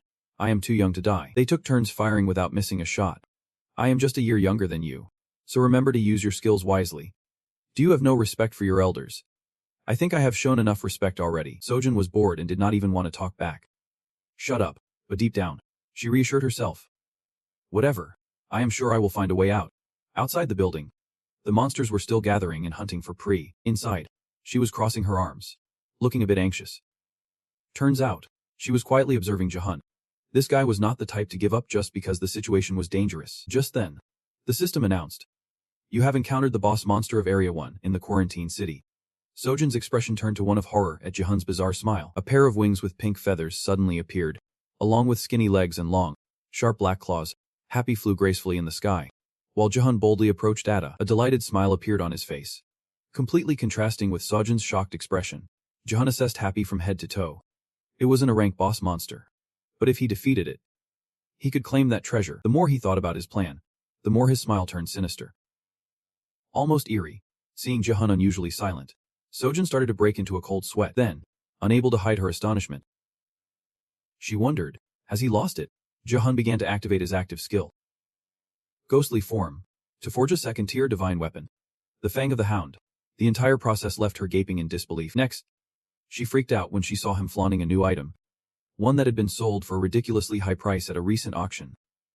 Meanwhile, Happy landed forcefully on the ground, unleashing sharp feather projectiles. Sojin quickly dodged the surprise attack from Ada. Unexpectedly, Jahan mocked her. "I told you to stay put. You are just too much." "Shut it." While the two were busy bickering, Happy went wild with crazy attacks. Still, Jahan gained momentum to charge at her, holding the Fang of the Hound in hand while calculating. Theoretically, it was weaker than him, but still dangerous. Before long, Jahan noticed the difference mainly because it could fly. The ground behind him erupted in an explosion as he swiftly dodged. Like the biggest reason of all, Happy's eyes were radiating energy, which meant it was stronger than before he regressed. Everything clicked into place, boosting Jahan's confidence. Now he got it. Ada spun around, launching feathers toward him. 2 golden orbs of light suddenly appeared in midair, freezing Jahan in place while it dealt with Happy's weapon. Looking at Ada's much more aggressive demeanor, he could definitely say it was stronger now. And a rank monster before his regression was not anything like this. Still, Jahan was not backing down. He shrugged it off. What is that supposed to mean? As his elbow brushed against the golden chain, it vanished at lightning speed. Jahan zipped through the gap above Happy, meaning he had intervened. He quickly turned back to check the situation. Ada was unharmed and brandishing its sharp claws, but Jahan countered by lunging forward with Nihawk's fangs. Showing up instead of hiding seemed like a better plan. Happy's body bore cuts around it, a sign of the energy orb's explosive release. As he landed gracefully, a bit of purple mana lingered on his weapon. At the same time, blackbirds scattered chaotically across the sky. One quietly headed towards the ominous and massive bow. It then decisively perched upon Hujin's shoulder. My prediction was spot on. He heard the bird whisper something in his ear. Something was about to happen. Hujin recalled the arrogant look on his face. Worrying whether he could handle his job well, he gently shut his eyes, deep in thought. His sunken eyes slowly opened after a moment. Then he took off in a flash, leaving feathers drifting in the air. Definitely not my problem. At that moment, the system suddenly displayed a notification. You have successfully defeated Queen Happy, the final boss of the first area in Lok Lao City. Please claim your reward at Queen Happy's lair. With the battle over, Ajayan retracted his weapon. He tucked it away in his personal space, secretly celebrating. Finally, he had obtained the wings in the eye of the storm. Jiayan glanced back to see Sujin grimacing, and he asked, "What are you doing?" At that moment, she let out a sigh. Sujin was right. Hesitating for a moment, Sujin finally managed to speak. "You have completely lost it." Meanwhile, Jiayan listened but did not understand what she was saying. Finding the reward in Happy's lair, he could not hide his victorious smile. He finally found it. In front of them was an item wrapped in a black aura. Instantly, an info panel appeared. Support item, named Wings in the Eye of the Storm. Greatest. The wings were inspired by the radio storm that swept through Helahima. Grants you the ability to jump mid-air. Agility plus 50, strength plus 50. And the skill's effect will be enhanced with a higher effectiveness. Jiayan felt thrilled with the result. Alright, the skill and stats were pretty solid. He eagerly observed the item he just claimed. Of course, the best part was the skill. A few seconds later, the system flashed a notification. The A+ tier skill, Mid-air jump, creates an illusionary wall while the user is in mid-air, giving them a second chance to jump and can be used twice in a row. Jiayan grinned, satisfied, recalling a phantom attack that had granted him these wings, allowing him to level up faster than a hot knife through butter. He thought to himself, so that won't happen again since I have got them now. Beside him, Sujin looked surprised and exclaimed, "Ah, what is that?" He squinted at a white object in the distance. "What is that?" They moved closer for a better look. It was a pair of gloves. Without hesitation, Jiayan quickly snatched them up. Meanwhile, Su received a system notification. You have absorbed the original gloves. Updating information about the first awakened one on the Nonia system. At the same time, in another area, you wiped the sweat from her brow. Looking exhausted, it seemed like she was really anxious. Are we done here yet? Horon stood nearby, looking excited, saying, "Isn't this super close to breaking the record? I think we are doing great." Hearing that, you smirked slightly. Of course, with me around, we are making some serious progress. Back with Jiayan, he looked deep in thought. Original gloves. He recalled the previous notification about the first awakened one on the Nonia system, and fell into contemplation. There is only one person known as the First Awakened, Jiayan. The First Awakened in the whole world and also a hero of Korea, so why is the Nonia system updating info about him? He began to speculate. Maybe he is connected to the system somehow. Just then, Yu was nearby. "Ah, what did you say?" Jiayan chuckled, Looking a bit embarrassed, he gently ruffled her hair, causing her to puff up in protest. "Wait. I told you not to mess with my hair." Jiayan brushed off her complaint, lost in thought. "I need to find out why that guy says gloves are here. There is definitely something fishy about it." Now noticing Ina, Jiayan approached her, his voice slightly apologetic. "Sorry for making you keep an eye out while you are tired," she calmly replied. "I should be doing this to help you. You have your own stuff to take care of." Suddenly, you shouted. "What the heck?" "No way." Ina quickly asked. "What is wrong?" She choked out through tears. "I forgot my necklace. This is not good at all." Just as she finished speaking, someone presented a chain right in front of Jiayan. Here, in an instant. She did a complete 180. "How did you know I forgot it?" "That is creepy," Jiayan softly replied. "It is just a habit. Plus your mom told me to take care of you." Hearing that, Jiayan blushed. "Sorry. I will talk to mom about that later." "Thanks anyway," he replied playfully. "You should really make your mom trust you more." That cutting remark left her unable to stay calm. Wait. The laughter from everyone made Jiayan frustrated. "You guys dare to laugh." Meanwhile, Ina sat quiet, not saying a word. A few seconds later, Jiayan spoke again. "Anyway." He looked at the person beside him, his tone turning more serious. "It is time for you to grow up. Don't he forget your things anymore." Du Dung frowned. Annoyed. "Don't he drag me into this?" Hoyon stared wide-eyed at the two of them bickering. Unable to contain his curiosity, he blurted out. "Are you two dating or what?" Jiayan replied firmly. While Du Dung lost it. "Do you want to die?" As he was still confused, someone poked him from behind. Hoyon jumped in surprise. "Ah." Ina gently urged. "They have already denied it. So why do not you just let it go?" At the same time, in the Valhalla Castle, the Grand Hall of the Azar, also known as the Home of Warriors and the House of Joy, the burst into a bright laugh and raised his glass high. "Ha! This is amazing," he quietly celebrated in his heart. The preparations for war were going smoothly, and him saying he would soon deal with his biggest rival. The briefly thought about him. Even though he was a bit hot-headed, taking a life was still pretty easy for him. Then he said excitedly, "This time, the Azar will become the masters of the universe." Then he glanced at the chair in front. "Our great god Odin would be pleased." Just as the words ended, a displeased voice rang out from across the room. "What a scoundrel for being so dishonest. Who dares to throw a party when Odin is not here?" The fairy spoke sharply. "Thor, Ragnarok does not mean anything to you. Does it?" Thor scoffed. "Ha! How could you say that? I did not expect you to bring that up." Then he reopened the wound from the past. "How dare you say that when your right arm was bitten off by Fenrir?"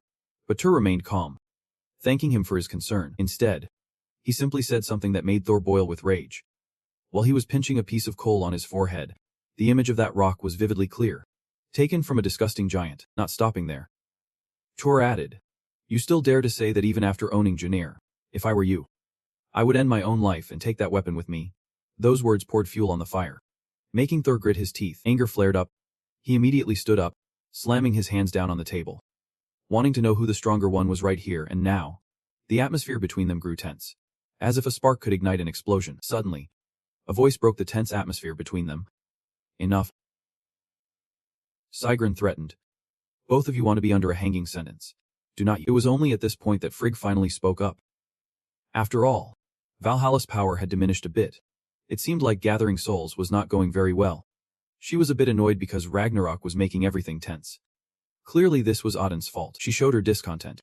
"How dare you speak like that about the Asa Master?" The more Sigrun mentioned him, the more furious she became. "I have no intention of siding with Odin. He may have power. To me, he is no different from a blind man." Frigg shouted back. "Who do you think you are?" She commanded. "Surely you have not forgotten what Odin did to me." "Right." Waves of rage surged, bringing a dark, oppressive aura to Frigg. Under the pressure of that aura, she could only stand there, pausing to steady her emotions. Sigrun finally continued. "I want to take this opportunity to make an announcement. The preparations for the second end have been completed." With a determined expression, she spoke with full strength. "Narja." Turning this way, Si-hun stood on the rooftop, quietly observing the entire city. "You are quietly piecing together the clues. If Hindel's involved, it means he will show up soon." You tilt your head to the sky, determined you need to awaken your innate skills as soon as possible. A moment later, Seo Wongun sits across from Seo Hun, smiling softly. "You really have grown stronger. Seo Hun, I am genuinely impressed. But you still want to master another skill." You awkwardly smirk. "Haha. There is no way I could match you in terms of managing the guild's recruitment." With that, you shyly avoid eye contact. Seo Wang-un thinks for a moment. Honestly, I do not think I can help you much. My situation was pretty sudden. You question back. Sudden? Really? She lifts her teacup and nods. Confirming it, her reflection flickers on the water's surface. A hint of sadness visible. All the memories in my head are still vivid. The painful past resurfaces in Seo Wang-un's mind, leaving her stunned as she kneels in the rain. The despair of that day, when a portal suddenly opened in the middle of the street. Countless brutal monsters pouring out and attacking the civilians, leaving bodies falling like flies. Mid the chaos, she sat frozen, as if terror had robbed her of movement. Watching helplessly as people were devoured, everyone was desperately trying to escape. Seo Wang-un can't forget that day. When a child came sprinting towards her in a panic, the little girl suddenly fell to the ground. And all Seo Wang-un could do was sit there, dazed and unresponsive, even as cold sweat poured down. She could not control herself anymore. She could not pull anything back. And that girl was cruelly taken from this world. In that final moment, Seo Wang-un suddenly sprang to her feet with all her strength. She reached out to save her, stretching her hand forward to grab the girl. But in the end, it was all in vain. When Seo Wang-un came to her senses, the bloodied body of the girl lay in her arms. Even though she had awakened as a pseudo, she could not save that child. At that moment, Seo Wang-un was just too weak. And perhaps the fear of facing danger still lingered within her. As Seo-hun knows, this world is filled with suffering. Right after that child died, a brilliant golden aura shone down from the sky. Enveloping her, Seo Wang-un received a new skill. Ethereal wings appearing behind her like an angel. That skill was sacrifice. She wielded her power to annihilate the monsters. Finally, when everything was resolved, the girl faded into glowing orbs. And Seo Wang-un felt her hands stained with guilt. She silently wept, stifling her pain. However, back in the present, Seo Wang-un expresses her sorrow. I still can't bring back someone who is dead. I told you this story. Right. Seo-hun listens intently to every word. A healer will always remember those they could not save, even longer than those they did save. She softly grips the armrest, rising to her feet. You want to learn a mastery skill as soon as possible. Right. Her mood suddenly drops. Honestly, she replies truthfully. I do not even know how to do that. Seo-hun looks a bit surprised by this answer. The light touch on your shoulder from Wang-un was soothing. But hun, her voice gently reassured. You do not need to rush like that. I do not want you to. Deep down, she hoped the worst would not happen.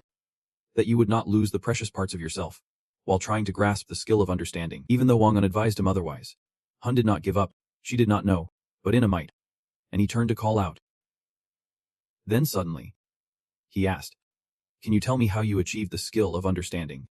I need to ask her because Hun is determined to learn no matter what. He dove straight into the main issue, asking how she managed to acquire the skill of understanding. He quietly reminded himself to ask before he lost the things that mattered to him.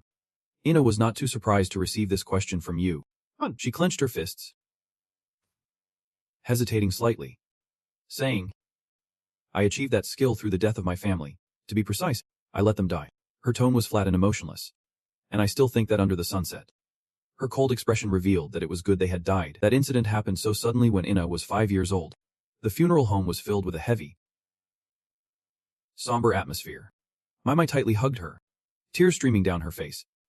As she was too young to truly understand what was happening, it seemed she had been cold-hearted since she was a child, her calm emotions starkly contrasting with hers. But still, at least she knew that Ina looked up at the two portraits. She would never see her parents again, and she would be alone. Then Ina and her grandmother moved to live with her, in a regular apartment. She always saw joy in life, even without her parents. But she never felt lonely living there. Even when her grandmother was harsh on her, criticizing her just out of annoyance, finding every excuse to punish her. While she was raising her hands to the sky at her grandmother as demand, a warm voice called out. She smiled happily and quickly ran over to her grandmother, because Ina still had her grandma. She treated Ina more gently than anyone else. Being the only family she had, the only one she could rely on. However, that happiness did not last long. One day, while Ina was searching for Mai, she called out, Grandma. She saw her grandmother's silhouette through the door. Her grandmother whispered softly, there is not much time left, and it slowly turned into a long, bitter nightmare. Mai had given all her savings and entrusted Ina to Selzy. Take good care of Ina even when I am not here. Her grandmother grinned wickedly, always agreeing. Of course. Of course. Witnessing this scene left her frozen. Even though she was just a child, she understood that her family was leaving her. Ina dropped the things she was holding, her mind now consumed by one thought. The only person she trusted was about to leave her. Around her, Darkness closed in, with only a faint light streaming through the door. Just like the light of her life was about to vanish, Ina's mind drifted into a haze of memories. That was when I became dim. I was never the talkative type, but my heart was tightly closed. Her emotions felt frozen as she remembered the time when I was in my 3rd year of high school. Thinking of this, the image of myself hunched over in Chelsea as mocking words resurfaced. Have you been raking in the bucks with your fake skills lately? Your teacher called you back. Even the delinquent knows how to roll with it. They say you have talent. Can you even believe that? With that one tone. You know how much it costs to take care of you. Right. I hope you understand you owe us. And the moment Ina opened her mouth, Gia was immediately choked up. Got it. Why does Jin act like a total villain, constantly spreading chaos? Because you are not great at studying. Your only option to keep your spot is to become a punisher. Those words made her feel disgusted and angry. She clenched her fists, holding back her emotions. They have taken my parents' insurance money and still want to exploit me. Having to endure Grandmaji's presence only deepened Ina's pain. With my parents gone and my living grandmother treating us like a burden. It hurts. Her heart felt like it was being crushed. But the horrifying part was that even though she wanted to fight back, her throat felt stiff, and she could not say a word. Ina's memories halted at the point of submitting her application. And then I applied to the Punisher Academy. According to the teacher, I knew I had a high awakening potential. The teacher passionately advised her. Are you sure about this? Even if you have high awakening potential, Punishers are treated very well. The magical world is not like that. I do not want you to get caught up in dangerous things. This could really harm you. She felt like a puppet, only able to respond. Madam. But inside her, words she could not say echoed. She knew there were things worse than death. Just as Inna arrived home, Grandma's voice called out. Is it true you are planning to become a Punisher? Each word emphasized the shocking decision she was making. The image of her grandmother plunged her into deep thought. Eventually, Grandma would leave her too. How could she not hate her for that? Tears streamed down her face without her realizing. Wondering if Grandma had not given her money, would her life have been different? She quickly wiped her tears, trying to shake off those thoughts. What needs to happen will happen. That is called fate. It is something we must accept. No matter how hard we struggle against it, something unavoidable. Then she regained her composure and replied, I am really fine. Bikimai seemed to sense something and hugged her tightly. If you do not want to do it, you do not have to. His emotions burst forth the moment she heard that. Grandma did not want to see her hurt. The memory continued to linger at the moment she changed her path to become a Punisher. My life changed completely. Ino assessed herself, saying, I learned how to handle mana, how to defeat magical monsters, and how to survive disasters. My cold personality has actually been a huge help. Memories flooded back. Just as I was getting used to this new life, an unavoidable tragedy struck. Ina was left speechless as she faced the image of her grandmother who had passed away. The time until we said goodbye was far too short. It was even more shocking to hear the doctor say that, if she had accepted treatment, she would not have died. She could not believe her ears. The doctor's words were shocking. In the funeral home, the thought kept haunting Ina. Had she intentionally refused treatment? Had she given up on life? It felt like a misunderstanding. So that means, from this moment on, even my grandmother has abandoned me. There is nothing clear about it, just one person dead and another still alive. Tears streamed down her face as she called out, Grandma. The one thing I want you to know is that I want to see you again. At the same time, it hit her it was too much to bear. She felt like a child asking why. Well, I want to be with you too. Celia hid behind the wall, lost in thought. Feeling like a fool who could not succeed in school. Grandma should be taking me along. Then she heard Selzy's voice crackling through the phone. The sponsorship deal is finalized. The training committee has decided to accept you. So come sign the papers. That realization sent her spiraling into despair. I am losing my mind. But in that moment, I felt like the last piece of my life was slipping away. I recalled seeing my own shadow there. Feeling for the first time that I was losing everything I had. Why would they decide that? This is my life. But in response to Ina's emotions, she sarcastically replied, It is funny, you should be grateful you were not sold off. She really did not want to hear any more. Clenching her phone and running away. In that moment, I decided to leave home, ignoring her voice echoing, Why are not you answering? Memories of that kiss returned to Ina, who waited till dawn to go back and grab her things. Then she discovered that what lay before her was a scene of devastation engulfed in flames. My house. I was drowning in fire, and monsters were spilling out from the gates. Suddenly, she heard a voice calling. Why are you lying under the rubble? Save me. You are a fake awakener. So you can do something. Right. Hurry. Her face was void of emotion. And in that moment, one thought echoed in her mind. Ina looked down with a cold gaze. Why should I save you? Everything you took from me. The person who stole everything. I want to save you. Suddenly, Ji-hyun's voice pulled her back to reality. You look so emotional. If it is too hard, you do not have to force yourself. The scene shifted to somewhere in the city, where you heard strange noises and opened the door, thinking it was nothing, only to scold. Min Ji-hyun. Why are you so late? Now standing before her was a stranger radiating eerie mana. She realized it was not Ji-hyun and tensed up, scanning her surroundings for this strange mana. It felt monstrous. And the others began to panic as well. Hindu noticed their group and spoke up. You are allies of the creator of change. Everyone fell silent upon hearing this. Ji-hyun and Sojin froze in disbelief. While you panicked, exclaimed. What are you talking about? Before he could retract his words, the deathly aura from the man engulfed the air around them. He stepped forward amidst the crowd's screams. Answer me when I ask. Witnessing this, Sojin hurriedly used a transmission spell. Min Ji-hyun, turn back now. There is an enemy. Looks human but has the man of a monster. Suddenly, a foot came to a stop right in front of her, and Sojin looked up in horror. In an instant, Hindu grabbed her throat tightly and shouted. The cheap trick he was using made it hard for her to breathe. He casually formed a ball of dark energy and arrogantly declared, You all will die here. Then he flashed a sinister smile, blaming the one who created the change. That is him. Out of nowhere, Ji-hyun saying, Not happening. At the same moment, a sound rang out from the system, activating skills and making absolute calculations. You are dragging in along and insistently expressing, Do you think I will just sit idly by and watch? Somewhere in the distance, a voice of layman echoed, Oh come on. I am clearly not a babysitter. Seogu was peering through binoculars while reporting. He would cleared out all the monsters in the event area. He could not help but frown and sigh. Why are we stuck here? Meanwhile, Min cheerfully replied. We have to work this hard to distinguish the capable kids. But Seogu looked unconvinced, saying, No way. If we keep coddling them like this, they will just get complacent when they grow up. Suddenly, he froze as his gaze shifted towards something. Whoa, not far away. Two figures. A strange swirling shape appeared in the sky, continuously emitting dark energy. In the murky space, a spine-chilling sound rang out. Seogu alerted. That is the Horn of Doom. A growling sound emerged nearby. His eyes went wide as he clearly saw what was behind it. Whoa, I heard a thud. Min turned to see his partner get taken down by it. His face went pale, unsure of what just happened. What? What the heck is going on? He frantically searched for his radio. Where's my walkie-talkie? Suddenly, the tail struck with a piercing blow through Men's body. His voice trembled. The call from the other end of the radio came through. What? What is happening? Min used the last of his strength to warn. Danger code 11. Situation unpredictable. Everyone, run. With that, the radio fell from his hand, leaving only the lifeless gaze of the one who just sacrificed himself. Meanwhile, on the other side, the aggressive monsters were charging into the city like a swarm.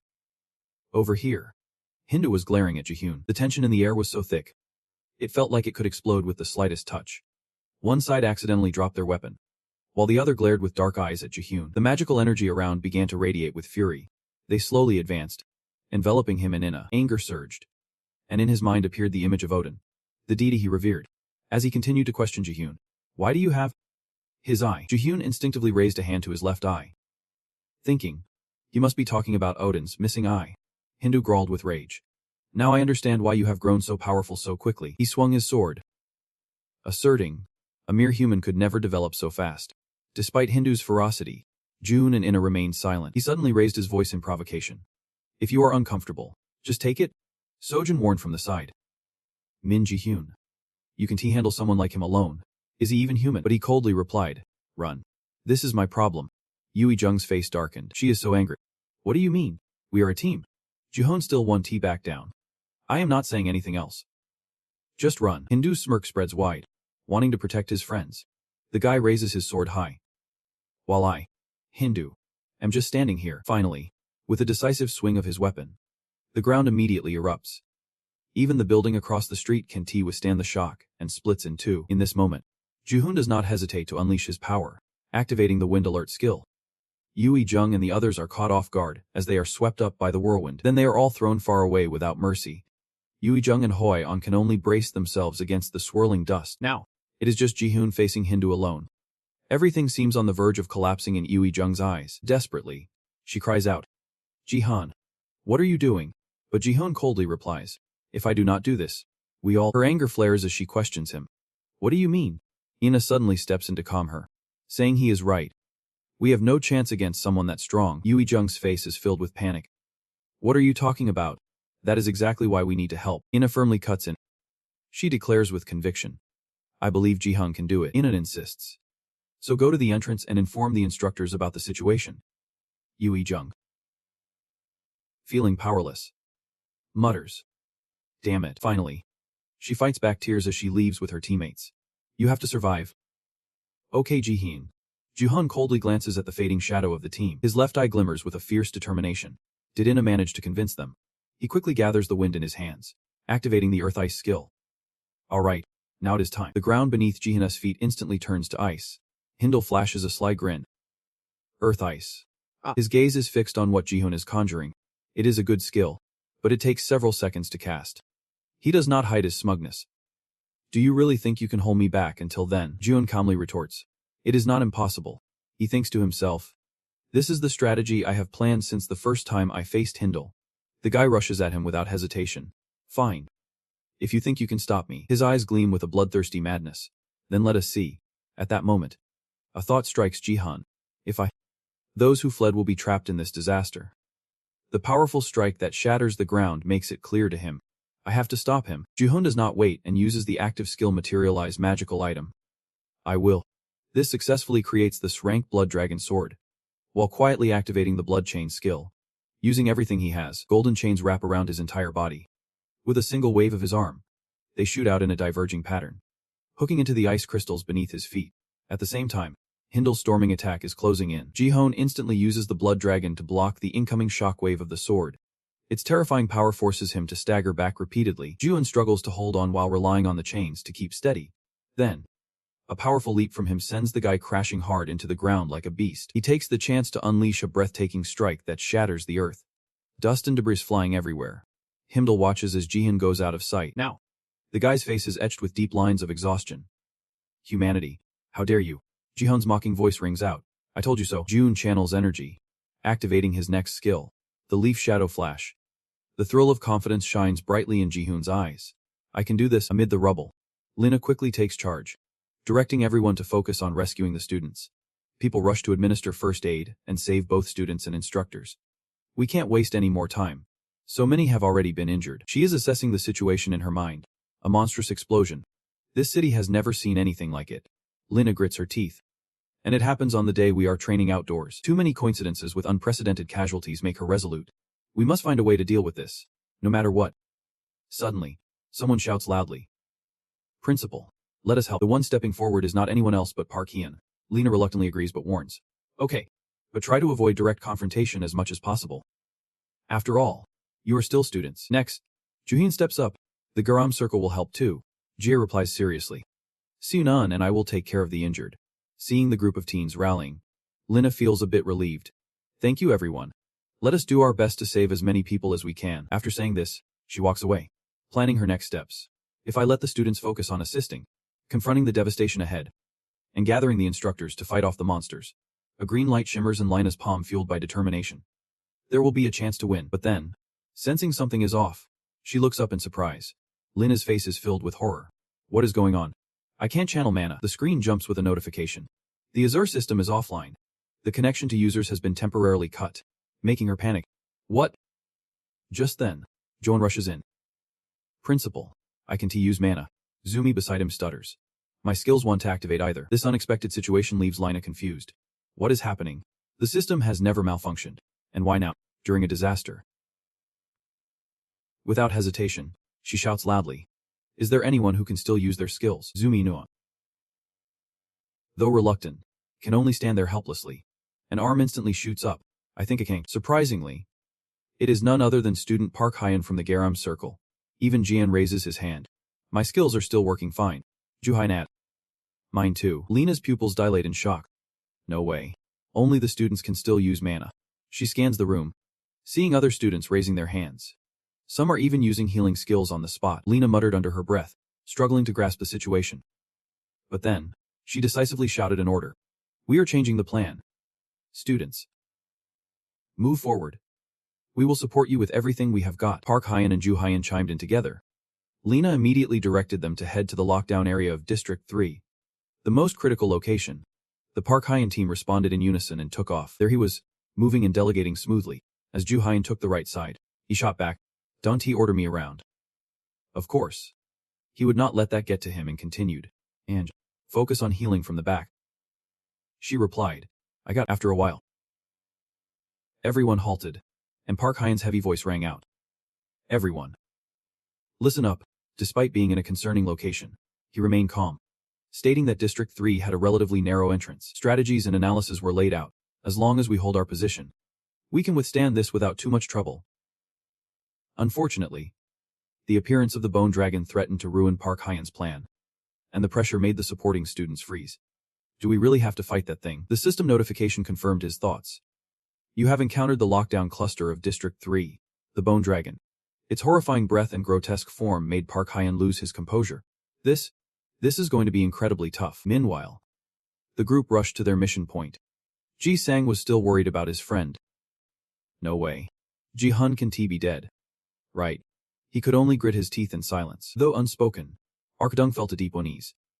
Suddenly, the ring she wore began to glow. At the same time, everyone else experienced a similar phenomenon. Arkdung stopped to check the notification. A scheduled message had arrived. A familiar voice echoed. "Do not worry. I need everyone's help." Ji Hun began to explain his plan. Right now, the monster boss in the area was attacking the city's entrance. "Help the civilians. I will meet up with you soon." Ardung's face relaxed a bit. It was definitely Ji Hun.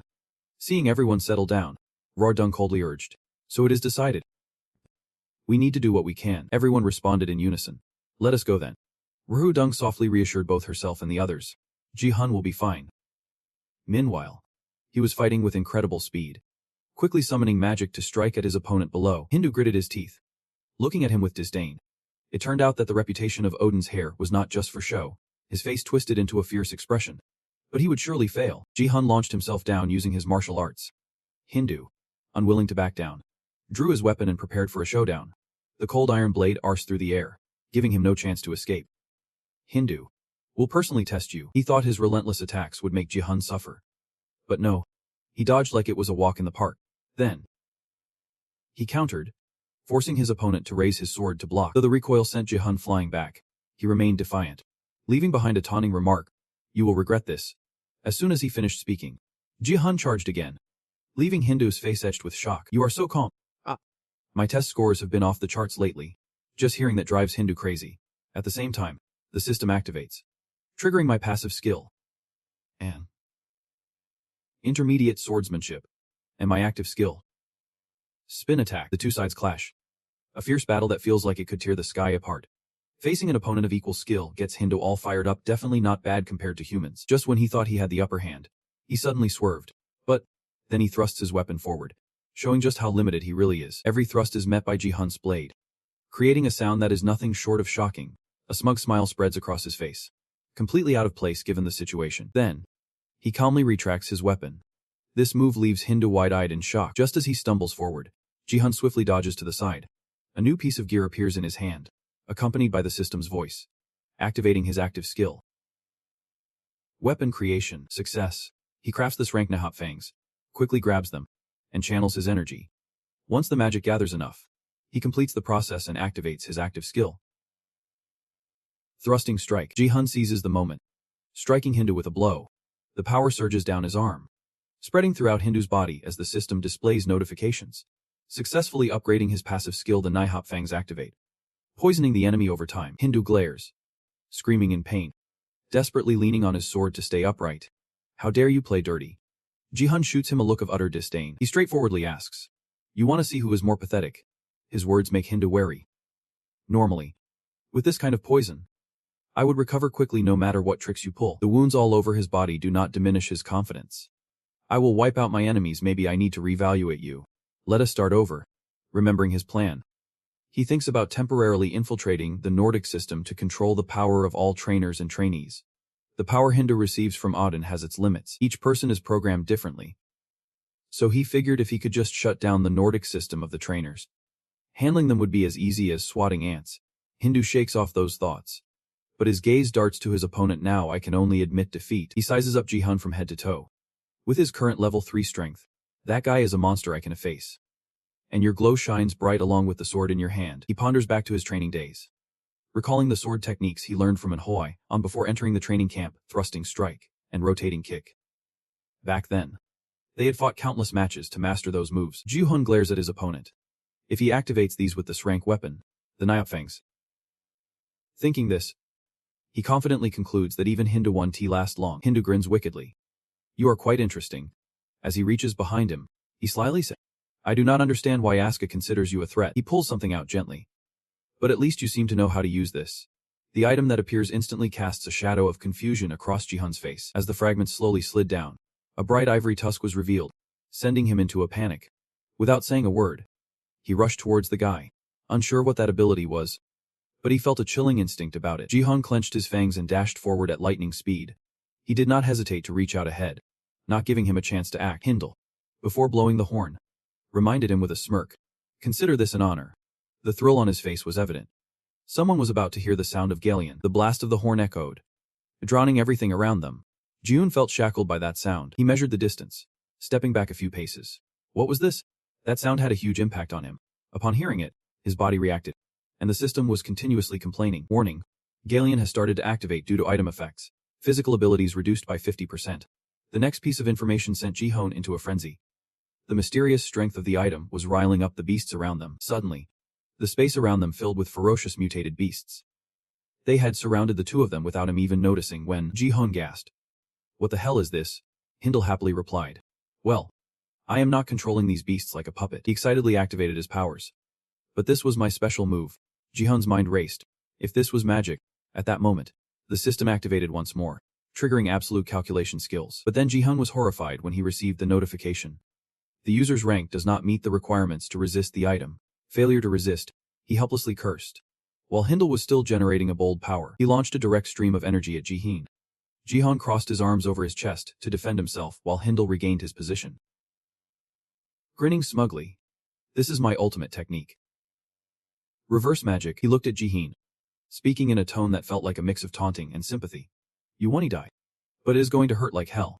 Ji-hoon glared at him with hatred. Damn it. Hindle saw him getting back up, unleashing his not-so-lethal attack. I guarantee you will be rotting away in Asgard's dungeons for the rest of your life. Suddenly, that energy source was blocked by something. A familiar voice echoed.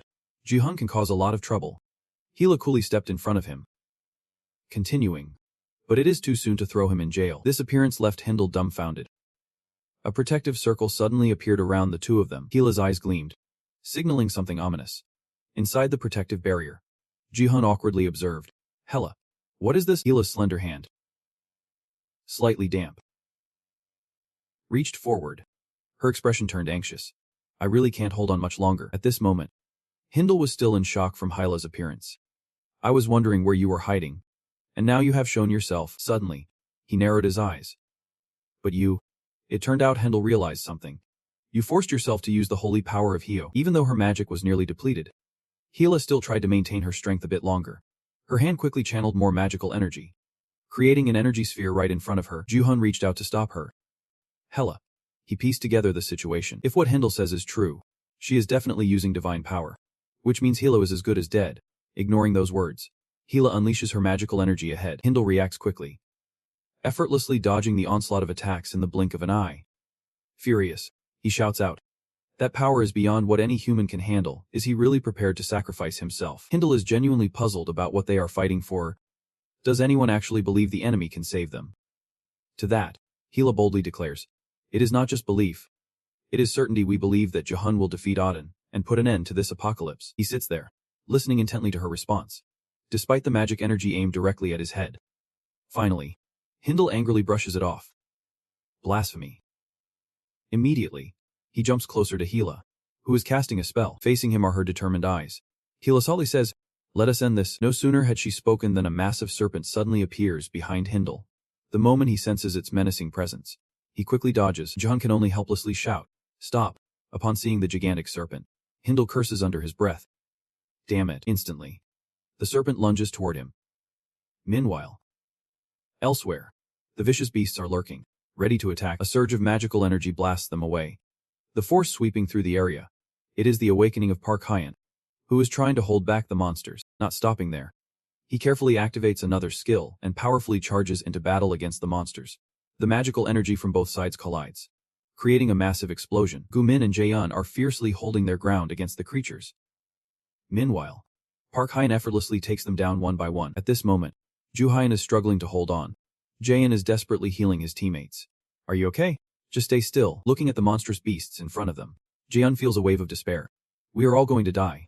Gumin beside Joo Hyun is equally frightened. Thinking, is not this just a simple outdoor training exercise? Jaehyun suddenly looks towards the two of them. Then he raises his voice to Park Hyun. What are we going to do? We can't hold out much longer. By this point, he can only spit out. There is no way out. We can't even contact anyone outside. Joo Hyun fights with the little strength he has left. What the heck just happened that brought us to this limit? Deep down, Park Hyun hopes that if we had a few more capable people, it would help. Suddenly, a voice from nowhere surprises him. We will help you. It is the 9th Guild. They are rushing to the rescue. Park Hyun suspiciously confirmed. And the 9th Guild. Hoyeon continues to urge. Let us lend a hand. Yet he still seems very apprehensive. This battle is too dangerous for rookies. So wrapped up in explaining, he does not notice a monster charging at them the Kevita Long, and a plus-rank beast, if you intervene. Before Park Hyun can finish his sentence, his eyes widen in horror. This battle is going to get tough. The notification board lights up, activating the active skill. Sword of 100. The one who just jumped in to save the day is Hoyeon. We all know that, and what is more, he boldly charged in to fight the monster one-on-one. His sword radiated with immense magical energy. Amidst the flickering light, Hoyeon flashed a confident smile. But it is all good. The shadow of the guild member swept by, causing Park Hyun to freeze. They rushed in without a hint of hesitation. At that moment, Ina revealed that they were there to keep a promise. Hearing that, he looked confused. The promise was a big deal. Yudong slowly continued. We promised Juhoon we would help everyone, so do not worry. We won't hold you back. Her smile and words made Park Hyun shiver. He stood there for a few seconds, as if his brain had not processed what he just heard. But those monsters were not about to give him time to daydream. They roared and charged like a tidal wave. Yudong firmly dashed toward Hoyeon. Don't worry. The staff in her hand glowed brightly, and a series of system notifications rang out, activating her overflowing active skills. And the Mana Sanctuary skill, a surge of blue energy surged forward, empowering her teammates. Almost simultaneously, 2 other skills were summoned. Anhem's sword and Trongho's white sword. The sight before Park Hyun left him speechless. What the heck was going on? With the support from the charm spell, Hoyeon easily sent the surrounding monsters flying, clearing a path for escape, even though he was still a bit dazed. Park Hyun quickly seized the opportunity to dash forward. His heart was in chaos. He thought Min Jae-hun was the only monster. And now, the main team's performance changed his perspective. But these guys were just as crazy. Park Hyun glanced back at Yudong, his thoughts still racing. Min Jae. Her calm expression while casting the spell confirmed his belief that she would never put her teammates in danger. Just then, a monster with a head like a club roared and charged to block their path.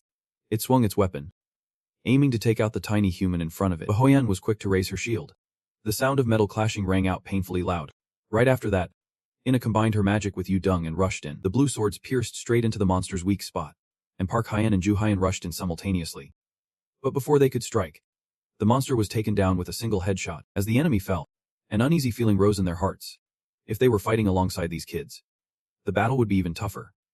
Kangwoo, feeling grateful to be alive, quickly turned to his savior. Thank you, you saved me.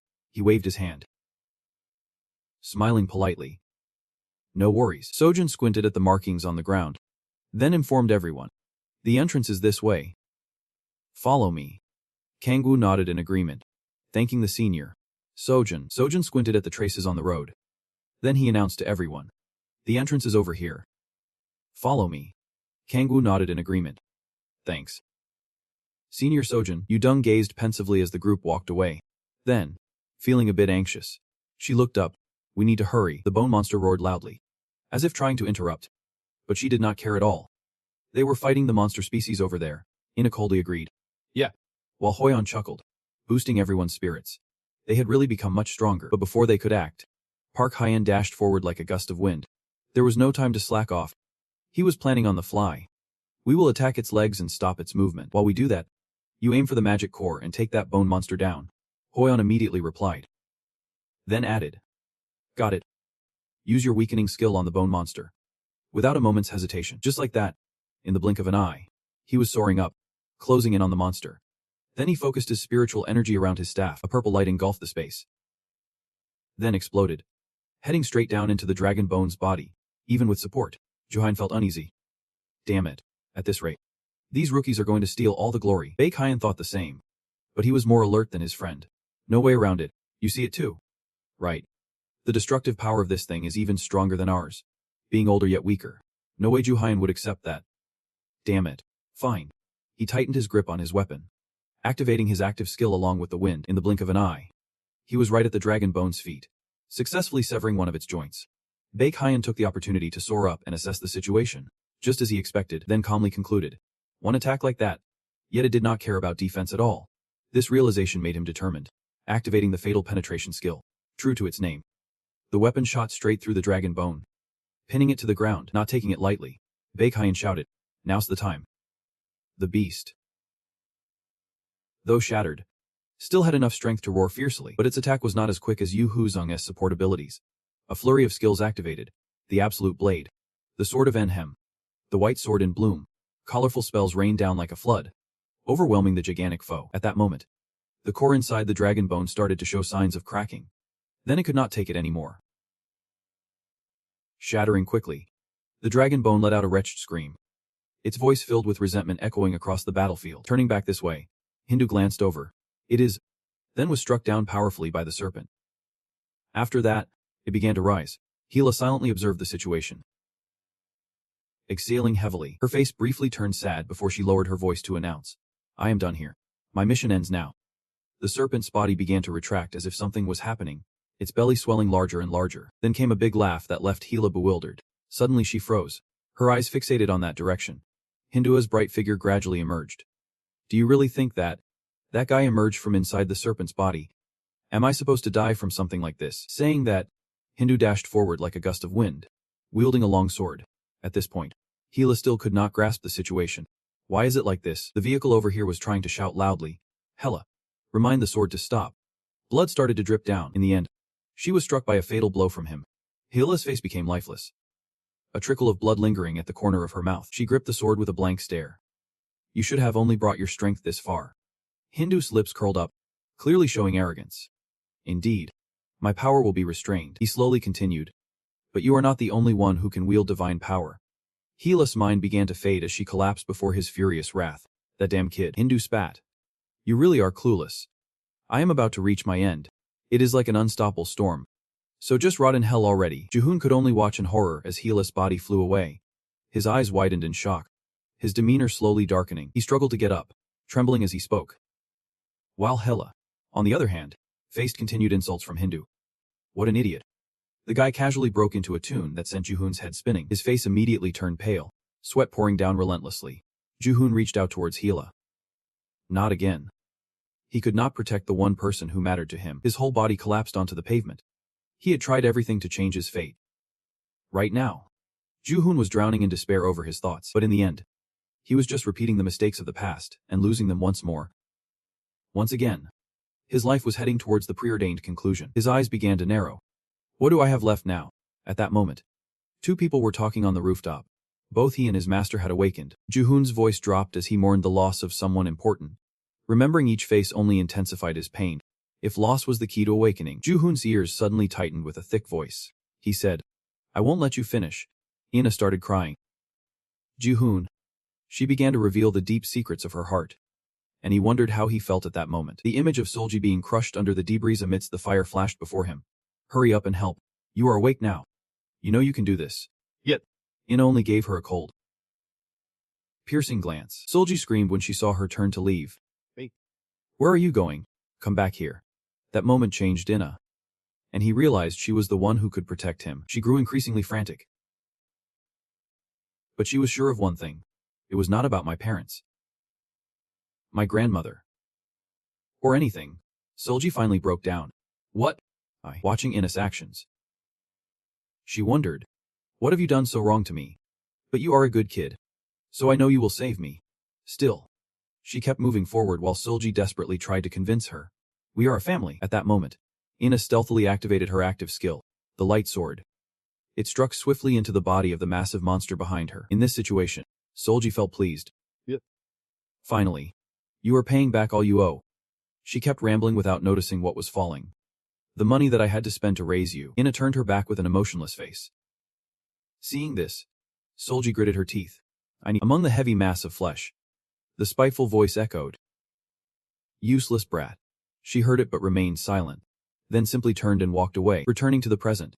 Those tears no longer streamed down her cheeks, but rather, me. Ina's resolute attitude left Juhoon at a loss for how to console her, not keeping you waiting too long. She shared on her own.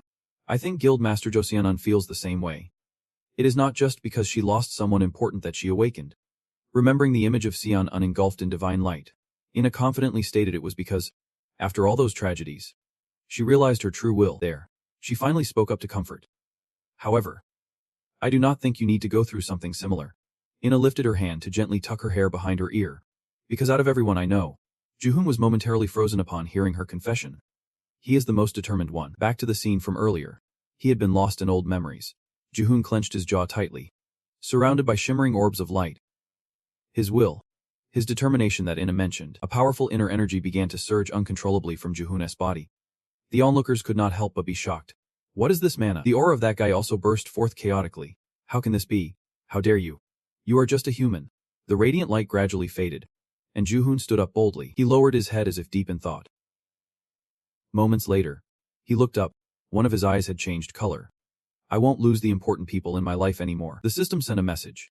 You have completed the main quest. Unlocking an exclusive skill, Odin's Lost Eye. Responding to your will, streams of spiritual energy began flowing towards the eye. You have acquired the active skill. Godly Usurpation. After completing the process, Juhoon softly called, Hela. Her body lay motionless on the ground, her eyes now lifeless. Yet he still proposed. We still need you. The user has successfully absorbed godly power for the first time. An unconscious tear fell onto Hela's face. Detailed information appeared on the screen. Godly Usurpation skill. Players can absorb divine power from weakened gods to significantly boost stats and eliminate skill copying limits. Watching everything unfold before him, Himdall angrily gritted his teeth. So what if that is the unique skill that just awakened? The ground beneath his feet shook incessantly. Purple rays of light gathered in the palm of his hand. Himdall's face twisted in madness. The creator of change. She won't be able to control that power. Godly Usurpation. Belongs to the traitor Azra. The holy golden light continued to envelop Juhoon, while Himdall's voice resonated steadily. That is not something someone like you, who does not even possess divine power, can use. The eyes containing Odin's lost gaze widened. The traitor Azra. Hela's weak voice echoed from the ground. Loki. She lay gasping with her last breath. A sinner of Azra. He was once the leader of the faction opposing the Azar. Feeling the transformation within him, Juhoon assessed for himself. So this is his power. Then he raised his hand, causing Chanan to glow brightly. In the distance, Himdall charged forward with a great sword in hand. I understand what you are thinking. But he thrust the sword straight at Juhoon. Godly Usurpation only works effectively on weak gods. It has no effect on me. Even so, Juhoon firmly retaliated. Sorry, you are mistaken. Juhoon gently gained momentum and activated the aerial leap skill to dodge the attack. He successfully jumped behind Himdall. Then, coming back close. The person will be snatched by me right now. That guy is feeling itchy in place. The system notification pops up. Target to seize the divinity of Hela. The player's divine power increases. His scream echoes. But it is resolute, it is her. After landing, Juhoon immediately hugs her tightly. Hela. Himdall just stands outside, watching the lightning bolts strike down continuously, along with the brilliant sacred light. Inside, the pain on Hela's dramatically contorted face becomes even more evident. In that moment, she wonders how he could think of that right away. Unsure if it is an illusion, Hela unconsciously calls out, that is strange. His figure becomes clearer, making her admit that he was right. His face is blank and pale, but Hela keeps pondering this whole time. She thought that gods were born this way from the beginning. She tries to open her wary eyes, but it does not happen. The golden light envelopes Juhoon, and she slowly fades away. There is someone here who has been granted divinity in a fragile human body and created a legend. The words keep echoing in her mind. Juhoon blames himself for not awakening.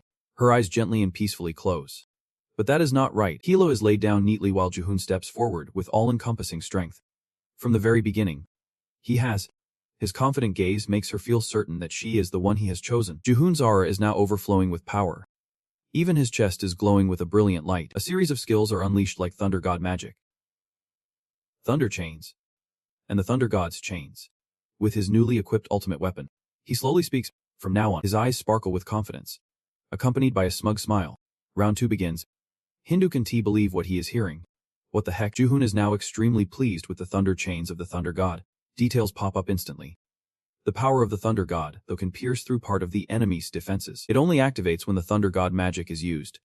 Hundreds of chains fly toward the opponent as he moves. The powerful impact forces Hindu to struggle to withstand it. No matter how many he tries to bring down, he can shake off this technique. The more he fights, the more Hindu feels disoriented. This can be happening. Looking at those glimmering chains, he furrows his brow and realizes, this is those thunder. How in the world? Another wave of attacks makes Hindu unable to contain his resentment. The creator has this. The rapid rhythm leaves him no time to react, so he decides to flee, although feeling a bit ashamed. Hindu still worries for his own life. He must dodge and get close to the one who created this change. Just a moment of distraction is enough for him to catch a fist to the face. With a single blow from Ji-hoon, Hindu is sent flying off course. But he still has enough wits to use his sword and create resistance on the ground. Deeply humiliated, Hindu screams in anger. Damn it. After a long silence, he mutters to himself, so this is divinity. Next, I slowly walk towards my opponent with my sword in hand. Now, the tide of battle had completely turned in my favor. He was still kneeling on the ground, listening to the sounds around him. I could take him out, his eyes fixated on Hindu with a mix of disbelief and determination. But he could not do that to me. Hearing this, he gritted his teeth in a rage that was boiling over. The shadow of Hela flashed in my mind as Hindu tried to justify himself. The earlier attempt to stop Hela's clone had drained all of my divine power, and now I could not use magic anymore. Fear of his fate began to take over his body. I could see his face turn a sickly shade of despair. Hindu, and then he charged forward. Fueled by his wounded pride, just a mere human, Hindu swung his sword with a wild scream. Dawn to get cocky. With just one motion from Ji-hoon, all the chains flew toward him. They tangled around him, leaving no escape route, while Hindu was spiraling into madness. Haha, he fought back in a panic. He might initiate change. But he was still just a human. After breaking free from the chains, Hindu leaped, trying to strike, thinking he could use his divine powers freely. No way in hell. Ji-hoon met his frantic look with an unyielding gaze. Having waited for this moment, at that point, the astonishment on Hindu's face was clear as he realized he had fallen into a trap. Next, I locked down his struggling legs. Ji-hoon had successfully restrained his opponent's power. He let out a pain scream that echoed through the air. Haha. Then he collapsed before me, who was approaching with my sword in hand, ready for the final blow. Seeing danger so close, Hindu could only curse. Damn it. His eyes were bloodshot, filled with despair. Without waiting for him to finish, Ji-hoon's sword lunged forward, causing Hindu to disintegrate right on the spot. My gaze sparkled with determination, devoid of any pity. After that, Ji-hoon scoffed at the mess on the ground. Hoojin, perched on a nearby building, observed it all, shaking his head, thinking, what a fool. I should not have trusted him in the first place. This outcome only made him more annoyed. The plan had completely derailed. I should report back to Auden. Hoojin's eyes glinted with ironic thoughts, realizing that Hindu, the guardian god of Asuka, had been defeated by a mere mortal. The shadow of Ji-hoon under the sunlight made him ponder. He was becoming far stronger, far too quickly for our plans. The emotions stirred by the poison affected even the surrounding creatures, and he had already gained divine power. Now, his further growth was just a matter of time. Hoojin whispered to himself, but that was not a major issue. The moment he waved his hand to cast magic, his eyes revealed a deadly intent. For the end was nearing. Below, Ji-hoon also sheathed his weapon. Hindu lay on the ground like a discarded object. This pathetic sight thrilled Ji-hoon. It was truly exhilarating. What a supreme god. How could he endure such humiliation? This bastard. I let my guard down this time. But next time we meet, I will definitely throw him into the dungeons of Asga. In response to that empty boast, Ji-hoon's shoe hit the ground with a thud. He glared at Hindu as if he were a dog. You are being a bit too loud. That look made Hindu shiver in fear. The power he is showing right now is only 30% of his true strength.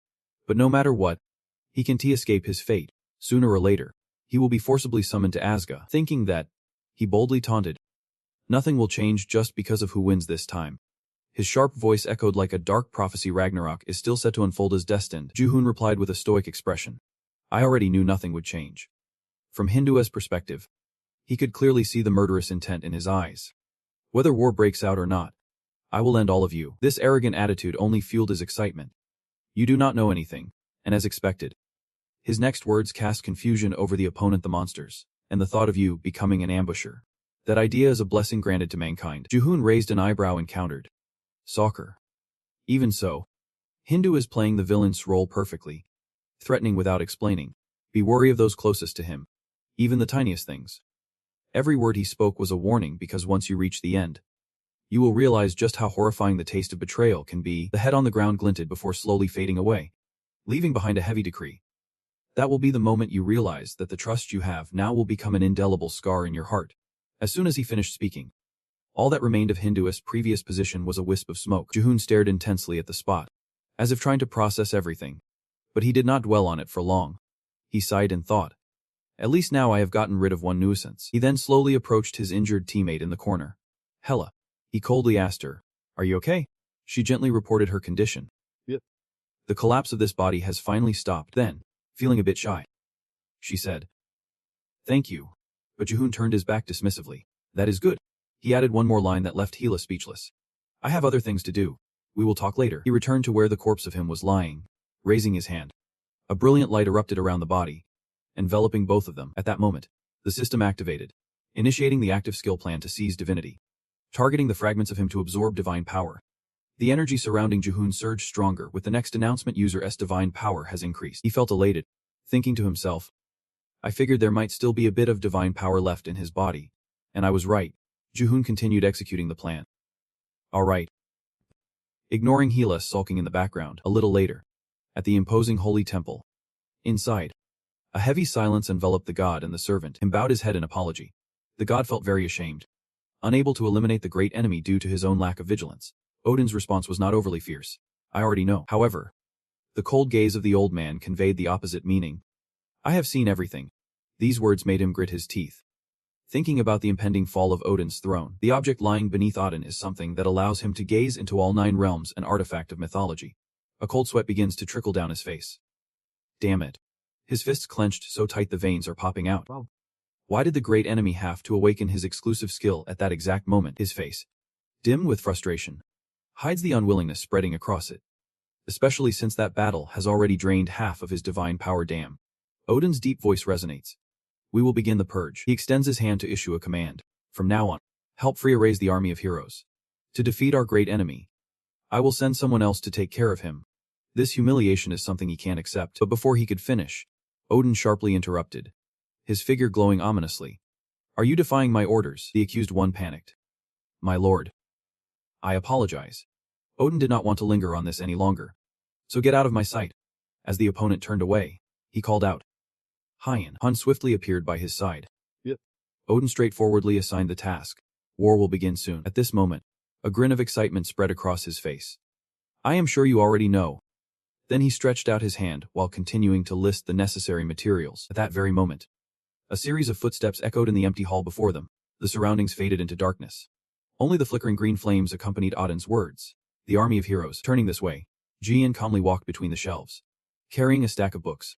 He found an empty spot and placed all of them on the table. Jian gazed helplessly at the stack of books, wondering when he would ever finish reading this pile. His eyes suddenly dimmed. He recalled the warning from that person. Be wary of what you are most familiar with. Doubt.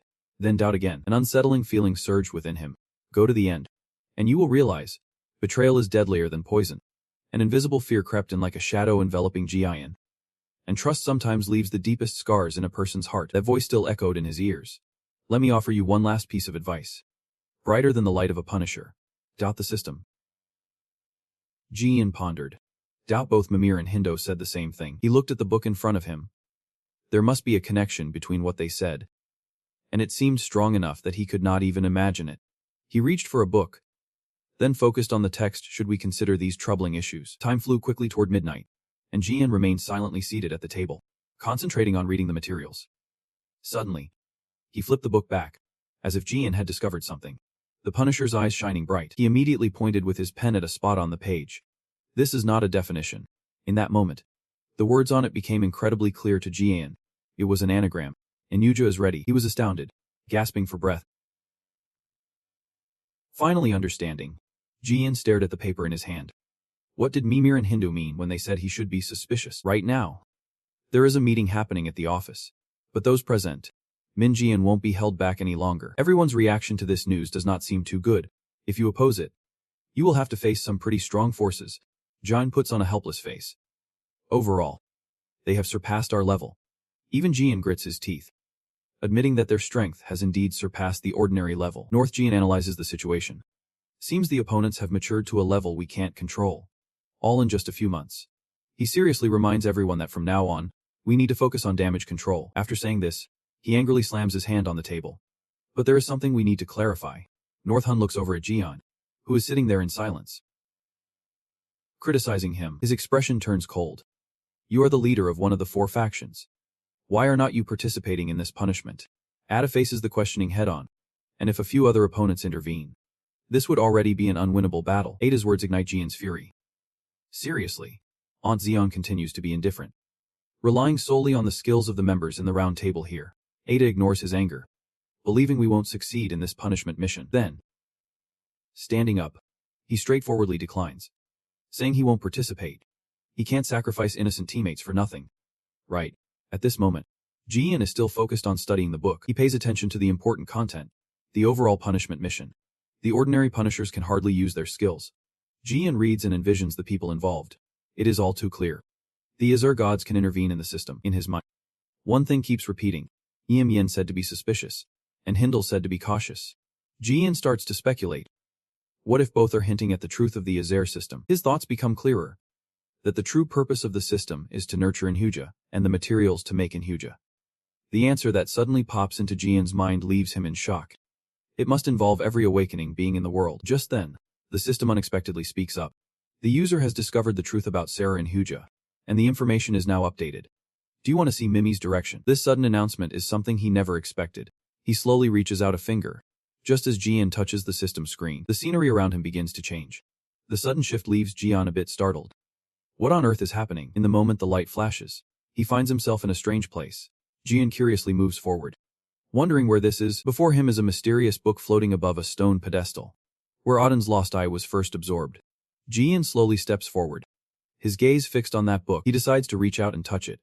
Opening the first page to find it reads, "This is my record." Jian continues reading. It is my diary, the history of Asga, and a document revealing Auden's downfall in the past. After the first battle against Jack Narok, Odin's army, Inhiza, was wiped out. And as you might know, a hidden truth lies behind this. A mighty army emerged. Inhiza. They are both the tool and puppet of Odin. The monsters at that time were also under Odin's control. If you ask whether they had to kneel, I can't really say.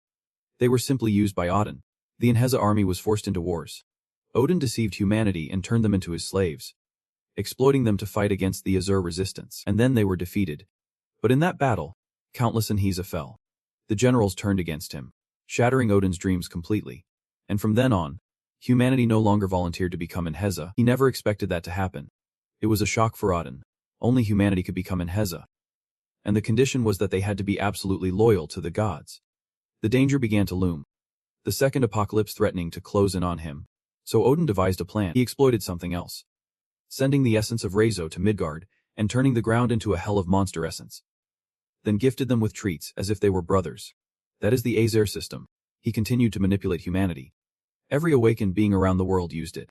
But in the end, it was no different from a tool to build Odin's army. The deeper I got into the book, the more it terrified Zihan, the enemy of the prophecy. If you are reading this record, you must prepare immediately for the control zone of Urazo. A chilling sign appeared. The control device powering the Azure system is stored there. What horrified him was the final line. If you do not get there, every awakened human will become your enemy.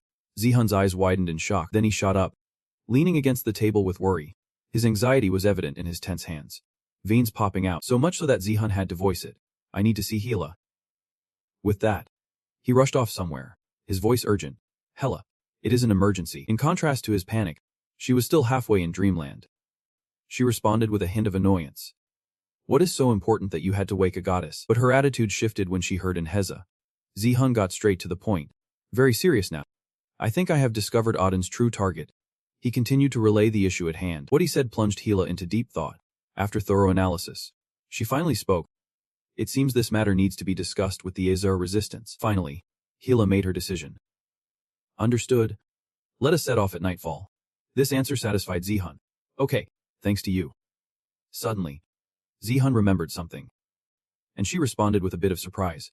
Out of nowhere, he presented a gauntlet in front of her. I found this during outdoor training. He speculated. I heard it belonged to the first awakener. Zhuge Liang. Do you know anything about it? Looking at the gauntlet, she seemed a bit confused. The first awakener. Unfortunately, I do not know anything about that. After wrapping up that topic, she quickly changed the subject. But let us set that aside for now. The rumors about Inhija are more important. Madam. Hila hesitated, which only made him more curious. She got straight to the point. I have another reward for you. The system notification echoed in his ears, confirming that he had completed the unique skill unlock mission.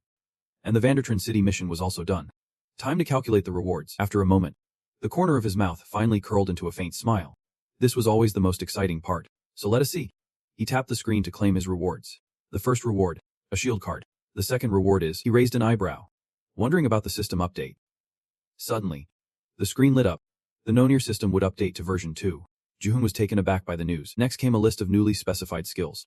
The exchange function had been updated. From now on, you can use voice messages with distant members. The stats window will be switched back.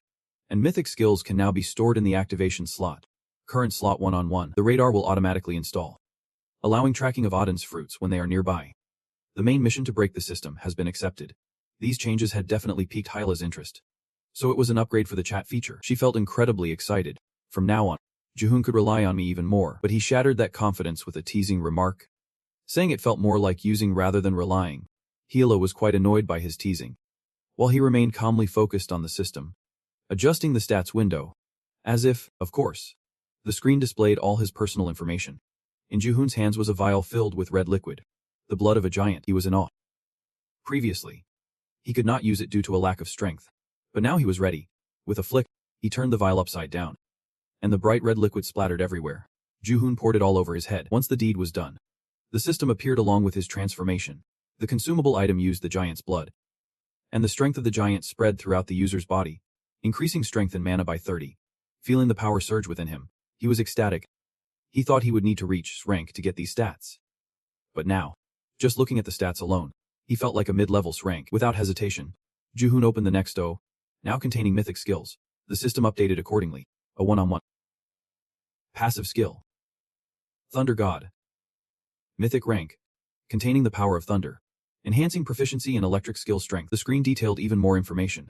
An electric skill damage boost of 300%, 50% increase in electric skill proficiency. And these skills can be toggled on and off. Grasping all this, he wore a strange smile. The limitations he had faced before had vanished. And now he had complete divine power. Those restrictions were gone. The issue was the number of Os. Immediately, the system replied that to unlock 1O, the user's divine power must increase, which can be achieved by conquering mythic rank beings. Although he felt a bit unsatisfied, he reminded himself that just having the power of the Thunder God was already a huge win. Juhoon was not the only one excited about this reward. Hyla was equally intrigued. She stared intently at the screen. The radar would automatically install. It allowed tracking of Odin's fruits when they were nearby, and that made her incredibly happy. It would be much easier to find those fruits with this. Agreeing with Juhoon's point, she said he was right. But Hyjin, your thoughts should not stop there. We can find him too. Suddenly, Juhoon remembered something. The last update seemed to be a mission, and as he examined it, he realized this must be the toughest mission yet. The system had shown up, and the mission to break the system was accepted. Juhoon's face darkened at the thought of breaking the system.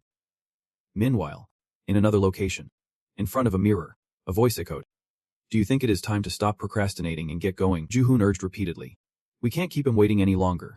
But hearing no response, she directly called out his name. Juhoon. Suddenly, she fell into a memory. Exclaiming, Senior Dis Juhoon. Juhoon approached from behind, the footsteps growing closer. She turned curiously, asking, Who are you? Then she provided details. I heard you are the key player in the outdoor training. Juhoon showered her with compliments. Impressive, but he coldly replied. Thanks for the compliment. But I am a bit busy right now. His body glided past her like a whisper of wind. Let us chat another time. As if sensing something, Juhoon glanced at her. And that feeling, there was no mistaking it. Then she suddenly spoke up. What are you thinking? What are you thinking? He silently speculated. The one who brings change. Watching Juhoon with fascination, she recounted. Even though I lead one of the 4 circles, I did not take part in the punitive mission. Everyone criticized me for it. This statement truly caught his attention, as she saw the hidden power within Juhoon. Perhaps he had acquired divine strength. Juhoon scoffed. If you are weak, you should step back on your own. That reaction was beyond Jijin's expectations. Juhoon left her with a piercing and terrifying gaze. Even with healing spells, I can't bring you back from the dead. With that, he vanished from sight, and she snapped back to reality. What? Back to the present. The news was reporting shockingly. Many millet instructors have been killed outside. The students have saved the academy in an unexpected event. What will happen next? The hero of the academy is none other than Min Juhoon. Jo-woon clenched his fists. That is right. He immediately turned off the news and made a decision. It is time to take action, but it seemed it was not quite what he wanted. Although it was a bit early for him, Jo-woon slowly began to lose it. Gazing at the glow it emitted. All right. The one who brings change in prophecy. He was filled with excitement. Wondering what your complete story would be like. He spoke to that mysterious painting. Let us listen to it. Shall we? At this moment, during the Academy's press conference, a girl with a serious demeanor was speaking. While a multitude of eyes were glued to her, Lina glanced down. Pondering for a long time, she began. I am sure everyone has many questions. But right now, the only thing I can confidently say is, her voice became more serious. There is a new threat out there.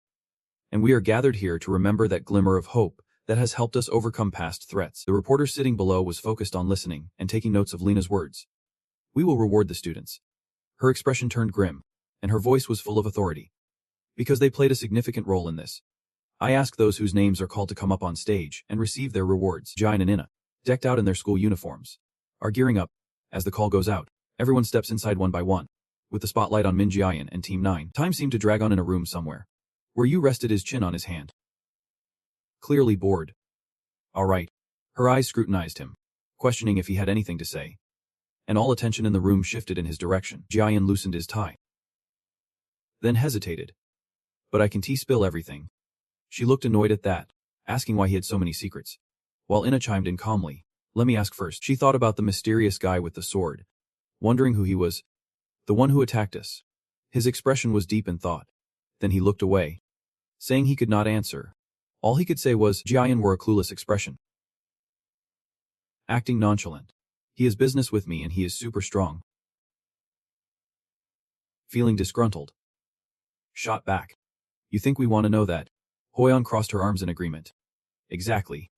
You hit the nail on the head. The terrifying face of Hindle flashed through his mind. That person. He furrowed his brows in confusion. Who is that monster? Ji and Sojin on the other side were also waiting attentively. 5 faces wore the same focused expression, all watching Jian, eager for him to provide an answer. Under the pressure from everyone, he wore a cold expression, deep in thought. Knowing one day he would have to tell them the truth when Ragnarok happens, he avoided their gazes. It is too soon to share everything with you guys. Hearing this, they felt a mix of anger and disappointment. Jae and Sojin returned to their previous calm state, as if nothing had happened. Jian looked at everyone, forcing a helpless smile and letting out a sigh, suddenly remembering something. He announced. I just leveled up to S rank. Sojin immediately shot up, her eyes wide in disbelief as she asked. What? She held her head. Completely flustered. S rank. What are you talking about? That is impossible. She calmed her down repeatedly, saying, take a deep breath. Ina understood and turned to him. So that is why you survived after fighting that guy. Hoyeon immediately followed up. Did you kill that monster? Jian's gaze turned icy, and he replied seriously, mentioning Hindu. He analyzed. If he is the guardian of Northern Europe, he slowly speculated. I will have to fight an enemy like him. You felt a surge of anger at the warning. So if this happens again, run immediately. She slammed the table, shouting. Are you planning to fight alone again? Jian tapped on the table, bowing his head in silence. His fingers drummed against the table, creating strange sounds. The room suddenly fell silent. The atmosphere became eerie and tense. His eyes glowed red, emanating a fierce aura. Everyone was terrified, their faces drained of color. Jian's voice broke the heavy silence. Unless you guys are strong enough to match me, right now you still can take me on. If you do not like what I am saying, then become as rank. Despite their reluctance, he still challenged them. Then I won't warn you to run anymore. Yu hung her head, her eyes welling up. What the hell? You are so cold. The notification caught Jian's attention. He reached into his pocket for his phone and read the information flashing on the screen. Your eyes widen in shock. Moments later. The man drives while chatting. I am surprised. The person in the back receives a notification. A VIP message. 10 days until the auction. You need to spend a lot to become a VIP. Think about how much money you have poured into that company. Jian seems a bit indifferent as he replies. I do not remember exactly, but it is almost all the money I have. Hearing this, the man laughs helplessly. That kind of thinking is something I, as an ordinary worker, can't comprehend. The stop is at a gigantic building. The elevator doors slowly open, and MT and Jian step out together. As you walk out, the man reminds you, I will wait here. If anything happens, I will handle it. So remember to call. You turn around with a smug smile. I do not know who would dare to mess with me. The man cheerfully agrees. That is right. Jian walks while admiring the surroundings. In a lap, Opulent room. Camilla sits nervously, biting her nails. A voice calls out, grabbing her attention. Camilla. Latch glances at her. Camilla, he asks with concern. What is wrong? You have been out of it for a while. She gently calls his name. Latch, looking at Jiayan sitting alone in front of her. She says, that guy over there. Do you see him? Hearing this, he shifts his gaze and replies. Jiayan rests his chin on his hand, his handsome face drawing everyone's attention. Latch observes him for a moment, remembering their previous encounter. He ponders. That is the kid we met at the Iceland hotel. We checked afterwards. After thinking, he answers her question. He is the new star of the Lotus Society. I have never heard of the Lotus Society being involved in this auction.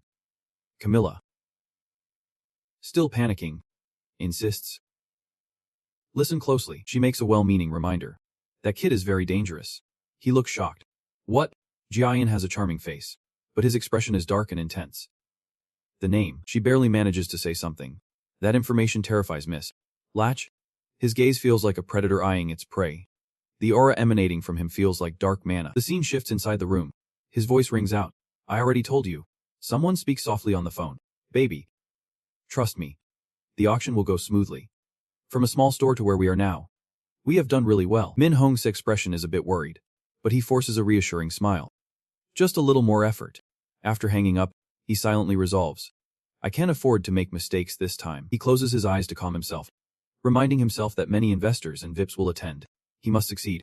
At that moment, Min Hong suddenly glances in surprise at a direction. He is confused by the scene in front of him. When did I open the window? Suddenly, Min Hong sees something. Suddenly, his eyes widen in horror. A tentacle lashes out, splattering blood everywhere. Min Hong stands frozen at the window, his eyes wide, seemingly losing consciousness. Out of nowhere, a pair of small hands appear around his neck. Jizun gently lifts his head and closes Min Hong's eyes, tilting her head with a strange smile. Done. Feeling immensely satisfied yet wondering how the creator of these changes would react. Jizian sat there resting his chin in boredom when someone approached him. Surprised to see him in a place like this, Lax shot him a dark look, saying he has become quite famous lately. He looked up and smiled back. Really, Camilla, witnessing this from afar, turned pale and silently cursed. That idiot. What is he thinking? However, Latch ignored her earlier warnings and coldly continued chatting with Juhoon. Right. He glanced at her expressionless face and continued. The only battle mage in the world, as well as the top student at the best summoning academy in South Korea. That is you? Right. Latch's gaze grew increasingly dangerous. If that is the case, then it is no wonder the European Union is interested in you. Yet, he remained unfazed, saying it was an honor for him. Noticing his reaction, he stopped talking and cast a glance at Camilla. In her heart, Latch recalled something. Camilla's unique skill was mana breath, which had a special effect that few knew about. Like a low-light machine, she could peer deep inside and read the mana structure of others. Each summoner's genetic makeup has a different mana structure and elements. Much like fingerprints, every individual has a unique mana signature. Latch turned to leave, still filled with suspicion. How could it be possible? She could not shake off the thought that it was more puzzling than ever. How two different people could have identical mana. He returned to his spot but still felt uneasy, pondering this impossibility until he finally murmured. We will find out today. Latch's gaze was as sharp as a knife, determined to uncover Juhoon's true identity. Was he really the one? Camilla looked at him with a disgusted pout. She casually threw a jab. That self-righteous attitude is one of the reasons behind your divorce. You know, I guarantee it. Hearing this, Latch was fuming, telling her to shut up. Meanwhile, Juhoon quietly observed both of them with his bright eyes. Just then, the lights in the auditorium suddenly flickered. Everyone began to murmur and turn their attention in one direction. The sound of high heels clicking on the floor echoed. Slowly approaching, a well-dressed man in wide pants spoke up, welcoming all of you. Min Hone, looking lifeless like a soulless corpse, repeated, welcoming all of you. He continued saying something, but Juhoon seemed to barely pay attention. He was lost in thought, focusing only on one thing on stage. Min Hone, with eyes wide open, continued to preside. So let us begin the auction. Please bring out the first item. He gestured at a brilliantly glowing red stone. Starting with the super gem, Juhoon started to pay attention to Min Hone. Slightly frowning, something seemed off about the host. He shrugged it off and returned his focus to the item at hand, the super gem. Though just one sample would not be enough for a stable effect. However, the details about the B-grade super being show that their effects temporarily amplify mana through the overdrive skill. It may be in a grade skill, But it still has many limitations, since the items are not fully developed yet. A determined look flashed in Ji-hong's eyes. If there was a gem attached, this would be a whole different story. Min-hon spoke in a steady tone. So let us get started. Hearing this, Ji-hong could not help but crack a faint smile. Without hesitation, Ji-hong raised his hand. He had been waiting for this moment. With a confident grin, he declared, 10 million. The entire room immediately broke out in a cold sweat. Everyone biting their lips to stifle their murmurs. Even Balak was paying attention to this situation. Min-hon remained emotionless as he ran the auction. We have 10 million. Is there anyone willing to bid higher? Just as he finished speaking, another hand shot up. Balak sternly announced, 11 million. This move took even Camilla by surprise. What the heck? But Ji-hong was not backing down. 12 million. Balak sighed, resting his chin on his hand, clearly ruminating on his next move. Meanwhile, Camilla felt like punching him in the face. At this point, Ji-hong was done pretending to be friendly. His eyes seemed to say, you want to mess with me? Balak seemed to get the message loud and clear. After a moment, he finally responded, of course not. I am just interested in that gem. Balak locked eyes with Ji-hong and continued, but I have had enough. I do not want to pay that much. At this, Ji-hong narrowed his eyes and smiled smugly. I see. I mistook your intentions. Balak looked furious. What a jerk. Who knew he could be so shameless? Balak's face was turning red. Was he trying to threaten me or something? Or did he have someone backing him up? His eyes widened as a question flashed through his mind. What was this guy really up to? Applause erupted as Ji-hong successfully acquired the item, but Ji-hong seemed out of place. Lost in thought as the auction finally concluded, the final item was a great artifact that could enhance resistance to abnormal skills. He pondered its potential benefits for himself. But it was useless to him since he had already received blessings from the pig. So Ji-hong made his decision. Just then, Min-hon spoke up once more, his eyes blazing with intensity as he continued. We have prepared a special item for everyone. Ji-hong could not help but be taken aback by his words. It was an S-grade artifact, and everyone would definitely love it. This unexpected information left him in disbelief. The previous item was supposed to be the last one. Right. What the heck was going on? I had never heard that there would be a special item at this auction. Min-hon maintained his monotone. The seller of this item will explain it for me. A warm round of applause greeted Ji-hong as he slowly walked up. He managed to blend into the spotlight without a hint of anxiety. Ji-hong's expression instantly darkened with an indescribable feeling. And when he finally saw the face of the opponent, fear invaded every fiber of his being. This was Ji-hong. While you are casually introducing yourself, I will be the one selling this item. Your attitude is completely unfazed. The bracelet flickers with each word. And I am here to explain to everyone about this artifact called Ryap Nai. Right now, Jae-hoon's sharp focus is locked on the lone figure across from him. Of course, it is Jae-hoon, radiating an eerie aura that sets him apart from everyone else around. His entire body is taut, ready to spring at any moment to snap at us neck. His lips begin to move. And perhaps only Ji-hoon can hear what Ji-hoon is about to say. Just a few words. So please bear with me and stay still for a moment. Next, a strange energy starts to pour out from Ryap Nai. This artifact, a bracelet made of gold, will replicate itself 8 times every 9 days. As the atmosphere around him shifts towards something terrifying, everyone will need to pay a small price. Bright red tentacles, like blood, surge forth everywhere. Odin's essence glows brightly as Ji-hoon activates it. This is bad news. Yet, they do not attack or touch him at all. The innocence shows clearly in every feature of his face. His eyes squint tightly as he comes to a conclusion. This can be used as magic. It is.